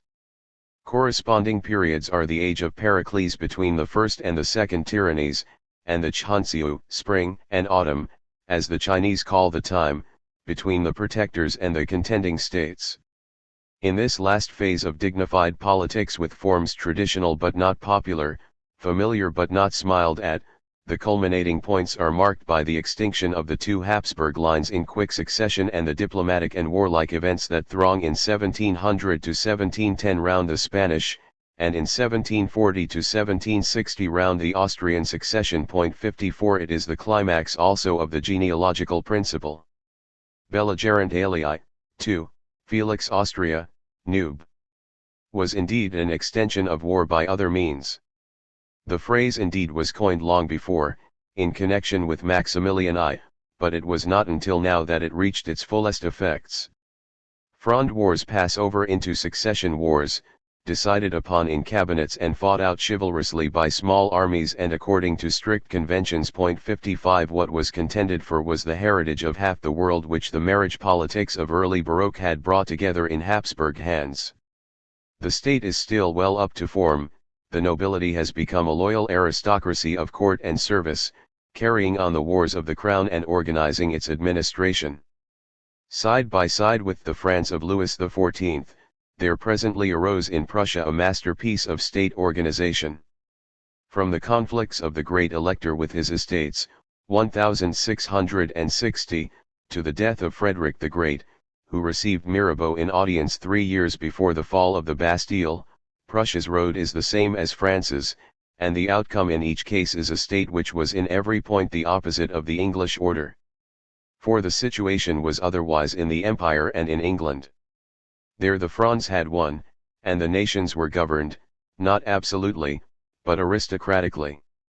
But between England and the Empire, again, there was the immense difference that England, as an island, could largely dispense with governmental watchfulness, and that her peers in the upper house and her gentry in the lower founded their actions on the self-evidentness of England's greatness.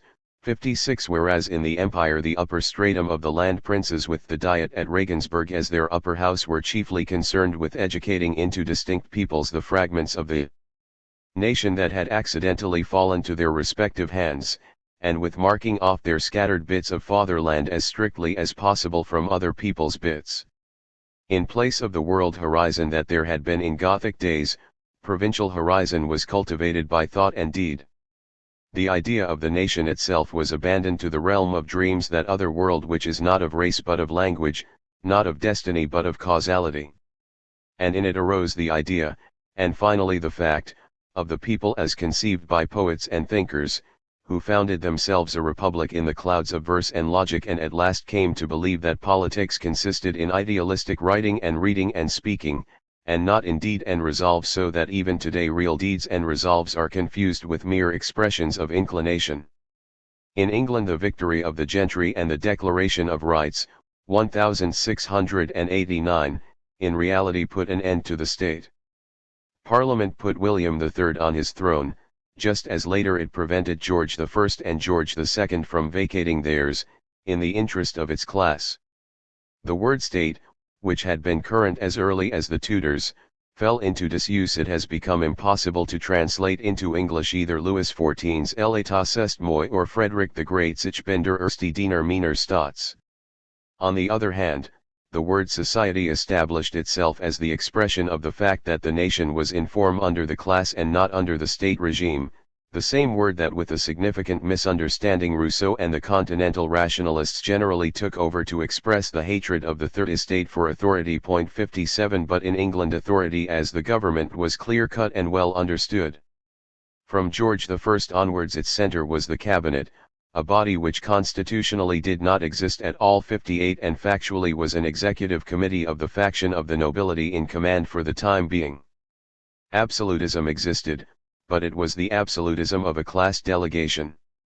The idea of lèse-majesté was transferred to Parliament, as the immunity of the Roman kings passed to the tribunes.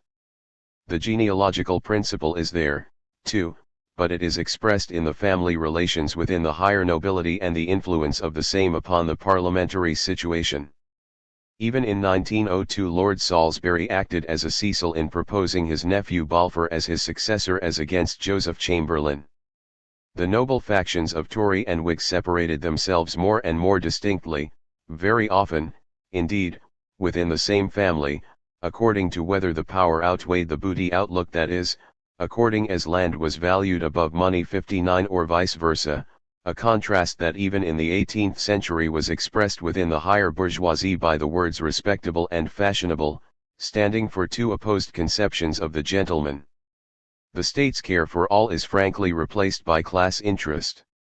It is for this that the individual claims his freedom. That is what freedom means in English, but the insular existence and the build of society have created such relations that in the last resort everyone who belongs to it, which is a matter of moment in a status dictatorship, finds his interests represented by those of one or the other noble party. This steadiness of last, deepest, and ripest form, which springs from the historical feeling of Western mankind, was denied to the classical. Tyrannies vanished. Strict oligarchy vanished. The demos which the politics of the 6th century had created as the sum of all men belonging to the polis burst into factions and spasmodic shocks of noble versus non-noble, and conflicts began within states, and between states, in which each party tried to exterminate the other lest it should itself be exterminated. When in 511, that is, still in the age of the tyrants, Sybaris was annihilated by the Pythagoreans, the event, the first of its kind, shocked the entire classical world, even in distant Miletus mourning was worn. But now the elimination of a polis or a party was so usual that a regular form and choice of methods corresponding to the typical peace treaties of Western Baroque arose for the disposal of the vanquished. For example, the inhabitants might be massacred or sold into slavery, the houses razed or divided as spoil.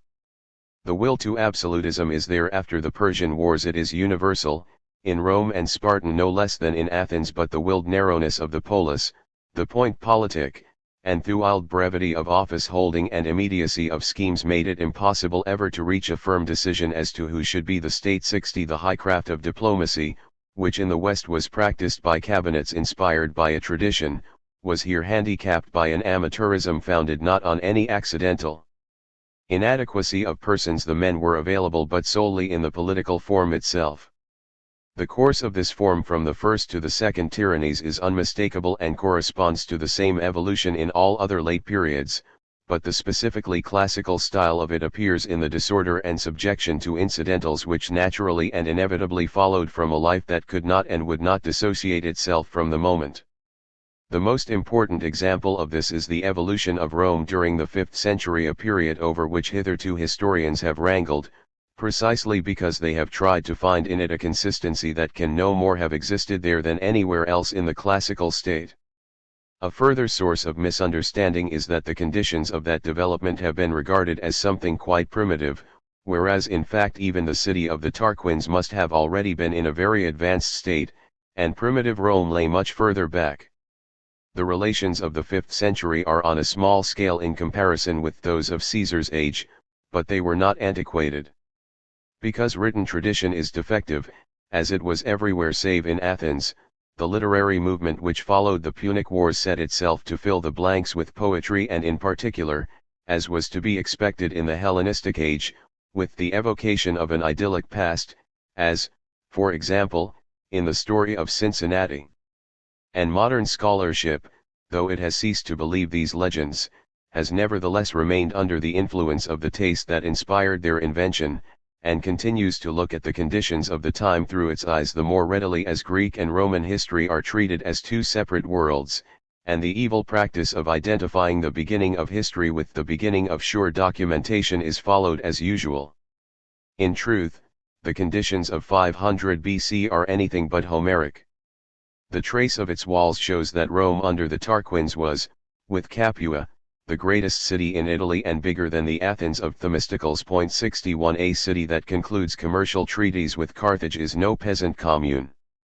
And it follows that the population in the 4 city tribes of 471 must have been very numerous, probably greater than the whole total of the 16 country tribes scattered insignificantly in space.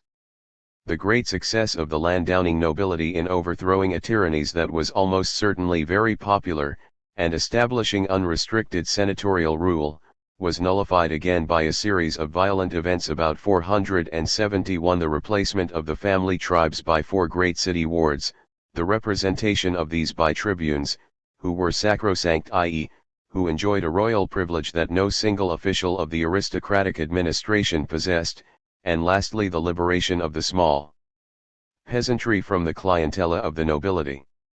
The tribunate was the happiest inspiration, not only of this period, but of the classical polis generally. It was the tyrannies raised to the position of an integral part of the constitution, and set in parallel, moreover, with the old oligarchical offices, all of which continued in being. This meant that the social revolution also was carried out in legal forms, so that what was elsewhere a wild discharge in shock and counter-shock became here a forum contest, limited as a rule to debate and vote. There was no need to evoke the tyrant, for he was there already. The tribune possessed rights inherent in position, not rights arising out of an office, and with his immunity he could carry out revolutionary acts that would have been inconceivable without street fighting in any other polis. This creation was an incident, but no other of its creations helped Rome to rise as this did. In Rome alone the transition from the first to the second tyrannies, and the further development therefrom till beyond the days of Zama, was accomplished, not indeed without shocks, but at any rate without catastrophe. The tribune was the link between the Tarquins and Caesar. With the Lex Hortensia of 287 he became all-powerful. He is the second tyrannies in constitutional form. In the 2nd century, tribunes caused consuls and censors to be arrested. The Gracchi were tribunes. Caesar assumed the perpetual tribunate, and in the Principate of Augustus the tribunician dignity was the essential element of his position, the only one in virtue of which he possessed sovereign rights. The crisis of 471 was not unique but generically classical. Its target was the oligarchy, which even now, within the demos created by the tyrannies, strove to be the impulsive force in affairs. It was no longer, as in Hesiod's day, the oligarchy as estate versus non-estate, but the oligarchic party against a second party both in the cadre of the absolute state, which as such was not brought into the controversy. In Athens, 487 BC, the archons were overthrown and their rights transferred to the College of Strategy. 62 In 461 the Areopagus, the Athenian equivalent of the Senate, was overthrown. In Sicily, where relations with Rome were close, the democracy triumphed at Agrigentum, in 471, at Syracuse in 465, at Rhegium and Messina in 461. In Sparta the kings Cleomenes, 488, and Pausanias, 470, tried in turn, without success, to free the Helots in Roman terms, the clientela, and thereby to acquire for the kingship, vis-a-vis the oligarchic efforts, the importance of the tribunate in Rome. The missing element in this case, which was present, though overlooked by our scholars, in that of Rome, was the population strength of the mercantile city that gives such movements both weight and leadership. It was on this that even the great Helot rising of 464 broke down, an event which probably inspired the Roman legends of a secession of the plebs to the Mons Sacer. In a polis, the country nobility and the patriciate fuse, that is the object of Cenoicism, as we have seen, but not so the burgher and the peasant. So far as concerns their struggle with the oligarchy, these are a single party, namely, the democratic, but otherwise they are two. This is what comes to expression in the next crisis. In this, c. 450, the Roman patriciate sought to re-establish its power as a party, for so we must interpret the introduction of the decemvirs and the abolition of the tribunate, the legislation of the 12 tables by which the plebs, which had recently attained political existence, was denied connubium and commercium, and above all the creation of the small country tribes in which the influence of the old families, not legally but in fact, predominated, and which, in the comitia tributa now set up alongside the old centuriata, enjoyed the unchallengeable majority of 16-4. This, of course, meant the disfranchisement of the townspeople by the peasantry, and there can be no doubt that it was a move of the patrician party to make effective in one common blow the common antipathy of the countryside and themselves towards the money economics of the city. The counterstroke came quickly. It is recognizable in the number 10 of the tribunes who appear after the withdrawal of the December 63, but there were other events too that cannot but have belonged with it. The attempt of Sp. Malleus to set up a tyrannies, 439, the setting up of consular tribunes by the army in place of the civil officials, 438, and the Lex Canuleia, 445, which made an end of the prohibition of connubium between patricians and plebeians. There can be no doubt, of course, that there were factions within both the patrician and the plebeian parties which would have liked to upset this fundamental trait of the Roman polis, the opposition of Senate and tribunate, by abolishing the one or the other, but the form turned out to be so right that it was never seriously challenged. With the enforcement by the army of plebeian eligibility to the highest offices, 399, the contest took a quite different turn. The 5th century may be summed up, under the aspect of internal politics, as that of the struggle for lawful tyrannies. Thenceforward the polarity of the constitution was admitted, and the parties contended no longer for the abolition, but for the capture, of the great offices. This was the substance of the revolution that took place in the period of the Samnite Wars. From 287 the plebs had the entree to all offices, and the proposals of the tribunes, when approved by them, automatically became law. On the other hand, it was thenceforward always practicable for the Senate by corruption or otherwise to induce some one tribune to exercise his veto and thus to deprive the institution of its power. It was in the struggle of two competent authorities that the juristic subtlety of the Romans was developed. Elsewhere decisions were usually by way of fist and bludgeon. The technical word is chirocracy, but in this best period of Roman constitutional law, the 4th century, the habit was formed of using the weapons of thesis and interpretation, a mode of contest in which the slightest points of legal wording could be decisive. But Rome was unique in all classical history in this equilibrium of Senate and tribunate.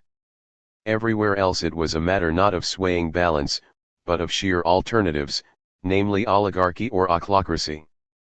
The absolute polis and the nation which was identical with it were accepted as given premises, but of the inward forms none possessed stability. The victory of one party meant the abolition of all the institutions of the other, and people became accustomed to regard nothing as either venerable enough or useful enough to be exempt from the chances of the day's battle. Sparta's form, so to say, was senatorial, Athens's tribunician, and by the beginning of the Peloponnesian War, in 431, the idea that forms must be alternative was so firmly fixed that only radical solutions were henceforth possible. With this, the future was set for Rome. It was the one state in which political passions had persons only, and no longer institutions, as their target, the only one which was firmly in form. Senatus Populusque Romanus, that is, Senate and tribunate, was the form of forged bronze that no party would henceforward batter, whereas all the rest, with the narrowness of their individual power horizons in the world of classical states, were only able to prove once more the fact that domestic politics exists simply in order that foreign politics may be possible. 6. At this point, when the culture is beginning to turn itself into the civilization, the non-estate intervenes in affairs decisively and for the first time as an independent force. Under the tyrannies and the Fronde, the state has invoked its aid against the estates proper, and it has for the first time learned to feel itself a power. Now it employs its strength for itself, and does so as a class standing for its freedom against the rest. It sees in the absolute state, in the crown, in rooted institutions, the natural allies of the old estates and the true and last representatives of symbolic tradition. This is the difference between the first and the second tyrannies, between Fronde and bourgeois revolution, between Cromwell and Robespierre. The state, with its heavy demands on each individual in it, is felt by urban reason as a burden. So, in the same phase, the great forms of the Baroque arts begin to be felt as restrictive and become classicist or romanticist, that is, sickly or unformed. German literature from 1770 is one long revolt of strong individual personalities against strict poetry. The idea of the whole nation being in training or in form for anything becomes intolerable, for the individual himself inwardly is no longer in condition. This holds good in morals, in arts, and in modes of thought, but most of all in politics. Every bourgeois revolution has as its scene the great city, and as its hallmark the incomprehension of old symbols, which it replaces by tangible interests and the craving, or even the mere wish, of enthusiastic thinkers and world improvers to see their conceptions actualized. Nothing now has value but that which can be justified by reason. But, deprived thus of the exaltation of a form that is essentially symbolical and works metaphysically, the national life loses the power of keeping its head up in the being streams of history. Follow the desperate attempts of the French government, the handful of capable and far-sighted men under the mediocre Louis XVI to keep their country in condition when, after the death of Vergennes in 1787, the whole gravity of the external situation had become manifest. With the death of this diplomatist, France disappeared for years from the political combinations of Europe. At the same time, the great reform that the Crown had carried through against all resistances, above all, the general administrative reform of that year, based on the freest self-management, remained completely ineffective, because in view of the pliancy of the state, the question of the moment for the estates became, suddenly, the question of power. 64 As a century before and a century afterwards, European war was drawing visibly nearer with an inexorable necessity, but no one now took any notice of the external situation. The nobility as an estate had rarely, but the bourgeoisie as an estate had never, thought in terms of foreign policy and world history. Whether the state in its new form would be able to hold its own at all amongst the other states, no one asked. All that mattered was whether it secured men's rights. But the bourgeoisie, the class of urban freedom, strong as its class feeling remained for generations, in West Europe even beyond 1848, was at no time wholly master of its actions. For, first of all, it became manifest in every critical situation that its unity was a negative unity, only really existent in moments of opposition to something, anything, else tiers état and opposition are almost synonymous, and that when something constructive of its own had to be done, the interests of the various groups pulled all ways. To be free from something that, all wanted. But the intellectual desired the state as an actualization of justice against the force of historical facts, or the rights of man, or freedom of criticism as against the dominant religion. And money wanted a free path to business success. There were a good many who desired rest and renunciation of historical greatness, or wished this and that tradition and its embodiments, on which physically or spiritually they lived, to be spared.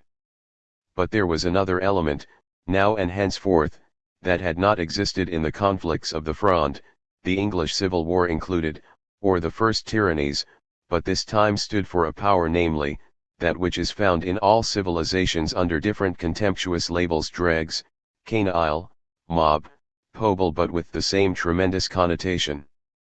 In the great cities, which alone now spoke the decisive words, the open land can at most accept or reject fates accomplis, as our 18th century proves. 65 A mass of rootless fragments of population stands outside all social linkages. These do not feel themselves as attached either to an estate or to a vocational class, nor even to the real working class, although they are obliged to work. Elements drawn from all classes and conditions belong to it instinctively: uprooted peasantry, literates, ruined businessmen, and above all, as the age of Catiline shows with terrifying clarity, derailed nobles. Their power is far in excess of their numbers, for they are always on the spot, always on hand at the big decisions, ready for anything, devoid of all respect for orderliness, even the orderliness of a revolutionary party. It is from them that events acquire the destructive force which distinguishes the French Revolution from the English, and the second tyrannies from the first. The bourgeoisie looks at these masses with real uneasiness, defensively, and seeks to separate itself from them. It was to a defensive act of this category, the 13th Vendémiaire, that Napoleon owed his rise. 66 But in the pressure of facts the separating frontier cannot be drawn. Wherever the bourgeoisie throws into the scale against the older orders its feeble weight of aggressiveness, feeble in relative numbers and feeble because its inner cohesion is risked at every moment, this mass has forced itself into their ranks, pushed to the front, imparted most of the drive that wins the victory, and very often managed to secure the conquered position for itself, not seldom with the continued idealistic support of the educated who are intellectually captivated, or the material backing of the money powers, which seek to divert the danger from themselves onto the nobility and the clergy. There is another aspect, too, under which this epoch has its importance. In it for the first time abstract truths seek to intervene in the world of facts. The capital cities have become so great, and urban man so superior and influential over the waking consciousness of the whole culture. This influence is what we call public opinion, that the powers of the blood and the tradition inherent in the blood are shaken in their hitherto unassailable position. For it must be remembered that the Baroque state and the absolute polis in their final development of form are thoroughly living expressions of a breed, and that history, so far as it accomplishes itself in these forms, possesses the full pulse of that breed. Any theory of the state that may be fashioned here is one that is deduced from the facts, that bows to the greatness of the facts. The idea of the state had finally mastered the blood of the first estate, and put it wholly and without reserve at the state's service. Absolute means that the great being stream is as a unit in form, possesses one kind of pulse and instinct, whether the manifestations of that pulse be diplomatic or strategic flair, dignity of moral and manners, or fastidious taste in arts and thoughts. As the contradictory to this grand fact, now, rationalism appears and spreads, that which has been described above as the community of waking consciousness in the educated, whose religion is criticism and whose noumena are not deities but concepts. Now begins the influence of books and general theories upon politics in the China of Lao Tzu as in the Athens of the Sophists and the Europe of Montesquieu, and the public opinion formed by them plants itself in the path of diplomacy as a political magnitude of quite a new sort. It would be absurd to suppose that Pisistratus or Richelieu or even Cromwell determined their actions under the influence of abstract systems, but after the victory of enlightenment that is what actually happens. Nevertheless, the historical role of the great concepts of the civilization is very different from the complexion that they presented in the minds of the ideologues who conceived them. The effect of a truth is always quite different from its tendency. In the world of facts, truths are simply means, effective insofar as they dominate spirits and therefore determine actions. Their historical position is determined not by whether they are deep, correct, or even merely logical, but by whether they tell. We see this in the phrase catchword, schlagwort.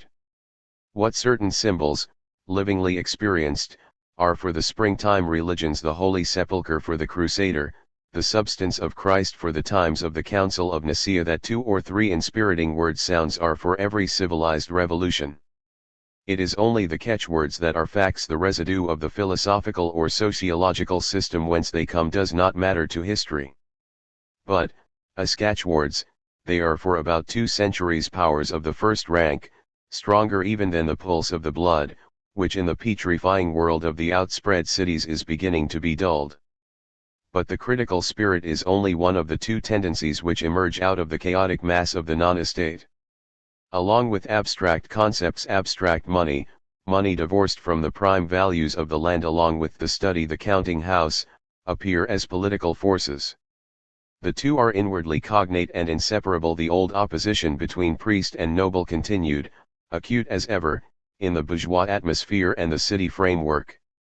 Of the 2, moreover, it is the money that, as pure fact, shows itself unconditionally superior to the ideal truths, which so far as the fact world is concerned exist, as I have just said, only as catchwords, as means. If by democracy we mean the form which the Third Estate as such wishes to impart to public life as a whole, it must be concluded that democracy and plutocracy are the same thing under the 2 aspects of wish and actuality, theory and practice, knowing and doing.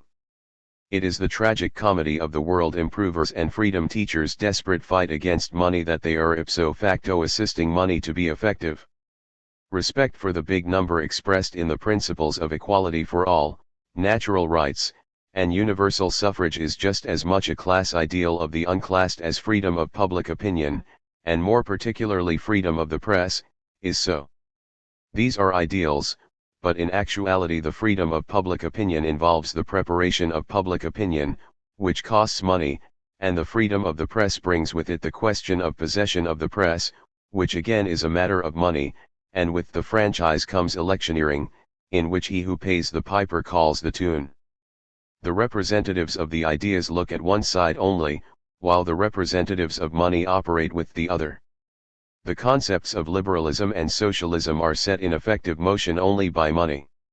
It was the Equites, the big money party, which made Tiberius Gracchus's popular movement possible at all, and as soon as that part of the reforms that was advantageous to themselves had been successfully legalized, they withdrew and the movement collapsed.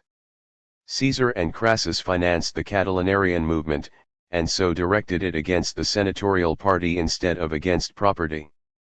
In England politicians of eminence laid it down as early as 1700 that on change one deals in votes as well as in stocks, and the price of a vote is as well known as the price of an acre of land.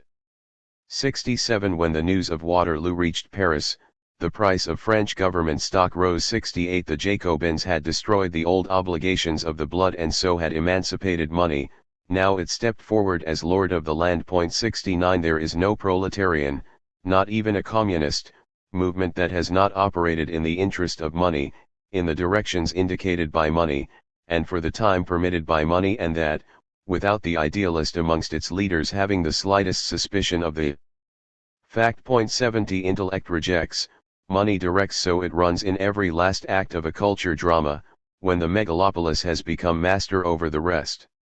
And, in the limit, intellect has no cause of complaint. For, after all, it has won its victory, namely, in its own realm of truths, the realm of books and ideals that is not of this world. Its conceptions have become venerabilia of the beginning civilization. But money wins, through these very concepts, in its realm, which is only of this world. In the Western world of states, it was in England that both sides of third estate politics, the ideal and the real, graduated. Here alone it was possible for the third estate to avoid the necessity of marching against an absolute state in order to destroy it and set up its own dominion on the ruins. For here it could grow up into the strong form of the first estate, where it found a fully developed form of interest politics, and from whose methods it could borrow for its own purposes a traditional tactic such as it could hardly wish to improve upon. Here was the home of parliamentarism, genuine and quite inimitable, which had insular position instead of the state as its starting point, and the habits of the first and not the third estate as its background. Further, there was the circumstance that this form had grown up in the full bloom of Baroque and, therefore, had music in it. The parliamentary style was completely identical with that of cabinet diplomacy, 71, and in this anti-democratic origin lay the secret of its successes. But it was on British soil, too, that the rationalistic catchwords had, one and all, sprung up, and their relation to the principles of the Manchester school was intimate. Hume was the teacher of Adam Smith. Liberty self-evidently meant intellectual and trade freedom.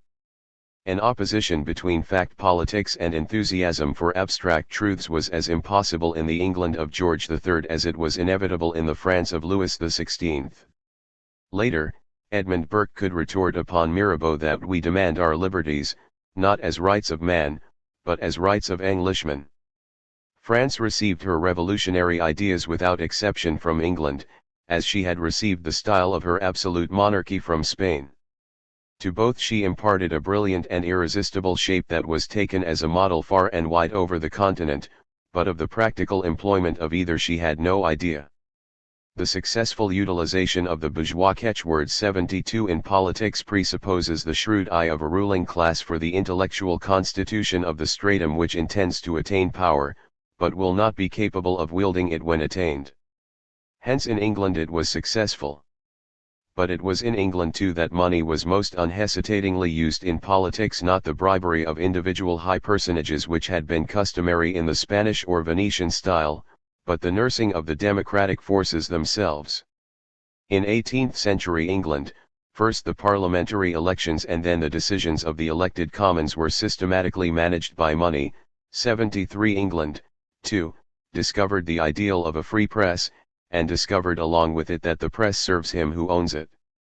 It does not spread free opinion, it generates it. Both together constitute liberalism, in the broad sense, that is, freedom from the restrictions of the soil-bound life, be these privileges, forms, or feelings, freedom of the intellect for every kind of criticism, freedom of money for every kind of business. But both, too, unhesitatingly aim at the domination of a class, a domination which recognizes no overriding supremacy of the state. Mind and money, being both inorganic, want the state, not as a matured form of high symbolism to be venerated, but as an engine to serve a purpose.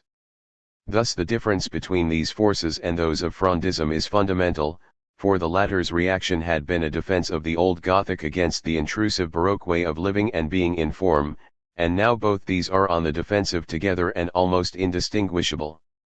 Only in England, it must be emphasized again and again, the Fronde had disarmed, not only the state in open battle, but also the third estate by its inward superiority, and so attained to the one kind of first-class form that democracy is capable of working up to, a form neither planned nor aped, but naturally matured, the expression of an old breed and an unbroken sure tact that can adapt itself to the use of every new means that the changes of time put into its hands.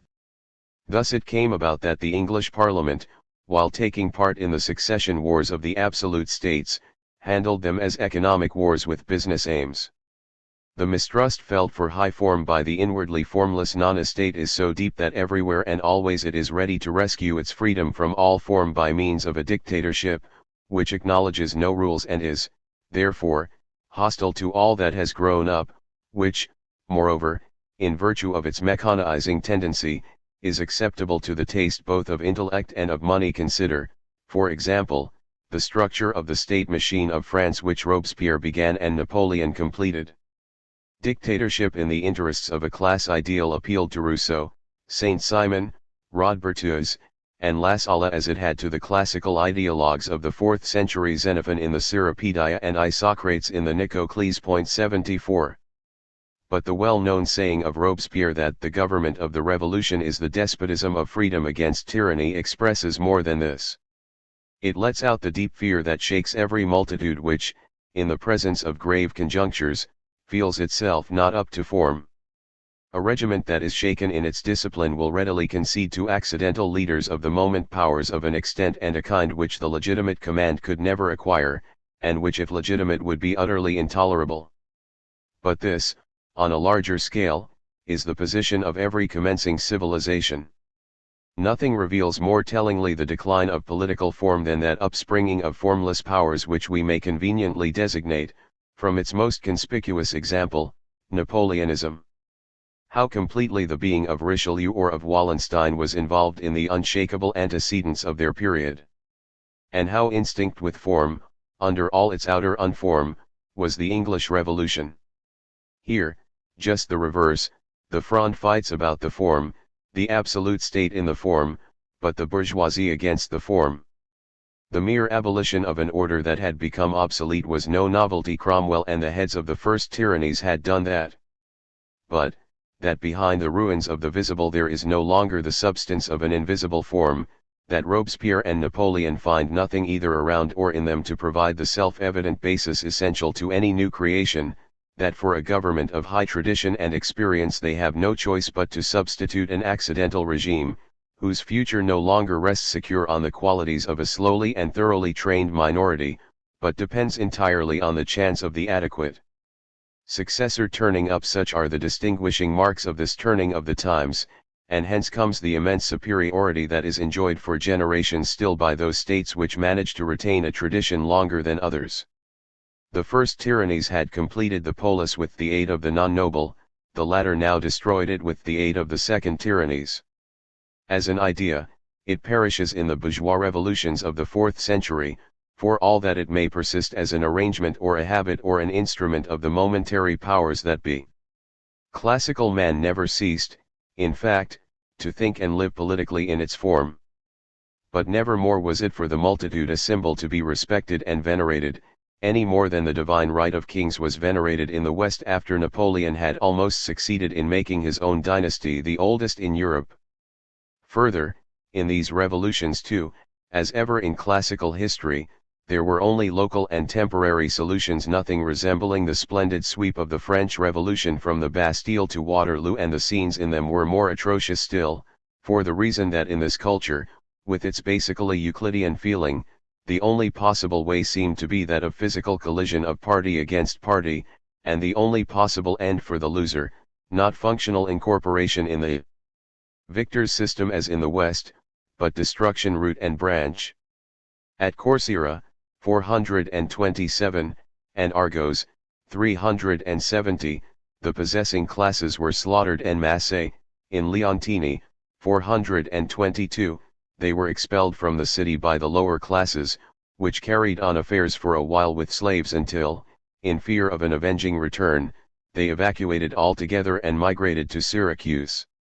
The refugees from hundreds of these revolutions inundated the cities, recruited the mercenary armies of the second tyrannies, and infested the routes by land and sea.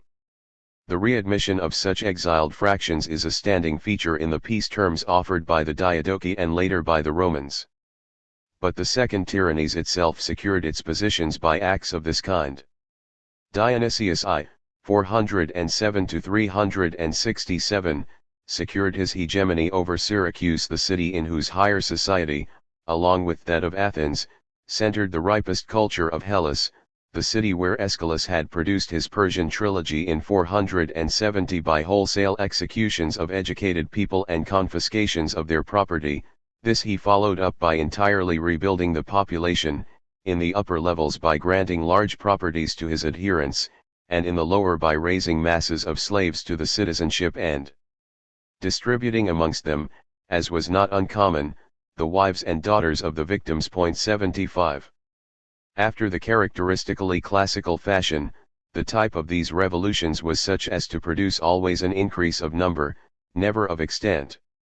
Multitudes of them happened, but each proceeded purely for itself and at one point of its own, and it is only the fact that they were contemporary with one another that gives them the character of a collective phenomenon, which marks an epoch.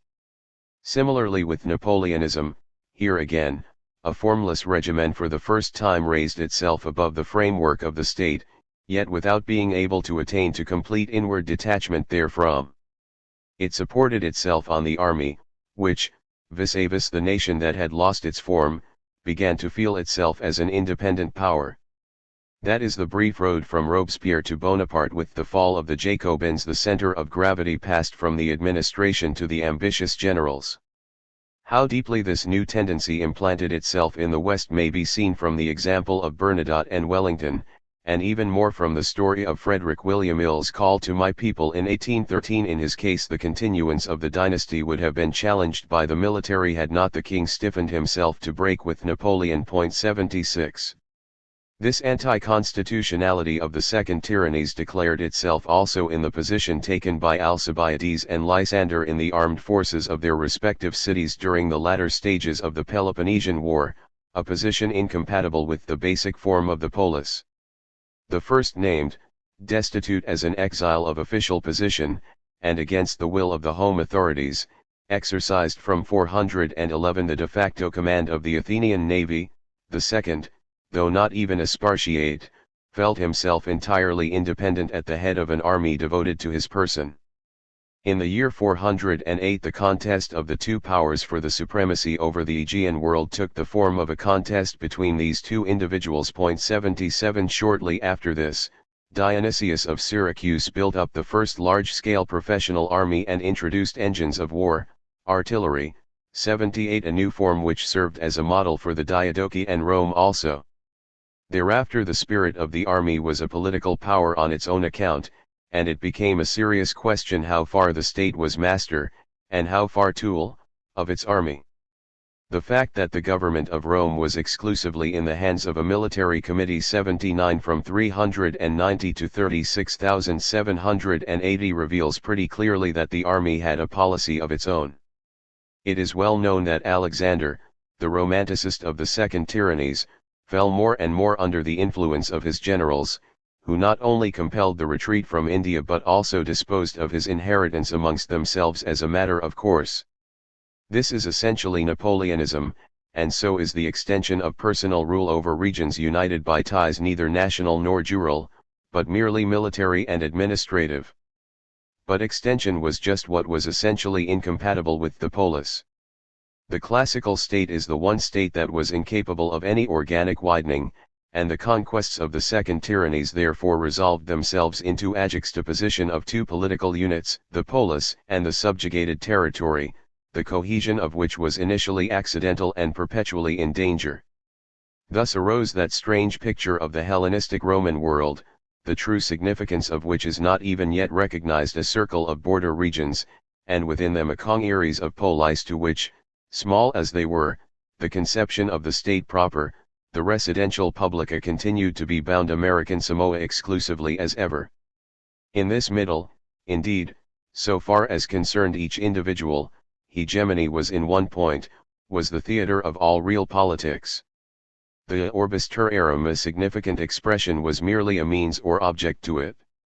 The Roman notions of imperium, dictatorial powers of administration outside the city moat, which were automatically extinguished when its holder entered the pomoerium, and of provincia as the opposite of res publica, express the common classical instinct, which knew only the city's body as the state and political subject, and the outside only in relation to it, as object to it.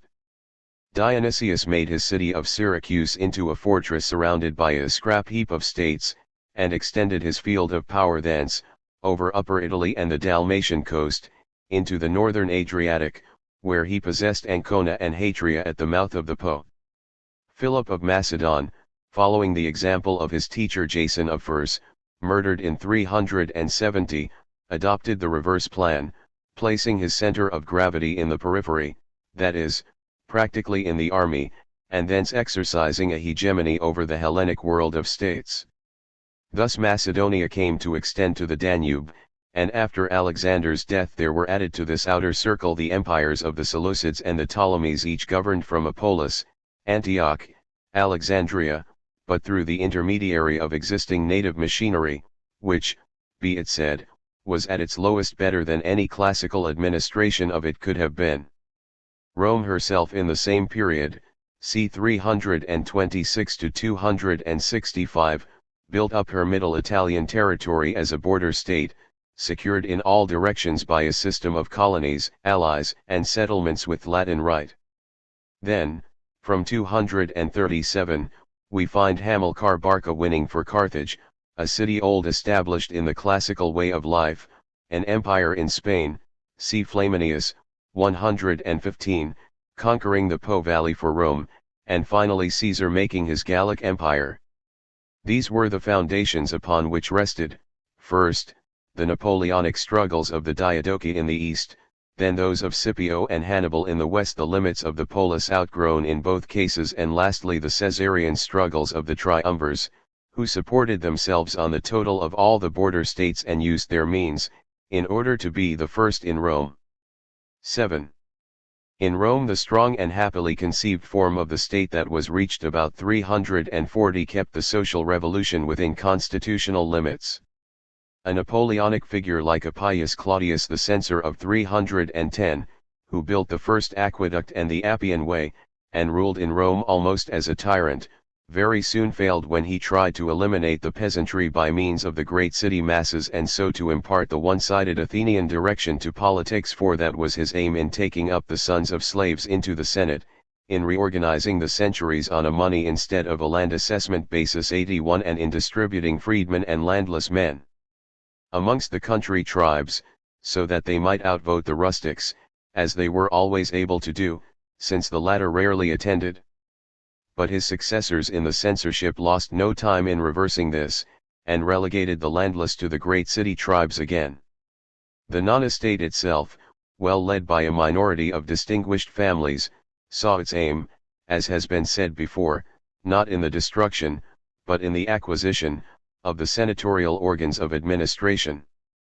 In the end, it forced its way into all offices, even, by the Lex Ogulnia, of 300, into the politically important priesthoods of the pontifices and augurs, and by the outbreak of 287 it secured force of law for plebiscita even without the Senate's approval. The practical result of this freedom movement was precisely the reverse of that which ideologues would have expected. There were no ideologues in Rome. The greatness of its success robbed the non-estate of its object and thereby deprived it of its driving force, for positively, when not in opposition, it was null. After 287 the state form existed for the purpose of being politically used, and used, too, in a world in which only the states of the great fringe Rome, Carthage, Macedonia, Syria, and Egypt really counted. It had ceased to be in any danger of becoming the passive of people's rights activities. And it was precisely this security that formed the basis on which the one people that had remained in form rose to its grandeur. On the one hand, it had developed within the plebs, formless and long weakened in its race impulses by the mass intake of freedmen, 82 an upper stratum distinguished by great practical aptitudes, rank, and wealth, which joined forces with the corresponding stratum within the patriciate. Hence there came into existence a very narrow circle of men of the strongest race quality, dignified life, and broad political outlook, in whom the whole stock of experience in governing and generalship and negotiation was concentrated and transmitted, who regarded the direction of the state as the one profession worthy of their status, considered themselves as inheritors of a privilege to exercise it, and educated their children solely in the art of ruling and the convictions of a Measurelessly proud tradition. This nobility, which as such had no constitutional existence, found its constitutional engine in the Senate, which had originally been a body representing the interests of the patricians, that is, the Homeric aristocracy, but in which from the middle of the 4th century ex-consuls men who had both ruled and commanded sat as life members, forming a close group of eminent talents that dominated the assembly and, through it, the state.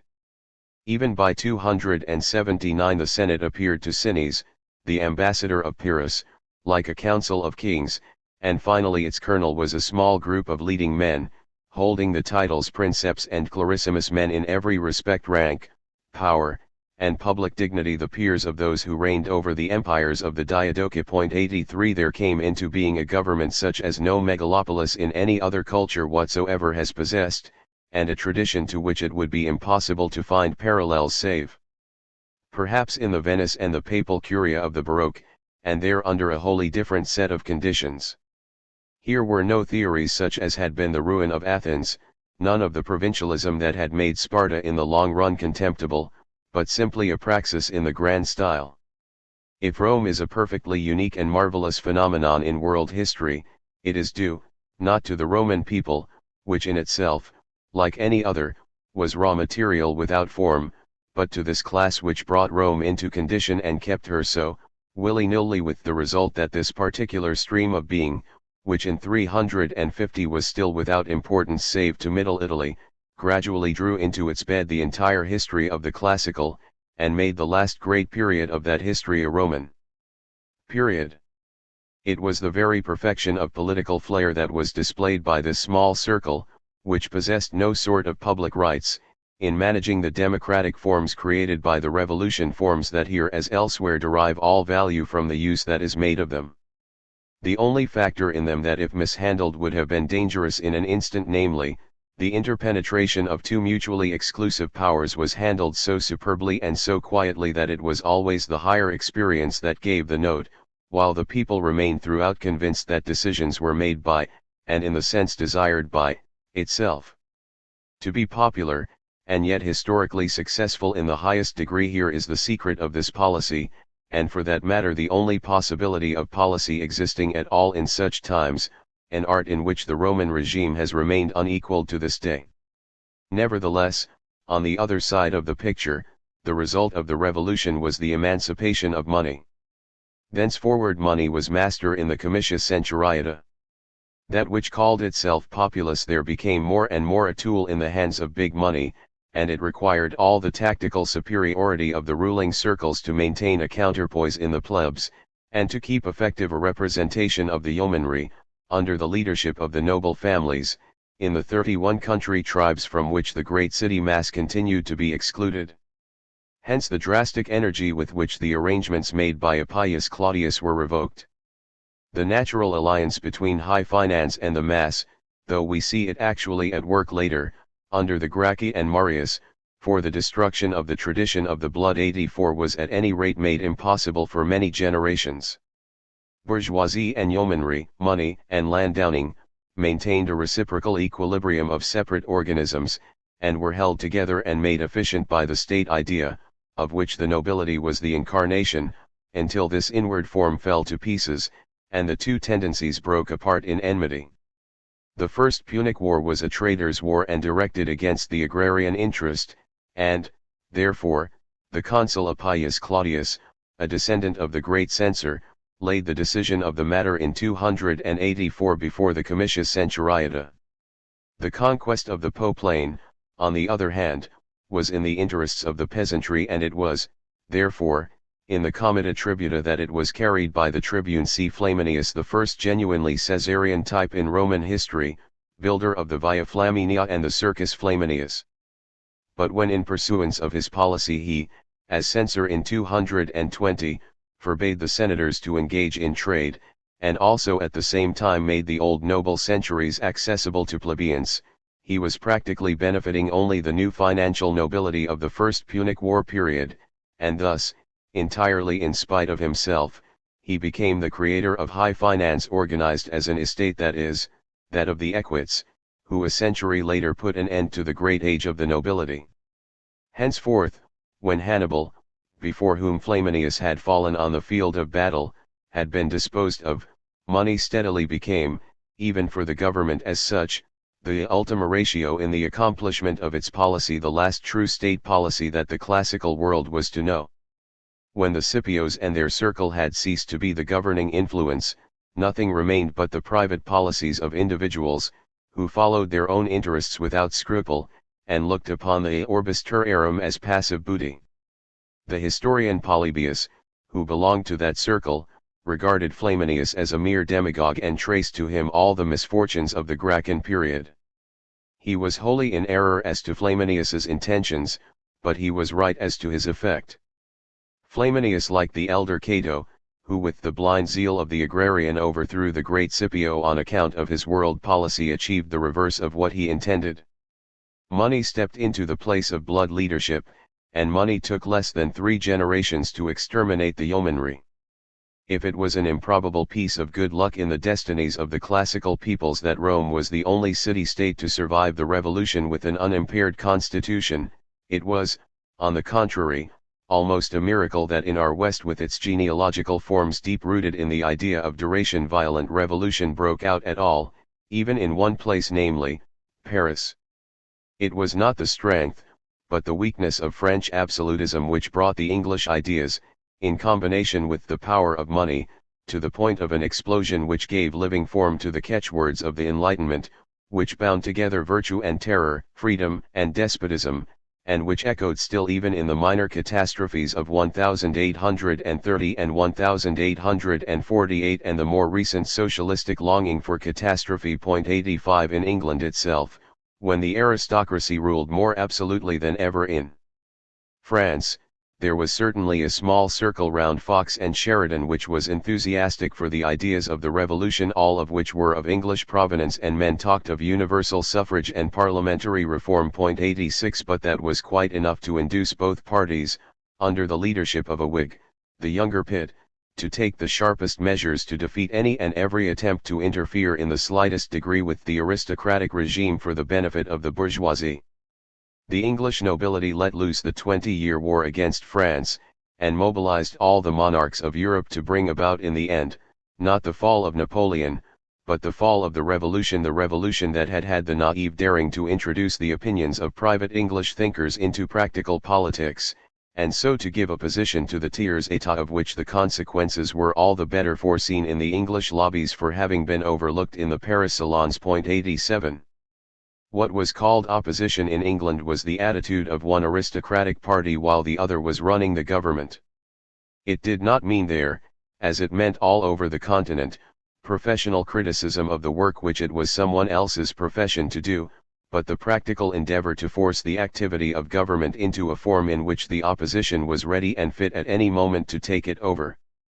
But this opposition was at once and in complete ignorance of its social presuppositions taken as a model for that which the educated in France and elsewhere aimed at creating, namely, a class domination of the tiers état under the eyes of a dynasty, no very clear idea being formed as to the latter's future. The English dispositions were, from Montesquieu onwards, lauded with enthusiastic misunderstanding, although these continental countries, not being islands, lacked the first condition precedent for an English evolution. Only in one point was England really a model. When the bourgeoisie had got so far as to turn the absolute state back again into an estate state, they found over there a picture which in fact had never been other than it was. True, it was the aristocracy alone who ruled in it, but at least it was not the crown. The result of the turn, and the basic form of the continental states at the beginning of the civilization, is constitutional monarchy, the extremist possibility of which appears as what we call nowadays a republic. It is necessary to get clear, once and for all, of the mumblings of the doctrinaires who think in timeless and therefore unreal concepts and for whom republic is a form in itself.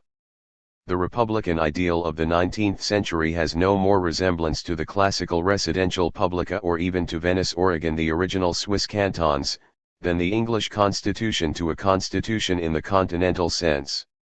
That which we call republic is a negation, which of inward necessity postulates that the thing denied is an ever-present possibility.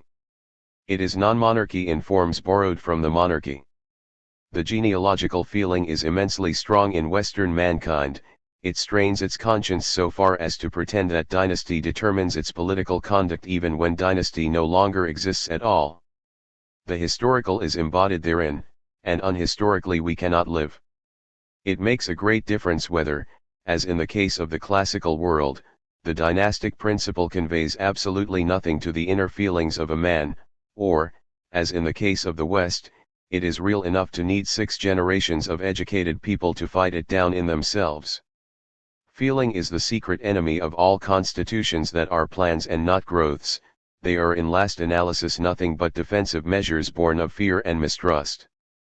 The urban conception of freedom from something narrows itself to a merely anti-dynastic significance, and republican enthusiasm lives only on this feeling. Such a negation inevitably involves a preponderance of theory. While dynasty and its close inner diplomacy conserve the old tradition and pulse, constitutions contain an overweight of systems, bookishness, and framed concepts such as is entirely unthinkable in England, where nothing negative and defensive adheres to the form of government. It is not for nothing that the Faustian is par excellence the reading and writing culture. The printed book is an emblem of temporal, the press of spatial, infinity. In contrast with the immense power and tyranny of these symbols, even the Chinese civilization seems almost empty of writing. In constitutions, literature is put into the field against knowledge of men and things, language against race, abstract right against successful tradition, regardless of whether a nation involved in the tide of events is still capable of work and maintaining its form. Mirabeau was quite alone and unsuccessful in combating the assembly, which confused politics with fiction. Not only the 3 doctrinaire constitutions of the age, the French of 1791, the German of 1848 and 1919, but practically all such attempts shut their eyes to the great destiny in the fact world and imagine that that is the same as defeating it. In lieu of unforeseen happenings, the incidence of strong personality and imperious circumstances, it is causality that is to rule, timeless, just, unvarying, rational cohesion of cause and effect. It is symptomatic that no written constitution knows of money as a political force. It is pure theory that they contain, one and all. This rift in the essence of constitutional monarchy is irremediable. Here actual and conceptual, work and critique, are frontally opposed, and it is their mutual attrition that constitutes what the average educated man calls internal politics. Apart from the cases of Prussia, Germany and Austria, where constitutions did come into existence at first 88 but in the presence of the older political traditions were never very influential, it was only in England that the practice of government kept itself homogeneous. Here, race held its own against principle. Men had more than an inkling that real politics aiming at historical success, is a matter of training and not of shaping. This was no aristocratic prejudice, but a cosmic fact that emerges much more distinctly in the experience of any English racehorse trainer than in all the philosophical systems in the world. Shaping can refine training, but not replace it. And thus the higher society of England, Eton and Balliol, became training grounds where politicians were worked up with a consistent sureness the like of which is only to be found in the training of the Prussian officer corps, trained, that is, as connoisseurs and masters of the underlying pulse of things, not excluding the hidden course of opinions and ideas.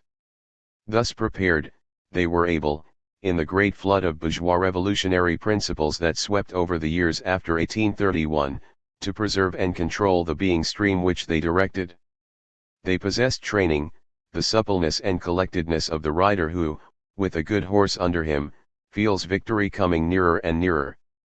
They allowed the great principles to move the mass because they knew well that it is money that is the wherewithal by which motion is imparted to these great principles, and they substituted, for the brutal methods of the 18th century, methods more refined and not less effective, one of the simpler of these being to threaten their opponents with the cost of a new election. The doctrinaire constitutions of the continent saw only the one side of the fact democracy. Here, where there was no constitution, but men were in condition, it was seen as a whole. A vague feeling of all this was never quite lost on the continent.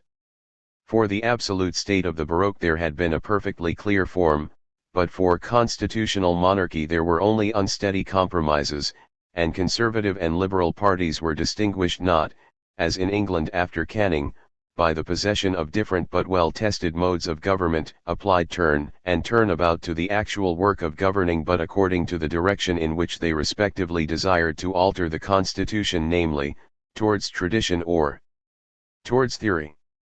Should the parliament serve the dynasty, or vice versa? That was the bone of contention, and in disputing over it was forgotten that foreign policy was the final aim.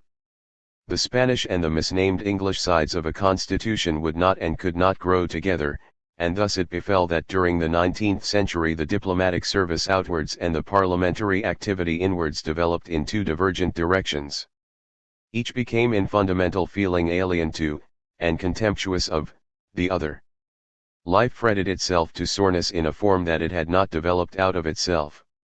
After Thermidor, France succumbed to the rule of the Bourse, mitigated from time to time by the setting up of a military dictature, 1800, 1851, 1871, 1918.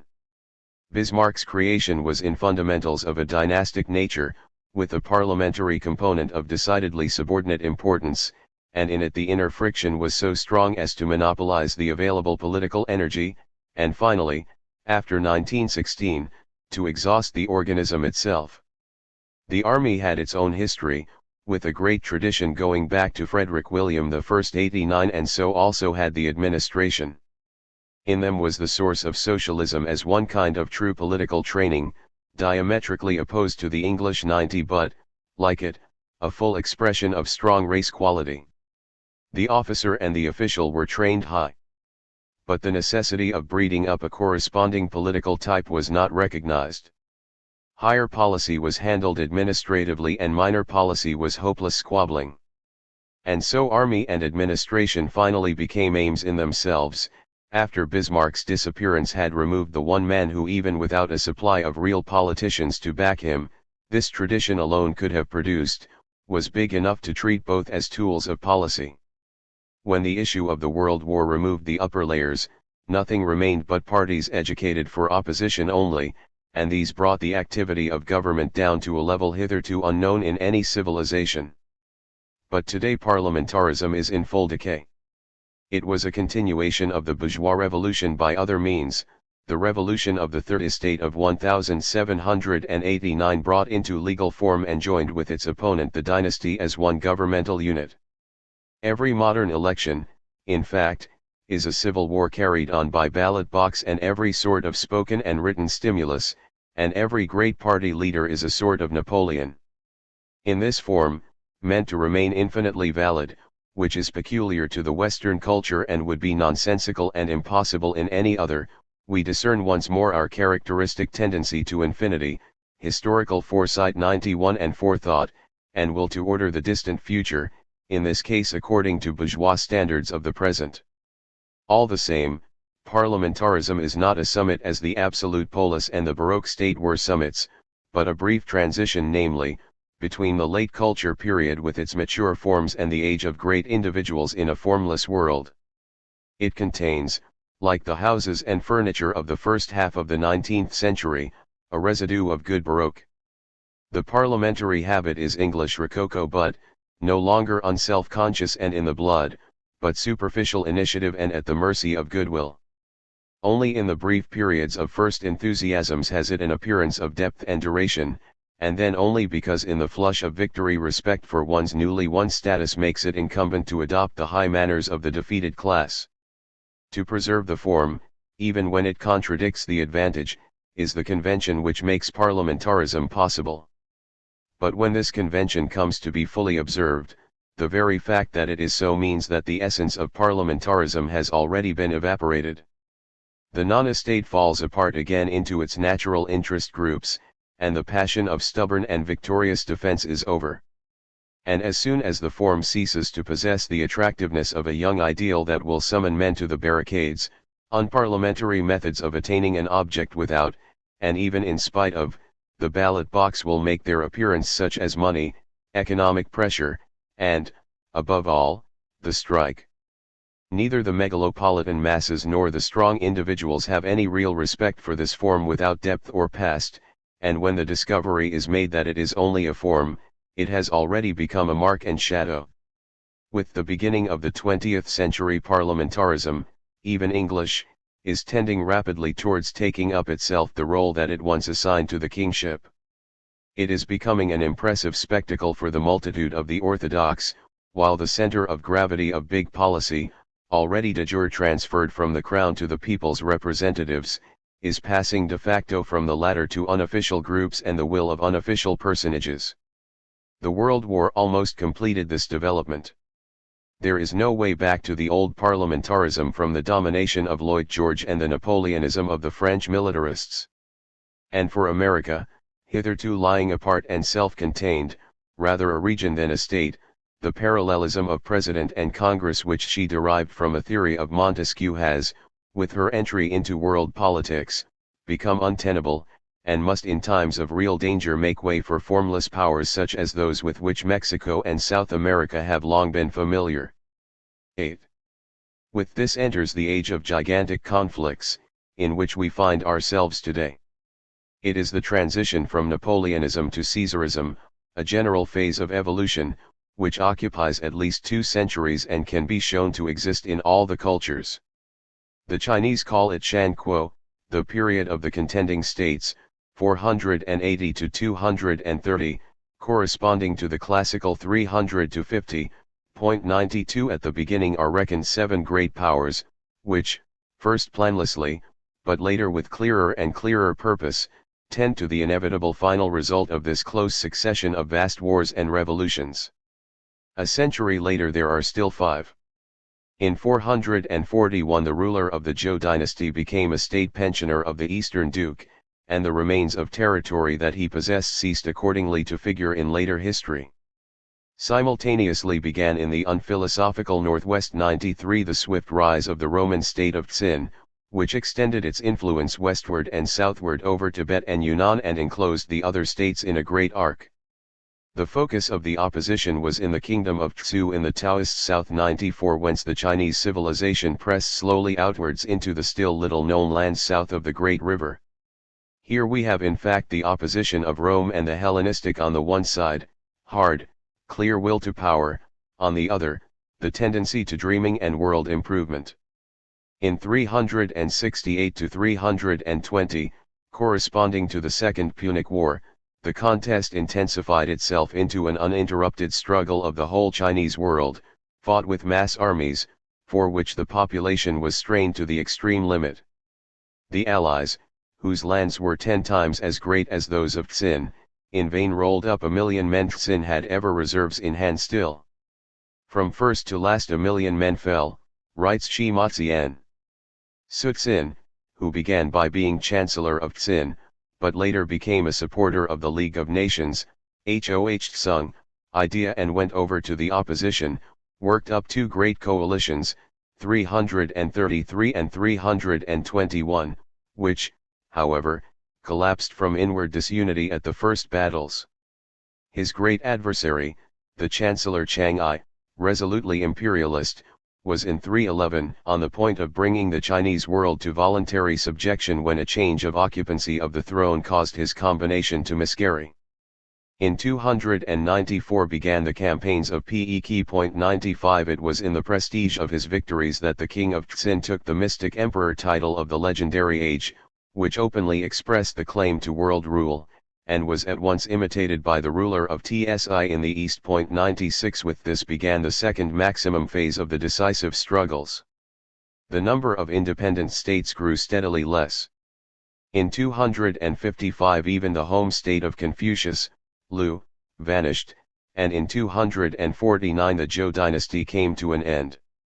In 246 the mighty Wang Cheng became, at the age of 13, emperor of Qin, and in 241, with the aid of his chancellor Lui Shi, the Chinese Mecenas 97, he fought out to victory the last bout that the last opponent, the empire of Tsu, ventured to challenge. In 221, sole ruler in actual fact, he assumed the title Shi, Augustus. This is the beginning of the imperial age in China. No era confronts its mankind so distinctly with the alternative of great form or great individual powers as this period of the contending states. In the degree in which the nations cease to be politically in condition, in that degree possibilities open up for the energetic private person who means to be politically creative, who will have power at any price, and who as a phenomenon of force becomes the destiny of an entire people or culture. Events have become unpredictable on the basis of form. Instead of the given tradition that can dispense with genius, because it is itself cosmic force at highest capacity, we have now the accident of great fact men. The accident of their rise brings a weak people, for example, the Macedonians, to the peak of events overnight, and the accident of their death, for example, Caesar's, can immediately plunge a world from personally secured order into chaos. This indeed had been manifested earlier in critical times of transition.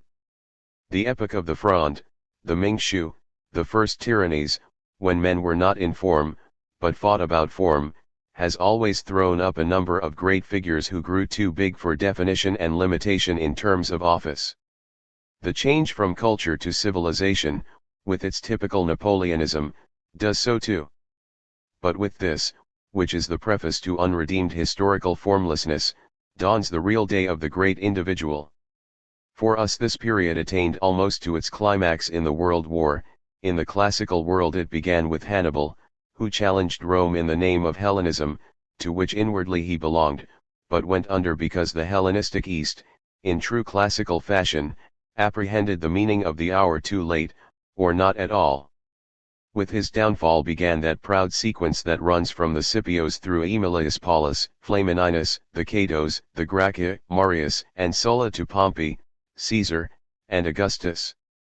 In China, correspondingly, during the period of the contending states, a like chain of statesmen and generals centered on Xin as the classical figures centered on Rome. In accordance with the complete want of understanding of the political side of Chinese history that prevails, these men are usually described as sophists. 98 They were so, but only in the same sense as leading Romans of the same period were Stoics, that is, as having been educated in the philosophy and rhetoric of the Greek East. All were finished orators and all from time to time wrote on philosophy, Caesar and Brutus no less than Cato and Cicero, but they did so not as professional philosophers, but because odium cum dignitate was the habit of cultivated gentlemen. In business hours they were masters of fact, whether on battlefield or in high politics, and precisely the same is true of the chancellors Chang I and Sun Tsin. 99 The dreaded diplomatist Fan Sui who overthrew Peki, the general, Wei Yang the legislator of Xin, Lui Shi, the first emperor's Maecenas, and others. The culture had bound up all its forces in strict form. Now they were released, and nature, that is, the cosmic, broke forth immediate. The change from the absolute state to the battling society of nations that marks the beginning of every civilization may mean for idealists and ideologues what they like in the world of facts. It means the transition from government in the style and pulse of a strict tradition to the sic volo, sic jubeo of the unbridled personal regime. The maximum of symbolic and superpersonal form coincides with that of the late period of the culture in China about 600, in the classical about 450, for ourselves about 1700. The minimum in the classical lies in the time of Sulla and Pompey, and for us will be reached, and possibly passed, in the next 100 years. Great interstate and internal conflicts, revolutions of a fearful kind, interpenetrate increasingly, but the questions at issue in all of them without exception are, consciously and frankly or not, questions of unofficial, and eventually purely personal, power. It is historically of no importance what they themselves aimed at theoretically, and we need not know the catchwords under which the Chinese and Arabian revolutions of this stage broke out, nor even whether there were such catchwords. None of the innumerable revolutions of this era, which more and more become blind outbreaks of uprooted megalopolitan masses, has ever attained, or ever had the possibility of attaining, an aim. What stands is only the historical fact of an accelerated demolition of ancient forms that leaves the path clear for Caesarism. But the same is true also of the wars, in which the armies and their tactical methods become more and more the creation, not of the epoch, but of uncontrolled individual captains, who in many cases discovered their genius very late and by accident. While in 300 there were Roman armies, in 100 there were the armies of Marius and Sulla and Caesar, and Octavian's army, which was composed of Caesar's veterans, led its general much more than it was led by him. But with this the methods of war, its means, and its aims assumed raw natural and ferocious forms 100 very different from those prevailing before. Their duels were not 18th century Trianon duels, encounters in knightly forms with fixed rules to determine when a man might declare himself exhausted, what maximum of force might be employed, and what conditions the chivalry permitted a victor to impose. They were ring battles of infuriated men with fists and teeth, fought to the bodily collapse of one and exploited without reserve or restraint by the victor. The first great example of this return to nature is afforded by the French Revolutionary and Napoleonic armies, which, instead of artificial maneuvers with small bodies, practiced the mass onset without regard to losses and thereby shattered to atoms the refined strategy of the Rococo. To bring the whole muscular force of a nation onto the battlefields by the universal service system was an idea utterly alien to the age of Frederick the Great. 101. Similarly, in every culture, the technique of war hesitatingly followed the advance of craftsmanship, until at the beginning of the civilization it suddenly takes the lead, presses all mechanical possibilities of the time relentlessly into its service, and under pressure of military necessity even opens up new domains hitherto unexploited, but at the same time renders largely ineffectual the personal heroism of the thoroughbred, the ethos of the noble, and the subtle intellect of the late culture.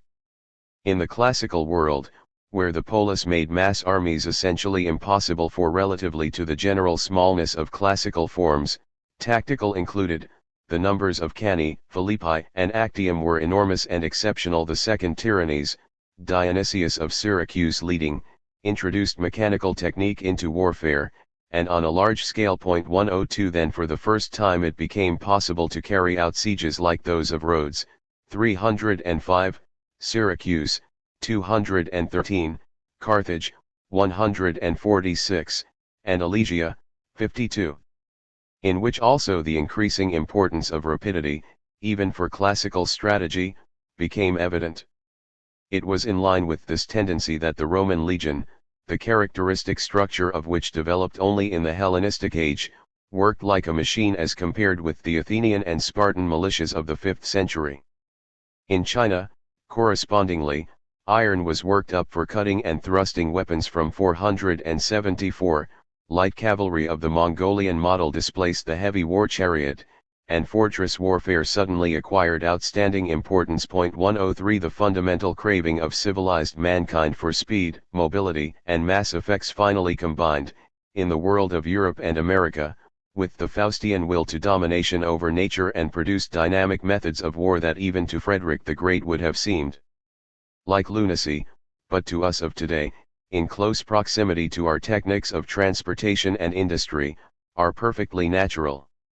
Napoleon horsed his artillery and thereby made it highly mobile, just as he broke up the mass army of the Revolution into a system of self-contained and easily moved corps, and already at Wagram and Borodino it had augmented its purely physical effectiveness to the point of what we should call rapid fire and drum fire. 104 The second stage is most significantly marked by the American Civil War of 1861 to 1865, which even in the numbers of troops it involved far surpassed the order of magnitude of the Napoleonic Wars. 105 And in which for the first time the railway was used for large troop movements, the telegraph network for messages, and a steam fleet, keeping the sea for months on end, for blockade, and in which armored ships, the torpedo, rifled weapons, and monster artillery of extraordinary range were discovered. 106,107 The third stage is that of the World War, prelude by the Russo-Japanese conflict. 108 Here submarine and aircraft were set to work, speed of invention became a new arm in itself. And the extent, though most certainly not the intensity, of the means used attained a maximum. But to this expenditure of force there corresponds everywhere the ruthlessness of the decisions. At the very outset of the Chinese Shankuo period we find the utter annihilation of the state of Wu, an act which in the preceding Chunxia period chivalry would have made impossible. Even in the Peace of Campo Formio Napoleon outraged the convenances of the 18th century, and after Austerlitz he introduced the practice of exploiting military success without regard to any but material restrictions. The last step still possible is being taken in the peace treaty of the Versailles type, which deliberately avoids finality and settlement, and keeps open the possibility of setting up new conditions at every change in the situation. The same evolution is seen in the chain of the three Punic Wars. The idea of wiping out one of the leading great powers of the world, which eventually became familiar to everyone through Cato's deliberately dry insistence on his ceterum censeo Carthaginem esse delendum, never crossed the mind of the victor of Zama, and, for all the wild war ethics of the classical polis, it would have seemed to Lysander, as he stood victorious in Athens, an impiety towards every god. The period of the contending states begins for the classical world with the Battle of Ipsus, 301, which established the trinity of Eastern great powers, and the Roman victory over the Etruscans and Samnites at Sentinum, 295, which created a mid-Italian great power by the side of Carthage. Then, however, the characteristic classical preference for things near and in the present resulted in eyes being shut while Rome won, first the Italian south in the Pyrrhic adventure, then the sea in the First Punic War, and then the Celtic north through C. Flaminius. The significance even of Hannibal, probably the only man of his time who clearly saw the trend of events, was ignored by all, the Romans themselves not excepted. It was at Zama, and not merely later at Magnesia and Pydna, that the Hellenistic Eastern powers were defeated. All in vain the great Scipio, truly anxious in the presence of the destiny to which a polis overloaded with the tasks of a world dominion was marching, sought thereafter to avoid all conquest. In vain his entourage forced through the Macedonian War, against the will of every party, merely in order that the East could thenceforth be ignored as harmless. Imperialism is so necessary a product of any civilization that when a people refuses to assume the role of master, it is seized and pushed into it. The Roman Empire was not conquered, the orbis terrarum condensed itself into that form and forced the Romans to give it their name. It is all very classical.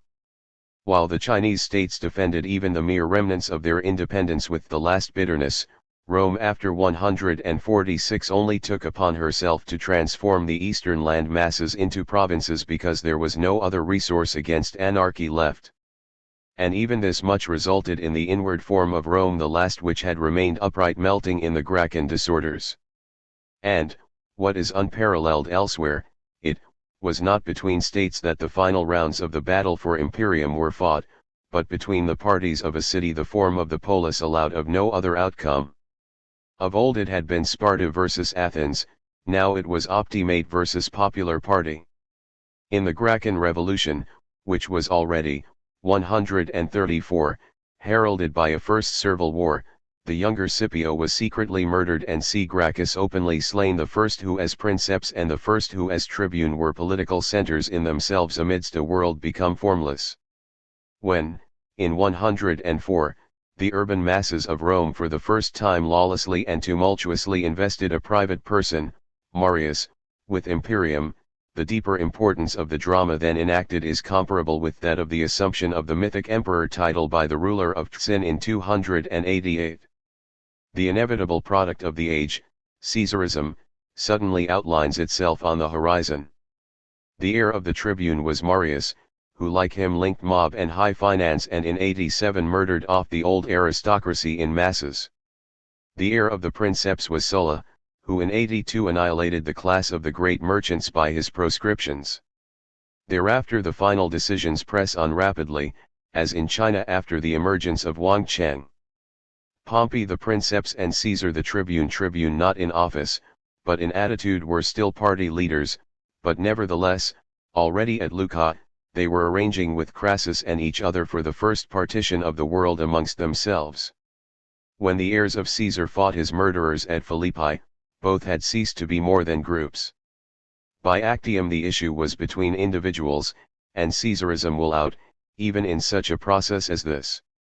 In the corresponding evolution within the Arabian world it is, of course, the Magian consensus that takes the place of the bodily polis as the basic form in and through which the facts accomplish themselves, and this form, as we have seen, excluded any separation of political and religious tendencies to such an extent that even the urban bourgeois urge towards freedom, marking, here as elsewhere, the beginning of the period of contending states, presents itself in orthodox disguise, and so has hitherto almost escaped notice. 109 It appeared as a will to break loose from the caliphate, which the Sassanids, and Diocletian following them, had created in the forms of the feudal state.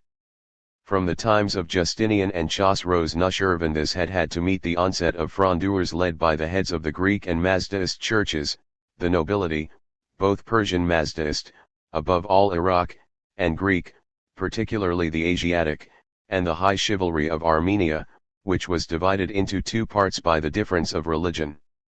The absolutism almost attained in the 7th century was then suddenly destroyed by the attack of Islam. In its political beginnings Islam was strictly aristocratic, the handful of Arabian families 110 who everywhere kept the leading in their hands, very soon formed in the conquered territories a new higher nobility of strong breed and immense self-sufficingness which thrust the dynasty down to the same level as its English contemporaries thrust theirs. The civil war between Othman and Ali, 656 to 661, was the expression of a true fronde, and its movements were all in the interests of two clans and their respective adherents.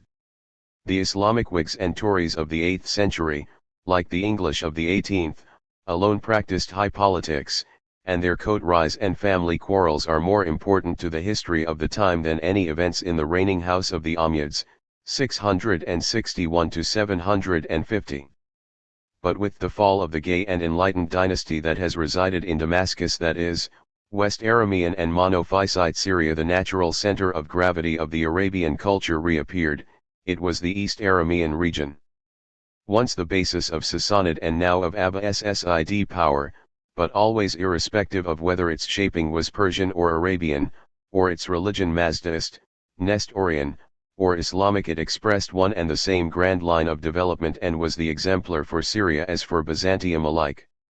From Kufa the movement started which led to the downfall of the Ommiades and their ancien regime, and the character of this movement, of which the whole extent has never to this day been observed, was that of a social revolution directed against the primary orders of society and the aristocratic tradition. 111 It began among the Mavili, the small bourgeoisie in the east, and directed itself with bitter hostility against the Arabs, not qua champions of Islam but qua new nobility.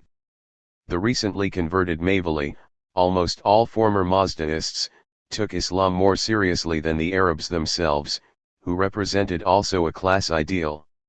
Even in the army of Ali the holy democratic and Puritan Carites had split off 112, and in their ranks we see for the first time the combination of fanatic sectarianism and Jacobinism. Here and now there emerged not only the Shiite tendency, but also the first impulses towards the communistic Kuramiyya movement, which can be traced to Mazdak and later produced the vast outbreaks under Baybek. The Abbasids were anything but favorites with the insurgents of Kufa, and it was only owing to their great diplomatic skill that they were first allowed a footing as officers and then, almost like Napoleon, were able to enter into the heritage of a revolution that had spread over the whole East. After their victory they built Baghdad, a resurrected Ctesiphon, symbol of the downfall of feudal Arabism, and this first world city of the new civilization became from 800 to 1050 the theater of the events which led from Napoleonism to Caesarism, from the Caliphate to the Sultanate, which, in Baghdad no less than in Byzantium, is the Magian type of power without form, here also the only kind of power still possible. We have to recognize quite clearly, then, that in the Arabian world as elsewhere democracy was a class ideal, the outlook of townsmen and the expression of their will to be free from the old linkages with land, be it a desert or ploughland. The no which answered the caliph tradition could disguise itself in very numerous forms, and neither free thought nor constitutionalism in our sense was necessary to it. Magian mind and Magian money are free in quite a different way. The Byzantine monkhood was liberal to the point of turbulence, not only against court and nobility, but also against the higher ecclesiastical powers, which had developed a hierarchy, corresponding to the Gothic, even before the Council of Nicaea. The consensus of the faithful, the people in the most daring sense, was looked upon as willed by God, nature, Rousseau would have said, as equal and free from all powers of the blood. The celebrated scene in which the abbot Theodore of Studian adjured the Emperor Leo V to obey, 813, is a storming of the Bastille in Magian forms. 113 Not long afterwards there began the revolt of the Polycians, very pious and in social matters wholly radical, who set up a state of their own beyond the Taurus, ravaged all Asia Minor, defeated one imperial levy after another, and were not subjugated till 874. This corresponds in every way to the communistic religious movement of the Kuramaya, which extended from the Tigris to Merv and whose leader Babek succumbed only after a 20-year struggle, 817 to 837, 114 and the other like outbreak of the Carmathians 115 in the west, 890 to 904, whose liaisons reached from Arabia into all the Syrian cities and who propagated rebellion as far as the Persian coast. But, besides these, there were still other disguises of the political party battle.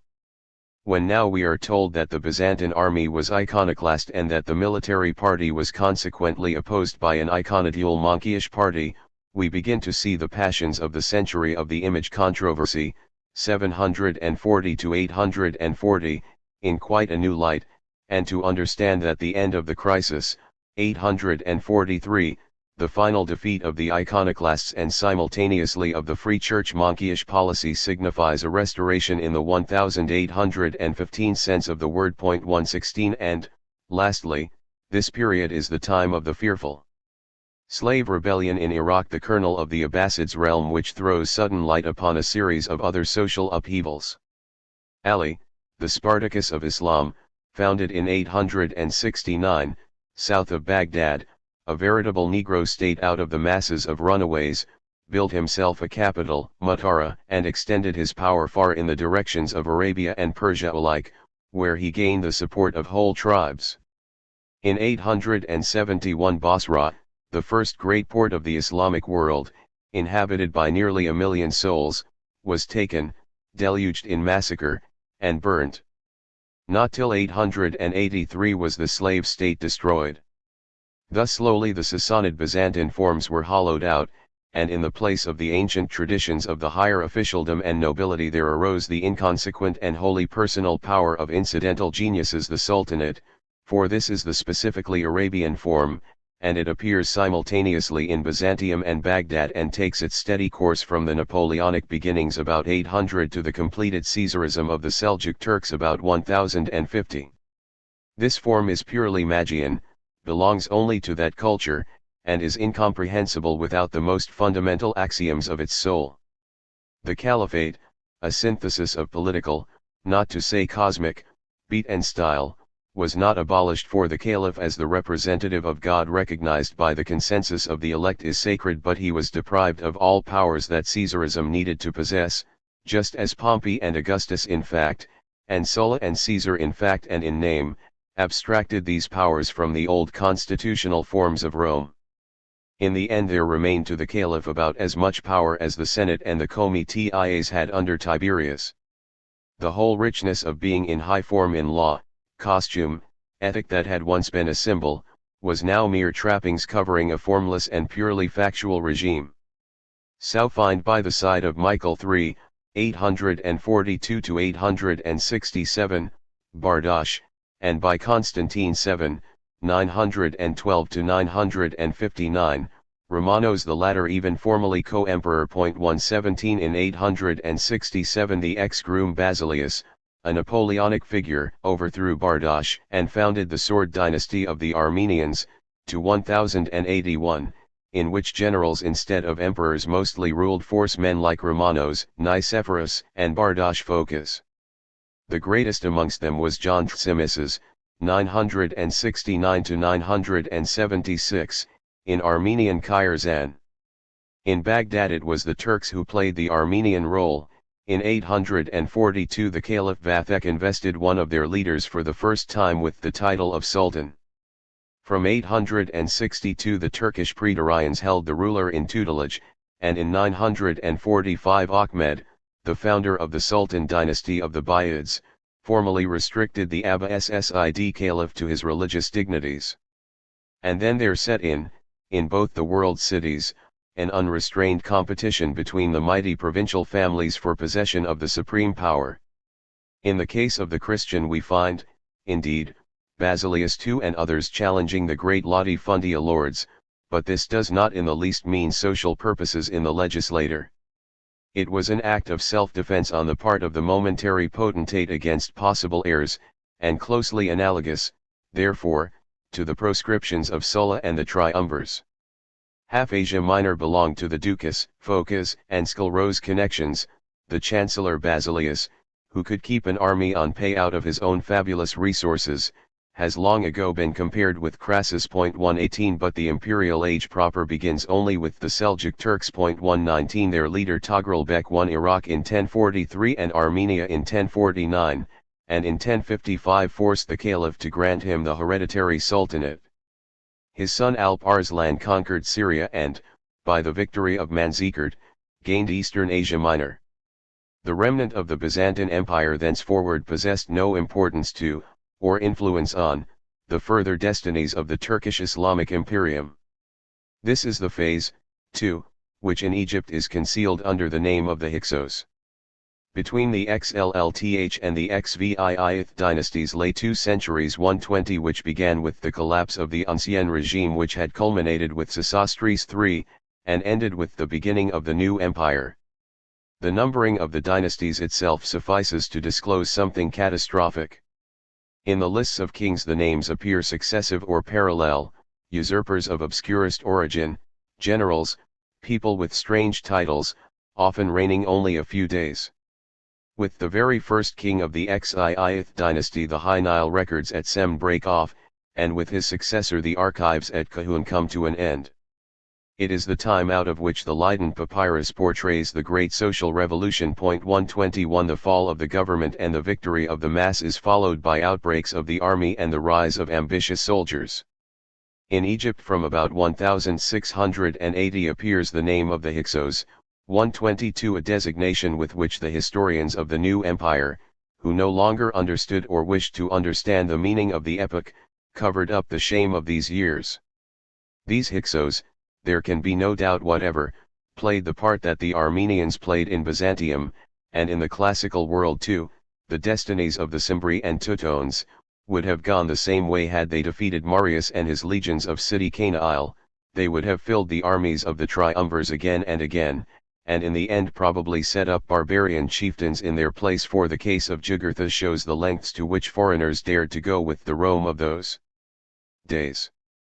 The provenance or constitution of the intruders does not matter. They might be bodyguards, insurgent slaves, Jacobins, or purely alien tribes. What does matter is what they were for the Egyptian world in that century of theirs. In the end they set up a state in the western delta and built a capital, Oaris, for it. 123 One of their leaders, Kin by name, who styled himself, not Pharaoh, but embracer of the country and prince of the young men, names as essentially revolutionary as the consul Sine Colliga or dictator Perpetuus of Caesar's time, a man probably of the stamp of John Tzimisces, ruled over all Egypt and spread his renown as far as Crete and the Euphrates. But after him began a fight of all the districts for the imperium, and out of that fight Amasis and the Theban dynasty eventually emerged victorious. For us this time of contending states began with Napoleon and his violent arbitrary government by order. His head was the first in our world to make effective the notion of a military and at the same time popular world domination, something altogether different from the empire of Charles V and even the British colonial empire of his own day. If the 19th century has been relatively poor in great wars and revolutions and has overcome its worst crises diplomatically by means of congresses, this has been due precisely to the continuous and terrific war preparedness which has made disputants, fearful at the 11th hour of the consequences, postpone the definitive decision again and again, and led to the substitution of chess moves for war. For this is the century of gigantic permanent armies and universal compulsory service. We ourselves are too near to it to see it under this terrifying aspect. In all world history there is no parallel. Ever since Napoleon, hundreds of thousands, and latterly millions, of men have stood ready to march, and mighty fleets renewed every 10 years have filled the harbors. It is a war without war, a war of overbidding in equipment and preparedness, a war of figures and tempo and techniques, and the diplomatic dealings have been not of court with court, but of headquarters with headquarters. The longer the discharge was delayed, the more huge became the means and the more intolerable the tension. This is the Faustian, the dynamic, form of the contending states during the first century of that period, but it ended with the explosion of the World War. For the demand of these 4 years has been altogether too much for the principle of universal service, child of the French Revolution, revolutionary through and through, as it is in this form, and for all tactical methods evolved from it. 124 The place of the permanent armies as we know them will gradually be taken by professional forces of volunteer war-keen soldiers, and from millions we shall revert to hundreds of thousands. But ipso facto this second century will be one of actually contending states. These armies are not substitutes for war, they are for war, and they want war. Within 2 generations it will be they whose will prevails over that of all the comfortables put together. In these wars of theirs for the heritage of the whole world, continents will be staked: India, China, South Africa, Russia, Islam called out, new techniques and tactics played and counterplayed. The great cosmopolitan foci of power will dispose at their pleasure of smaller states, their territory, their economy, and their men alike. All that is now merely province, passive object, means to end, and its destinies are without importance to the great march of things. We ourselves, in a very few years, have learned to take little or no notice of events that before the war would have horrified the world. Who today seriously thinks about the millions that perish in Russia? Again and again between these catastrophes of blood and terror the cry rises up for reconciliation of the peoples and for peace on earth. It is but the background and the echo of the grand happening, but, as such, so necessary that we have to assume its existence even if, as in Hyksos Egypt, in Baghdad and Byzantium, no tradition tells of it. Esteem as we may the wish towards all this, we must have the courage to face facts as they are. That is the hallmark of men of race quality, and it is by the being of these men that alone history is. Life, if it would be great, is hard. It lets choose only between victory and ruin, not between war and peace, and to the victory belong the sacrifices of victory. For that which shuffles querulously and jealously by the side of the events is only literature, written or thought or lived literature, mere truths that lose themselves in the moving crush of facts. History has never deigned to take notice of these propositions. In the Chinese world Hyang Sui tried, as early as 535, to found a peace league. In the period of the contending states, imperialism, Linheng, was opposed by the League of Nations idea, Hoh Sung, 125, particularly in the southern regions, but it was foredoomed like every half measure that steps into the path of a whole, and it had vanished even before the victory of the north. But both tendencies alike rejected the political taste of the Taoists, who, in those fearful centuries, elected for intellectual self-disarmament, thereby reducing themselves to the level of mere material to be used up by others and for others in the grand decisions. Even Roman politics, deliberately improvident as the classical spirit was in all other respects, at least made one attempt to bring the whole world into one system of equal coordinated forces which should do away with all necessity for further wars. That is, when at the fall of Hannibal Rome forewent the chance of incorporating the East. But reluctance was useless. The party of the younger Scipio went over to Frank imperialism in order to make an end of chaos, although its clear-sighted leader foresaw therein the doom of his city, which possessed, and in a high degree, the native classical incapacity for organizing anything whatever. The way from Alexander to Caesar is unambiguous and unavoidable, and the strongest nation of any and every culture, consciously or unconsciously, willing or unwilling, has had to tread it. From the rigor of these facts there is no refuge. The Hague Conference of 1907 was the prelude of the World War. The Washington Conference of 1921 will have been that of other wars. The history of these times is no longer an intellectual match of wits in elegant forms for pluses and minuses, from which either side can withdraw when it pleases. The alternatives now are to stand fast or to go under. There is no middle course. The only moral that the logic of things permits to us now is that of the climber on the face of the crag. A moment's weakness and all is over. Today all philosophy is nothing but an inward abdication and resignation, or a craven hope of escaping realities by means of mysticisms. It was just the same in Roman times. Tacitus tells us 126 how the famous Musonius Rufus tried, by exhortations on the blessings of peace and the evils of war, to influence the legions that in 70 stood before the gates of Rome, and barely escaped alive from their blows. The military commander Avidius Cassius called the emperor Marcus Aurelius a philosophical old woman.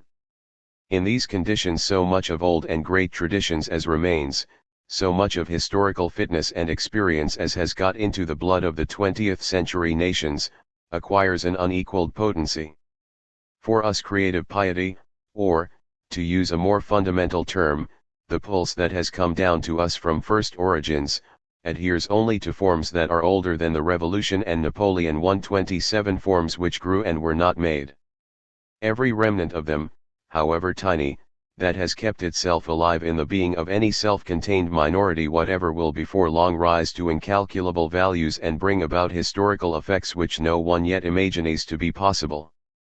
The traditions of an old monarchy, of an old aristocracy, of an old polite society, in so much as they are still healthy enough to keep clear of professional or professorial politics, insofar as they possess honor, abnegation, discipline, the genuine sense of a great mission, race quality, that is, and training, sense of duty and sacrifice, can become a center which holds together the being stream of an entire people and enables it to outlast this time and make its landfall in the future.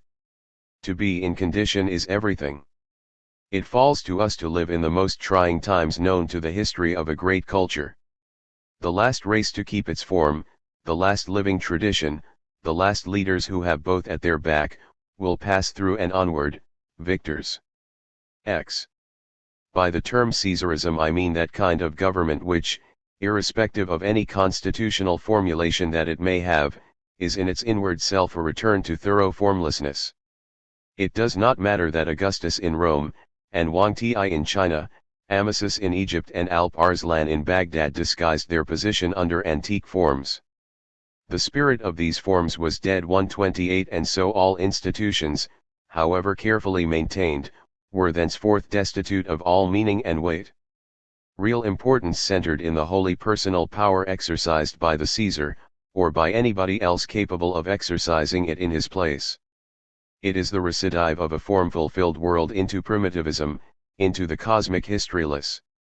Biological stretches of time once more take the place vacated by historical periods. At the beginning, where the civilization is developing to full bloom, today, there stands the miracle of the cosmopolis, the great petrifact, a symbol of the formless vast, splendid, spreading in insolence. It draws within itself the being streams of the now impotent countryside, human masses that are wafted as dunes from one to another or flow like loose sand into the chinks of the stone. Here money and intellect celebrate their greatest and their last triumphs. It is the most artificial, the cleverest phenomenon manifested in the light world of human eyes, uncanny, too good to be true, standing already almost beyond the possibilities of cosmic formation. Presently, however, the idealist facts come forward again, naked and gigantic. The eternal cosmic pulse has finally overcome the intellectual tensions of a few centuries. In the form of democracy, money has won. There has been a period in which politics were almost its preserve. But as soon as it has destroyed the old orders of the culture, the chaos gives forth a new and overpowering factor that penetrates to the very elementals of becoming the Caesar men. Before them the money collapses. The imperial age, in every culture alike, signifies the end of the politics of mind and money. The powers of the blood, unbroken bodily forces, resume their ancient lordship. Race springs forth, pure and irresistible, the strongest win and the residue is their spoil. They seize the management of the world, and the realm of books and problems petrifies or vanishes from memory. From now on, new destinies in the style of the pre-culture time are possible afresh, and visible to the consciousness without cloaks of causality. There is no inward difference more between the lives of Septimius Severus and Gallienus and those of Alaric and Odoacer. Ramses, Trajan, Wu Ti belong together in a uniform up and down of historyless time stretches. Once the imperial age has arrived, there are no more political problems. People manage with the situation as it is and the powers that be. In the period of contending states, torrents of blood had reddened the pavements of all world cities, so that the great truths of democracy might be turned into actualities, and for the winning of rights without which life seemed not worth the living. Now these rights are won, but the grandchildren cannot be moved, even by punishment, to make use of them. 100 years more, and even the historians will no longer understand the old controversies. Already by Caesar's time reputable people had almost ceased to take part in the elections. 129 It embittered the life of the great Tiberius that the most capable men of his time held aloof from politics, and Nero could not even by threats compel the equites to come to Rome in order to exercise their rights. This is the end of the great politics. The conflict of intelligences that had served as substitute for war must give place to war itself in its most primitive form. It is, therefore, a complete misunderstanding of the meaning of the period to presume, as Mommsen did 130, a deep design of subdivision in the diarchy fashioned by Augustus, with its partition of powers between princeps and senate. A century earlier this constitution would have been a real thing, but that would in itself suffice to make it impossible for such an idea to have entered the heads of the present force men. Now it meant nothing but the attempt of a weak personality to deceive itself as to inexorable facts by mantling them in empty forms. Caesar saw things as they were and was guided in the exercise of his rulership by definite and unsentimental practical considerations. The legislation of his last months was concerned wholly with transitional provisions, none of which were intended to be permanent. This precisely is what has generally been overlooked. He was far too deep a judge of things to anticipate development or to settle its definitive forms at this moment, with the Parthian War impending. But Augustus, like Pompey before him, was not the master of his following, but thoroughly dependent upon it and its views of things.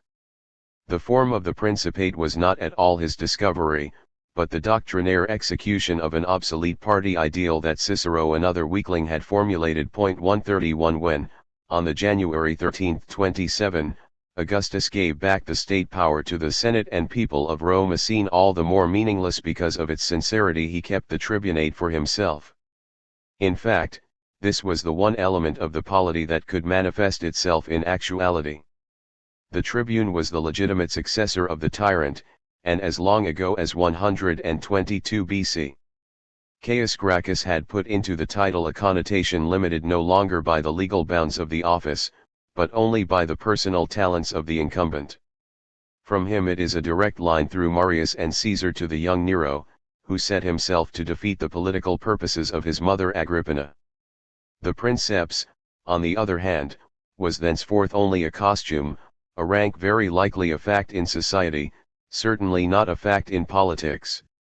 And this, precisely, was the conception invested with light and glamour by the theory of Cicero, and already and by him of all people associated with the Divus idea. 132 The cooperation of the Senate and people, on the contrary, was an antiquated ceremonial, with about as much life in it as the rights of the Fratra Arvales, also restored by Augustus.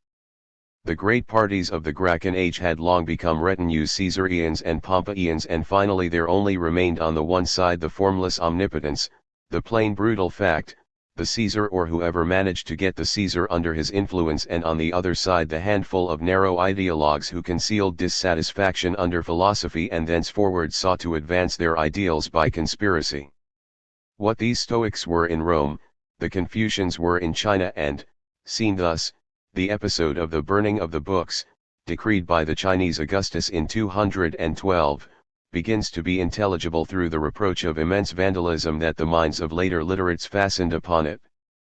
But, after all, These Stoic enthusiasts for an ideal that had become impossible had killed Caesar 133 to the Divus cult. They opposed a Cato and Brutus cult, the philosophers in the Senate, which by then was only a noble club, never wearied of lamenting the downfall of freedom and fomenting conspiracies such as Piso's in 65. Had this been the state of things at Nero's death, it would have been Sulla over again, and that is why Nero put to death the Stoic Thrasicitus, why Vespasian executed Helvidius Priscus, and why copies of the history of Cremutius Cordus, which lauded Brutus as the last of the Romans, were collected and burnt in Rome. These were acts of defensive state necessitavis avis blind ideology, acts such as those we know of Cromwell and Robespierre, and it was in exactly the same position that the Chinese Caesars found themselves vis-a-vis the school of Confucius, which had formerly worked out their ideal of a state constitution and now had no notion of enduring the actuality. This great burning of the books was nothing but the destruction of one part of the politico-philosophical literature and the abolition of propaganda and secret organizations. 134 This defensive lasted in both imperia for a century, and then even reminiscences of party political passions faded out and the two philosophies became the ruling world outlook of the imperial age in its maturity. 135 But the world was now the theater of tragic family histories into which state histories were dissolved. The Julian-Claudian house destroyed Roman history, and the house of Shi Huangti, even from 206 BC, destroyed Chinese, and we darkly discern something of the same kind in the destinies of the Egyptian queen Hatshepsut and her brothers, 1501 to 1447. It is the last step to the definitive. With world peace, the peace of high policies, the sword side of being retreats and the spindle side rules again. Henceforth there are only private histories, private destinies, private ambitions, from top to bottom, from the miserable troubles of Fellahin to the dreary feuds of Caesars for the private possession of the world. The wars of the age of world peace are private wars, more fearful than any state wars because they are formless. For world peace, which has often existed, in fact involves the private renunciation of war on the part of the immense majority, but along with this it involves an unavowed readiness to submit to being the booty of others who do not renounce it. It begins with the state-destroying wish for universal reconciliation, and it ends in nobody's moving a finger so long as misfortune only touches his neighbor. Already under Marcus Aurelius each city and each land patch was thinking of itself, and the activities of the ruler were his private affair as other men's were theirs.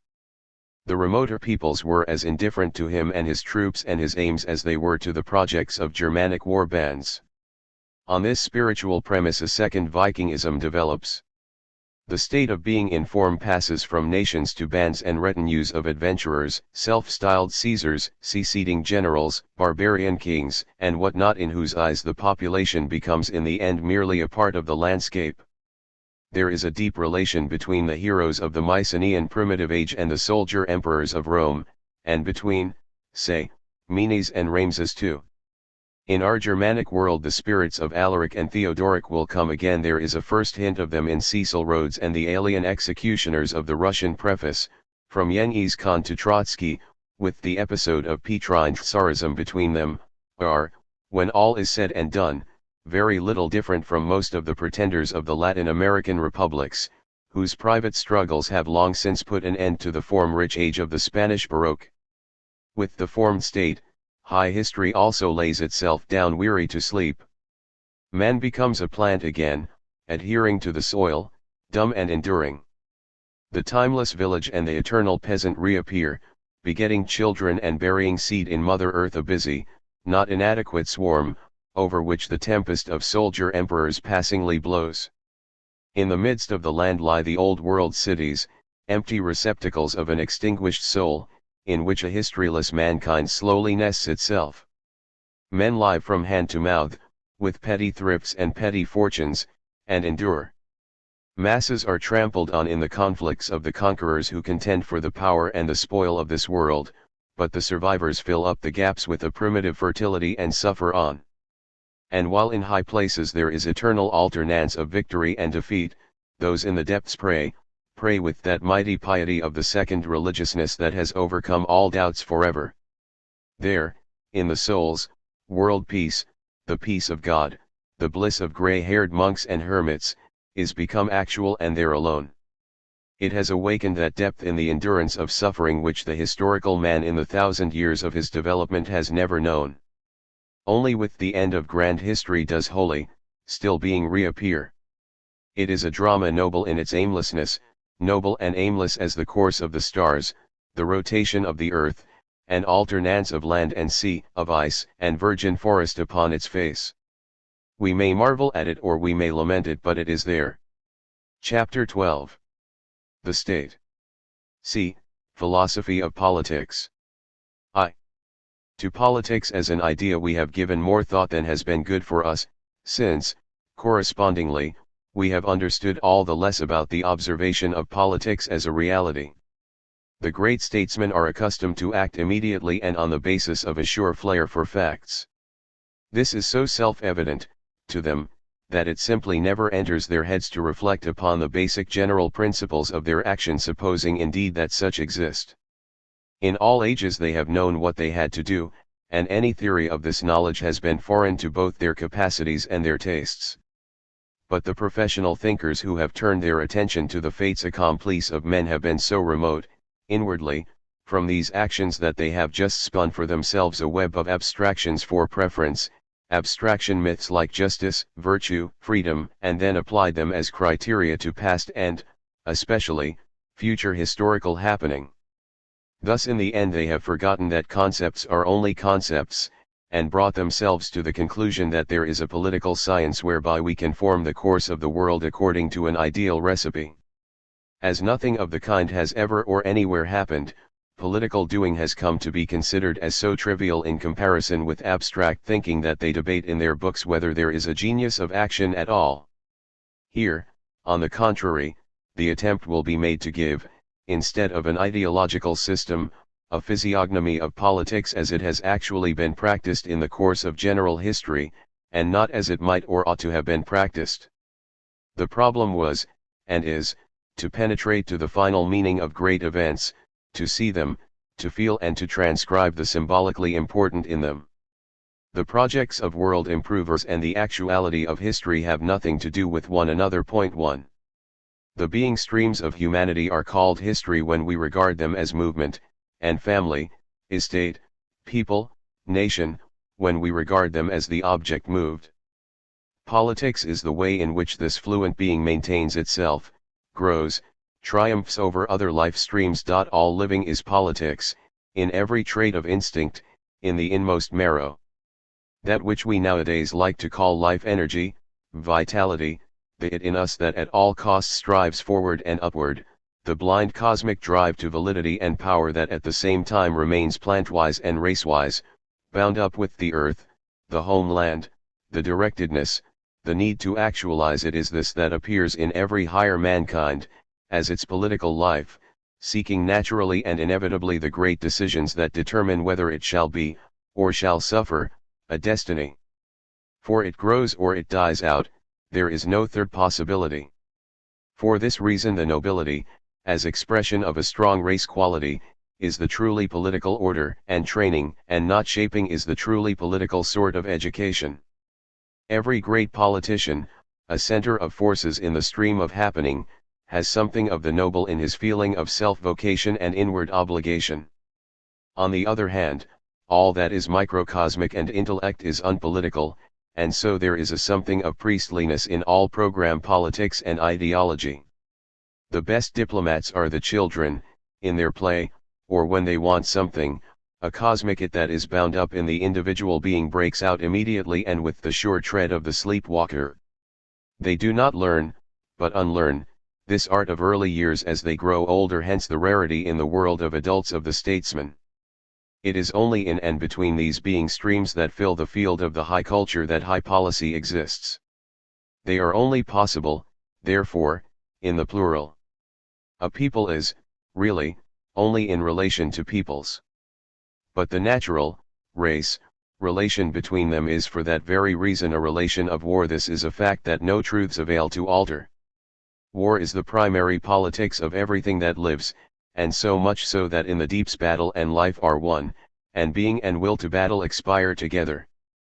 Old Germanic words for this, like Orusta and Orlog, means seriousness and destiny in contrast to jest and play, and the contrast is one of intensity, not of qualitative difference. And even though all high politics tries to be a substitution of more intellectual weapons for the sword, and though it is the ambition of the statesman at the culminations of all the cultures to feel able to dispense with war, yet the primary relationship between diplomacy and the war art endures. The character of battle is common to both, and the tactics and stratagems, and the necessity of material forces in the background to give weight to the operations. The aim, too, remains the same, namely, the growth of one's own life unit, class or nation, at the cost of the others. And every attempt to eliminate the race element only leads to its transfer to other ground. Instead of the conflict of states we have that of parties, or that of areas, or, if there also the will to growth is extinct, that of the adventurers' retinues, to whose doings the rest of the population unresistingly adjusts itself.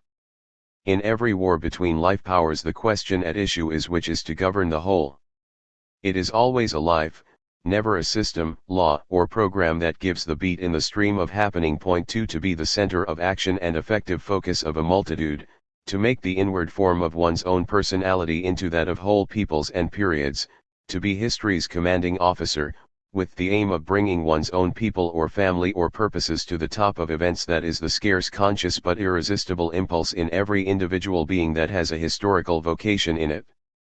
There is only personal history, and consequently only personal politics.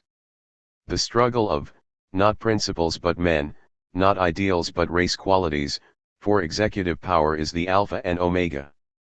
Even revolutions are no exception, for the sovereignty of the people only expresses the fact that the ruling power has assumed the title of people's leader instead of that of king.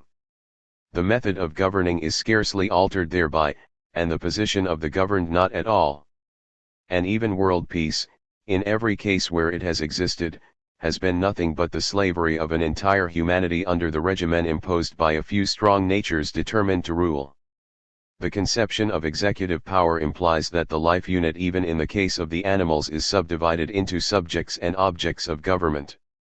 This is so self-evident that no mass unit has ever for a moment, even in the severest crises, such as 1789, lost the sense of this inner structure of itself.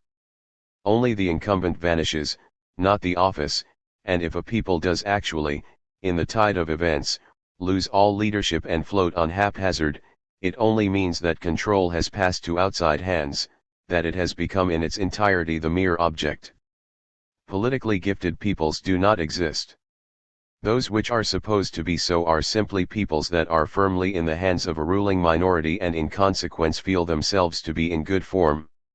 The English as a people are just as unthinking, narrow, and unpractical in political matters as any other nation, but they possess for all their liking for public debate a tradition of confidence. The difference is simply that the Englishman is the object of a regimen of very old and successful habits, in which he acquiesces because experience has shown him their advantage. From an acquiescence that has the outward appearance of agreement, it is only one step to the conviction that this government depends upon his will, although paradoxically it is the government that, for technical reasons of its own, unceasingly hammers the notion into his head. The ruling class in England has developed its aims and methods quite independently of the people, and it works with and within an unwritten constitution of which the refinements which have arisen from practice and are wholly innocent of theory are to the uninitiated as opaque as they are unintelligible. But the courage of a troop depends on its confidence in the leadership, and confidence means involuntary abstention from criticism. It is the officer who makes cowards into heroes, or heroes into cowards, and this holds good equally for armies, peoples, classes, and parties. Political talent in a people is nothing but confidence in its leading. But that confidence has to be acquired, it will ripen only in its own good time, and success will stabilize it and make it into a tradition. What appears as a lack of the feeling of certainty in the ruled is really lack of leadership talent in the ruling classes, which generates that sort of uninstinctive and meddlesome criticism which by its very existence shows that a people has got out of condition. 2. How is politics done? The born statesman is above all a valuer of men, situations, and things. He has the eye which unhesitatingly and inflexibly embraces the round of possibilities. The judge of horses takes in an animal with one glance and knows what prospects it will have in a race. To do the correct thing without knowing it, to have the hands that imperceptibly tighten or ease the bit, his talent is the very opposite to that of the man of theory. The secret pulse of all being is one and the same in him and in the things of history. They sense one another, they exist for one another. The fact man is immune from the risk of practicing sentimental or program politics.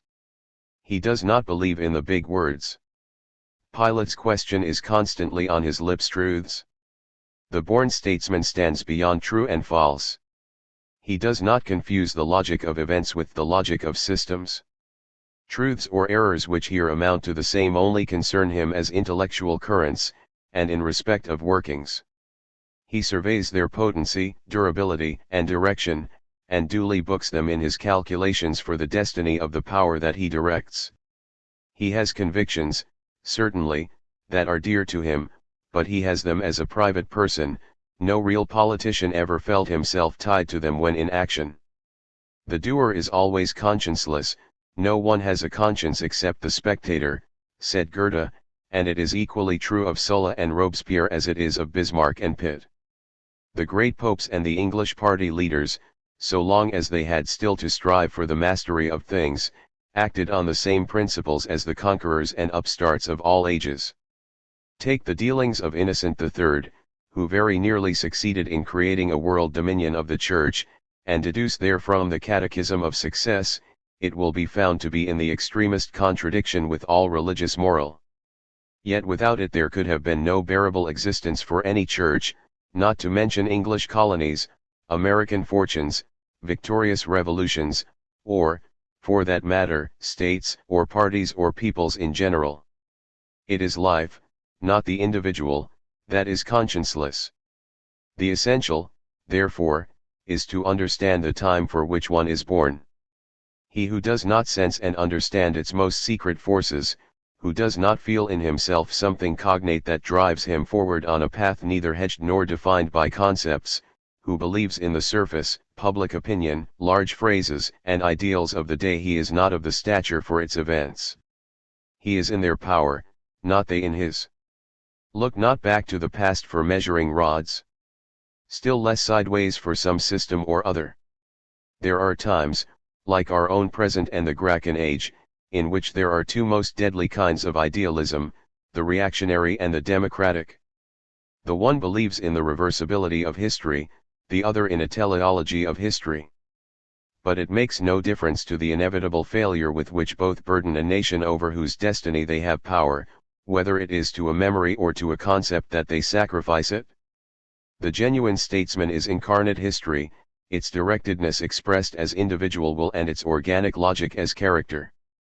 But the true statesman must also be, in a large sense of the word, an educator, not the representative of a moral or a doctrine, but an exemplar in doing. It is a patent fact that a religion has never yet altered the style of an existence. It penetrated the waking consciousness, the intellectual man, it threw new light on another world, it created an immense happiness by way of humanity, resignation, and patience unto death, but over the forces of life it possessed no power. In the sphere of the living only the great personality, the it, the race, the cosmic force bound up in that personality has been creative, not shaping, but breeding and training, and has effectively modified the type of entire classes and peoples. It is not the truth or the good or the upright, but the Roman or the Puritan or the Prussian that is a fact. The sum of honor and duty, discipline, resolution, is a thing not learned from books, but awakened in the stream of being by a living exemplar, and that is why Frederick William I was one of those educators, great for all time, whose personal race-forming conduct does not vanish in the course of the generations.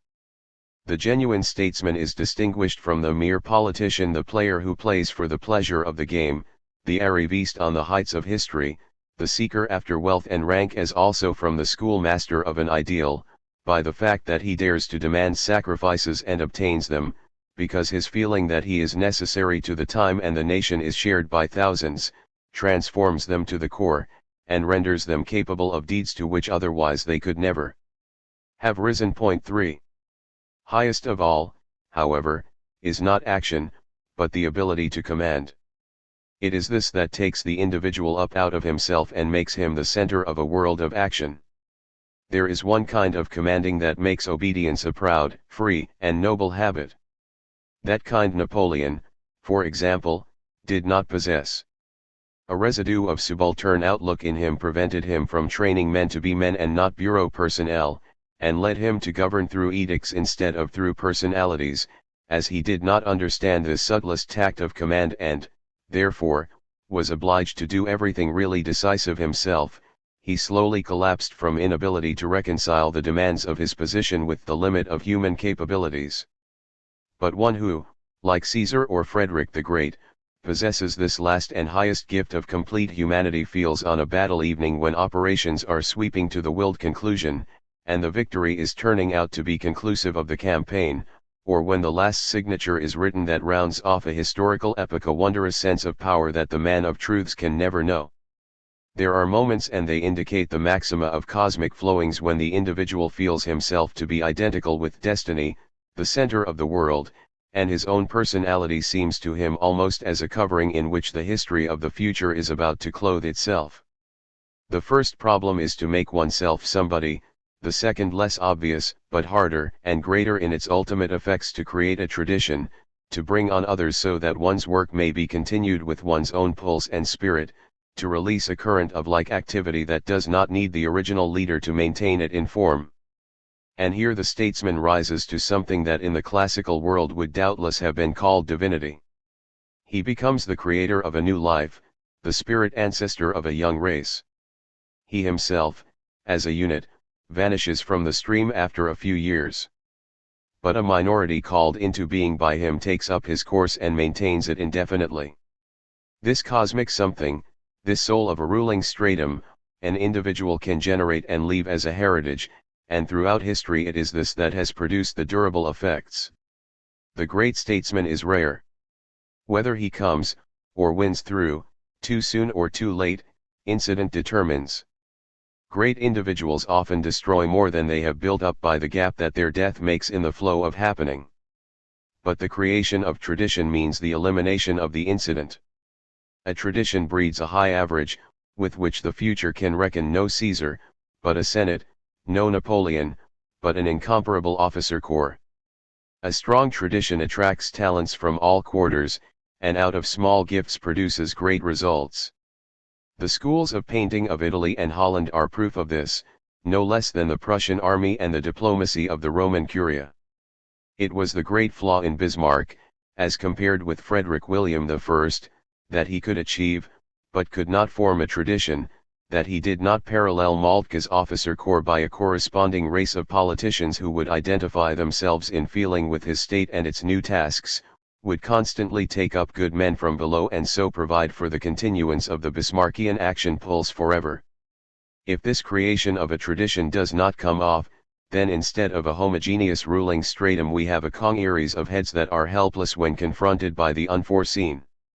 If it does, we have a sovereign people in the one sense of the phrase that is worthy of a people and possible in the world of fact, a highly trained, self-replenishing minority with sure and slowly ripened traditions, which attracts every talent into the charmed circle and uses it to the full, and ipso facto keeps itself in harmony with the remainder of the nation that it rules. Such a minority slowly develops into a true breed, even when it had begun merely as a party, and the sureness of its decisions comes to be that of blood, not of reason. But this means that what happens in it happens of itself and does not need the genius.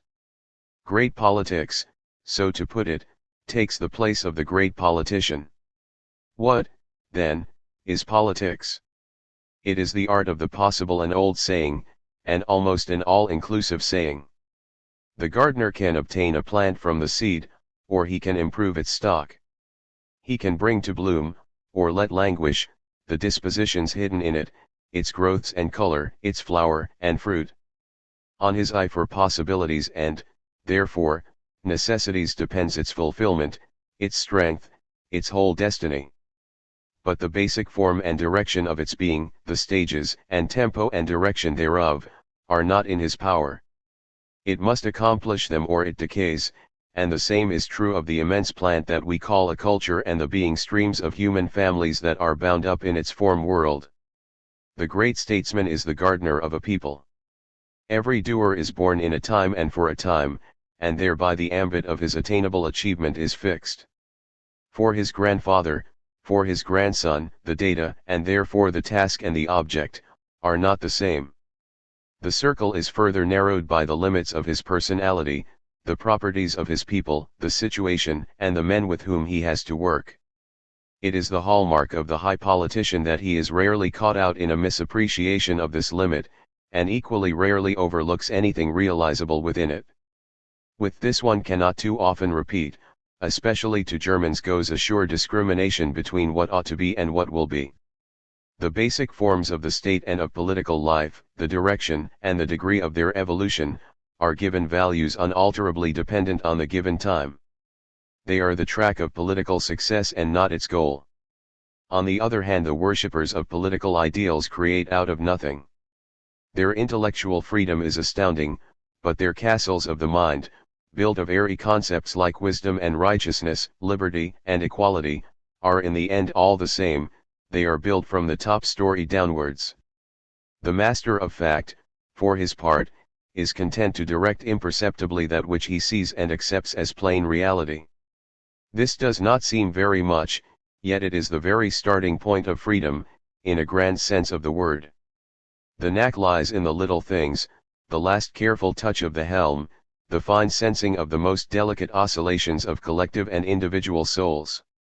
The art of the statesman consists not only in a clear idea of the main lines drawn undeniably before him, but also in the sure handling of the single occurrences and the single persons, encountered along those lines, which can turn an impending disaster into a decisive success. The secret of all victory lies in the organization of the non-obvious. An adept in the game can, like Talleyrand, go to Vienna as ambassador of the vanquished party and make himself master of the victor. At the Lucca meeting, Caesar, whose position was well nigh desperate, not only made Pompey's power serviceable to his own ends, but undermined it at the same time, and without his opponents becoming aware of the fact. But the domain of the possible has dangerous edges, and if the finished tact of the great Baroque diplomatists almost always manage to keep clear, it is the very privilege of the ideologues to be always stumbling over it. There have been turns in history in which the statescraftman has let himself drift with the current a while, in order not to lose the leadership. Every situation has its elastic limit, and in the estimation of that limit not the smallest error is permissible.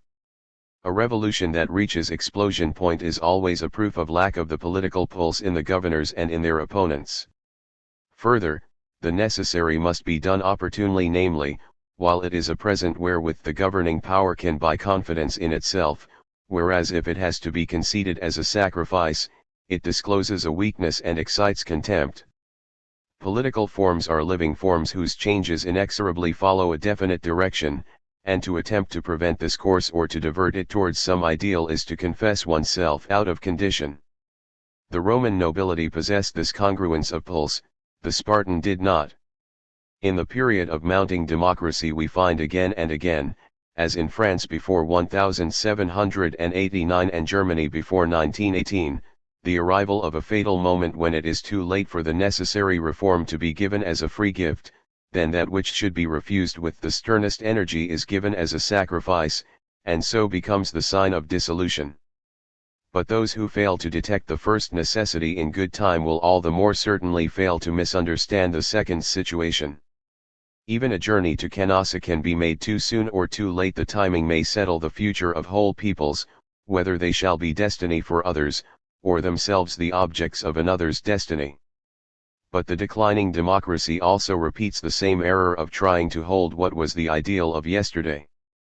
This is the danger of our 20th century. On the path towards Caesarism there is ever a Cato to be found. The influence that a statesman, even one in an exceptionally strong position, possesses over the methods of politics is very small, and it is one of the characteristics of the high-grade statesman that he does not deceive himself on this matter. His task is to work in and with the historical form that he finds in existence, it is only the theorist who enthusiastically searches for more ideal forms. But to be politically informed means necessarily, amongst other things, an unconditional command of the most modern means. There is no choice about it. The means and methods are premises pertaining to the time and belong to the inner form of the time, and one who grasps at the inapposite, who permits his taste or his feelings to overpower the pulse in him, loses at once his grip of realities.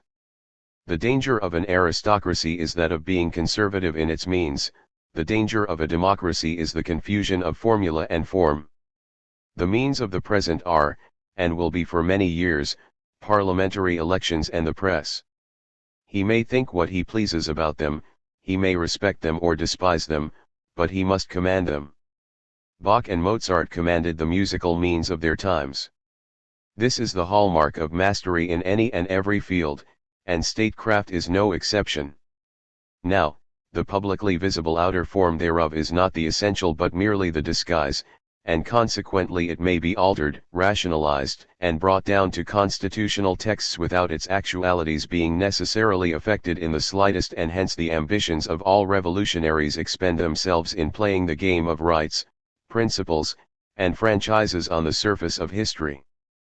But the statesman knows that the extension of a franchise is quite unimportant in comparison with the technique Athenian or Roman, Jacobin or American or present-day German of operating the votes. How the English Constitution reads is a matter of small import compared with the fact that it is managed by a small stratum of high families, so that an Edward VII is simply a minister of his ministry. And as for the modern press, the sentimentalist may beam with contentment when it is constitutionally free, but the realist merely asks at whose disposal it is. Politics, lastly, is the form in which is accomplished the history of a nation within a plurality of nations. The great art is to maintain one's own nation inwardly in form for events outside. This is the natural relation of home and foreign politics, holding not only for peoples and states and estates, but for living units of every kind, down to the simplest animal swarms and down into the individual bodies. And, as between the two, the first exists exclusively for the second and not vice versa. The true democrat is accustomed to treat home politics as an end in itself. The rank and file of diplomats think solely of foreign affairs, but just because of this the individual successes of either cut no ice. No doubt, the political master exhibits his powers most obviously in the tactics of home reform, in his economic and social activities, in his cleverness in maintaining the public form of the whole, the rights and liberties, both in tune with the tastes of the period and at the same time effective, and in the education of the feelings without which it is impossible for a people to be in condition, namely, trust, respect for the leading, consciousness of power, contentment, and, when necessary, enthusiasm. But the value of all this depends upon its relation to this basic fact of higher history, that a people is not alone in the world, and that its future will be decided by its force relationships towards other peoples and powers and not by its mere internal ordering. And, since the ordinary man is not so long-sighted, it is the ruling minority that must possess this quality on behalf of the rest, and not unless there is such a minority does the statesman find the instrument wherewith he can carry his purposes into effect. Point 4. 3. In the early politics of all cultures the governing powers are pre-established and unquestioned.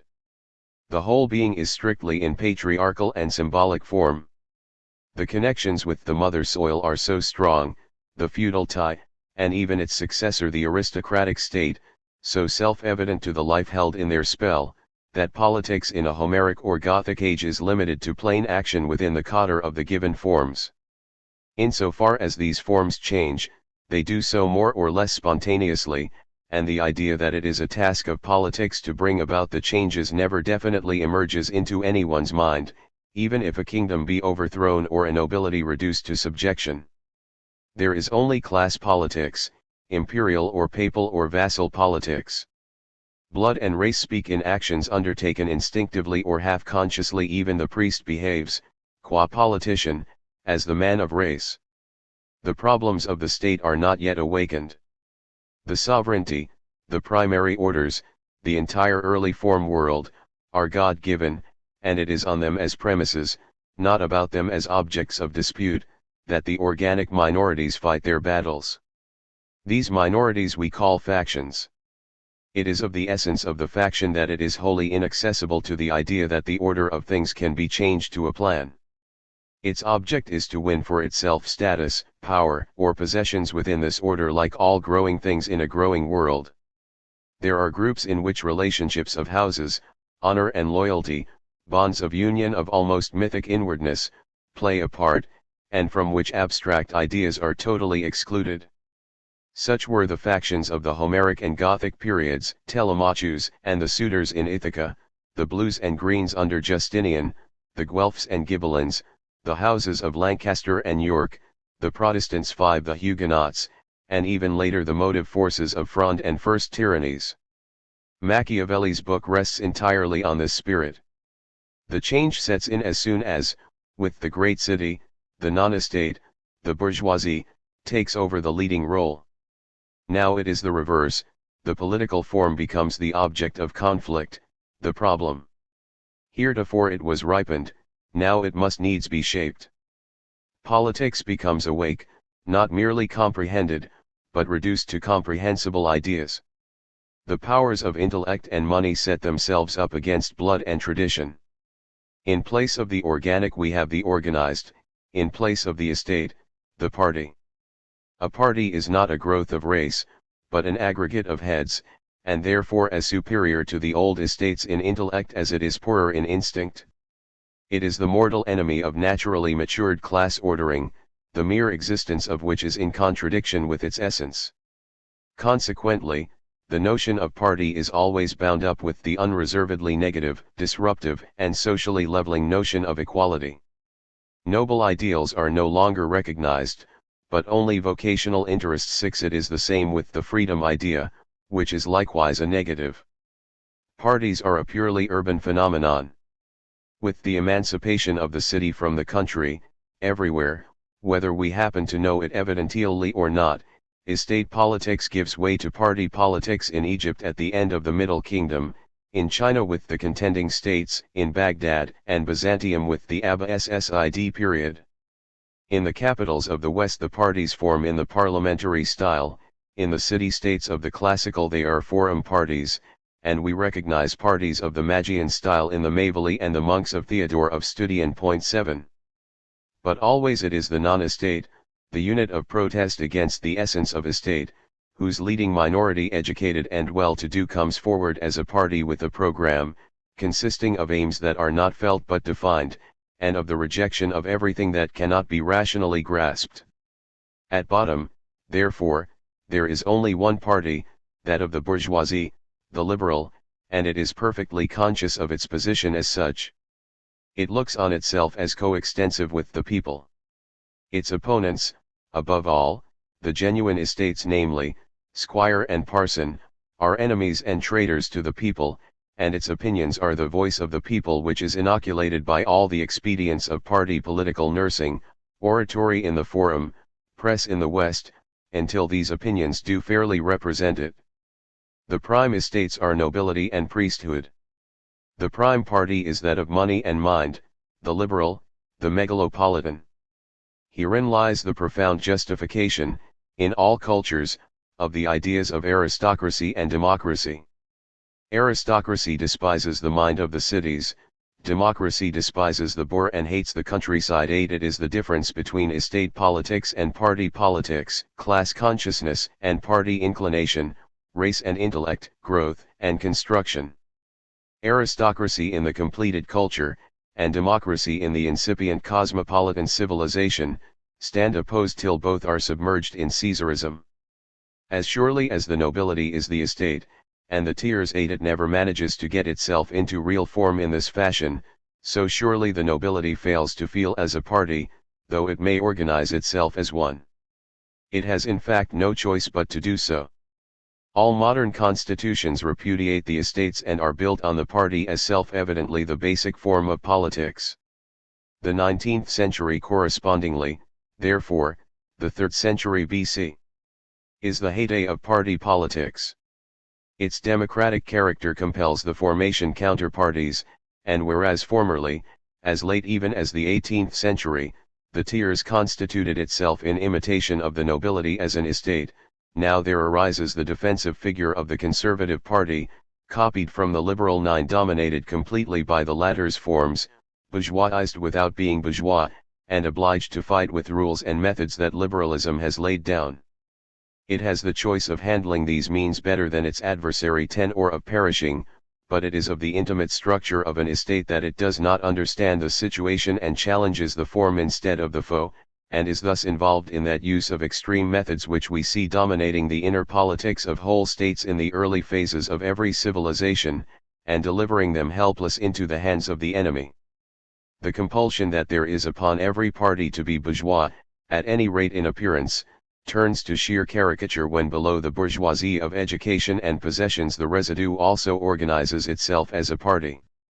Marxism, for example, is in theory a negation of bourgeoisie, but as a party it is in attitude and leadership essentially middle class. There is a continuous conflict between its will, which necessarily steps outside the bounds of party politics and therefore of constitutionalism, both being exclusively liberal phenomena, and can in honesty only be called civil war, and the appearances which it feels obliged, in justice to itself, to keep up. But for Marxism, again, these appearances are indispensable, at this particular period, if durable success is to be attained. A noble party in a parliament is inwardly just as spurious as a proletarian. Only the bourgeoisie is in its natural place there. In Rome, from the introduction of the tribunes, in 471, to the recognition of their legislative omnipotence, in the Revolution of 287, patricians and plebeians had fought their fight essentially as estates, classes.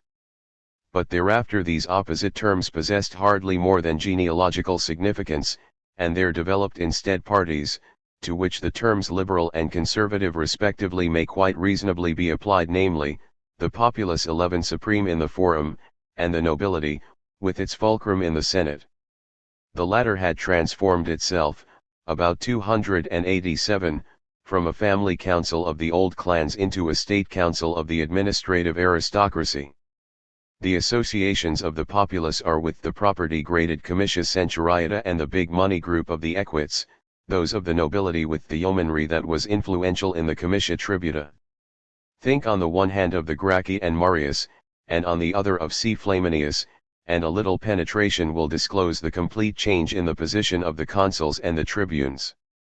They are no longer the chosen trustees of the first and third estates, with lines of conduct determined by that fact, but they represent party, and on occasion change it. There were liberal consuls like the elder Cato and conservative tribunes like the Octavius who opposed T.I. Gracchus. Both parties put up candidates at elections, and used every sort of demagogic operation to get them in, and when money had failed to win an election, it got to work afterwards with increasing success upon the person elected. In England Tories and Whigs constituted themselves, from the beginning of the 19th century, as parties, both becoming in form bourgeois and both taking up the liberal program literally, whereby public opinion as usual was completely convinced and set at rest. This was a masterstroke, delivered at the correct moment, and prevented the formation of a party hostile to the estate principle such as arose in France in 1789. The members of the lower house, hitherto emissaries of the ruling stratum, became popular representatives, but still continued to depend financially upon it. The leading remained in the same hands, and the opposition of the parties, which from 1830 assumed the titles of liberal and conservative almost as a matter of course, was always one of pluses and minuses, never of blank alternatives.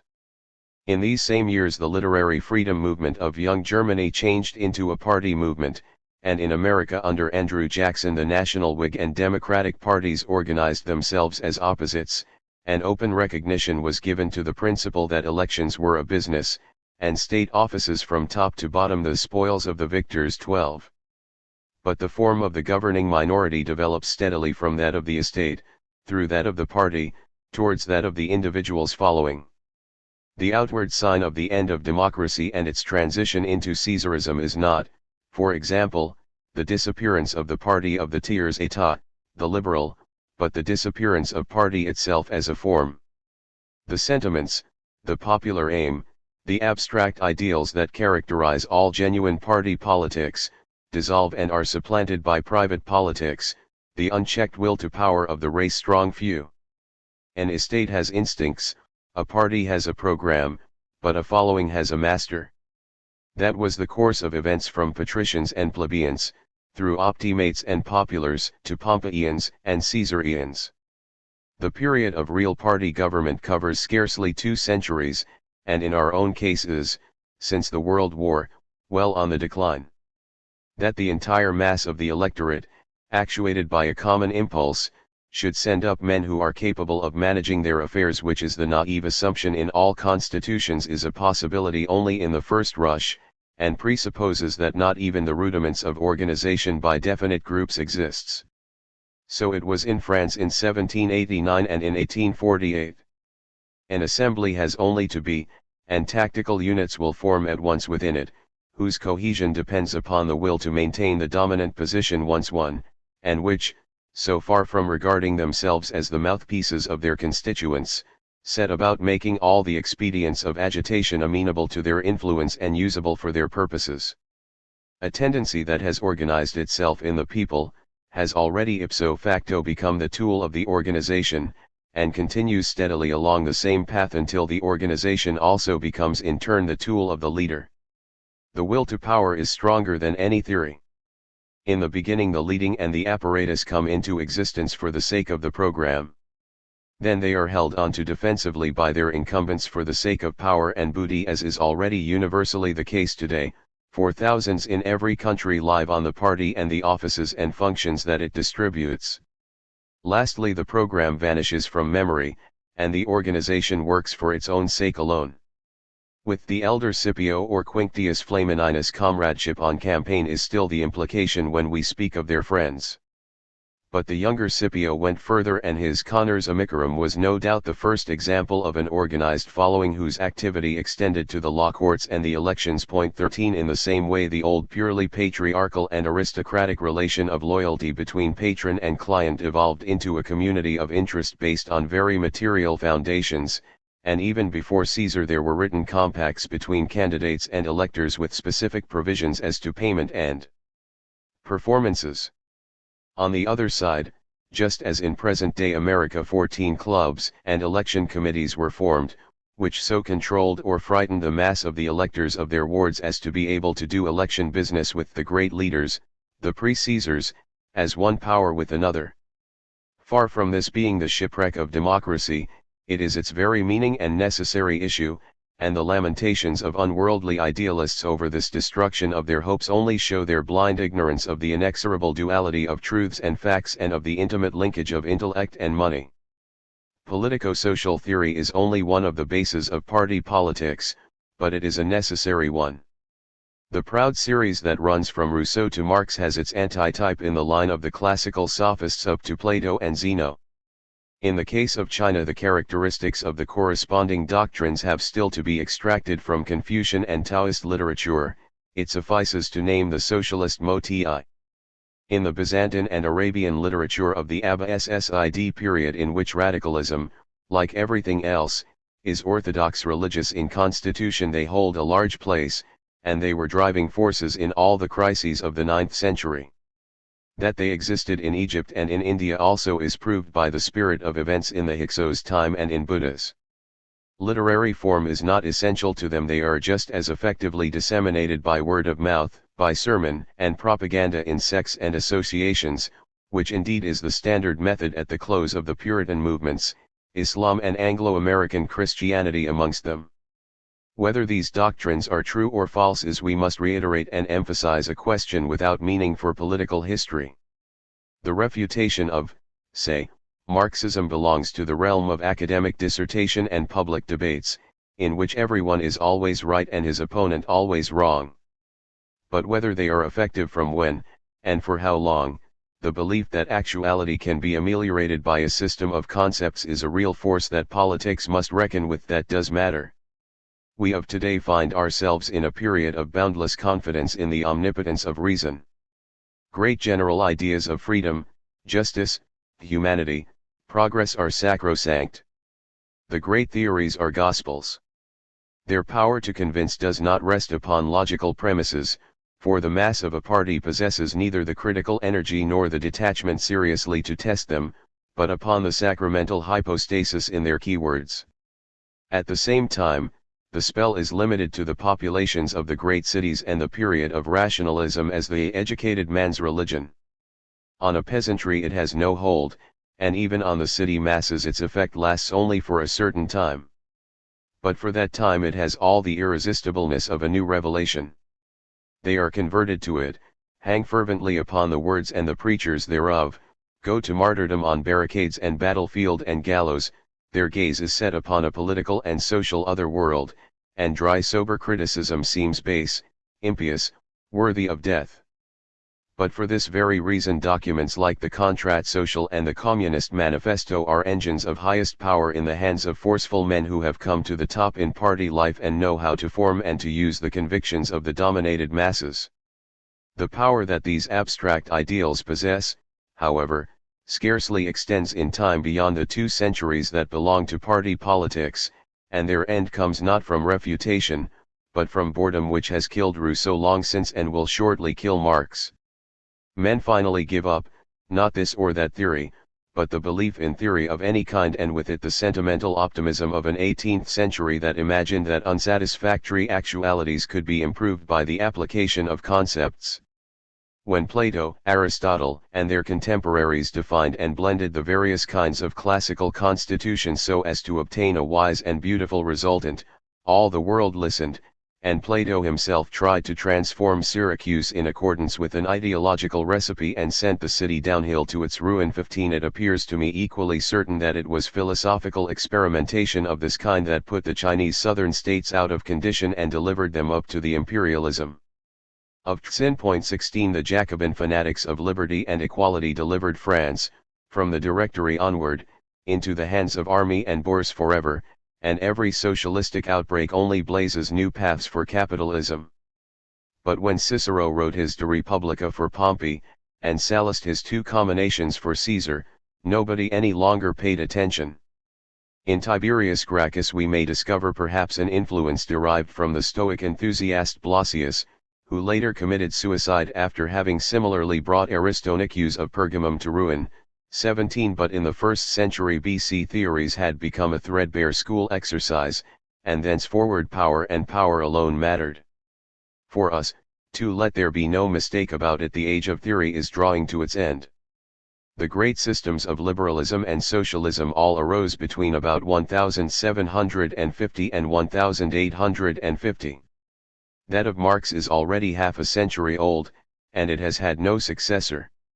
Inwardly it means, with its materialist view of history, that nationalism has reached its extreme logical conclusion, it is therefore an end term. But, as belief in Rousseau's rights of man lost its force from, say, 1848, so belief in Marx lost its force from the World War. When one contrasts the devotion unto death that Rousseau's ideas found in the French Revolution with the attitude of the socialists of 1918, who had to keep up before and in their adherents a conviction that they themselves no longer possessed for the sake, not of the idea, but of the power that depended on it, one discerns also the stretches of the road ahead, where what still remains of program is doomed to fall by the way as being henceforth a mere handicap in the struggle for power. Belief in program was the mark and the glory of our grandfathers. In our grandsons it will be a proof of provincialism.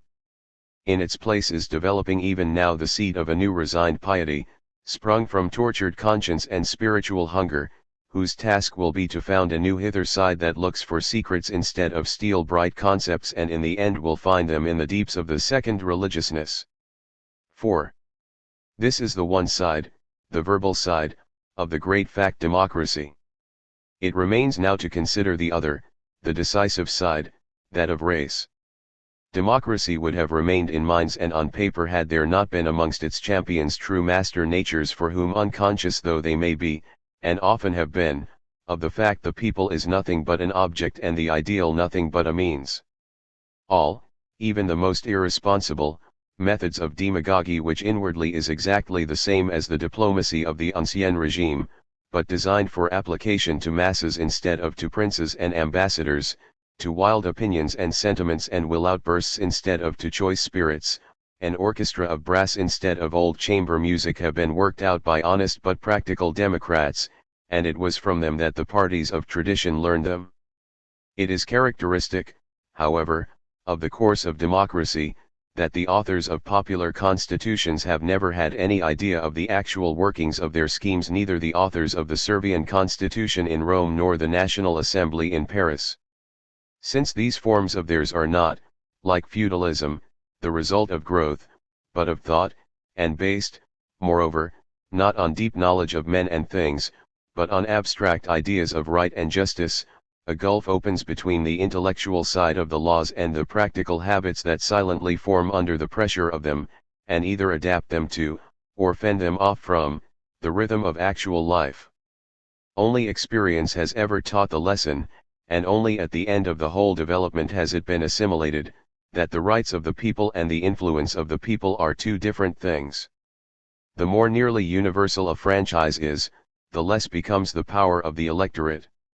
In the beginning of a democracy the field belongs to intellect alone.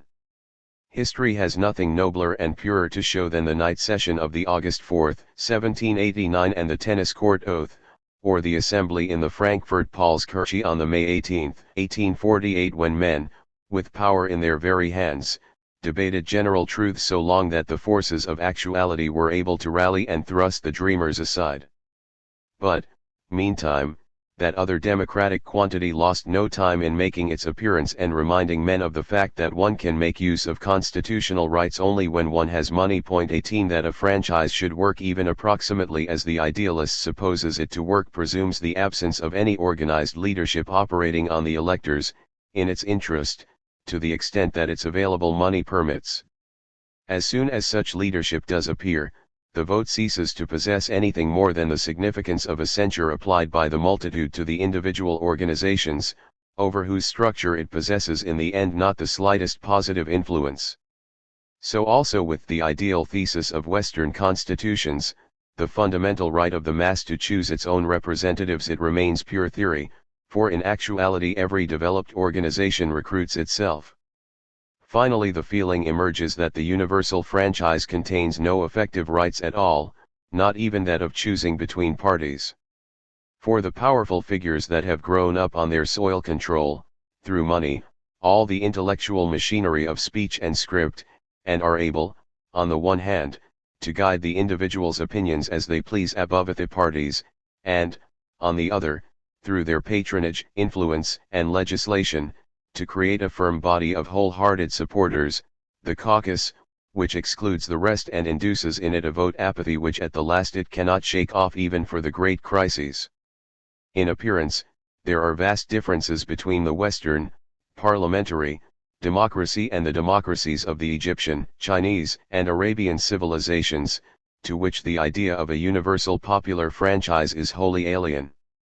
But in reality, for us in this age of ours, the mass is in form as an electorate in exactly the same sense as it used to be in form as a collectivity of obedience, namely, as an object for a subject, as it was in form in Baghdad as the sects, and in Byzantium in its monks, and elsewhere again as a dominant army or a secret society or a state within a state.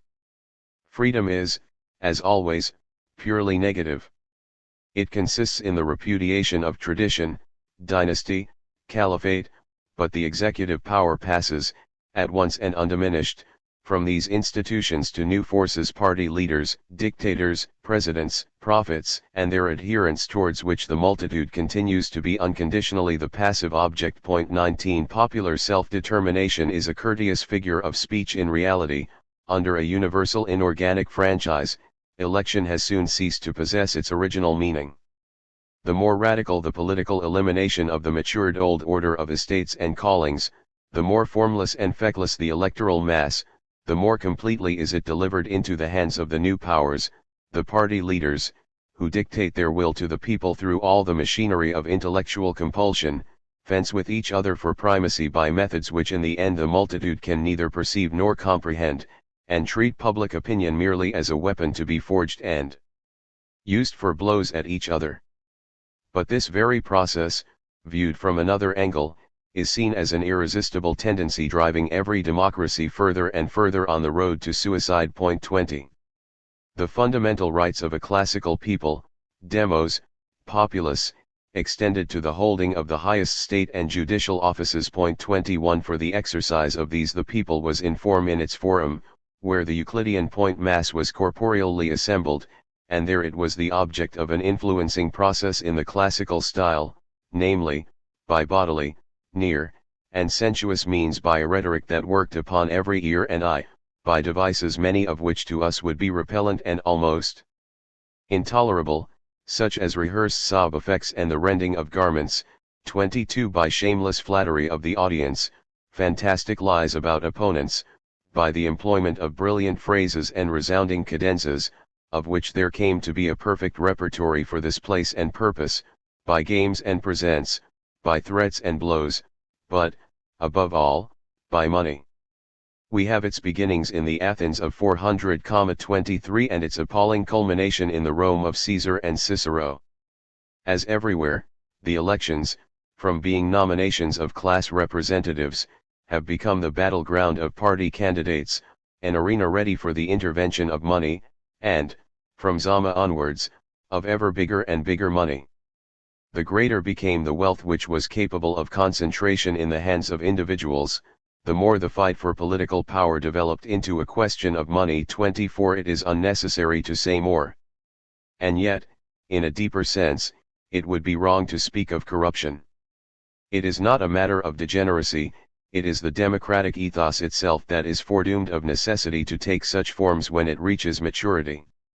In the reforms of the censor Appius Claudius, 310, who was beyond doubt a true Hellenist and constitutional ideologue of the type of Madame Roland's circle, there was certainly no question but that of the franchise as such, and not at all of the arts of gerrymandering, but the effect was simply to prepare the way for those arts. Not in the scheme as such, but from the first applications of it, race quality emerged, and very rapidly it forced its way to complete dominance. And, after all, in a dictatorship of money it is hardly fair to describe the employment of money as a sign of decadence. The career of office in Rome, from the time when its course took form as a series of elections, required so large a capital that every politician was the debtor of his entire entourage. Especially was this so in the case of the aedileship, in which the incumbent had to outbid his predecessors in the magnificence of his public games, in order later to have the votes of the spectators. Sulla failed in his first attempt on the praetorship precisely because he had not previously been aedile. Then again, to flatter the crowd of loafers it was necessary to show oneself in the forum daily with a brilliant following. A law forbade the maintenance of paid retainers, but the acquisition of persons in high society by lending them money, recommending them for official and commercial employments, and covering their litigation expenses, in return for their company in the forum and their attendance at the daily levee, was more expensive still. Pompey was patronus to half the world. From the peasant of Pnum to the kings of the Orient, he represented and protected them all, and this was his political capital which he could stake against the non-interest-bearing loans of Crassus and the gilding 25 of every ambitious fellow by the conqueror of Gaul.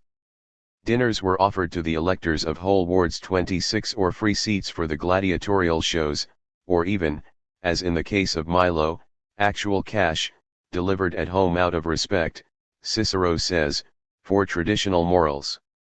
Election capital rose to American dimensions, sometimes hundreds of millions of sesterces, vast as was the stock of cash available in Rome. The elections of 54 locked up so much of it that the rate of interest rose from 4 to 8%. Caesar paid out so much as aedile that Crassus had to underwrite him for 20 millions before his creditors would allow him to depart to his province, and in his candidature for the office of Pontifex Maximus he so overstrained his credit that failure would have ruined him, and his opponent Catullus could seriously offer to buy him off. But the conquest and exploitation of Gaul, this also an undertaking motived by finance, made him the richest man in the world.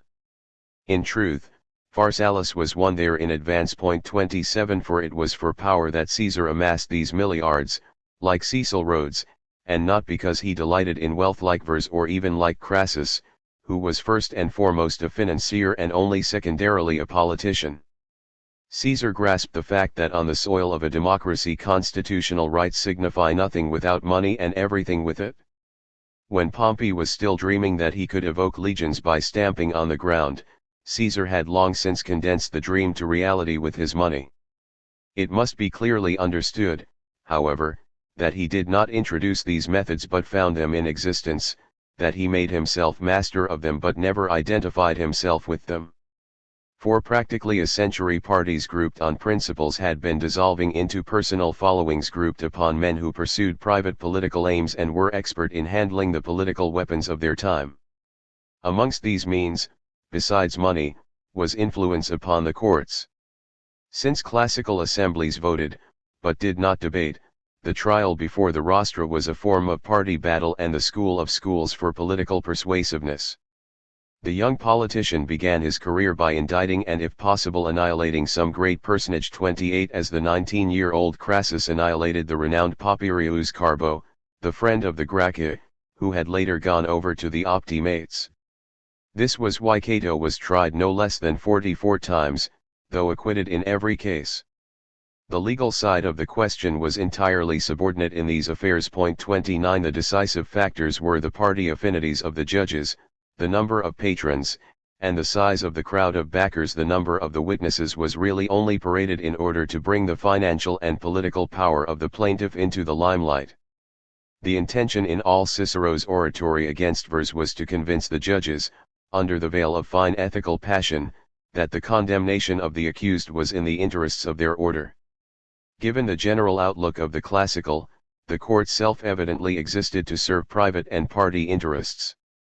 Democratic complainants in Athens were accustomed at the end of their speeches to remind the jurymen from the people that they would forfeit their fees by acquitting the wealthy defendant. 30 The tremendous power of the Roman Senate consisted mainly in their occupancy of every seat of the judicial, jurors, bench, which placed the destinies of every citizen at their mercy, hence the far-reachingness of the Gracchan law of 122 which handed over the judicature to the equites and delivered over the nobility, that is, the official class, to the financial world. 31 In 83 Sulla, simultaneously with his proscription of the financial magnates, restored the judicature to the Senate, as political weapon, of course, and the final duel of the potentates finds one more expression in the ceaseless changing of the judges selected.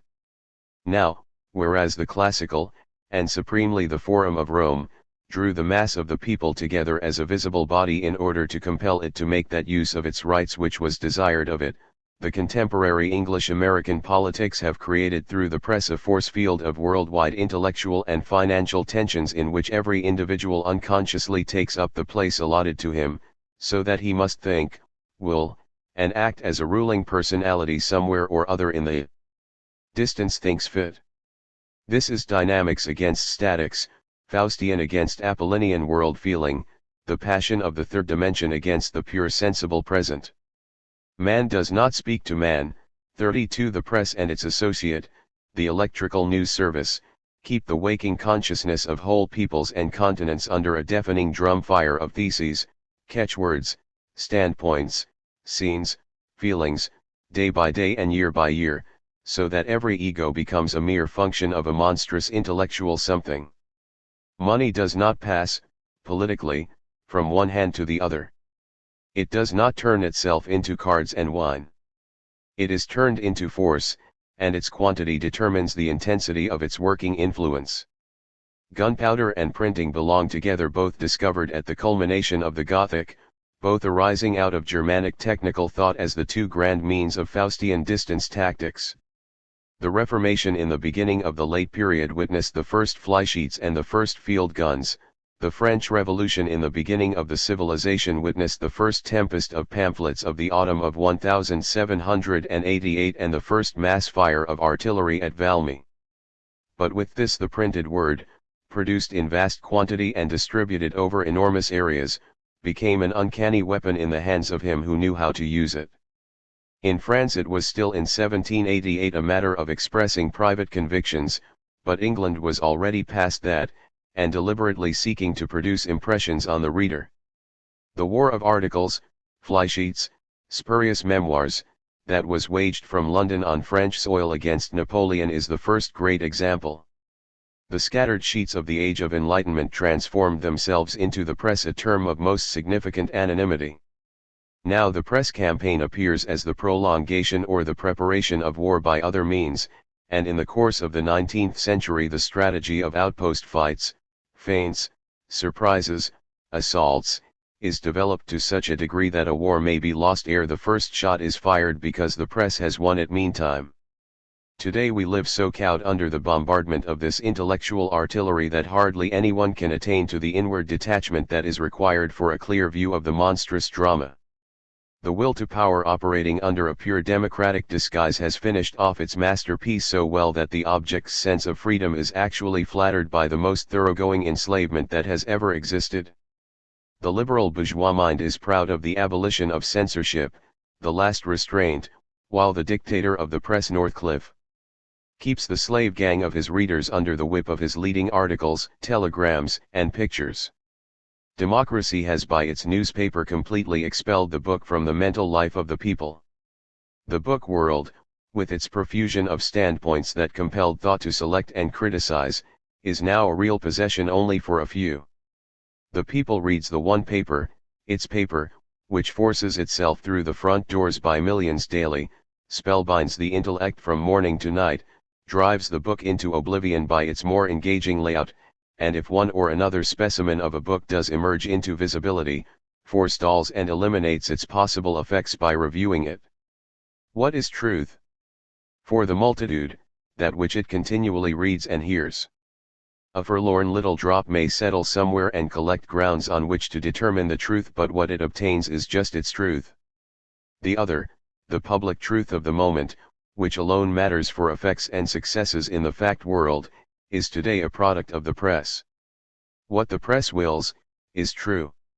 Its commanders evoke, transform, interchange truths. 3 weeks of press work, and the truth is acknowledged by everybody. 33 Its bases are irrefutable for just so long as money is available to maintain them intact. The classical rhetoric, too, was designed for effect and not content, as Shakespeare brilliantly demonstrates in Antony's funeral oration, but it did limit itself to the bodily audience and the moment. What the dynamism of our press wants is permanent effectiveness. It must keep men's minds continuously under its influence. Its arguments are overthrown as soon as the advantage of financial power passes over to the counter-arguments and brings these still oftener to men's eyes and ears. At that moment the needle of public opinion swings round to the stronger pole. Everybody convinces himself at once of the new truth, and regards himself awakened out of error. With the political press is bound up the need of universal school education, which in the classical world was completely lacking. In this demand there is an element quite unconscious of desiring to shepherd the masses, as the object of party politics, into the newspaper's power area. The idealist of the early democracy regarded popular education, without arrière-pensée, as enlightenment pure and simple, and even today one finds here and there weak heads that become enthusiastic on the freedom of the press, but it is precisely this that smooths the path for the coming Caesars of the world press. Those who have learned to read succumb to their power, and the visionary self-determination of late democracy issues in a thoroughgoing determination of the people by the powers whom the printed word obeys. In the contests of today tactics consists in depriving the opponent of this weapon. In the unsophisticated infancy of its power the newspaper suffered from official censorship which the champions of tradition wielded in self-defense, and the bourgeoisie cried out that the freedom of the spirit was in danger. Now the multitude placidly goes its way, it has definitively won for itself this freedom. But in the background, unseen, the new forces are fighting one another by buying the press. Without the readers observing it, the paper, and himself with it, changes masters. 34 Here also money triumphs and forces the free spirits into its service. No tamer has his animals more under his power. Unleash the people as reader mass and it will storm through the streets and hurl itself upon the target indicated, terrifying and breaking windows, a hint to the press staff and it will become quiet and go home. The press today is an army with carefully organized arms and branches, with journalists as officers, and readers as soldiers. But here, as in every army, the soldier obeys blindly, and war aims and operation plans change without his knowledge. The reader neither knows, nor is allowed to know, the purposes for which he is used, nor even the role that he is to play. A more appalling caricature of freedom of thought cannot be imagined. Formerly a man did not dare to think freely. Now he dares, but cannot. His will to think is only a willingness to think to order, and this is what he feels as his liberty.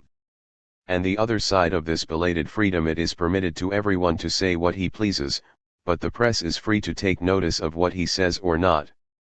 It can condemn any truth to death simply by not undertaking its communication to the world, a terrible censorship of silence, which is all the more potent in that the masses of newspaper readers are absolutely unaware that it exists. 35 Here, as ever in the birth pangs of Caesarism, emerges a trait of the buried springtime.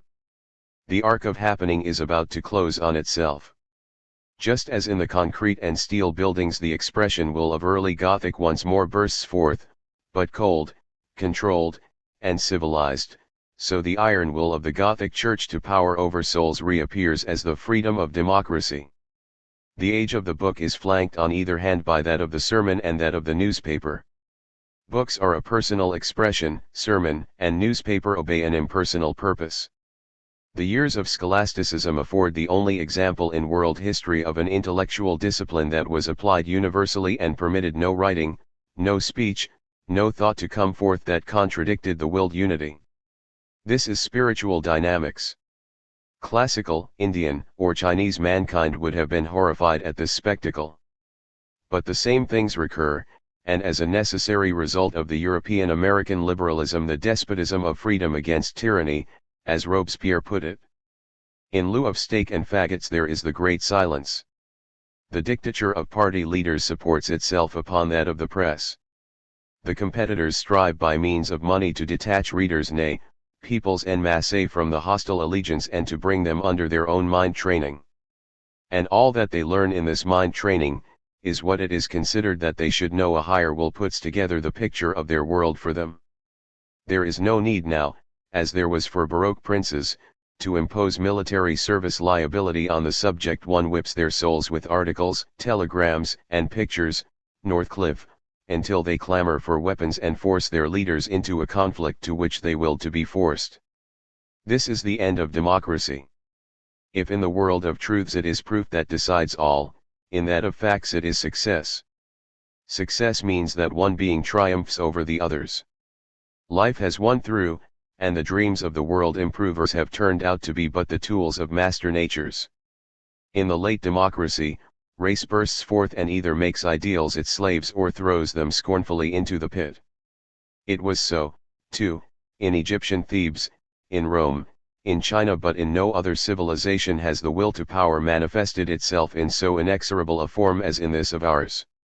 The thought, and consequently the action, of the mass are kept under iron pressure, for which reason, and for which reason only, men are permitted to be readers and voters, that is, in a dual slavery, while the parties become the obedient retinues of a few, and the shadow of coming Caesarism already touches them. As the English kingship became in the 19th century, so parliaments will become in the 20th, a solemn and empty pageantry. As then scepter and crown, so now people's rights are paraded for the multitude, and all the more punctiliously the less they really signify. It was for this reason that the cautious Augustus never let pass an opportunity of emphasizing old and venerated customs of Roman freedom. But the power is migrating even today, and correspondingly elections are degenerating for us into the farce that they were in Rome. Money organizes the process in the interests of those who possess it. 36 And election affairs become a preconcerted game that is staged as popular self-determination. If election was originally revolution in legitimate forms, it has exhausted those forms, and what takes place is that mankind elects its destiny again by the primitive methods of bloody violence when the politics of money become intolerable. Through money, democracy becomes its own destroyer, after money has destroyed intellect. But, just because the illusion that actuality can allow itself to be improved by the ideas of any Zeno or Marx has fled away, because men have learned that in the realm of reality one power will can be overthrown only by another, For that is the great human experience of contending states periods, there wakes at last a deep yearning for all old and worthy tradition that still lingers alive. Men are tired to disgust of money economy. They hope for salvation from somewhere or other, for some real thing of honor and chivalry, of inward nobility, of unselfishness and duty. And now dawns the time when the form-filled powers of the blood, which the rationalism of the megalopolis has suppressed, reawaken in the depths. Everything in the order of dynastic tradition and old nobility that has saved itself up for the future, everything that there is of high money disdaining ethic, everything that is intrinsically sound enough to be, in Frederick the Great's words, the servant, the hard-working, self-sacrificing, caring servant of the state, all that I have described elsewhere in one word as socialism in contrast to capitalism. 37 All this becomes suddenly the focus of immense life forces. Caesarism grows on the soil of democracy, but its roots thread deeply into the underground of blood tradition. The classical Caesar derived his power from the tribunate, and his dignity and therewith his permanency from his being the princeps. Here too the soul of old Gothic wakens anew. The spirit of the knightly orders overpowers plunderous Vikingism. The mighty ones of the future may possess the earth as their private property, for the great political form of the culture is irremediably in ruin, but it matters not, for, formless and limitless as their power may be, it has a task. And this task is the unwearying care for this world as it is, which is the very opposite of the interestedness of the money power age, and demands high honor and conscientiousness. But for this very reason there now sets in the final battle between democracy and Caesarism, between the leading forces of dictatorial money economics and the purely political will to order of the Caesars. And in order to understand this final battle between economics and politics, in which the latter reconquers its realm, we must now turn our glance upon the physiognomy of economic history. Chapter 13. The form world of economic life. A. Money. I. The standpoint from which to comprehend the economic history of great cultures is not to be looked for on economic ground. Economic thought and action are a side of life that acquires a false appearance when regarded as a self-contained kind of life.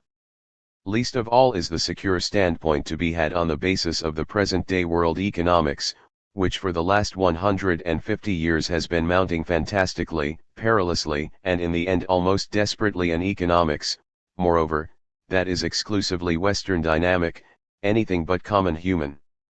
That which we call national economy today is built up on premises that are openly and specifically English.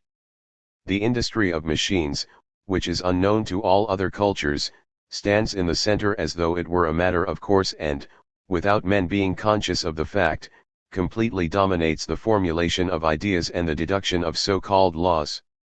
Credit money, in the special form imparted to it by the relations of world trade and export industry in a peasantless England, serves as the foundation whereupon to define words like capital, value, price, property, and the definitions are then transferred without more ado to other culture stages and life cycles.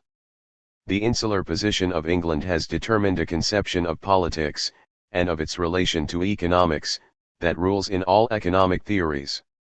The creators of this economic picture were David Hume 1 and Adam Smith. 2 Everything that has since been written about them or against them always presupposes the critical structure and methods of their systems. This is as true of Carey and List as it is of Fourier and Lassalle. As for Smith's greatest adversary, Marx, it matters little how loudly one protests against English capitalism when one is thoroughly imbued with its images, the protest is itself a recognition, and its only aim is, through a new kind of accounting, to confer upon objects the advantage of being subjects. From Adam Smith to Marx it is nothing but self-analysis of the economic thinking of a single culture on a particular development level. Rationalistic through and through, it starts from material and its conditions, needs, and motives, instead of from the soul of generations, estates, and peoples and its creative power.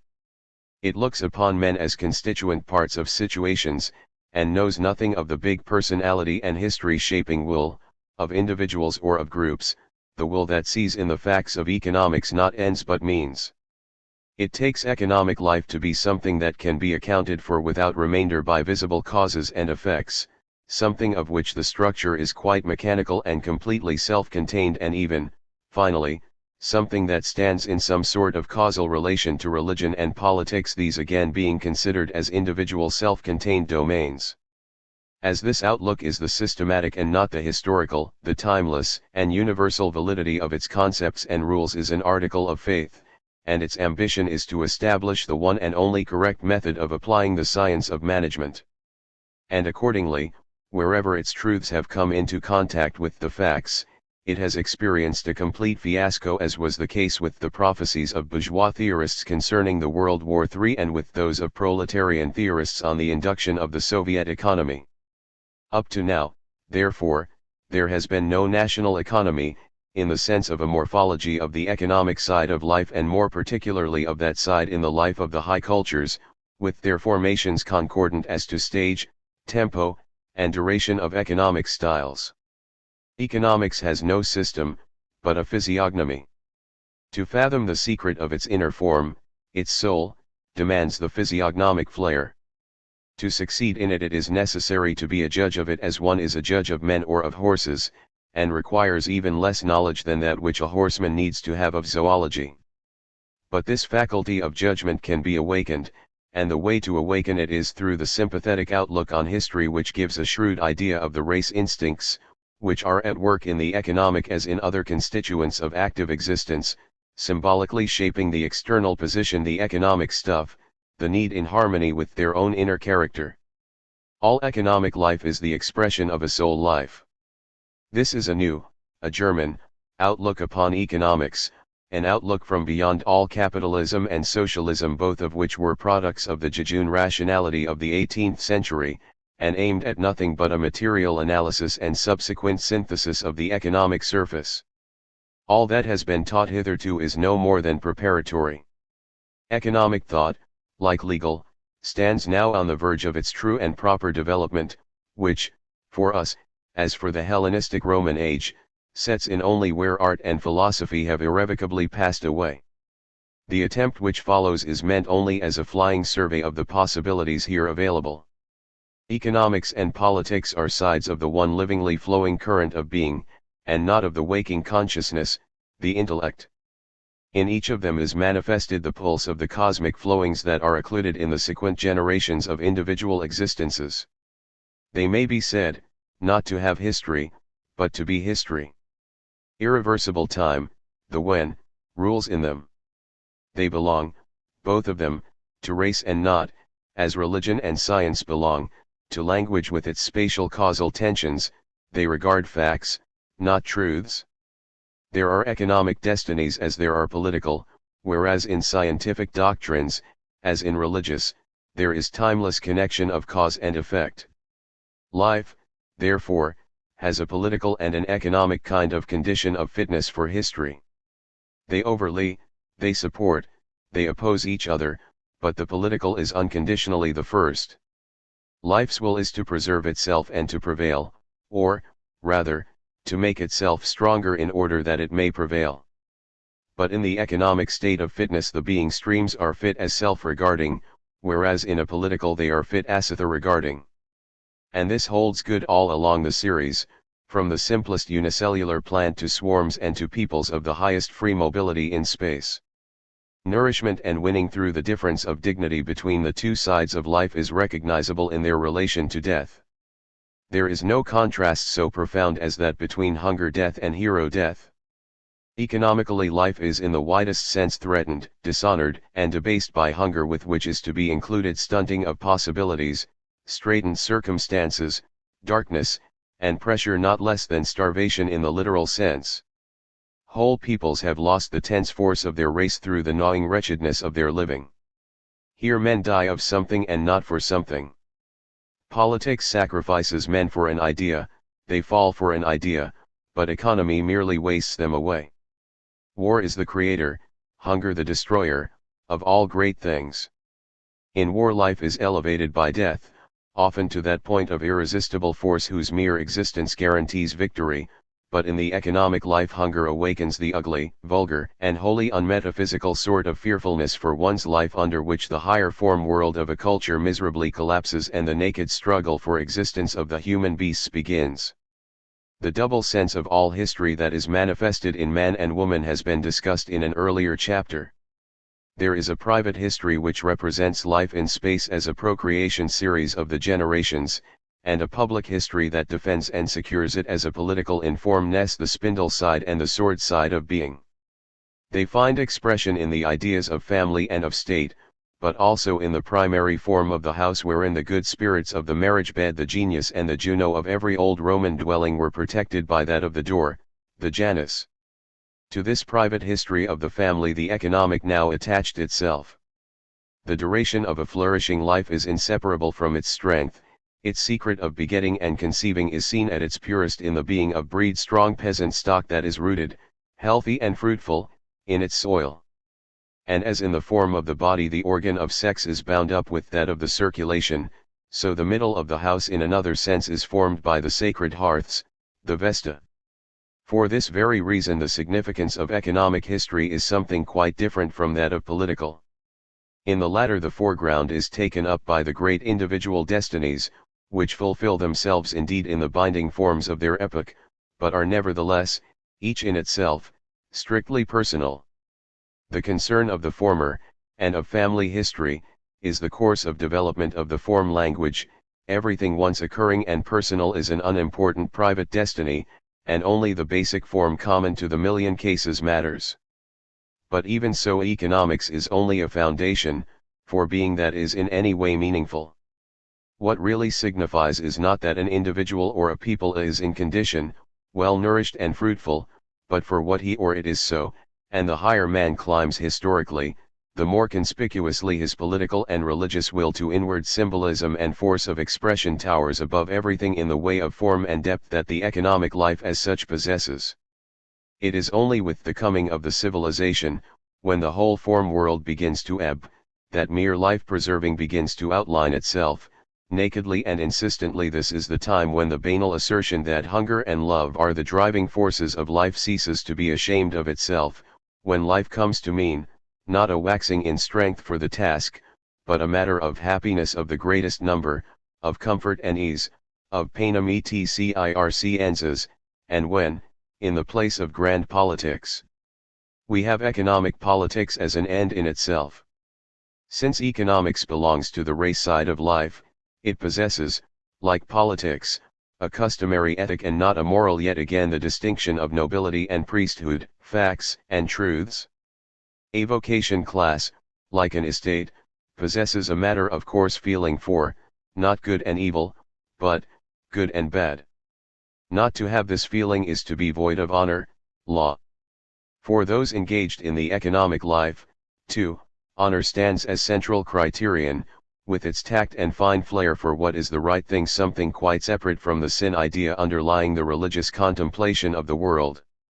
There exist, not only a very definite vocational honor amongst merchants, craftsmen, and peasants, but equally definite gradations downward for the shopkeeper, the exporter, the banker, the contractor, and even, as we all know, for thieves and beggars, insofar as 2 or 3 of them feel themselves as fellow practitioners. No one has stated or written out these customary ethics, but they exist, and, like class ethics everywhere and always, they are binding only within the circle of membership. Along with the noble virtues of loyalty and courage, chivalry and comradeship, which are found in every vocational society, there appear clean-cut notions of the ethical value of industry, of success, of work, and an astonishing sense of distinction and apartness. This sort of thing a man has, and without knowing much about it, for custom is evidenced to consciousness only when it is infringed, while, on the contrary, the prohibitions of religion, which are timeless, universally valid, but never realizable ideals, must be learned before a man can know or attempt to follow them. Religious ascetic fundamentals such as selfless, sinless, are without meaning in the economic life. For the true saint economics in itself is sinful for and not merely taking of interest or pleasure in riches or the envy of the poor. The saying concerning the lilies of the field is for deeply religious, and philosophical, natures unreservedly true. The whole weight of their being lies outside economics and politics and all other facts of this world. We see it in Jesus's times and Saint Bernard's, and in the Russian soul of today. We see it too in the way of life of a Diogenes and a Kant. For its sake men choose voluntary poverty and itinerancy and hide themselves in cells and studies. Economic activity is never found in a religion or a philosophy, always only in the political organism of a church or the social organism of a theorizing fellowship. It is ever a compromise with this world and an index of the presence of a will to power. 5. 2. That which may be called the economic life of the plant is accomplished on and in it without its being itself anything but the theater and will-less object of a natural process. This element underlies the economy of the human body also, still unalterably vegetal and dreamy, pursuing its will-less, in this respect almost alien, existence in the shape of the circulatory organs. But when we come to the animal body freely mobile in space, being is not alone, it is accompanied by waking being, the comprehending apprehension, and, therefore, the compulsion to provide by independent thought for the preservation of life. Here begins life anxiety, leading to touch and scent, sight and hearing with ever sharper senses, and presently to movements in space for the purpose of searching, gathering, pursuing, tricking, stealing, which develop in many species of animals, such as beavers, ants, bees, numerous birds, and beasts of prey, into a rudimentary economy technique which presupposes a process of reflection and, therefore, a certain emancipation of understanding from sensation. Man is genuinely man inasmuch as his understanding has freed itself from sensation and, as thought, intervened creatively in the relations between microcosm and macrocosm. Quite animal still is the trickery of woman towards man, and equally so the peasant's shrewdness in obtaining small advantages, both differing in no wise from the slyness of the fox, both consisting in the ability to see into the secret of the victim at one glance. But on the top of this there supervenes, now, the economic thought that sows a field, tames animals, changes and appreciates and exchanges things, and finds 1,000 ways and means of better preserving life and transforming a dependence upon the environment into a mastery over it. That is the underlayer of all cultures. Race makes use of an economic thought that can become so powerful as to detach itself from given purposes, build up castles of abstraction, and finally lose itself in utopian expanses. All higher economic life develops itself on and over a peasantry. Peasantry, per se, does not presuppose any basis but itself. 6. It is, so to say, race in itself, plant-like and historyless, producing and using wholly for itself, with an outlook on the world that sweepingly regards every other economic existence as incidental and contemptible. To this producing kind of economy there is presently opposed an acquisitive kind, which makes use of the former as an object, as a source of nourishment, tribute, or plunder. Politics and trade are in their beginnings quite inseparable, both being masterful, personal, warlike, both with a hunger for power and booty that produces quite another outlook upon the world, an outlook not from an angle into it, but from above down on its tempting disorder, an outlook which is pretty candidly expressed in the choice of the lion and the bear, the hawk and the falcon, as armorial badges. Primitive war is always also booty war, and primitive trade intimately related to plunder and piracy. The Icelandic sagas narrate how, often, the Vikings would agree with the town population for a market peace of a fortnight, after which weapons were drawn and booty-making started. Politics and trade in developed form, the art of achieving material successes over an opponent by means of intellectual superiority, are both a replacement of war by other means. Every kind of diplomacy is of a business nature, every business of a diplomatic, and both are based upon penetrative judgment of men and physiognomic tact. The adventure spirit in great seafarers like the Phoenicians, Etruscans, Normans, Venetians, Hanseatics, the spirit of shrewd banking lords like the Fugger and the Medici, and of mighty financiers like Crassus, and the mining and trust magnates of our own day, must possess the strategic talent of the general if its operations are to succeed. Pride in the clan house, the paternal heritage, the family tradition, develops and counts in the economic sphere as in the political. The great fortunes are like the kingdoms and have their history. 7 And Polycrates and Solon, Lorenzo de' Medici and Jürgen Wollenweber are far from being the only examples of political ambitions developing out of commercial. But the genuine prince and statesman wants to rule, and the genuine merchant only wants to be wealthy, and here the acquisitive economy divides to pursue aim and means separately. 8 One may aim at booty for the sake of power, or at power for the sake of booty. The great ruler, 2, the Wang Ti, the Tiberius, the Frederick II has the will to wealth, the will to be rich in land and subjects, but it is with and under a sense of high responsibilities. A man may lay hands on the treasurers of the whole world with a good conscience, not to say as a matter of course. He may lead a life of radiant splendor or even dissipation if only he feels himself, Napoleon, Cecil Rhodes, the Roman Senate of the 3rd century, to be the engine of a mission. When he feels so, the idea of private property can scarcely be said to exist so far as he is concerned.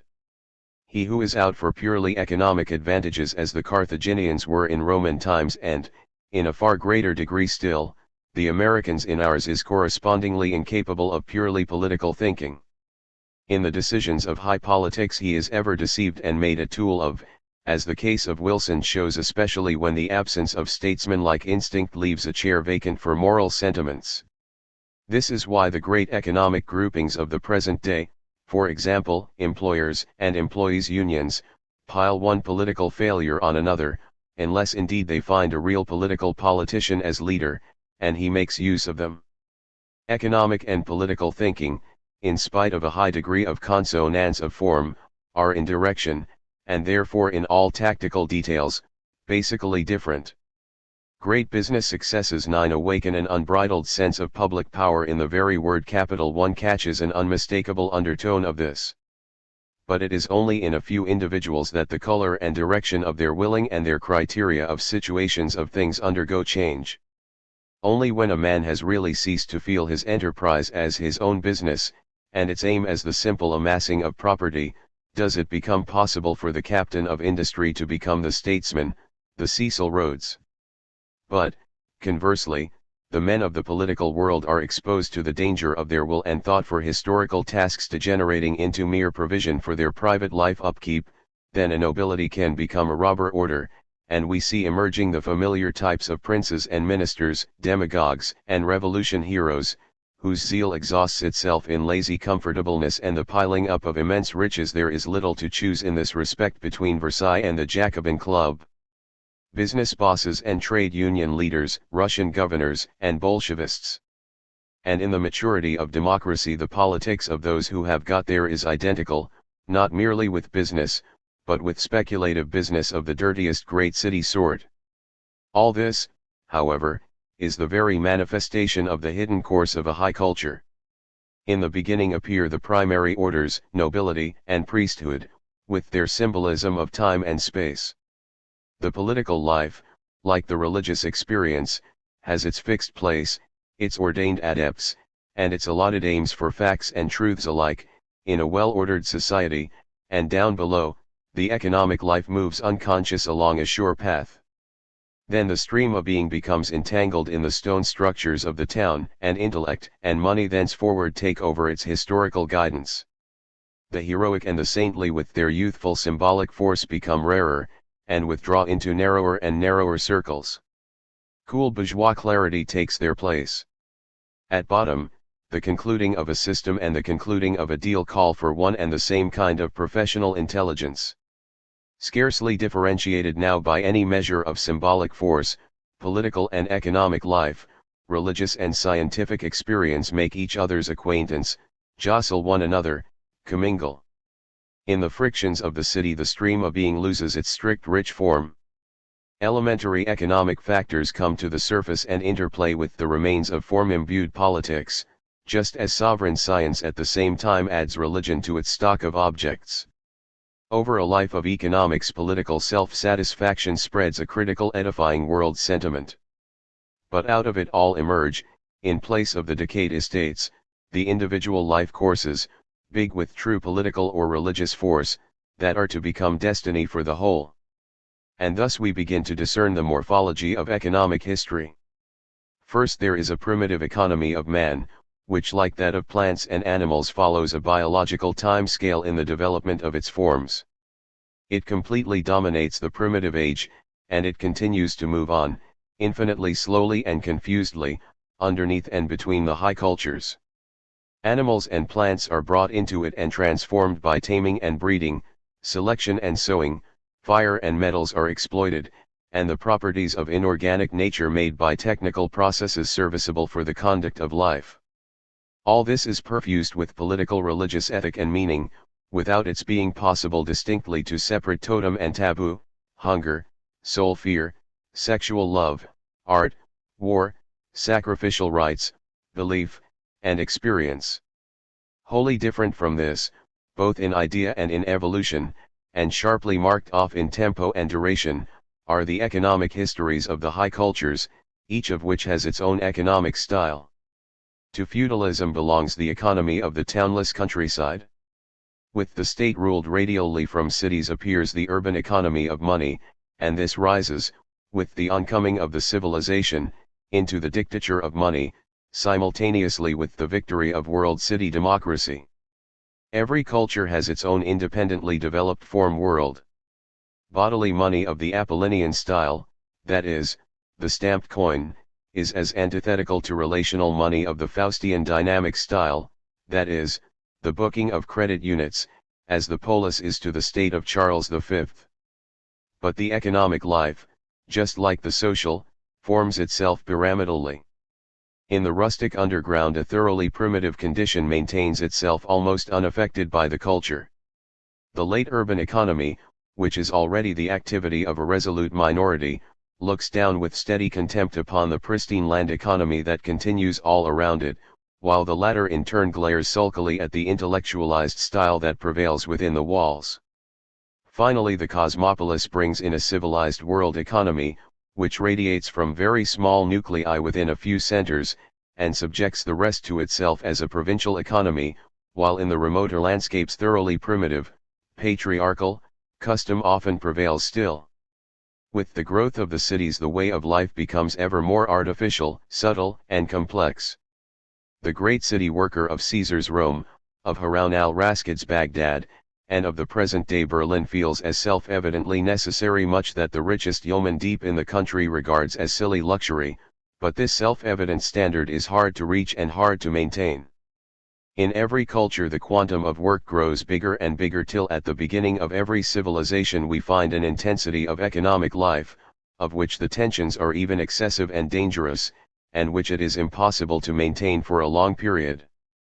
In the end a rigid, permanent set condition is reached, a strange hodgepodge of refined intellectual and crude primitive factors, such as the Greeks found in Egypt and we have found in modern India and China unless, of course, the crust is being disintegrated from below by the pressure of a young culture, like the classical in Diocletian's time. Relatively to this economic movement, men are economically in form as an economic class, just as they are in form for world history as a political estate. Each individual has an economic position within the economic order just as he has a grade of some sort in the society. Now, both these kinds of allegiances make claims upon the feelings, thoughts, and relations all at once. A life insists on being, and on meaning something as well, and the confusion of our ideas is made worse confounded by the fact that, today, as in Hellenistic times, political parties, in their desire to ameliorate the upkeep standards of certain economic groups, have elevated these groups to the dignity of a political estate, as Marx, for instance, elevated the class of factory workers.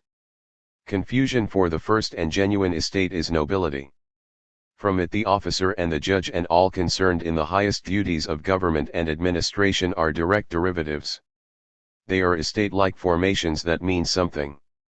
So, too, the body of scholars and scientists belongs to the priesthood and has a very sharply definite kind of class exclusiveness.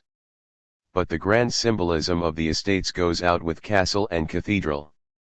The tiers, already, is the non-estate, the remainder, a miscellaneous and manifold congeries, which means very little as such save in the moments of political protest, so that the importance it creates for itself is a party importance.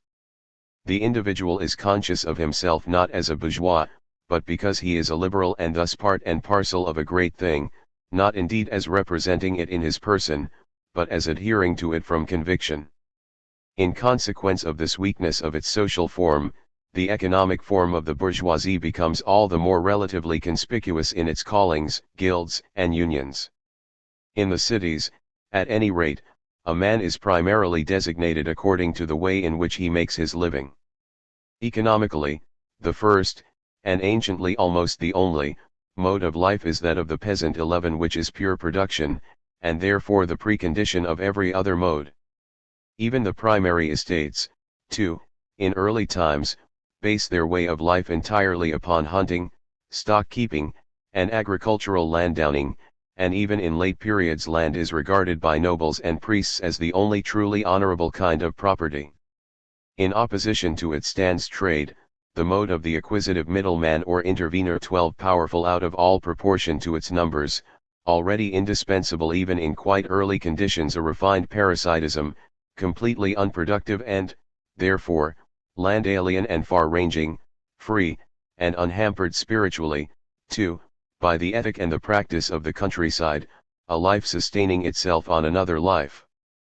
Between the two, now, a third kind of economy, the preparatory economy of technics, grows up in numberless crafts, industries, and callings, which creatively apply reflections upon nature and whose honor and conscience are bound up in achievement. 13 Its oldest guild, which reaches back into the sheer primitive and fills the picture of this primitive with its dark sagas and rites and notions, is the guild of the smiths, who as the result of their proud aloofness from the peasantry and the fear that hangs about them, and leads to their being venerated and banned by turns, have often become true tribes with a race of their own, as in the case of the Abyssinian Falasha or Black Jews. 14. In these three economics of production, preparation, and distribution, as in everything else belonging to politics and life at large, there are the subjects and objects of leading, in this case, whole groups that dispose, decide, organize, discover, and other whole groups whose function is simply to execute. The grading may be hard and definite, or it may be scarcely perceptible. 15. Promotion may be impossible or unimpeded, the relative dignity of the task may be almost equal throughout a long scale of slow transitions, or different beyond comparison. Tradition and law, talent and possessions, population numbers, cultural level, and economic situation may effectively override this basic antithesis of subjects and objects, but it exists, it is as much a premise as life itself, and it is unalterable. Nevertheless, economically there is no worker class.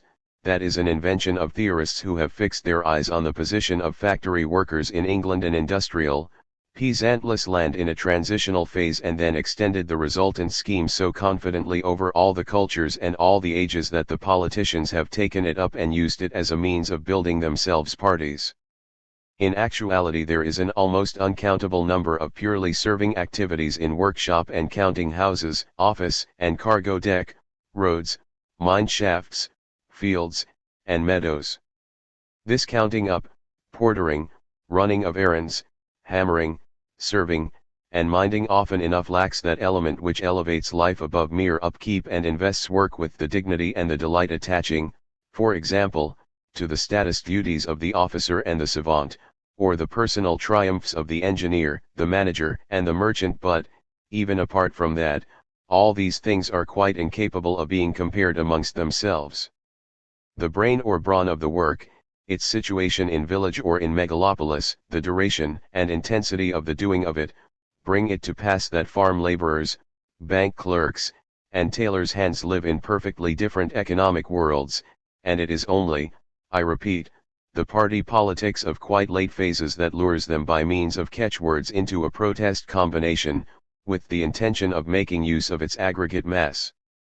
The classical slave, on the contrary, is such chiefly in terms of constitutional law, that is, so far as the body polis was concerned, he simply did not exist, but economically he might be land worker or craftsman, or even director or wholesale merchant with a huge capital, peculium, with palaces and country villas and a host of subordinates, freemen included. And what he could become, over and above this, in late Roman times will appear in the sequel. 3. With the oncoming of spring there begins in every culture an economic life of settled form. 16 The life of the population is entirely that of the peasant on the open land. The experience of the town has not yet come. All that elevates itself from amongst the villages, castles, palaces, monasteries, temple closes, is not a city, but a market, a mere meeting point of yeomen's interests, which also acquired, and at once, a certain religious and political meaning, but certainly cannot be said to have had a special life of its own. The inhabitants, even though they might be artisans or traders, would still feel as peasants, and even in one way or another work as such. That which separates out from a life in which everyone is alike producer and consumer is goods, and traffic in goods is the mark of all early intercourse, whether the object be brought from the far distance or merely shifted about within the limits of the village or even the farm. A piece of goods is that which adheres by some quiet threads of its essence to the life that has produced it or the life that uses it. A peasant drives his cow to market, a woman puts away her finery in the cupboard. We say that a man is endowed with this world's goods. The word possession takes us back right into the plant-like origin of property, into which this particular being no other has grown, from the roots up. Exchange in these periods is a process whereby goods pass from one circle of life into another. They are valued with reference to life, according to a sliding scale of felt relation to the moment. There is neither a conception of value nor a kind or amount of goods that constitutes a general measure, for gold and coin are goods too, whose rarity and indestructibility causes them to be highly prized. 17.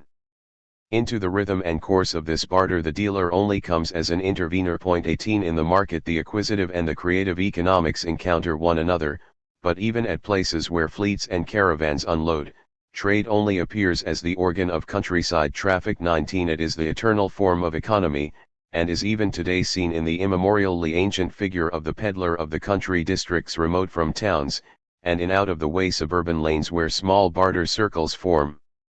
Naturally, and in the private economy of savants, officials, and in general everyone not actively part of the daily economic life of the great city. With the soul of the town a quite other kind of life awakens.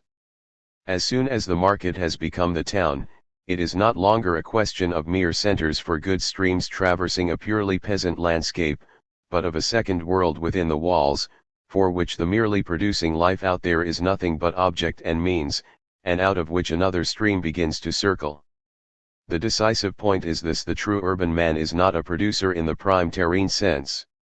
He has not the inward linkage with soil or with the goods that pass through his hands. He does not live with these, but looks at them from outside and appraises them in relation to his own life upkeep. With this goods become wares, exchange turnover, and in place of thinking in goods we have thinking in money.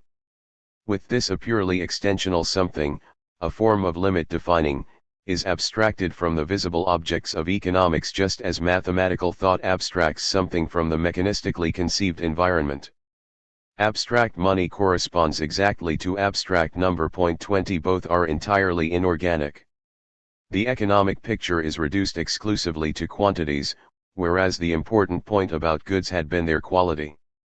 For the early period peasant his cow is, first of all, just what it is, a unit being, and only secondarily an object of exchange, but for the economic outlook of the true townsman the only thing that exists is an abstract money value which at the moment happens to be in the shape of a cow that can always be transformed into that of, say, a banknote.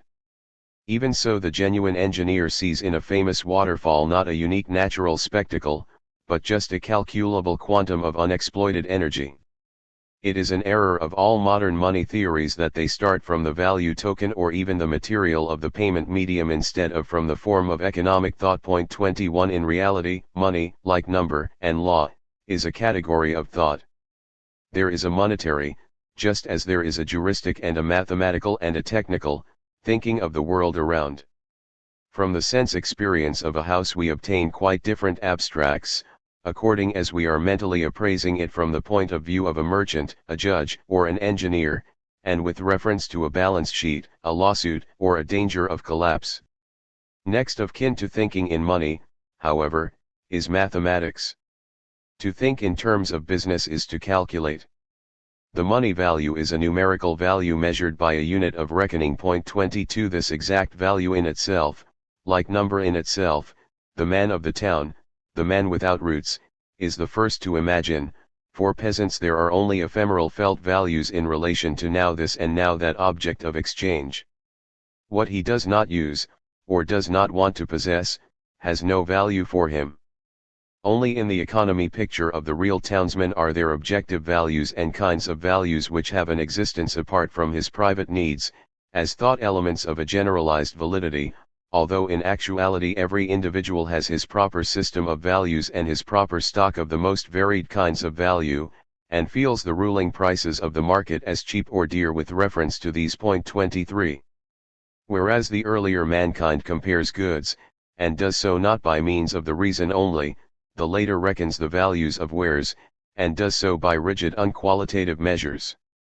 Now gold is no longer measured against the cow, but the cow against the gold, and the result is expressed by an abstract number, the price. Whether and how this measure of value finds symbolic expression in a value sign as the written, spoken, or represented number sign is, in a sense, number depends on the economic style of the particular culture, each of which produces a different sort of money.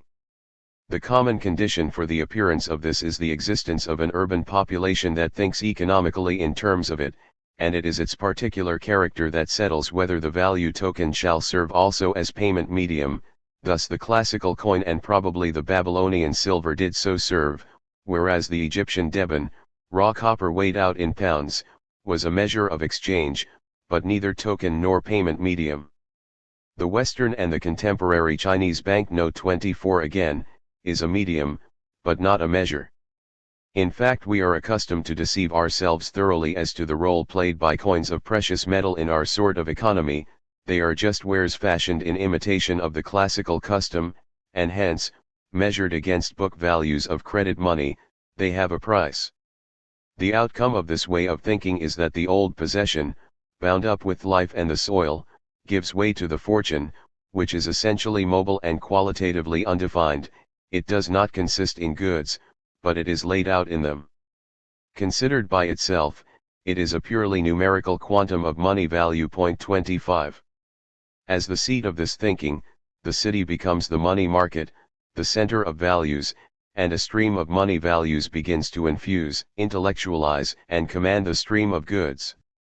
And with this the trader, from being an organ of economic life, becomes its master. Thinking in money is always, in one way or another, trade or business thinking. It presupposes the productive economy of the land, and, therefore, is always primarily acquisitive, for there is no third course. The very words acquisition, gain, speculation, point to a profit tricked off from the goods en route to the consumer and intellectual plunder, and for that reason are inapplicable to the early peasantry. Only by attuning ourselves exactly to the spirit and economic outlook of the true townsman can we realize what they mean. He works not for needs, but for sales, for money. The business view gradually infuses itself into every kind of activity.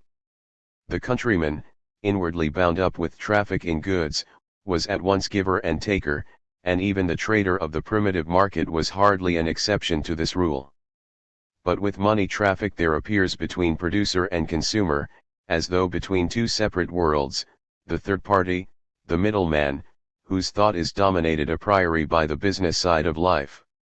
He forces the producer to offer, and the consumer to inquire of him. He elevates mediation to a monopoly and thereafter to economic primacy, and forces the other two to be in form in his interest, to prepare the wares according to his reckonings, and to cheapen them under the pressure of his offers. He who commands this mode of thinking is the master of money. 26 In all the cultures evolution takes this road. Lysias informs us in his oration against the corn merchants that the speculators at the pursues frequently spread reports of the wreck of a grain fleet or of the outbreak of war, in order to produce a panic. In Hellenistic Roman times it was a widespread practice to arrange for land to go out of cultivation, or for imports to be held in bond, in order to force up prices. In the Egyptian New Empire, wheat corners in the American style were made possible by a bill discounting that is fully comparable with the banking operations of the West. 27 Cleomenes, Alexander the Great's administrator for Egypt, was able by book transactions to get the whole corn supply into his own hands, thereby producing a famine far and wide in Greece and raking in immense gains for himself. To think economically on any terms but these is simply to become a mere pawn in the money operations of the great city. This style of thought soon gets hold of the waking consciousness of the entire urban population and, therefore, of everyone who plays any serious part in the conduct of economic history. Peasant and burgher stand not only for the difference of country and city, but for that of possessions and money as well. The splendid culture of Homeric and Provençal princely courts was something that waxed and waned with the men themselves. We can often, even today, see it in the life of old families in their country seats, but the more refined culture of the bourgeoisie, its comfort, is something coming from outside, something that can be paid for. 28 All highly developed economy is urban economy. World economy itself, the characteristic economy of all civilizations, ought properly to be called world city economy. The destinies even of this world economy are now decided in a few places, the money markets of the world. 29 In Babylon, Thebes, and Rome, in Byzantium and Baghdad, in London, New York, Berlin, and Paris. The residue is a starveling provincial economy that runs on in its narrow circles without being conscious of its utter dependence. Finally, money is the form of intellectual energy in which the ruler will, the political and social, technical and mental, creative power, the craving for a full-sized life, are concentrated. Shaw is entirely right when he says, the universal regard for money is the one hopeful fact in our civilization. The two things money and life are inseparable. Money is the counter that enables life to be distributed socially, it is life.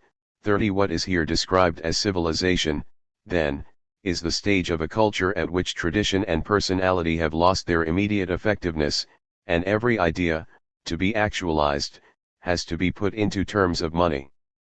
At the beginning a man was wealthy because he was powerful, now he is powerful because he has money.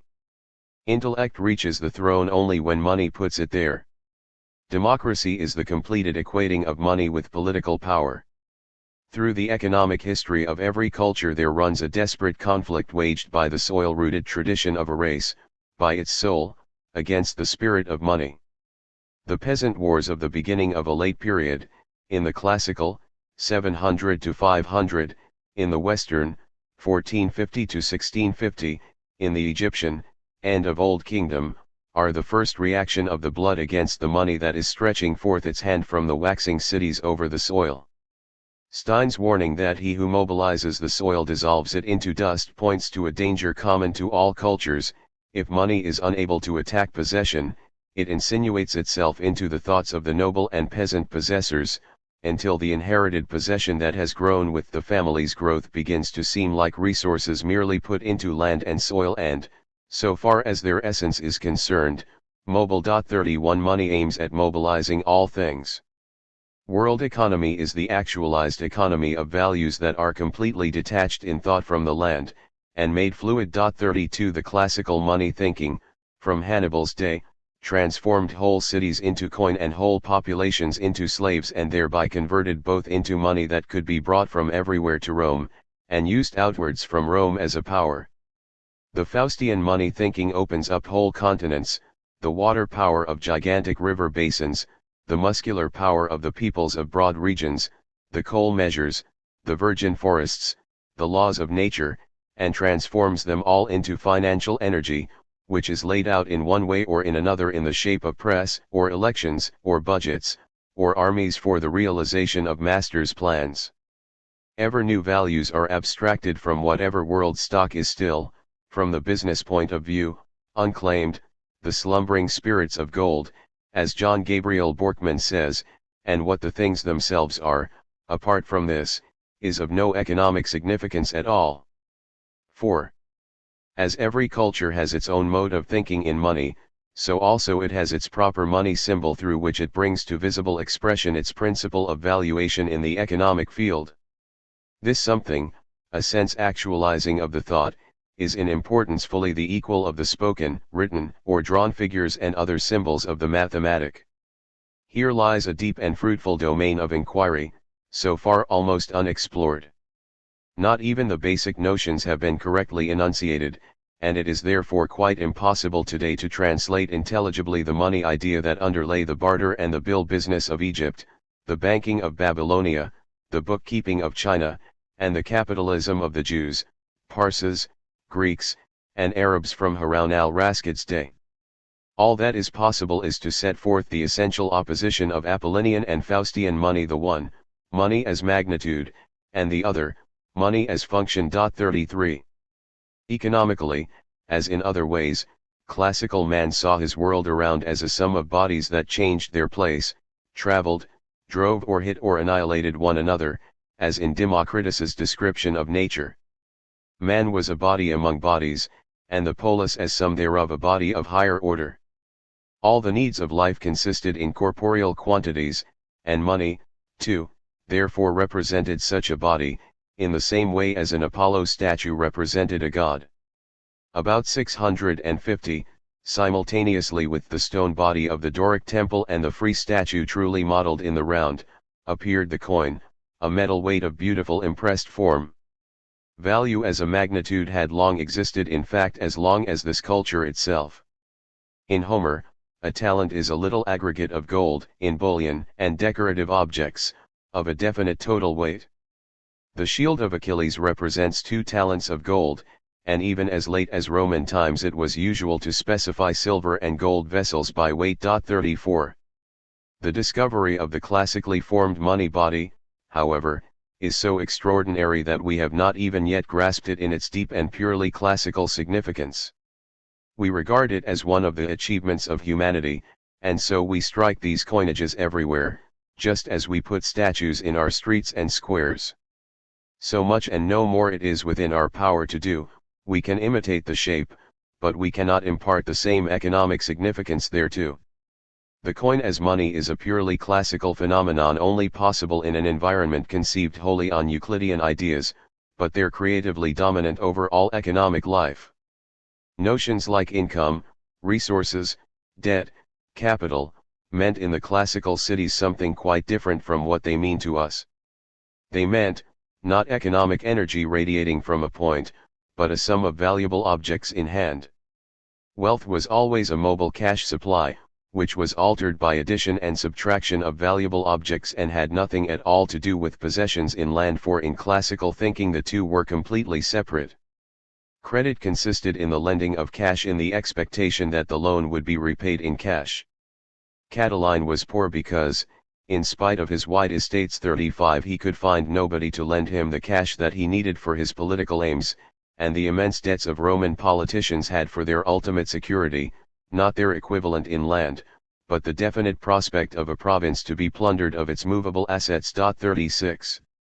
In the light of this, and only in the light of this, we begin to understand certain phenomena such as the mass execution of the wealthy under the second tyrannies, and the Roman proscriptions, with the object of seizing a large part of the cash current in the community, and the melting down of the Delphian temple treasure by the Phocians in the Sacred War, of the art treasures of Corinth by Mummius, and of the last votive offerings in Rome by Caesar, in Greece by Sulla, in Asia Minor by Brutus and Cassius, without regard to artistic value when the noble stuffs and metals and ivory were needed. 37 The captured statues and the vessels borne in the triumphs were, in the eyes of the spectators, sheer cash, and Mommsen 38 could attempt to determine the site of Varus's disaster by the places in which coin hoards were unearthed, for the Roman veteran carried his whole property in precious metal on his person. Classical wealth does not consist in having possessions, but piling money. A classical money market was not a center of credit like the bourses of our world and of ancient Thebes, but a city in which an important part of the world's cash was actually collected. It may be taken that in Caesar's time much more than half of the classical world's gold was in Rome. But when, from about Hannibal's time, this world advanced into the state of unlimited plutocracy, the naturally limited mass of precious metals and materially valuable works of art in its sphere of control became hopelessly inadequate to cover needs, and a veritable craving set in for new bodies capable of being used as money. Then it was that men's eyes fell upon the slave, who was another sort of body, but a thing and not a person, and capable, therefore, of being thought of as money. From that point classical slavery became unique of its kind in all economic history. The properties of the coin were extended to apply to living objects, and the stock of men in the regions opened up to the plunderings of proconsuls and tax farmers became as interesting as the stock of metal. A curious sort of double valuation developed. The slave had a market price, although ground and soil had not. He served for the accumulation of great uninvested fortunes, and hence the enormous slave masses of the Roman period, which are entirely inexplicable by any other sort of necessity. So long as man needed only as many slaves as he could gainfully employ, their number was small and easily covered by the prisoners of war and judgment debtors. 39 It was in the 6th century that chaos made a beginning with the importation of bought slaves, argerontes. The difference between these and the far more numerous paid laborers was originally of a political and legal, not an economic kind. As the classical economy was static and not dynamic, and was ignorant of the systematic opening up of energy sources, the slaves of the Roman age did not exist to be exploited in work, but were employed more or less so that the greatest possible number of them could be maintained.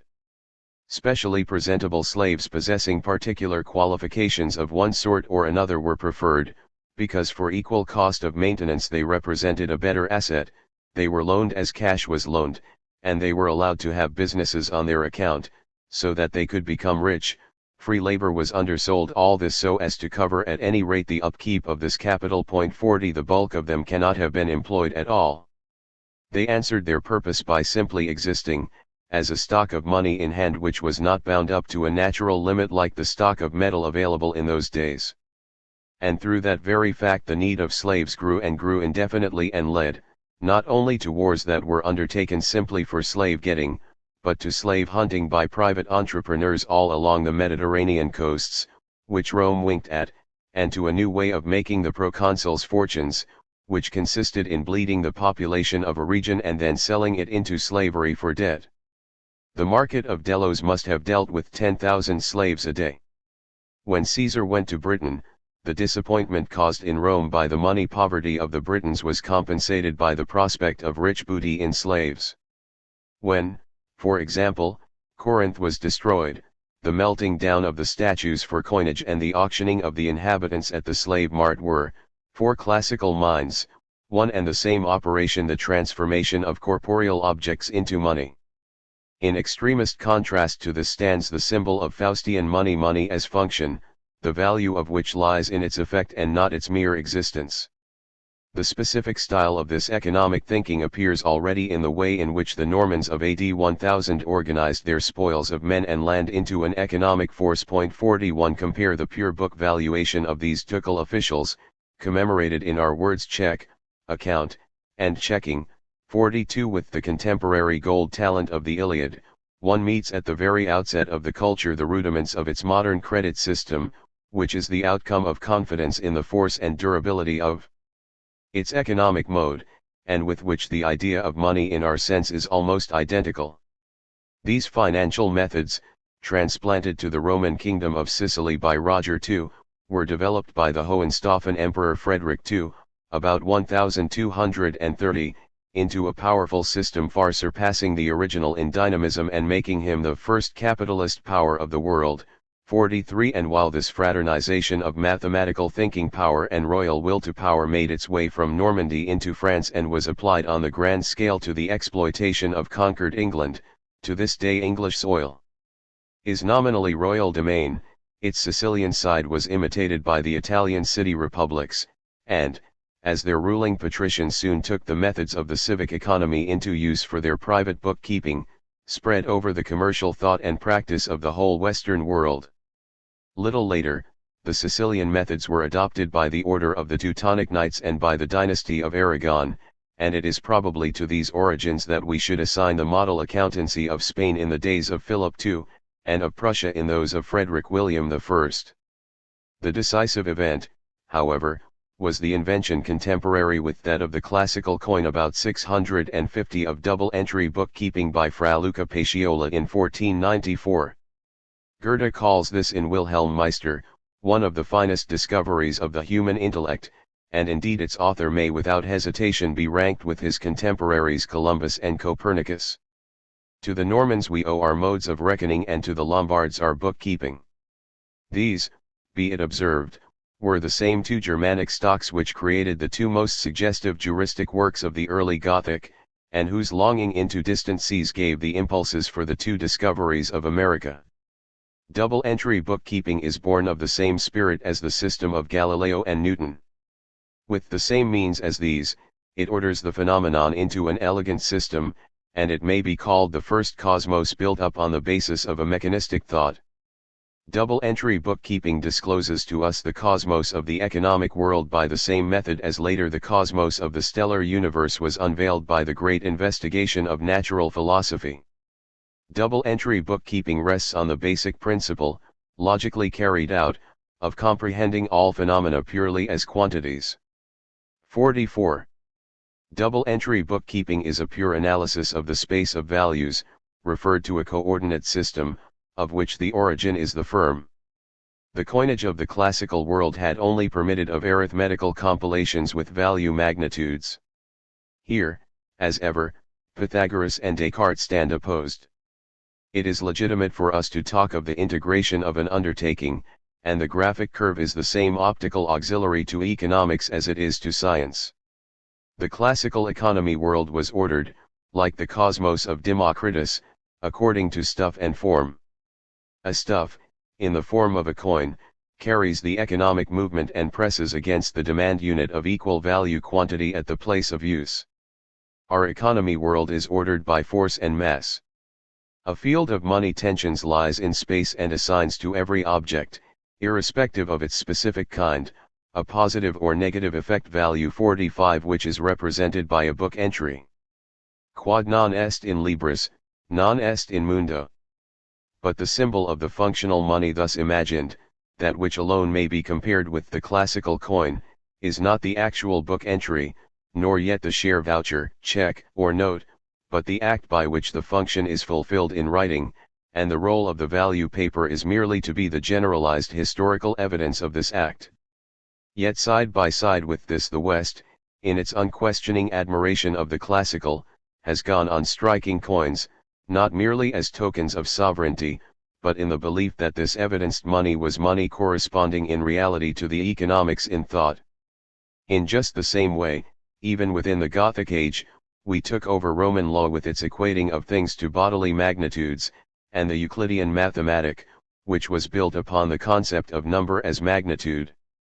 And so it befell that the evolution of these three intellectual form worlds of ours proceeded, not like the Faustian music in a pure and flower-like unfolding, but in the shape of a progressive emancipation from the notion of magnitude. The mathematic had already achieved this by the close of the Baroque age. 46. The jurisprudence, on the other hand, has not yet even recognized its coming task, but this century is going to set it, and to demand that which for Roman jurists was the self-evident basis of law, namely, the inward congruence of economic and legal thought and an equal practical familiarity with both. The conception of money that was symbolized in the coin agreed precisely with the classical thing law, but with us there is nothing remotely like such an agreement. Our whole life is disposed dynamically, not statically and stoically, therefore our essentials are forces and performances, relations and capacities, organizing talents and intuitive intellects, credit, ideas, methods, energy sources, and not mere existence of corporeal things. The Romanist thing thought of our jurists, and the theory of money that consciously or unconsciously starts from the coin, are equally alien to our life. The vast metallic hoard to which, in imitation of the classical, we were continually adding till the World War came, has indeed made a role for itself off the main road, but with the inner form, tasks, and aims of modern economy it has nothing to do, and if as the result of the war it were to disappear from currency altogether, nothing would be altered thereby. 47. Unhappily, the modern national economics were founded in the age of classicism. Just as statues and vases and stiff dramas alone counted as true art, so also finely stamped coins alone counted as true money. What Josiah Wedgwood, 1758, aimed at with his delicately toned reliefs and cups, that also, at bottom, Adam Smith aimed at in his theory of value, namely, the pure present of tangible magnitudes. For it is entirely consonant with the illusion that money and pieces of money are the same, to measure the value of a thing against the magnitude of a quantity of work. Here work is no longer an affecting in a world of effects, a working which can differ infinitely from case to case as to inward worth and intensity and range, which propagates itself in wider and wider circles and like an electric field may be measured but not marked off, but the result of the affecting, considered entirely materially, that which is worked up, a tangible thing showing nothing noteworthy about it except just its extent. In reality, the economy of the European American civilization is built up on work of a kind in which distinctions go entirely according to the inner quality, more so than ever in China or Egypt, let alone the classical world. It is not for nothing that we live in a world of economic dynamism, where the works of the individual are not additive in the Euclidean way, but functionally related to one another. The purely executive work, which alone Marx takes into account, is in reality nothing but the function of an inventive, ordering, and organizing work. It is from this that the other derives its meaning, relative value, and even possibility of being done at all. The whole world economy since the discovery of the steam engine has been the creation of a quite small number of superior heads, without whose high-grade work everything else would never have come into being. But this achievement is of creative thinking, not a quantum 48, and its value is not to be weighed against a certain number of coins. Rather it is itself money, Faustian money, namely, which is not minted, but thought of as an efficient center coming up out of a life, and it is the inward quality of that life which elevates the thought to the significance of a fact. Thinking in money generates money, that is the secret of the world economy. When an organizing magnate writes down 1,000,000 on paper, that million exists, for the personality as an economic center vouches for a corresponding heightening of the economic energy of his field. This, and nothing else, is the meaning of the word credit for us. But all the gold pieces in the world would not suffice to invest the actions of the manual worker with a meaning, and therefore a value, if the famous expropriation of the expropriators were to eliminate the superior capacities from their creations. Were this to happen, these would become soulless, will-less, empty shells. Thus, in fact, Marx is just as much a classical, just as truly a product of the Romanist law thought as Adam Smith. He sees only the completed magnitude, not the function, and he would like to separate the means of production from those whose minds, by the discovery of methods, the organization of efficient industries, and the acquisition of outlet markets, alone turn a mass of bricks and steel into a factory, and who, if their forces find no field of play, do not occur. 49.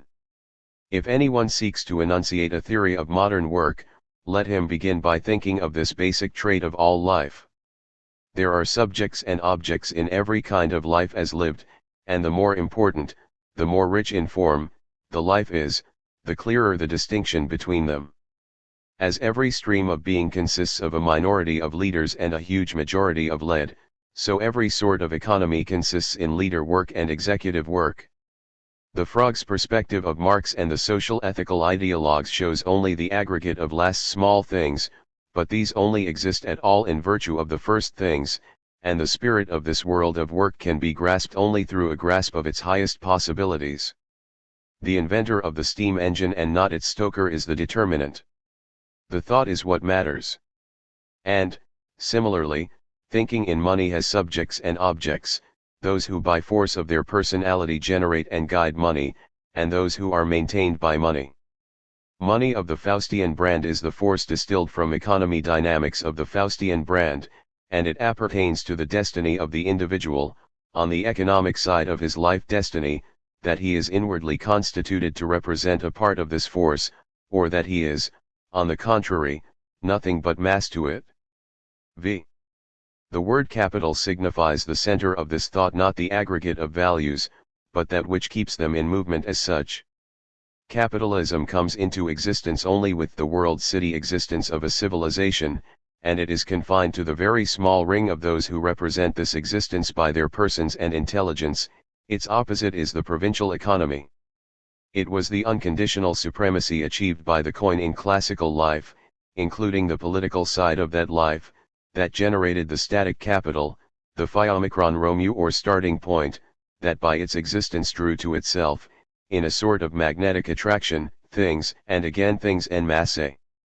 It was the supremacy of book values, whose abstract system was quickly detached from personality by double-entry bookkeeping and worked forward by virtue of its own inward dynamism, that produced the modern capital that spans the whole earth with its field of force. 50.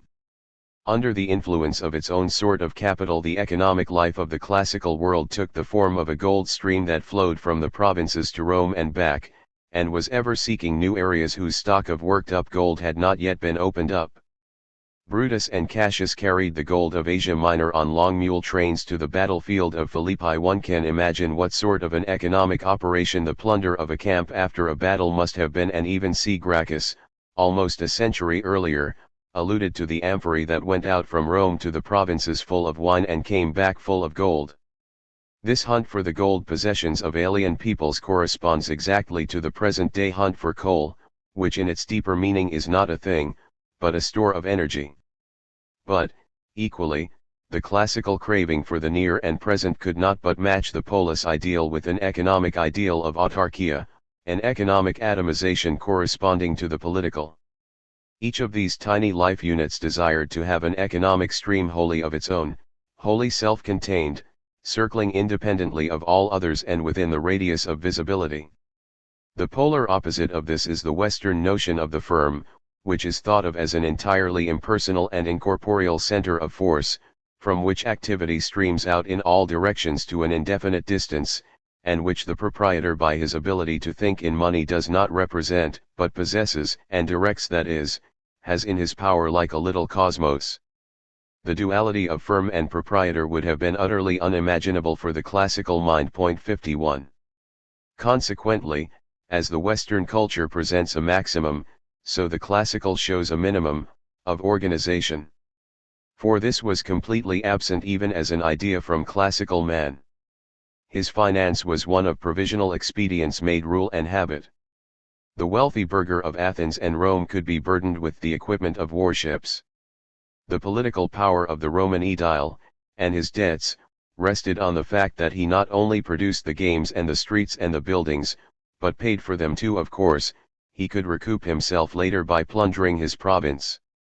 Sources of income were thought of only when the need of income presented itself, and then drawn upon, without any regard for the future, as the moment required, even at the cost of entirely destroying them. Plunder of the treasures of one's own temples, see piracy against one's own city, confiscation of the wealth of one's own fellow citizens were everyday methods of finance. If surpluses were available, they were distributed to the citizens, a proceeding to which plenty of people besides Eubulus of Athens owed their popularity. 52 Budgets were as unknown as any other part of financial policy. The economic management of Roman provinces was a system of robbery, public and private, practiced by senators and financiers without the slightest consideration as to whether the exported values could be replaced. Never did classical man think of systematically intensifying his economic life, but ever looked to the result of the moment, the tangible quantum of cash. Imperial Rome would have gone down in ruin had it not been fortunate enough to possess in Old Egypt a civilization that had for 1,000 years thought of nothing but the organization of its economy. The Roman neither comprehended nor was capable of copying this style of life. 53 But the accident that Egypt provided the political possessor of this fellow world with an inexhaustible source of gold rendered it unnecessary for him to make a settled habit of proscription at home. The last of these financial operations in massacre form was that of 43, shortly before the incorporation of Egypt. 54 The amassed gold of Asia Minor that Brutus and Cassius were then bringing up, which meant an army and the dominion of the world, made it necessary to put to the ban some 2,000 of the richest inhabitants of Italy, whose heads were brought to the forum in sacks for the offered rewards. It was no longer possible to spare even relatives, children, and grey heads, or people who had never concerned themselves with politics. It was enough that they possessed a stock of cash and that the yield would otherwise have been too small. But with the extinction of the classical world feeling in the early imperial age, this mode of thinking in money disappeared also. Coins again became wares because men were again living the peasant life 55, and this explains the immense outflow of gold into the farther east after Hadrian's reign, which has hitherto been unaccountable.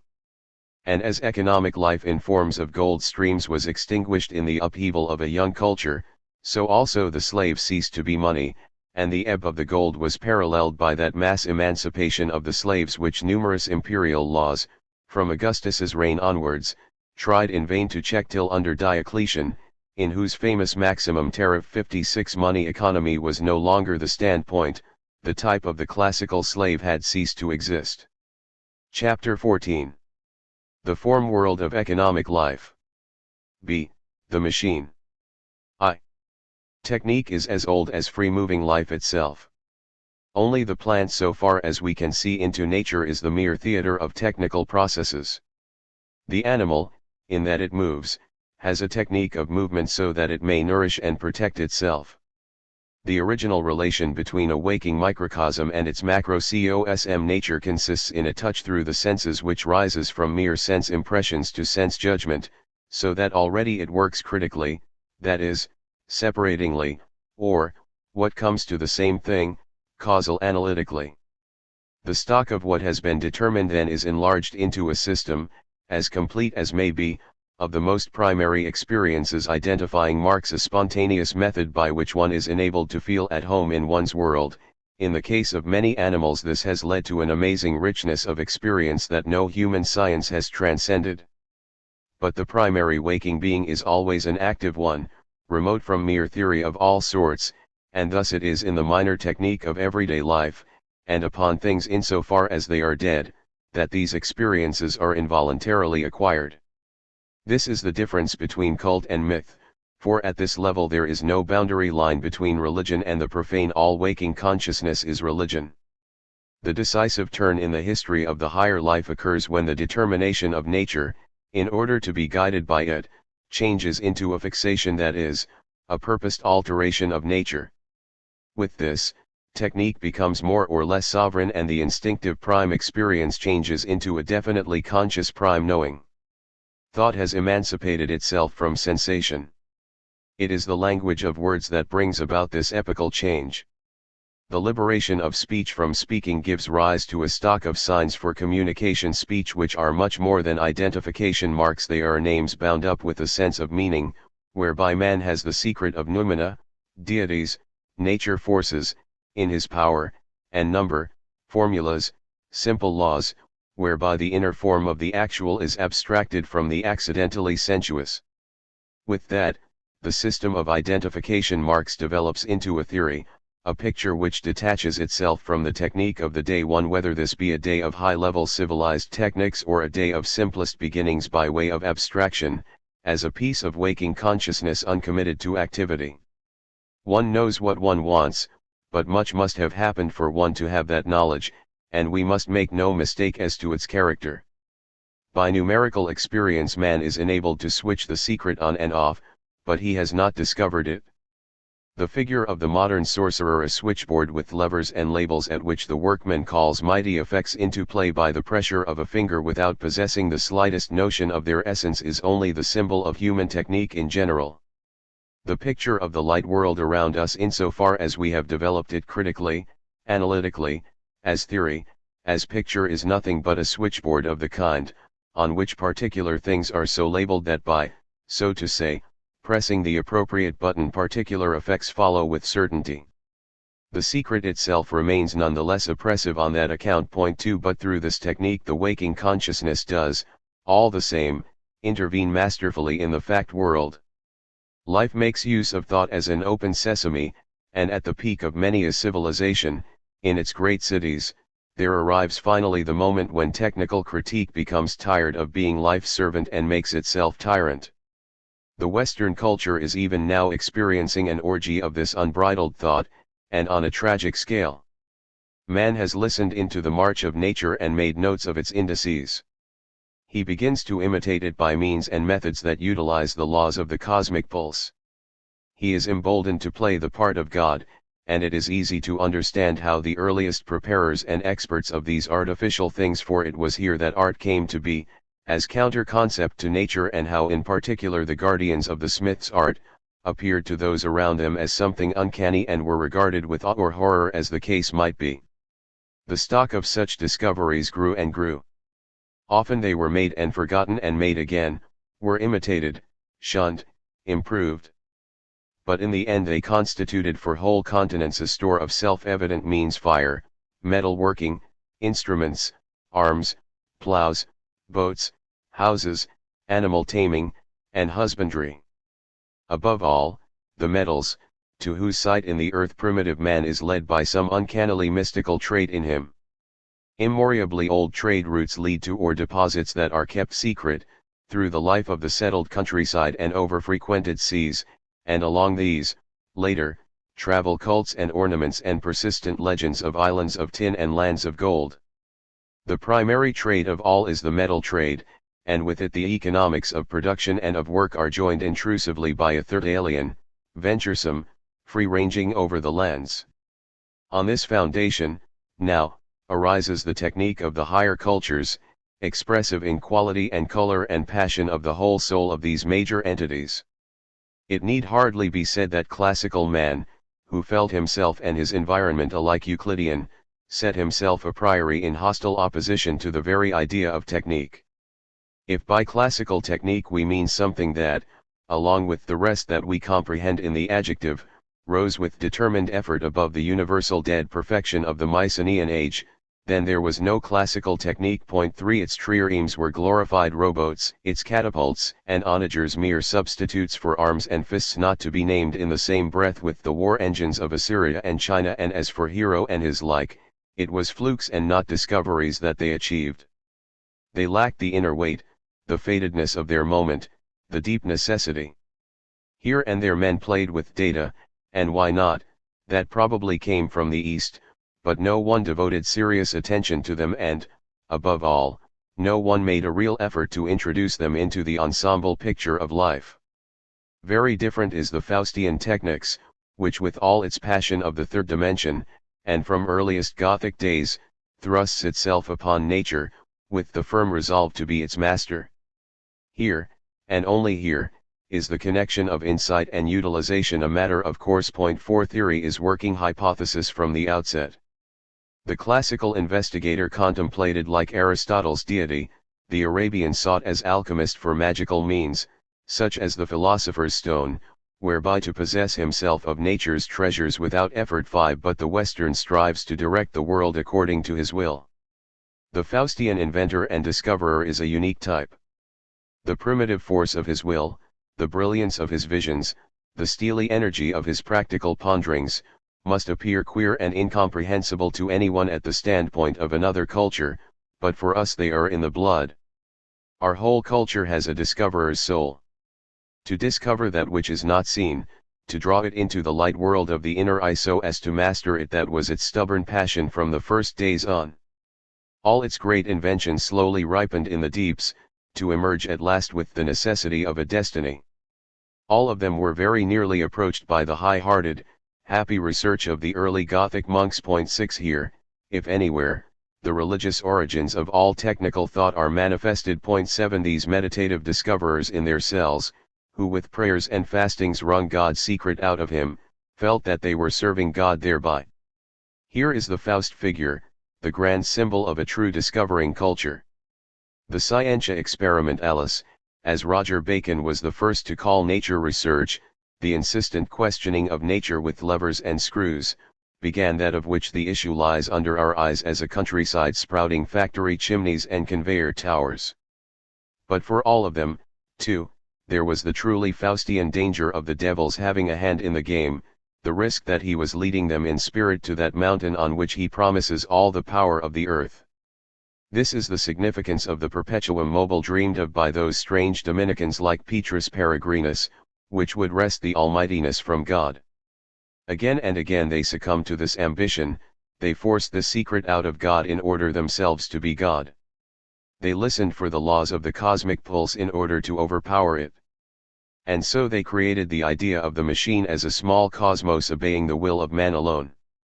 But with that they overpassed the slender borderline whereat the reverent piety of others saw the beginning of sin, and on it, from Roger Bacon to Giordano Bruno, they came to grief. Ever and ever again, true belief has regarded the machine as of the devil. The passion of discovery declares itself as early as the Gothic architecture. Compare with this the deliberate form poverty of the Doric, and is manifest throughout our music. Book printing appeared, and the long-range weapon. 8 On the heels of Columbus and Copernicus come the telescope, the microscope, the chemical elements, and lastly the immense technological corpus of the early Baroque. Then followed, however, simultaneously with rationalism, the discovery of the steam engine, which upset everything and transformed economic life from the foundations up. Till then nature had rendered services, but now she was tied to the yoke as a slave, and her work was as though in contempt measured by a standard of horsepower. We advanced from the muscle force of the Negro, which was set to work in organized routines, to the organic reserves of the Earth's crust, where the life forces of millennia lay stored as coal, and today we cast our eyes on inorganic nature, where water forces are already being brought in to supplement coal. As the horsepowers run to millions and milliards, the numbers of the population increase and increase, on a scale that no other culture ever thought possible. This growth is a product of the machine, which insists on being used and directed, and to that end centuples the forces of each individual. For the sake of the machine, human life becomes precious. Work becomes the great word of ethical thinking. In the 18th century it loses its derogatory implication in all languages. The machine works and forces the man to cooperate. The entire culture reaches a degree of activity such that the earth trembles under it. And what now develops, in the space of hardly a century, is a drama of such greatness that the men of a future culture, with other soul and other passions, will hardly be able to resist the conviction that in those days nature herself was tottering. The politics stride over cities and peoples, even the economics, deeply as they bite into the destinies of the plant and animal worlds, merely touch the fringe of life and efface themselves. But this technique will leave traces of its heyday behind it when all else is lost and forgotten. For this Faustian passion has altered the face of the earth. This is the outward and upward straining life-feeling true descendant, therefore, of the Gothic as expressed in Goethe's Faust monologue when the steam engine was yet young. The intoxicated soul wills to fly above space and time. An ineffable longing tempts him to indefinable horizons. Man would free himself from the earth, rise into the infinite, leave the bonds of the body, and circle in the universe of space amongst the stars. That which the glowing and soaring inwardness of Saint Bernard sought at the beginning, that which Grunewald and Rembrandt conceived in their backgrounds, and Beethoven in the trans-earthly tones of his last quartets, comes back now in the intellectual intoxication of the inventions that crowd one upon another. Hence the fantastic traffic that crosses the continents in a few days, that puts itself across oceans in floating cities, that bores through mountains, rushes about in subterranean labyrinths, uses the steam engine till its last possibilities have been exhausted, and then passes on to the gas engine, and finally raises itself above the roads and railways and flies in the air. Hence it is that the spoken word is sent in one moment over all the oceans, hence comes the ambition to break all records and beat all dimensions, to build giant halls for giant machines, vast ships and bridge spans, buildings that deliriously scrape the clouds, fabulous forces pressed together to a focus to obey the hand of a child, stamping and quivering and droning works of steel and glass in which tiny man moves as unlimited monarch and, at the last, feels nature as beneath him. And these machines become in their forms less and ever less human, more ascetic, mystic, esoteric. They weave the earth over with an infinite web of subtle forces, currents, and tensions. Their bodies become ever more and more immaterial, ever less noisy. The wheels, rollers, and levers are vocal no more. All that matters withdraws itself into the interior. Man has felt the machine to be devilish, and rightly. It signifies in the eyes of the believer the deposition of God. It delivers sacred causality over to man, and by him, with a sort of foreseeing omniscience, is set in motion, silent and irresistible. 2. Never save here has a microcosm felt itself superior to its macrocosm, but here the little life units have by the sheer force of their intellect made the unliving dependent upon themselves. It is a triumph, so far as we can see, unparalleled. Only this our culture has achieved it, and perhaps only for a few centuries. But for that very reason Faustian man has become the slave of his creation. His number, and the arrangement of life as he lives it, have been driven by the machine onto a path where there is no standing still and no turning back. The peasant, the hand worker, even the merchant, appear suddenly as inessential in comparison with the three great figures that the machine has bred and trained up in the cause of its development: the entrepreneur, the engineer, and the factory worker. Out of a quite small branch of manual work, namely, the preparation economy, there has grown up, in this one culture alone, a mighty tree that casts its shadow over all the other vocations, namely, the economy of the machine industry. 9. It forces the entrepreneur not less than the workman to obedience. Both become slaves, and not masters, of the machine, that now for the first time develops its devilish and occult power. But although the socialistic theory of the present day has insisted upon looking only at the latter's contribution and has claimed the word work for him alone, it has all become possible only through the sovereign and decisive achievement of the former. The famous phrase concerning the strong arm that bids every wheel cease from running is a piece of wrong-headedness. To stop them, yes. But it does not need a worker to do that. To keep them running, no. The center of this artificial and complicated realm of the machine is the organizer and manager. The mind, not the hand, holds it together.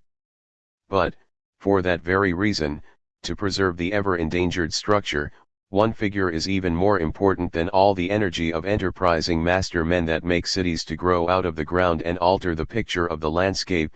It is a figure that is apt to be forgotten in this conflict of politics: the engineer, the priest of the machine, the man who knows it. Not merely the importance, but the very existence of the industry depends upon the existence of the 100,000 talented, rigorously schooled brains that command the technique and develop it onward and onward.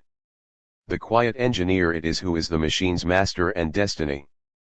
His thought is as possibility what the machine is as actuality. There have been fears, thoroughly materialistic fears, of the exhaustion of the coal fields.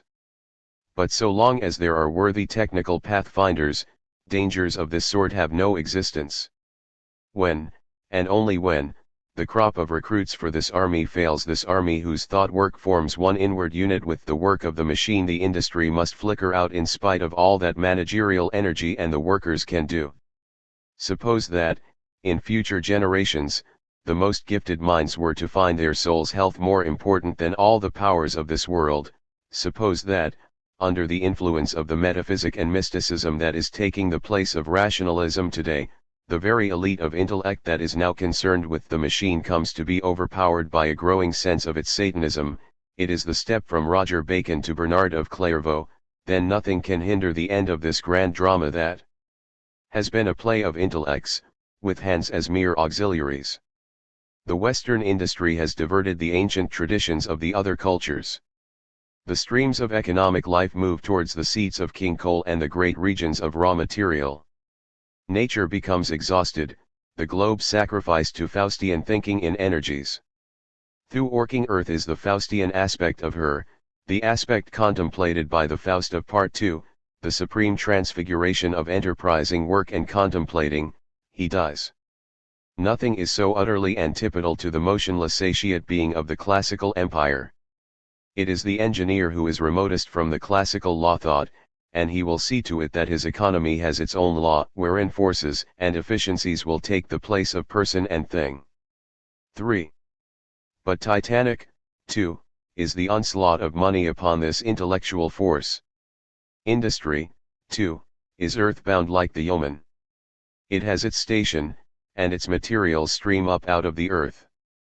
Only high finance is wholly free, wholly intangible. Since 1789 the banks, and with them the bourses, have developed themselves on the credit needs of an industry growing ever more enormous, as a power on their own account, and they will, as money wills in every civilization, to be the only power. The ancient wrestle between the productive and the acquisitive economies intensifies now into a silent gigantomachy of intellects, fought out in the lists of the world cities. This battle is the despairing struggle of technical thought to maintain its liberty against money thought. Point 10. The dictature of money marches on, tending to its material peak, in the Faustian civilization as in every other. And now something happens that is intelligible only to one who has penetrated to the essence of money. If it were anything tangible, then its existence would be forever, but, as it is a form of thought, it fades out as soon as it has thought its economic world to finality, and has no more material upon which to feed. It thrust into the life of the yeoman's countryside and set the earth a-moving, its thought transformed every sort of handicraft. Today it presses victoriously upon industry to make the productive work of entrepreneur and engineer and laborer alike its spoil. The machine with its human retinue, the real queen of this century, is in danger of succumbing to a stronger power. But with this, money, too, is at the end of its success, and the last conflict is at hand in which the civilization receives its conclusive form, the conflict between money and blood. The coming of Caesarism breaks the dictature of money and its political weapon democracy. After a long triumph of world city economy and its interests over political creative force, the political side of life manifests itself after all as the stronger of the two. The sword is victorious over the money, the master will subdues again, the plunderer will. If we call these money powers capitalism, 11 then we may designate as socialism the will to call into life a mighty politico-economic order that transcends all class interests, a system of lofty thoughtfulness and duty sense that keeps the whole in fine condition for the decisive battle of its history, and this battle is also the battle of money and law. The private powers of the economy want free paths for their acquisition of great resources. No legislation must stand in their way. They want to make the laws themselves, in their interests, and to that end they make use of the tool they have made for themselves, democracy, the subsidized party. Law needs, in order to resist this onslaught, a high tradition and an ambition of strong families that finds its satisfaction not in the heaping up of riches, but in the tasks of true rulership, above and beyond all money advantage. A power can be overthrown only by another power, not by a principle, and no power that can confront money is left but this one. Money is overthrown and abolished only by blood. Life is Alpha and Omega, the cosmic onflow in microcosmic form. It is the fact of facts within the world as history. Before the irresistible rhythm of the generation sequence, everything built up by the waking consciousness in its intellectual world vanishes at the last. Ever in history it is life and life only, race quality, the triumph of the will to power and not the victory of truths, discoveries, or money that signifies. World history is the world court, and it has ever decided in favor of the stronger, fuller, and more self-assured life decreed to it, namely, the right to exist, regardless of whether its right would hold before a tribunal of waking consciousness. Always it has sacrificed truth and justice to might and race, and passed doom of death upon men and peoples in whom truth was more than deeds, and justice than power. And so the drama of a high culture, that wondrous world of deities, arts, thoughts, battles, cities, closes with the return of the pristine facts of the blood eternal that is one and the same as the ever-circling cosmic flow. The bright imaginative waking being submerges itself into the silent service of being, as the Chinese and Roman empires tell us. Time triumphs over space, and it is time whose inexorable movement embeds the ephemeral incident of the culture, on this planet, in the incident of maniform wherein the incident life flows on for a time, while behind it all the streaming horizons of geological and stellar histories pile up in the light world of our eyes. For us, however, whom a destiny has placed in this culture and at this moment of its development, the moment when money is celebrating its last victories, and the Caesarism that is to succeed approaches with quiet, firm step, our direction, willed and obligatory at once, is set for us within narrow limits, and on any other terms life is not worth the living. We have not the freedom to reach to this or to that, but the freedom to do the necessary or to do nothing. And a task that historic necessity has set will be accomplished with the individual or against him.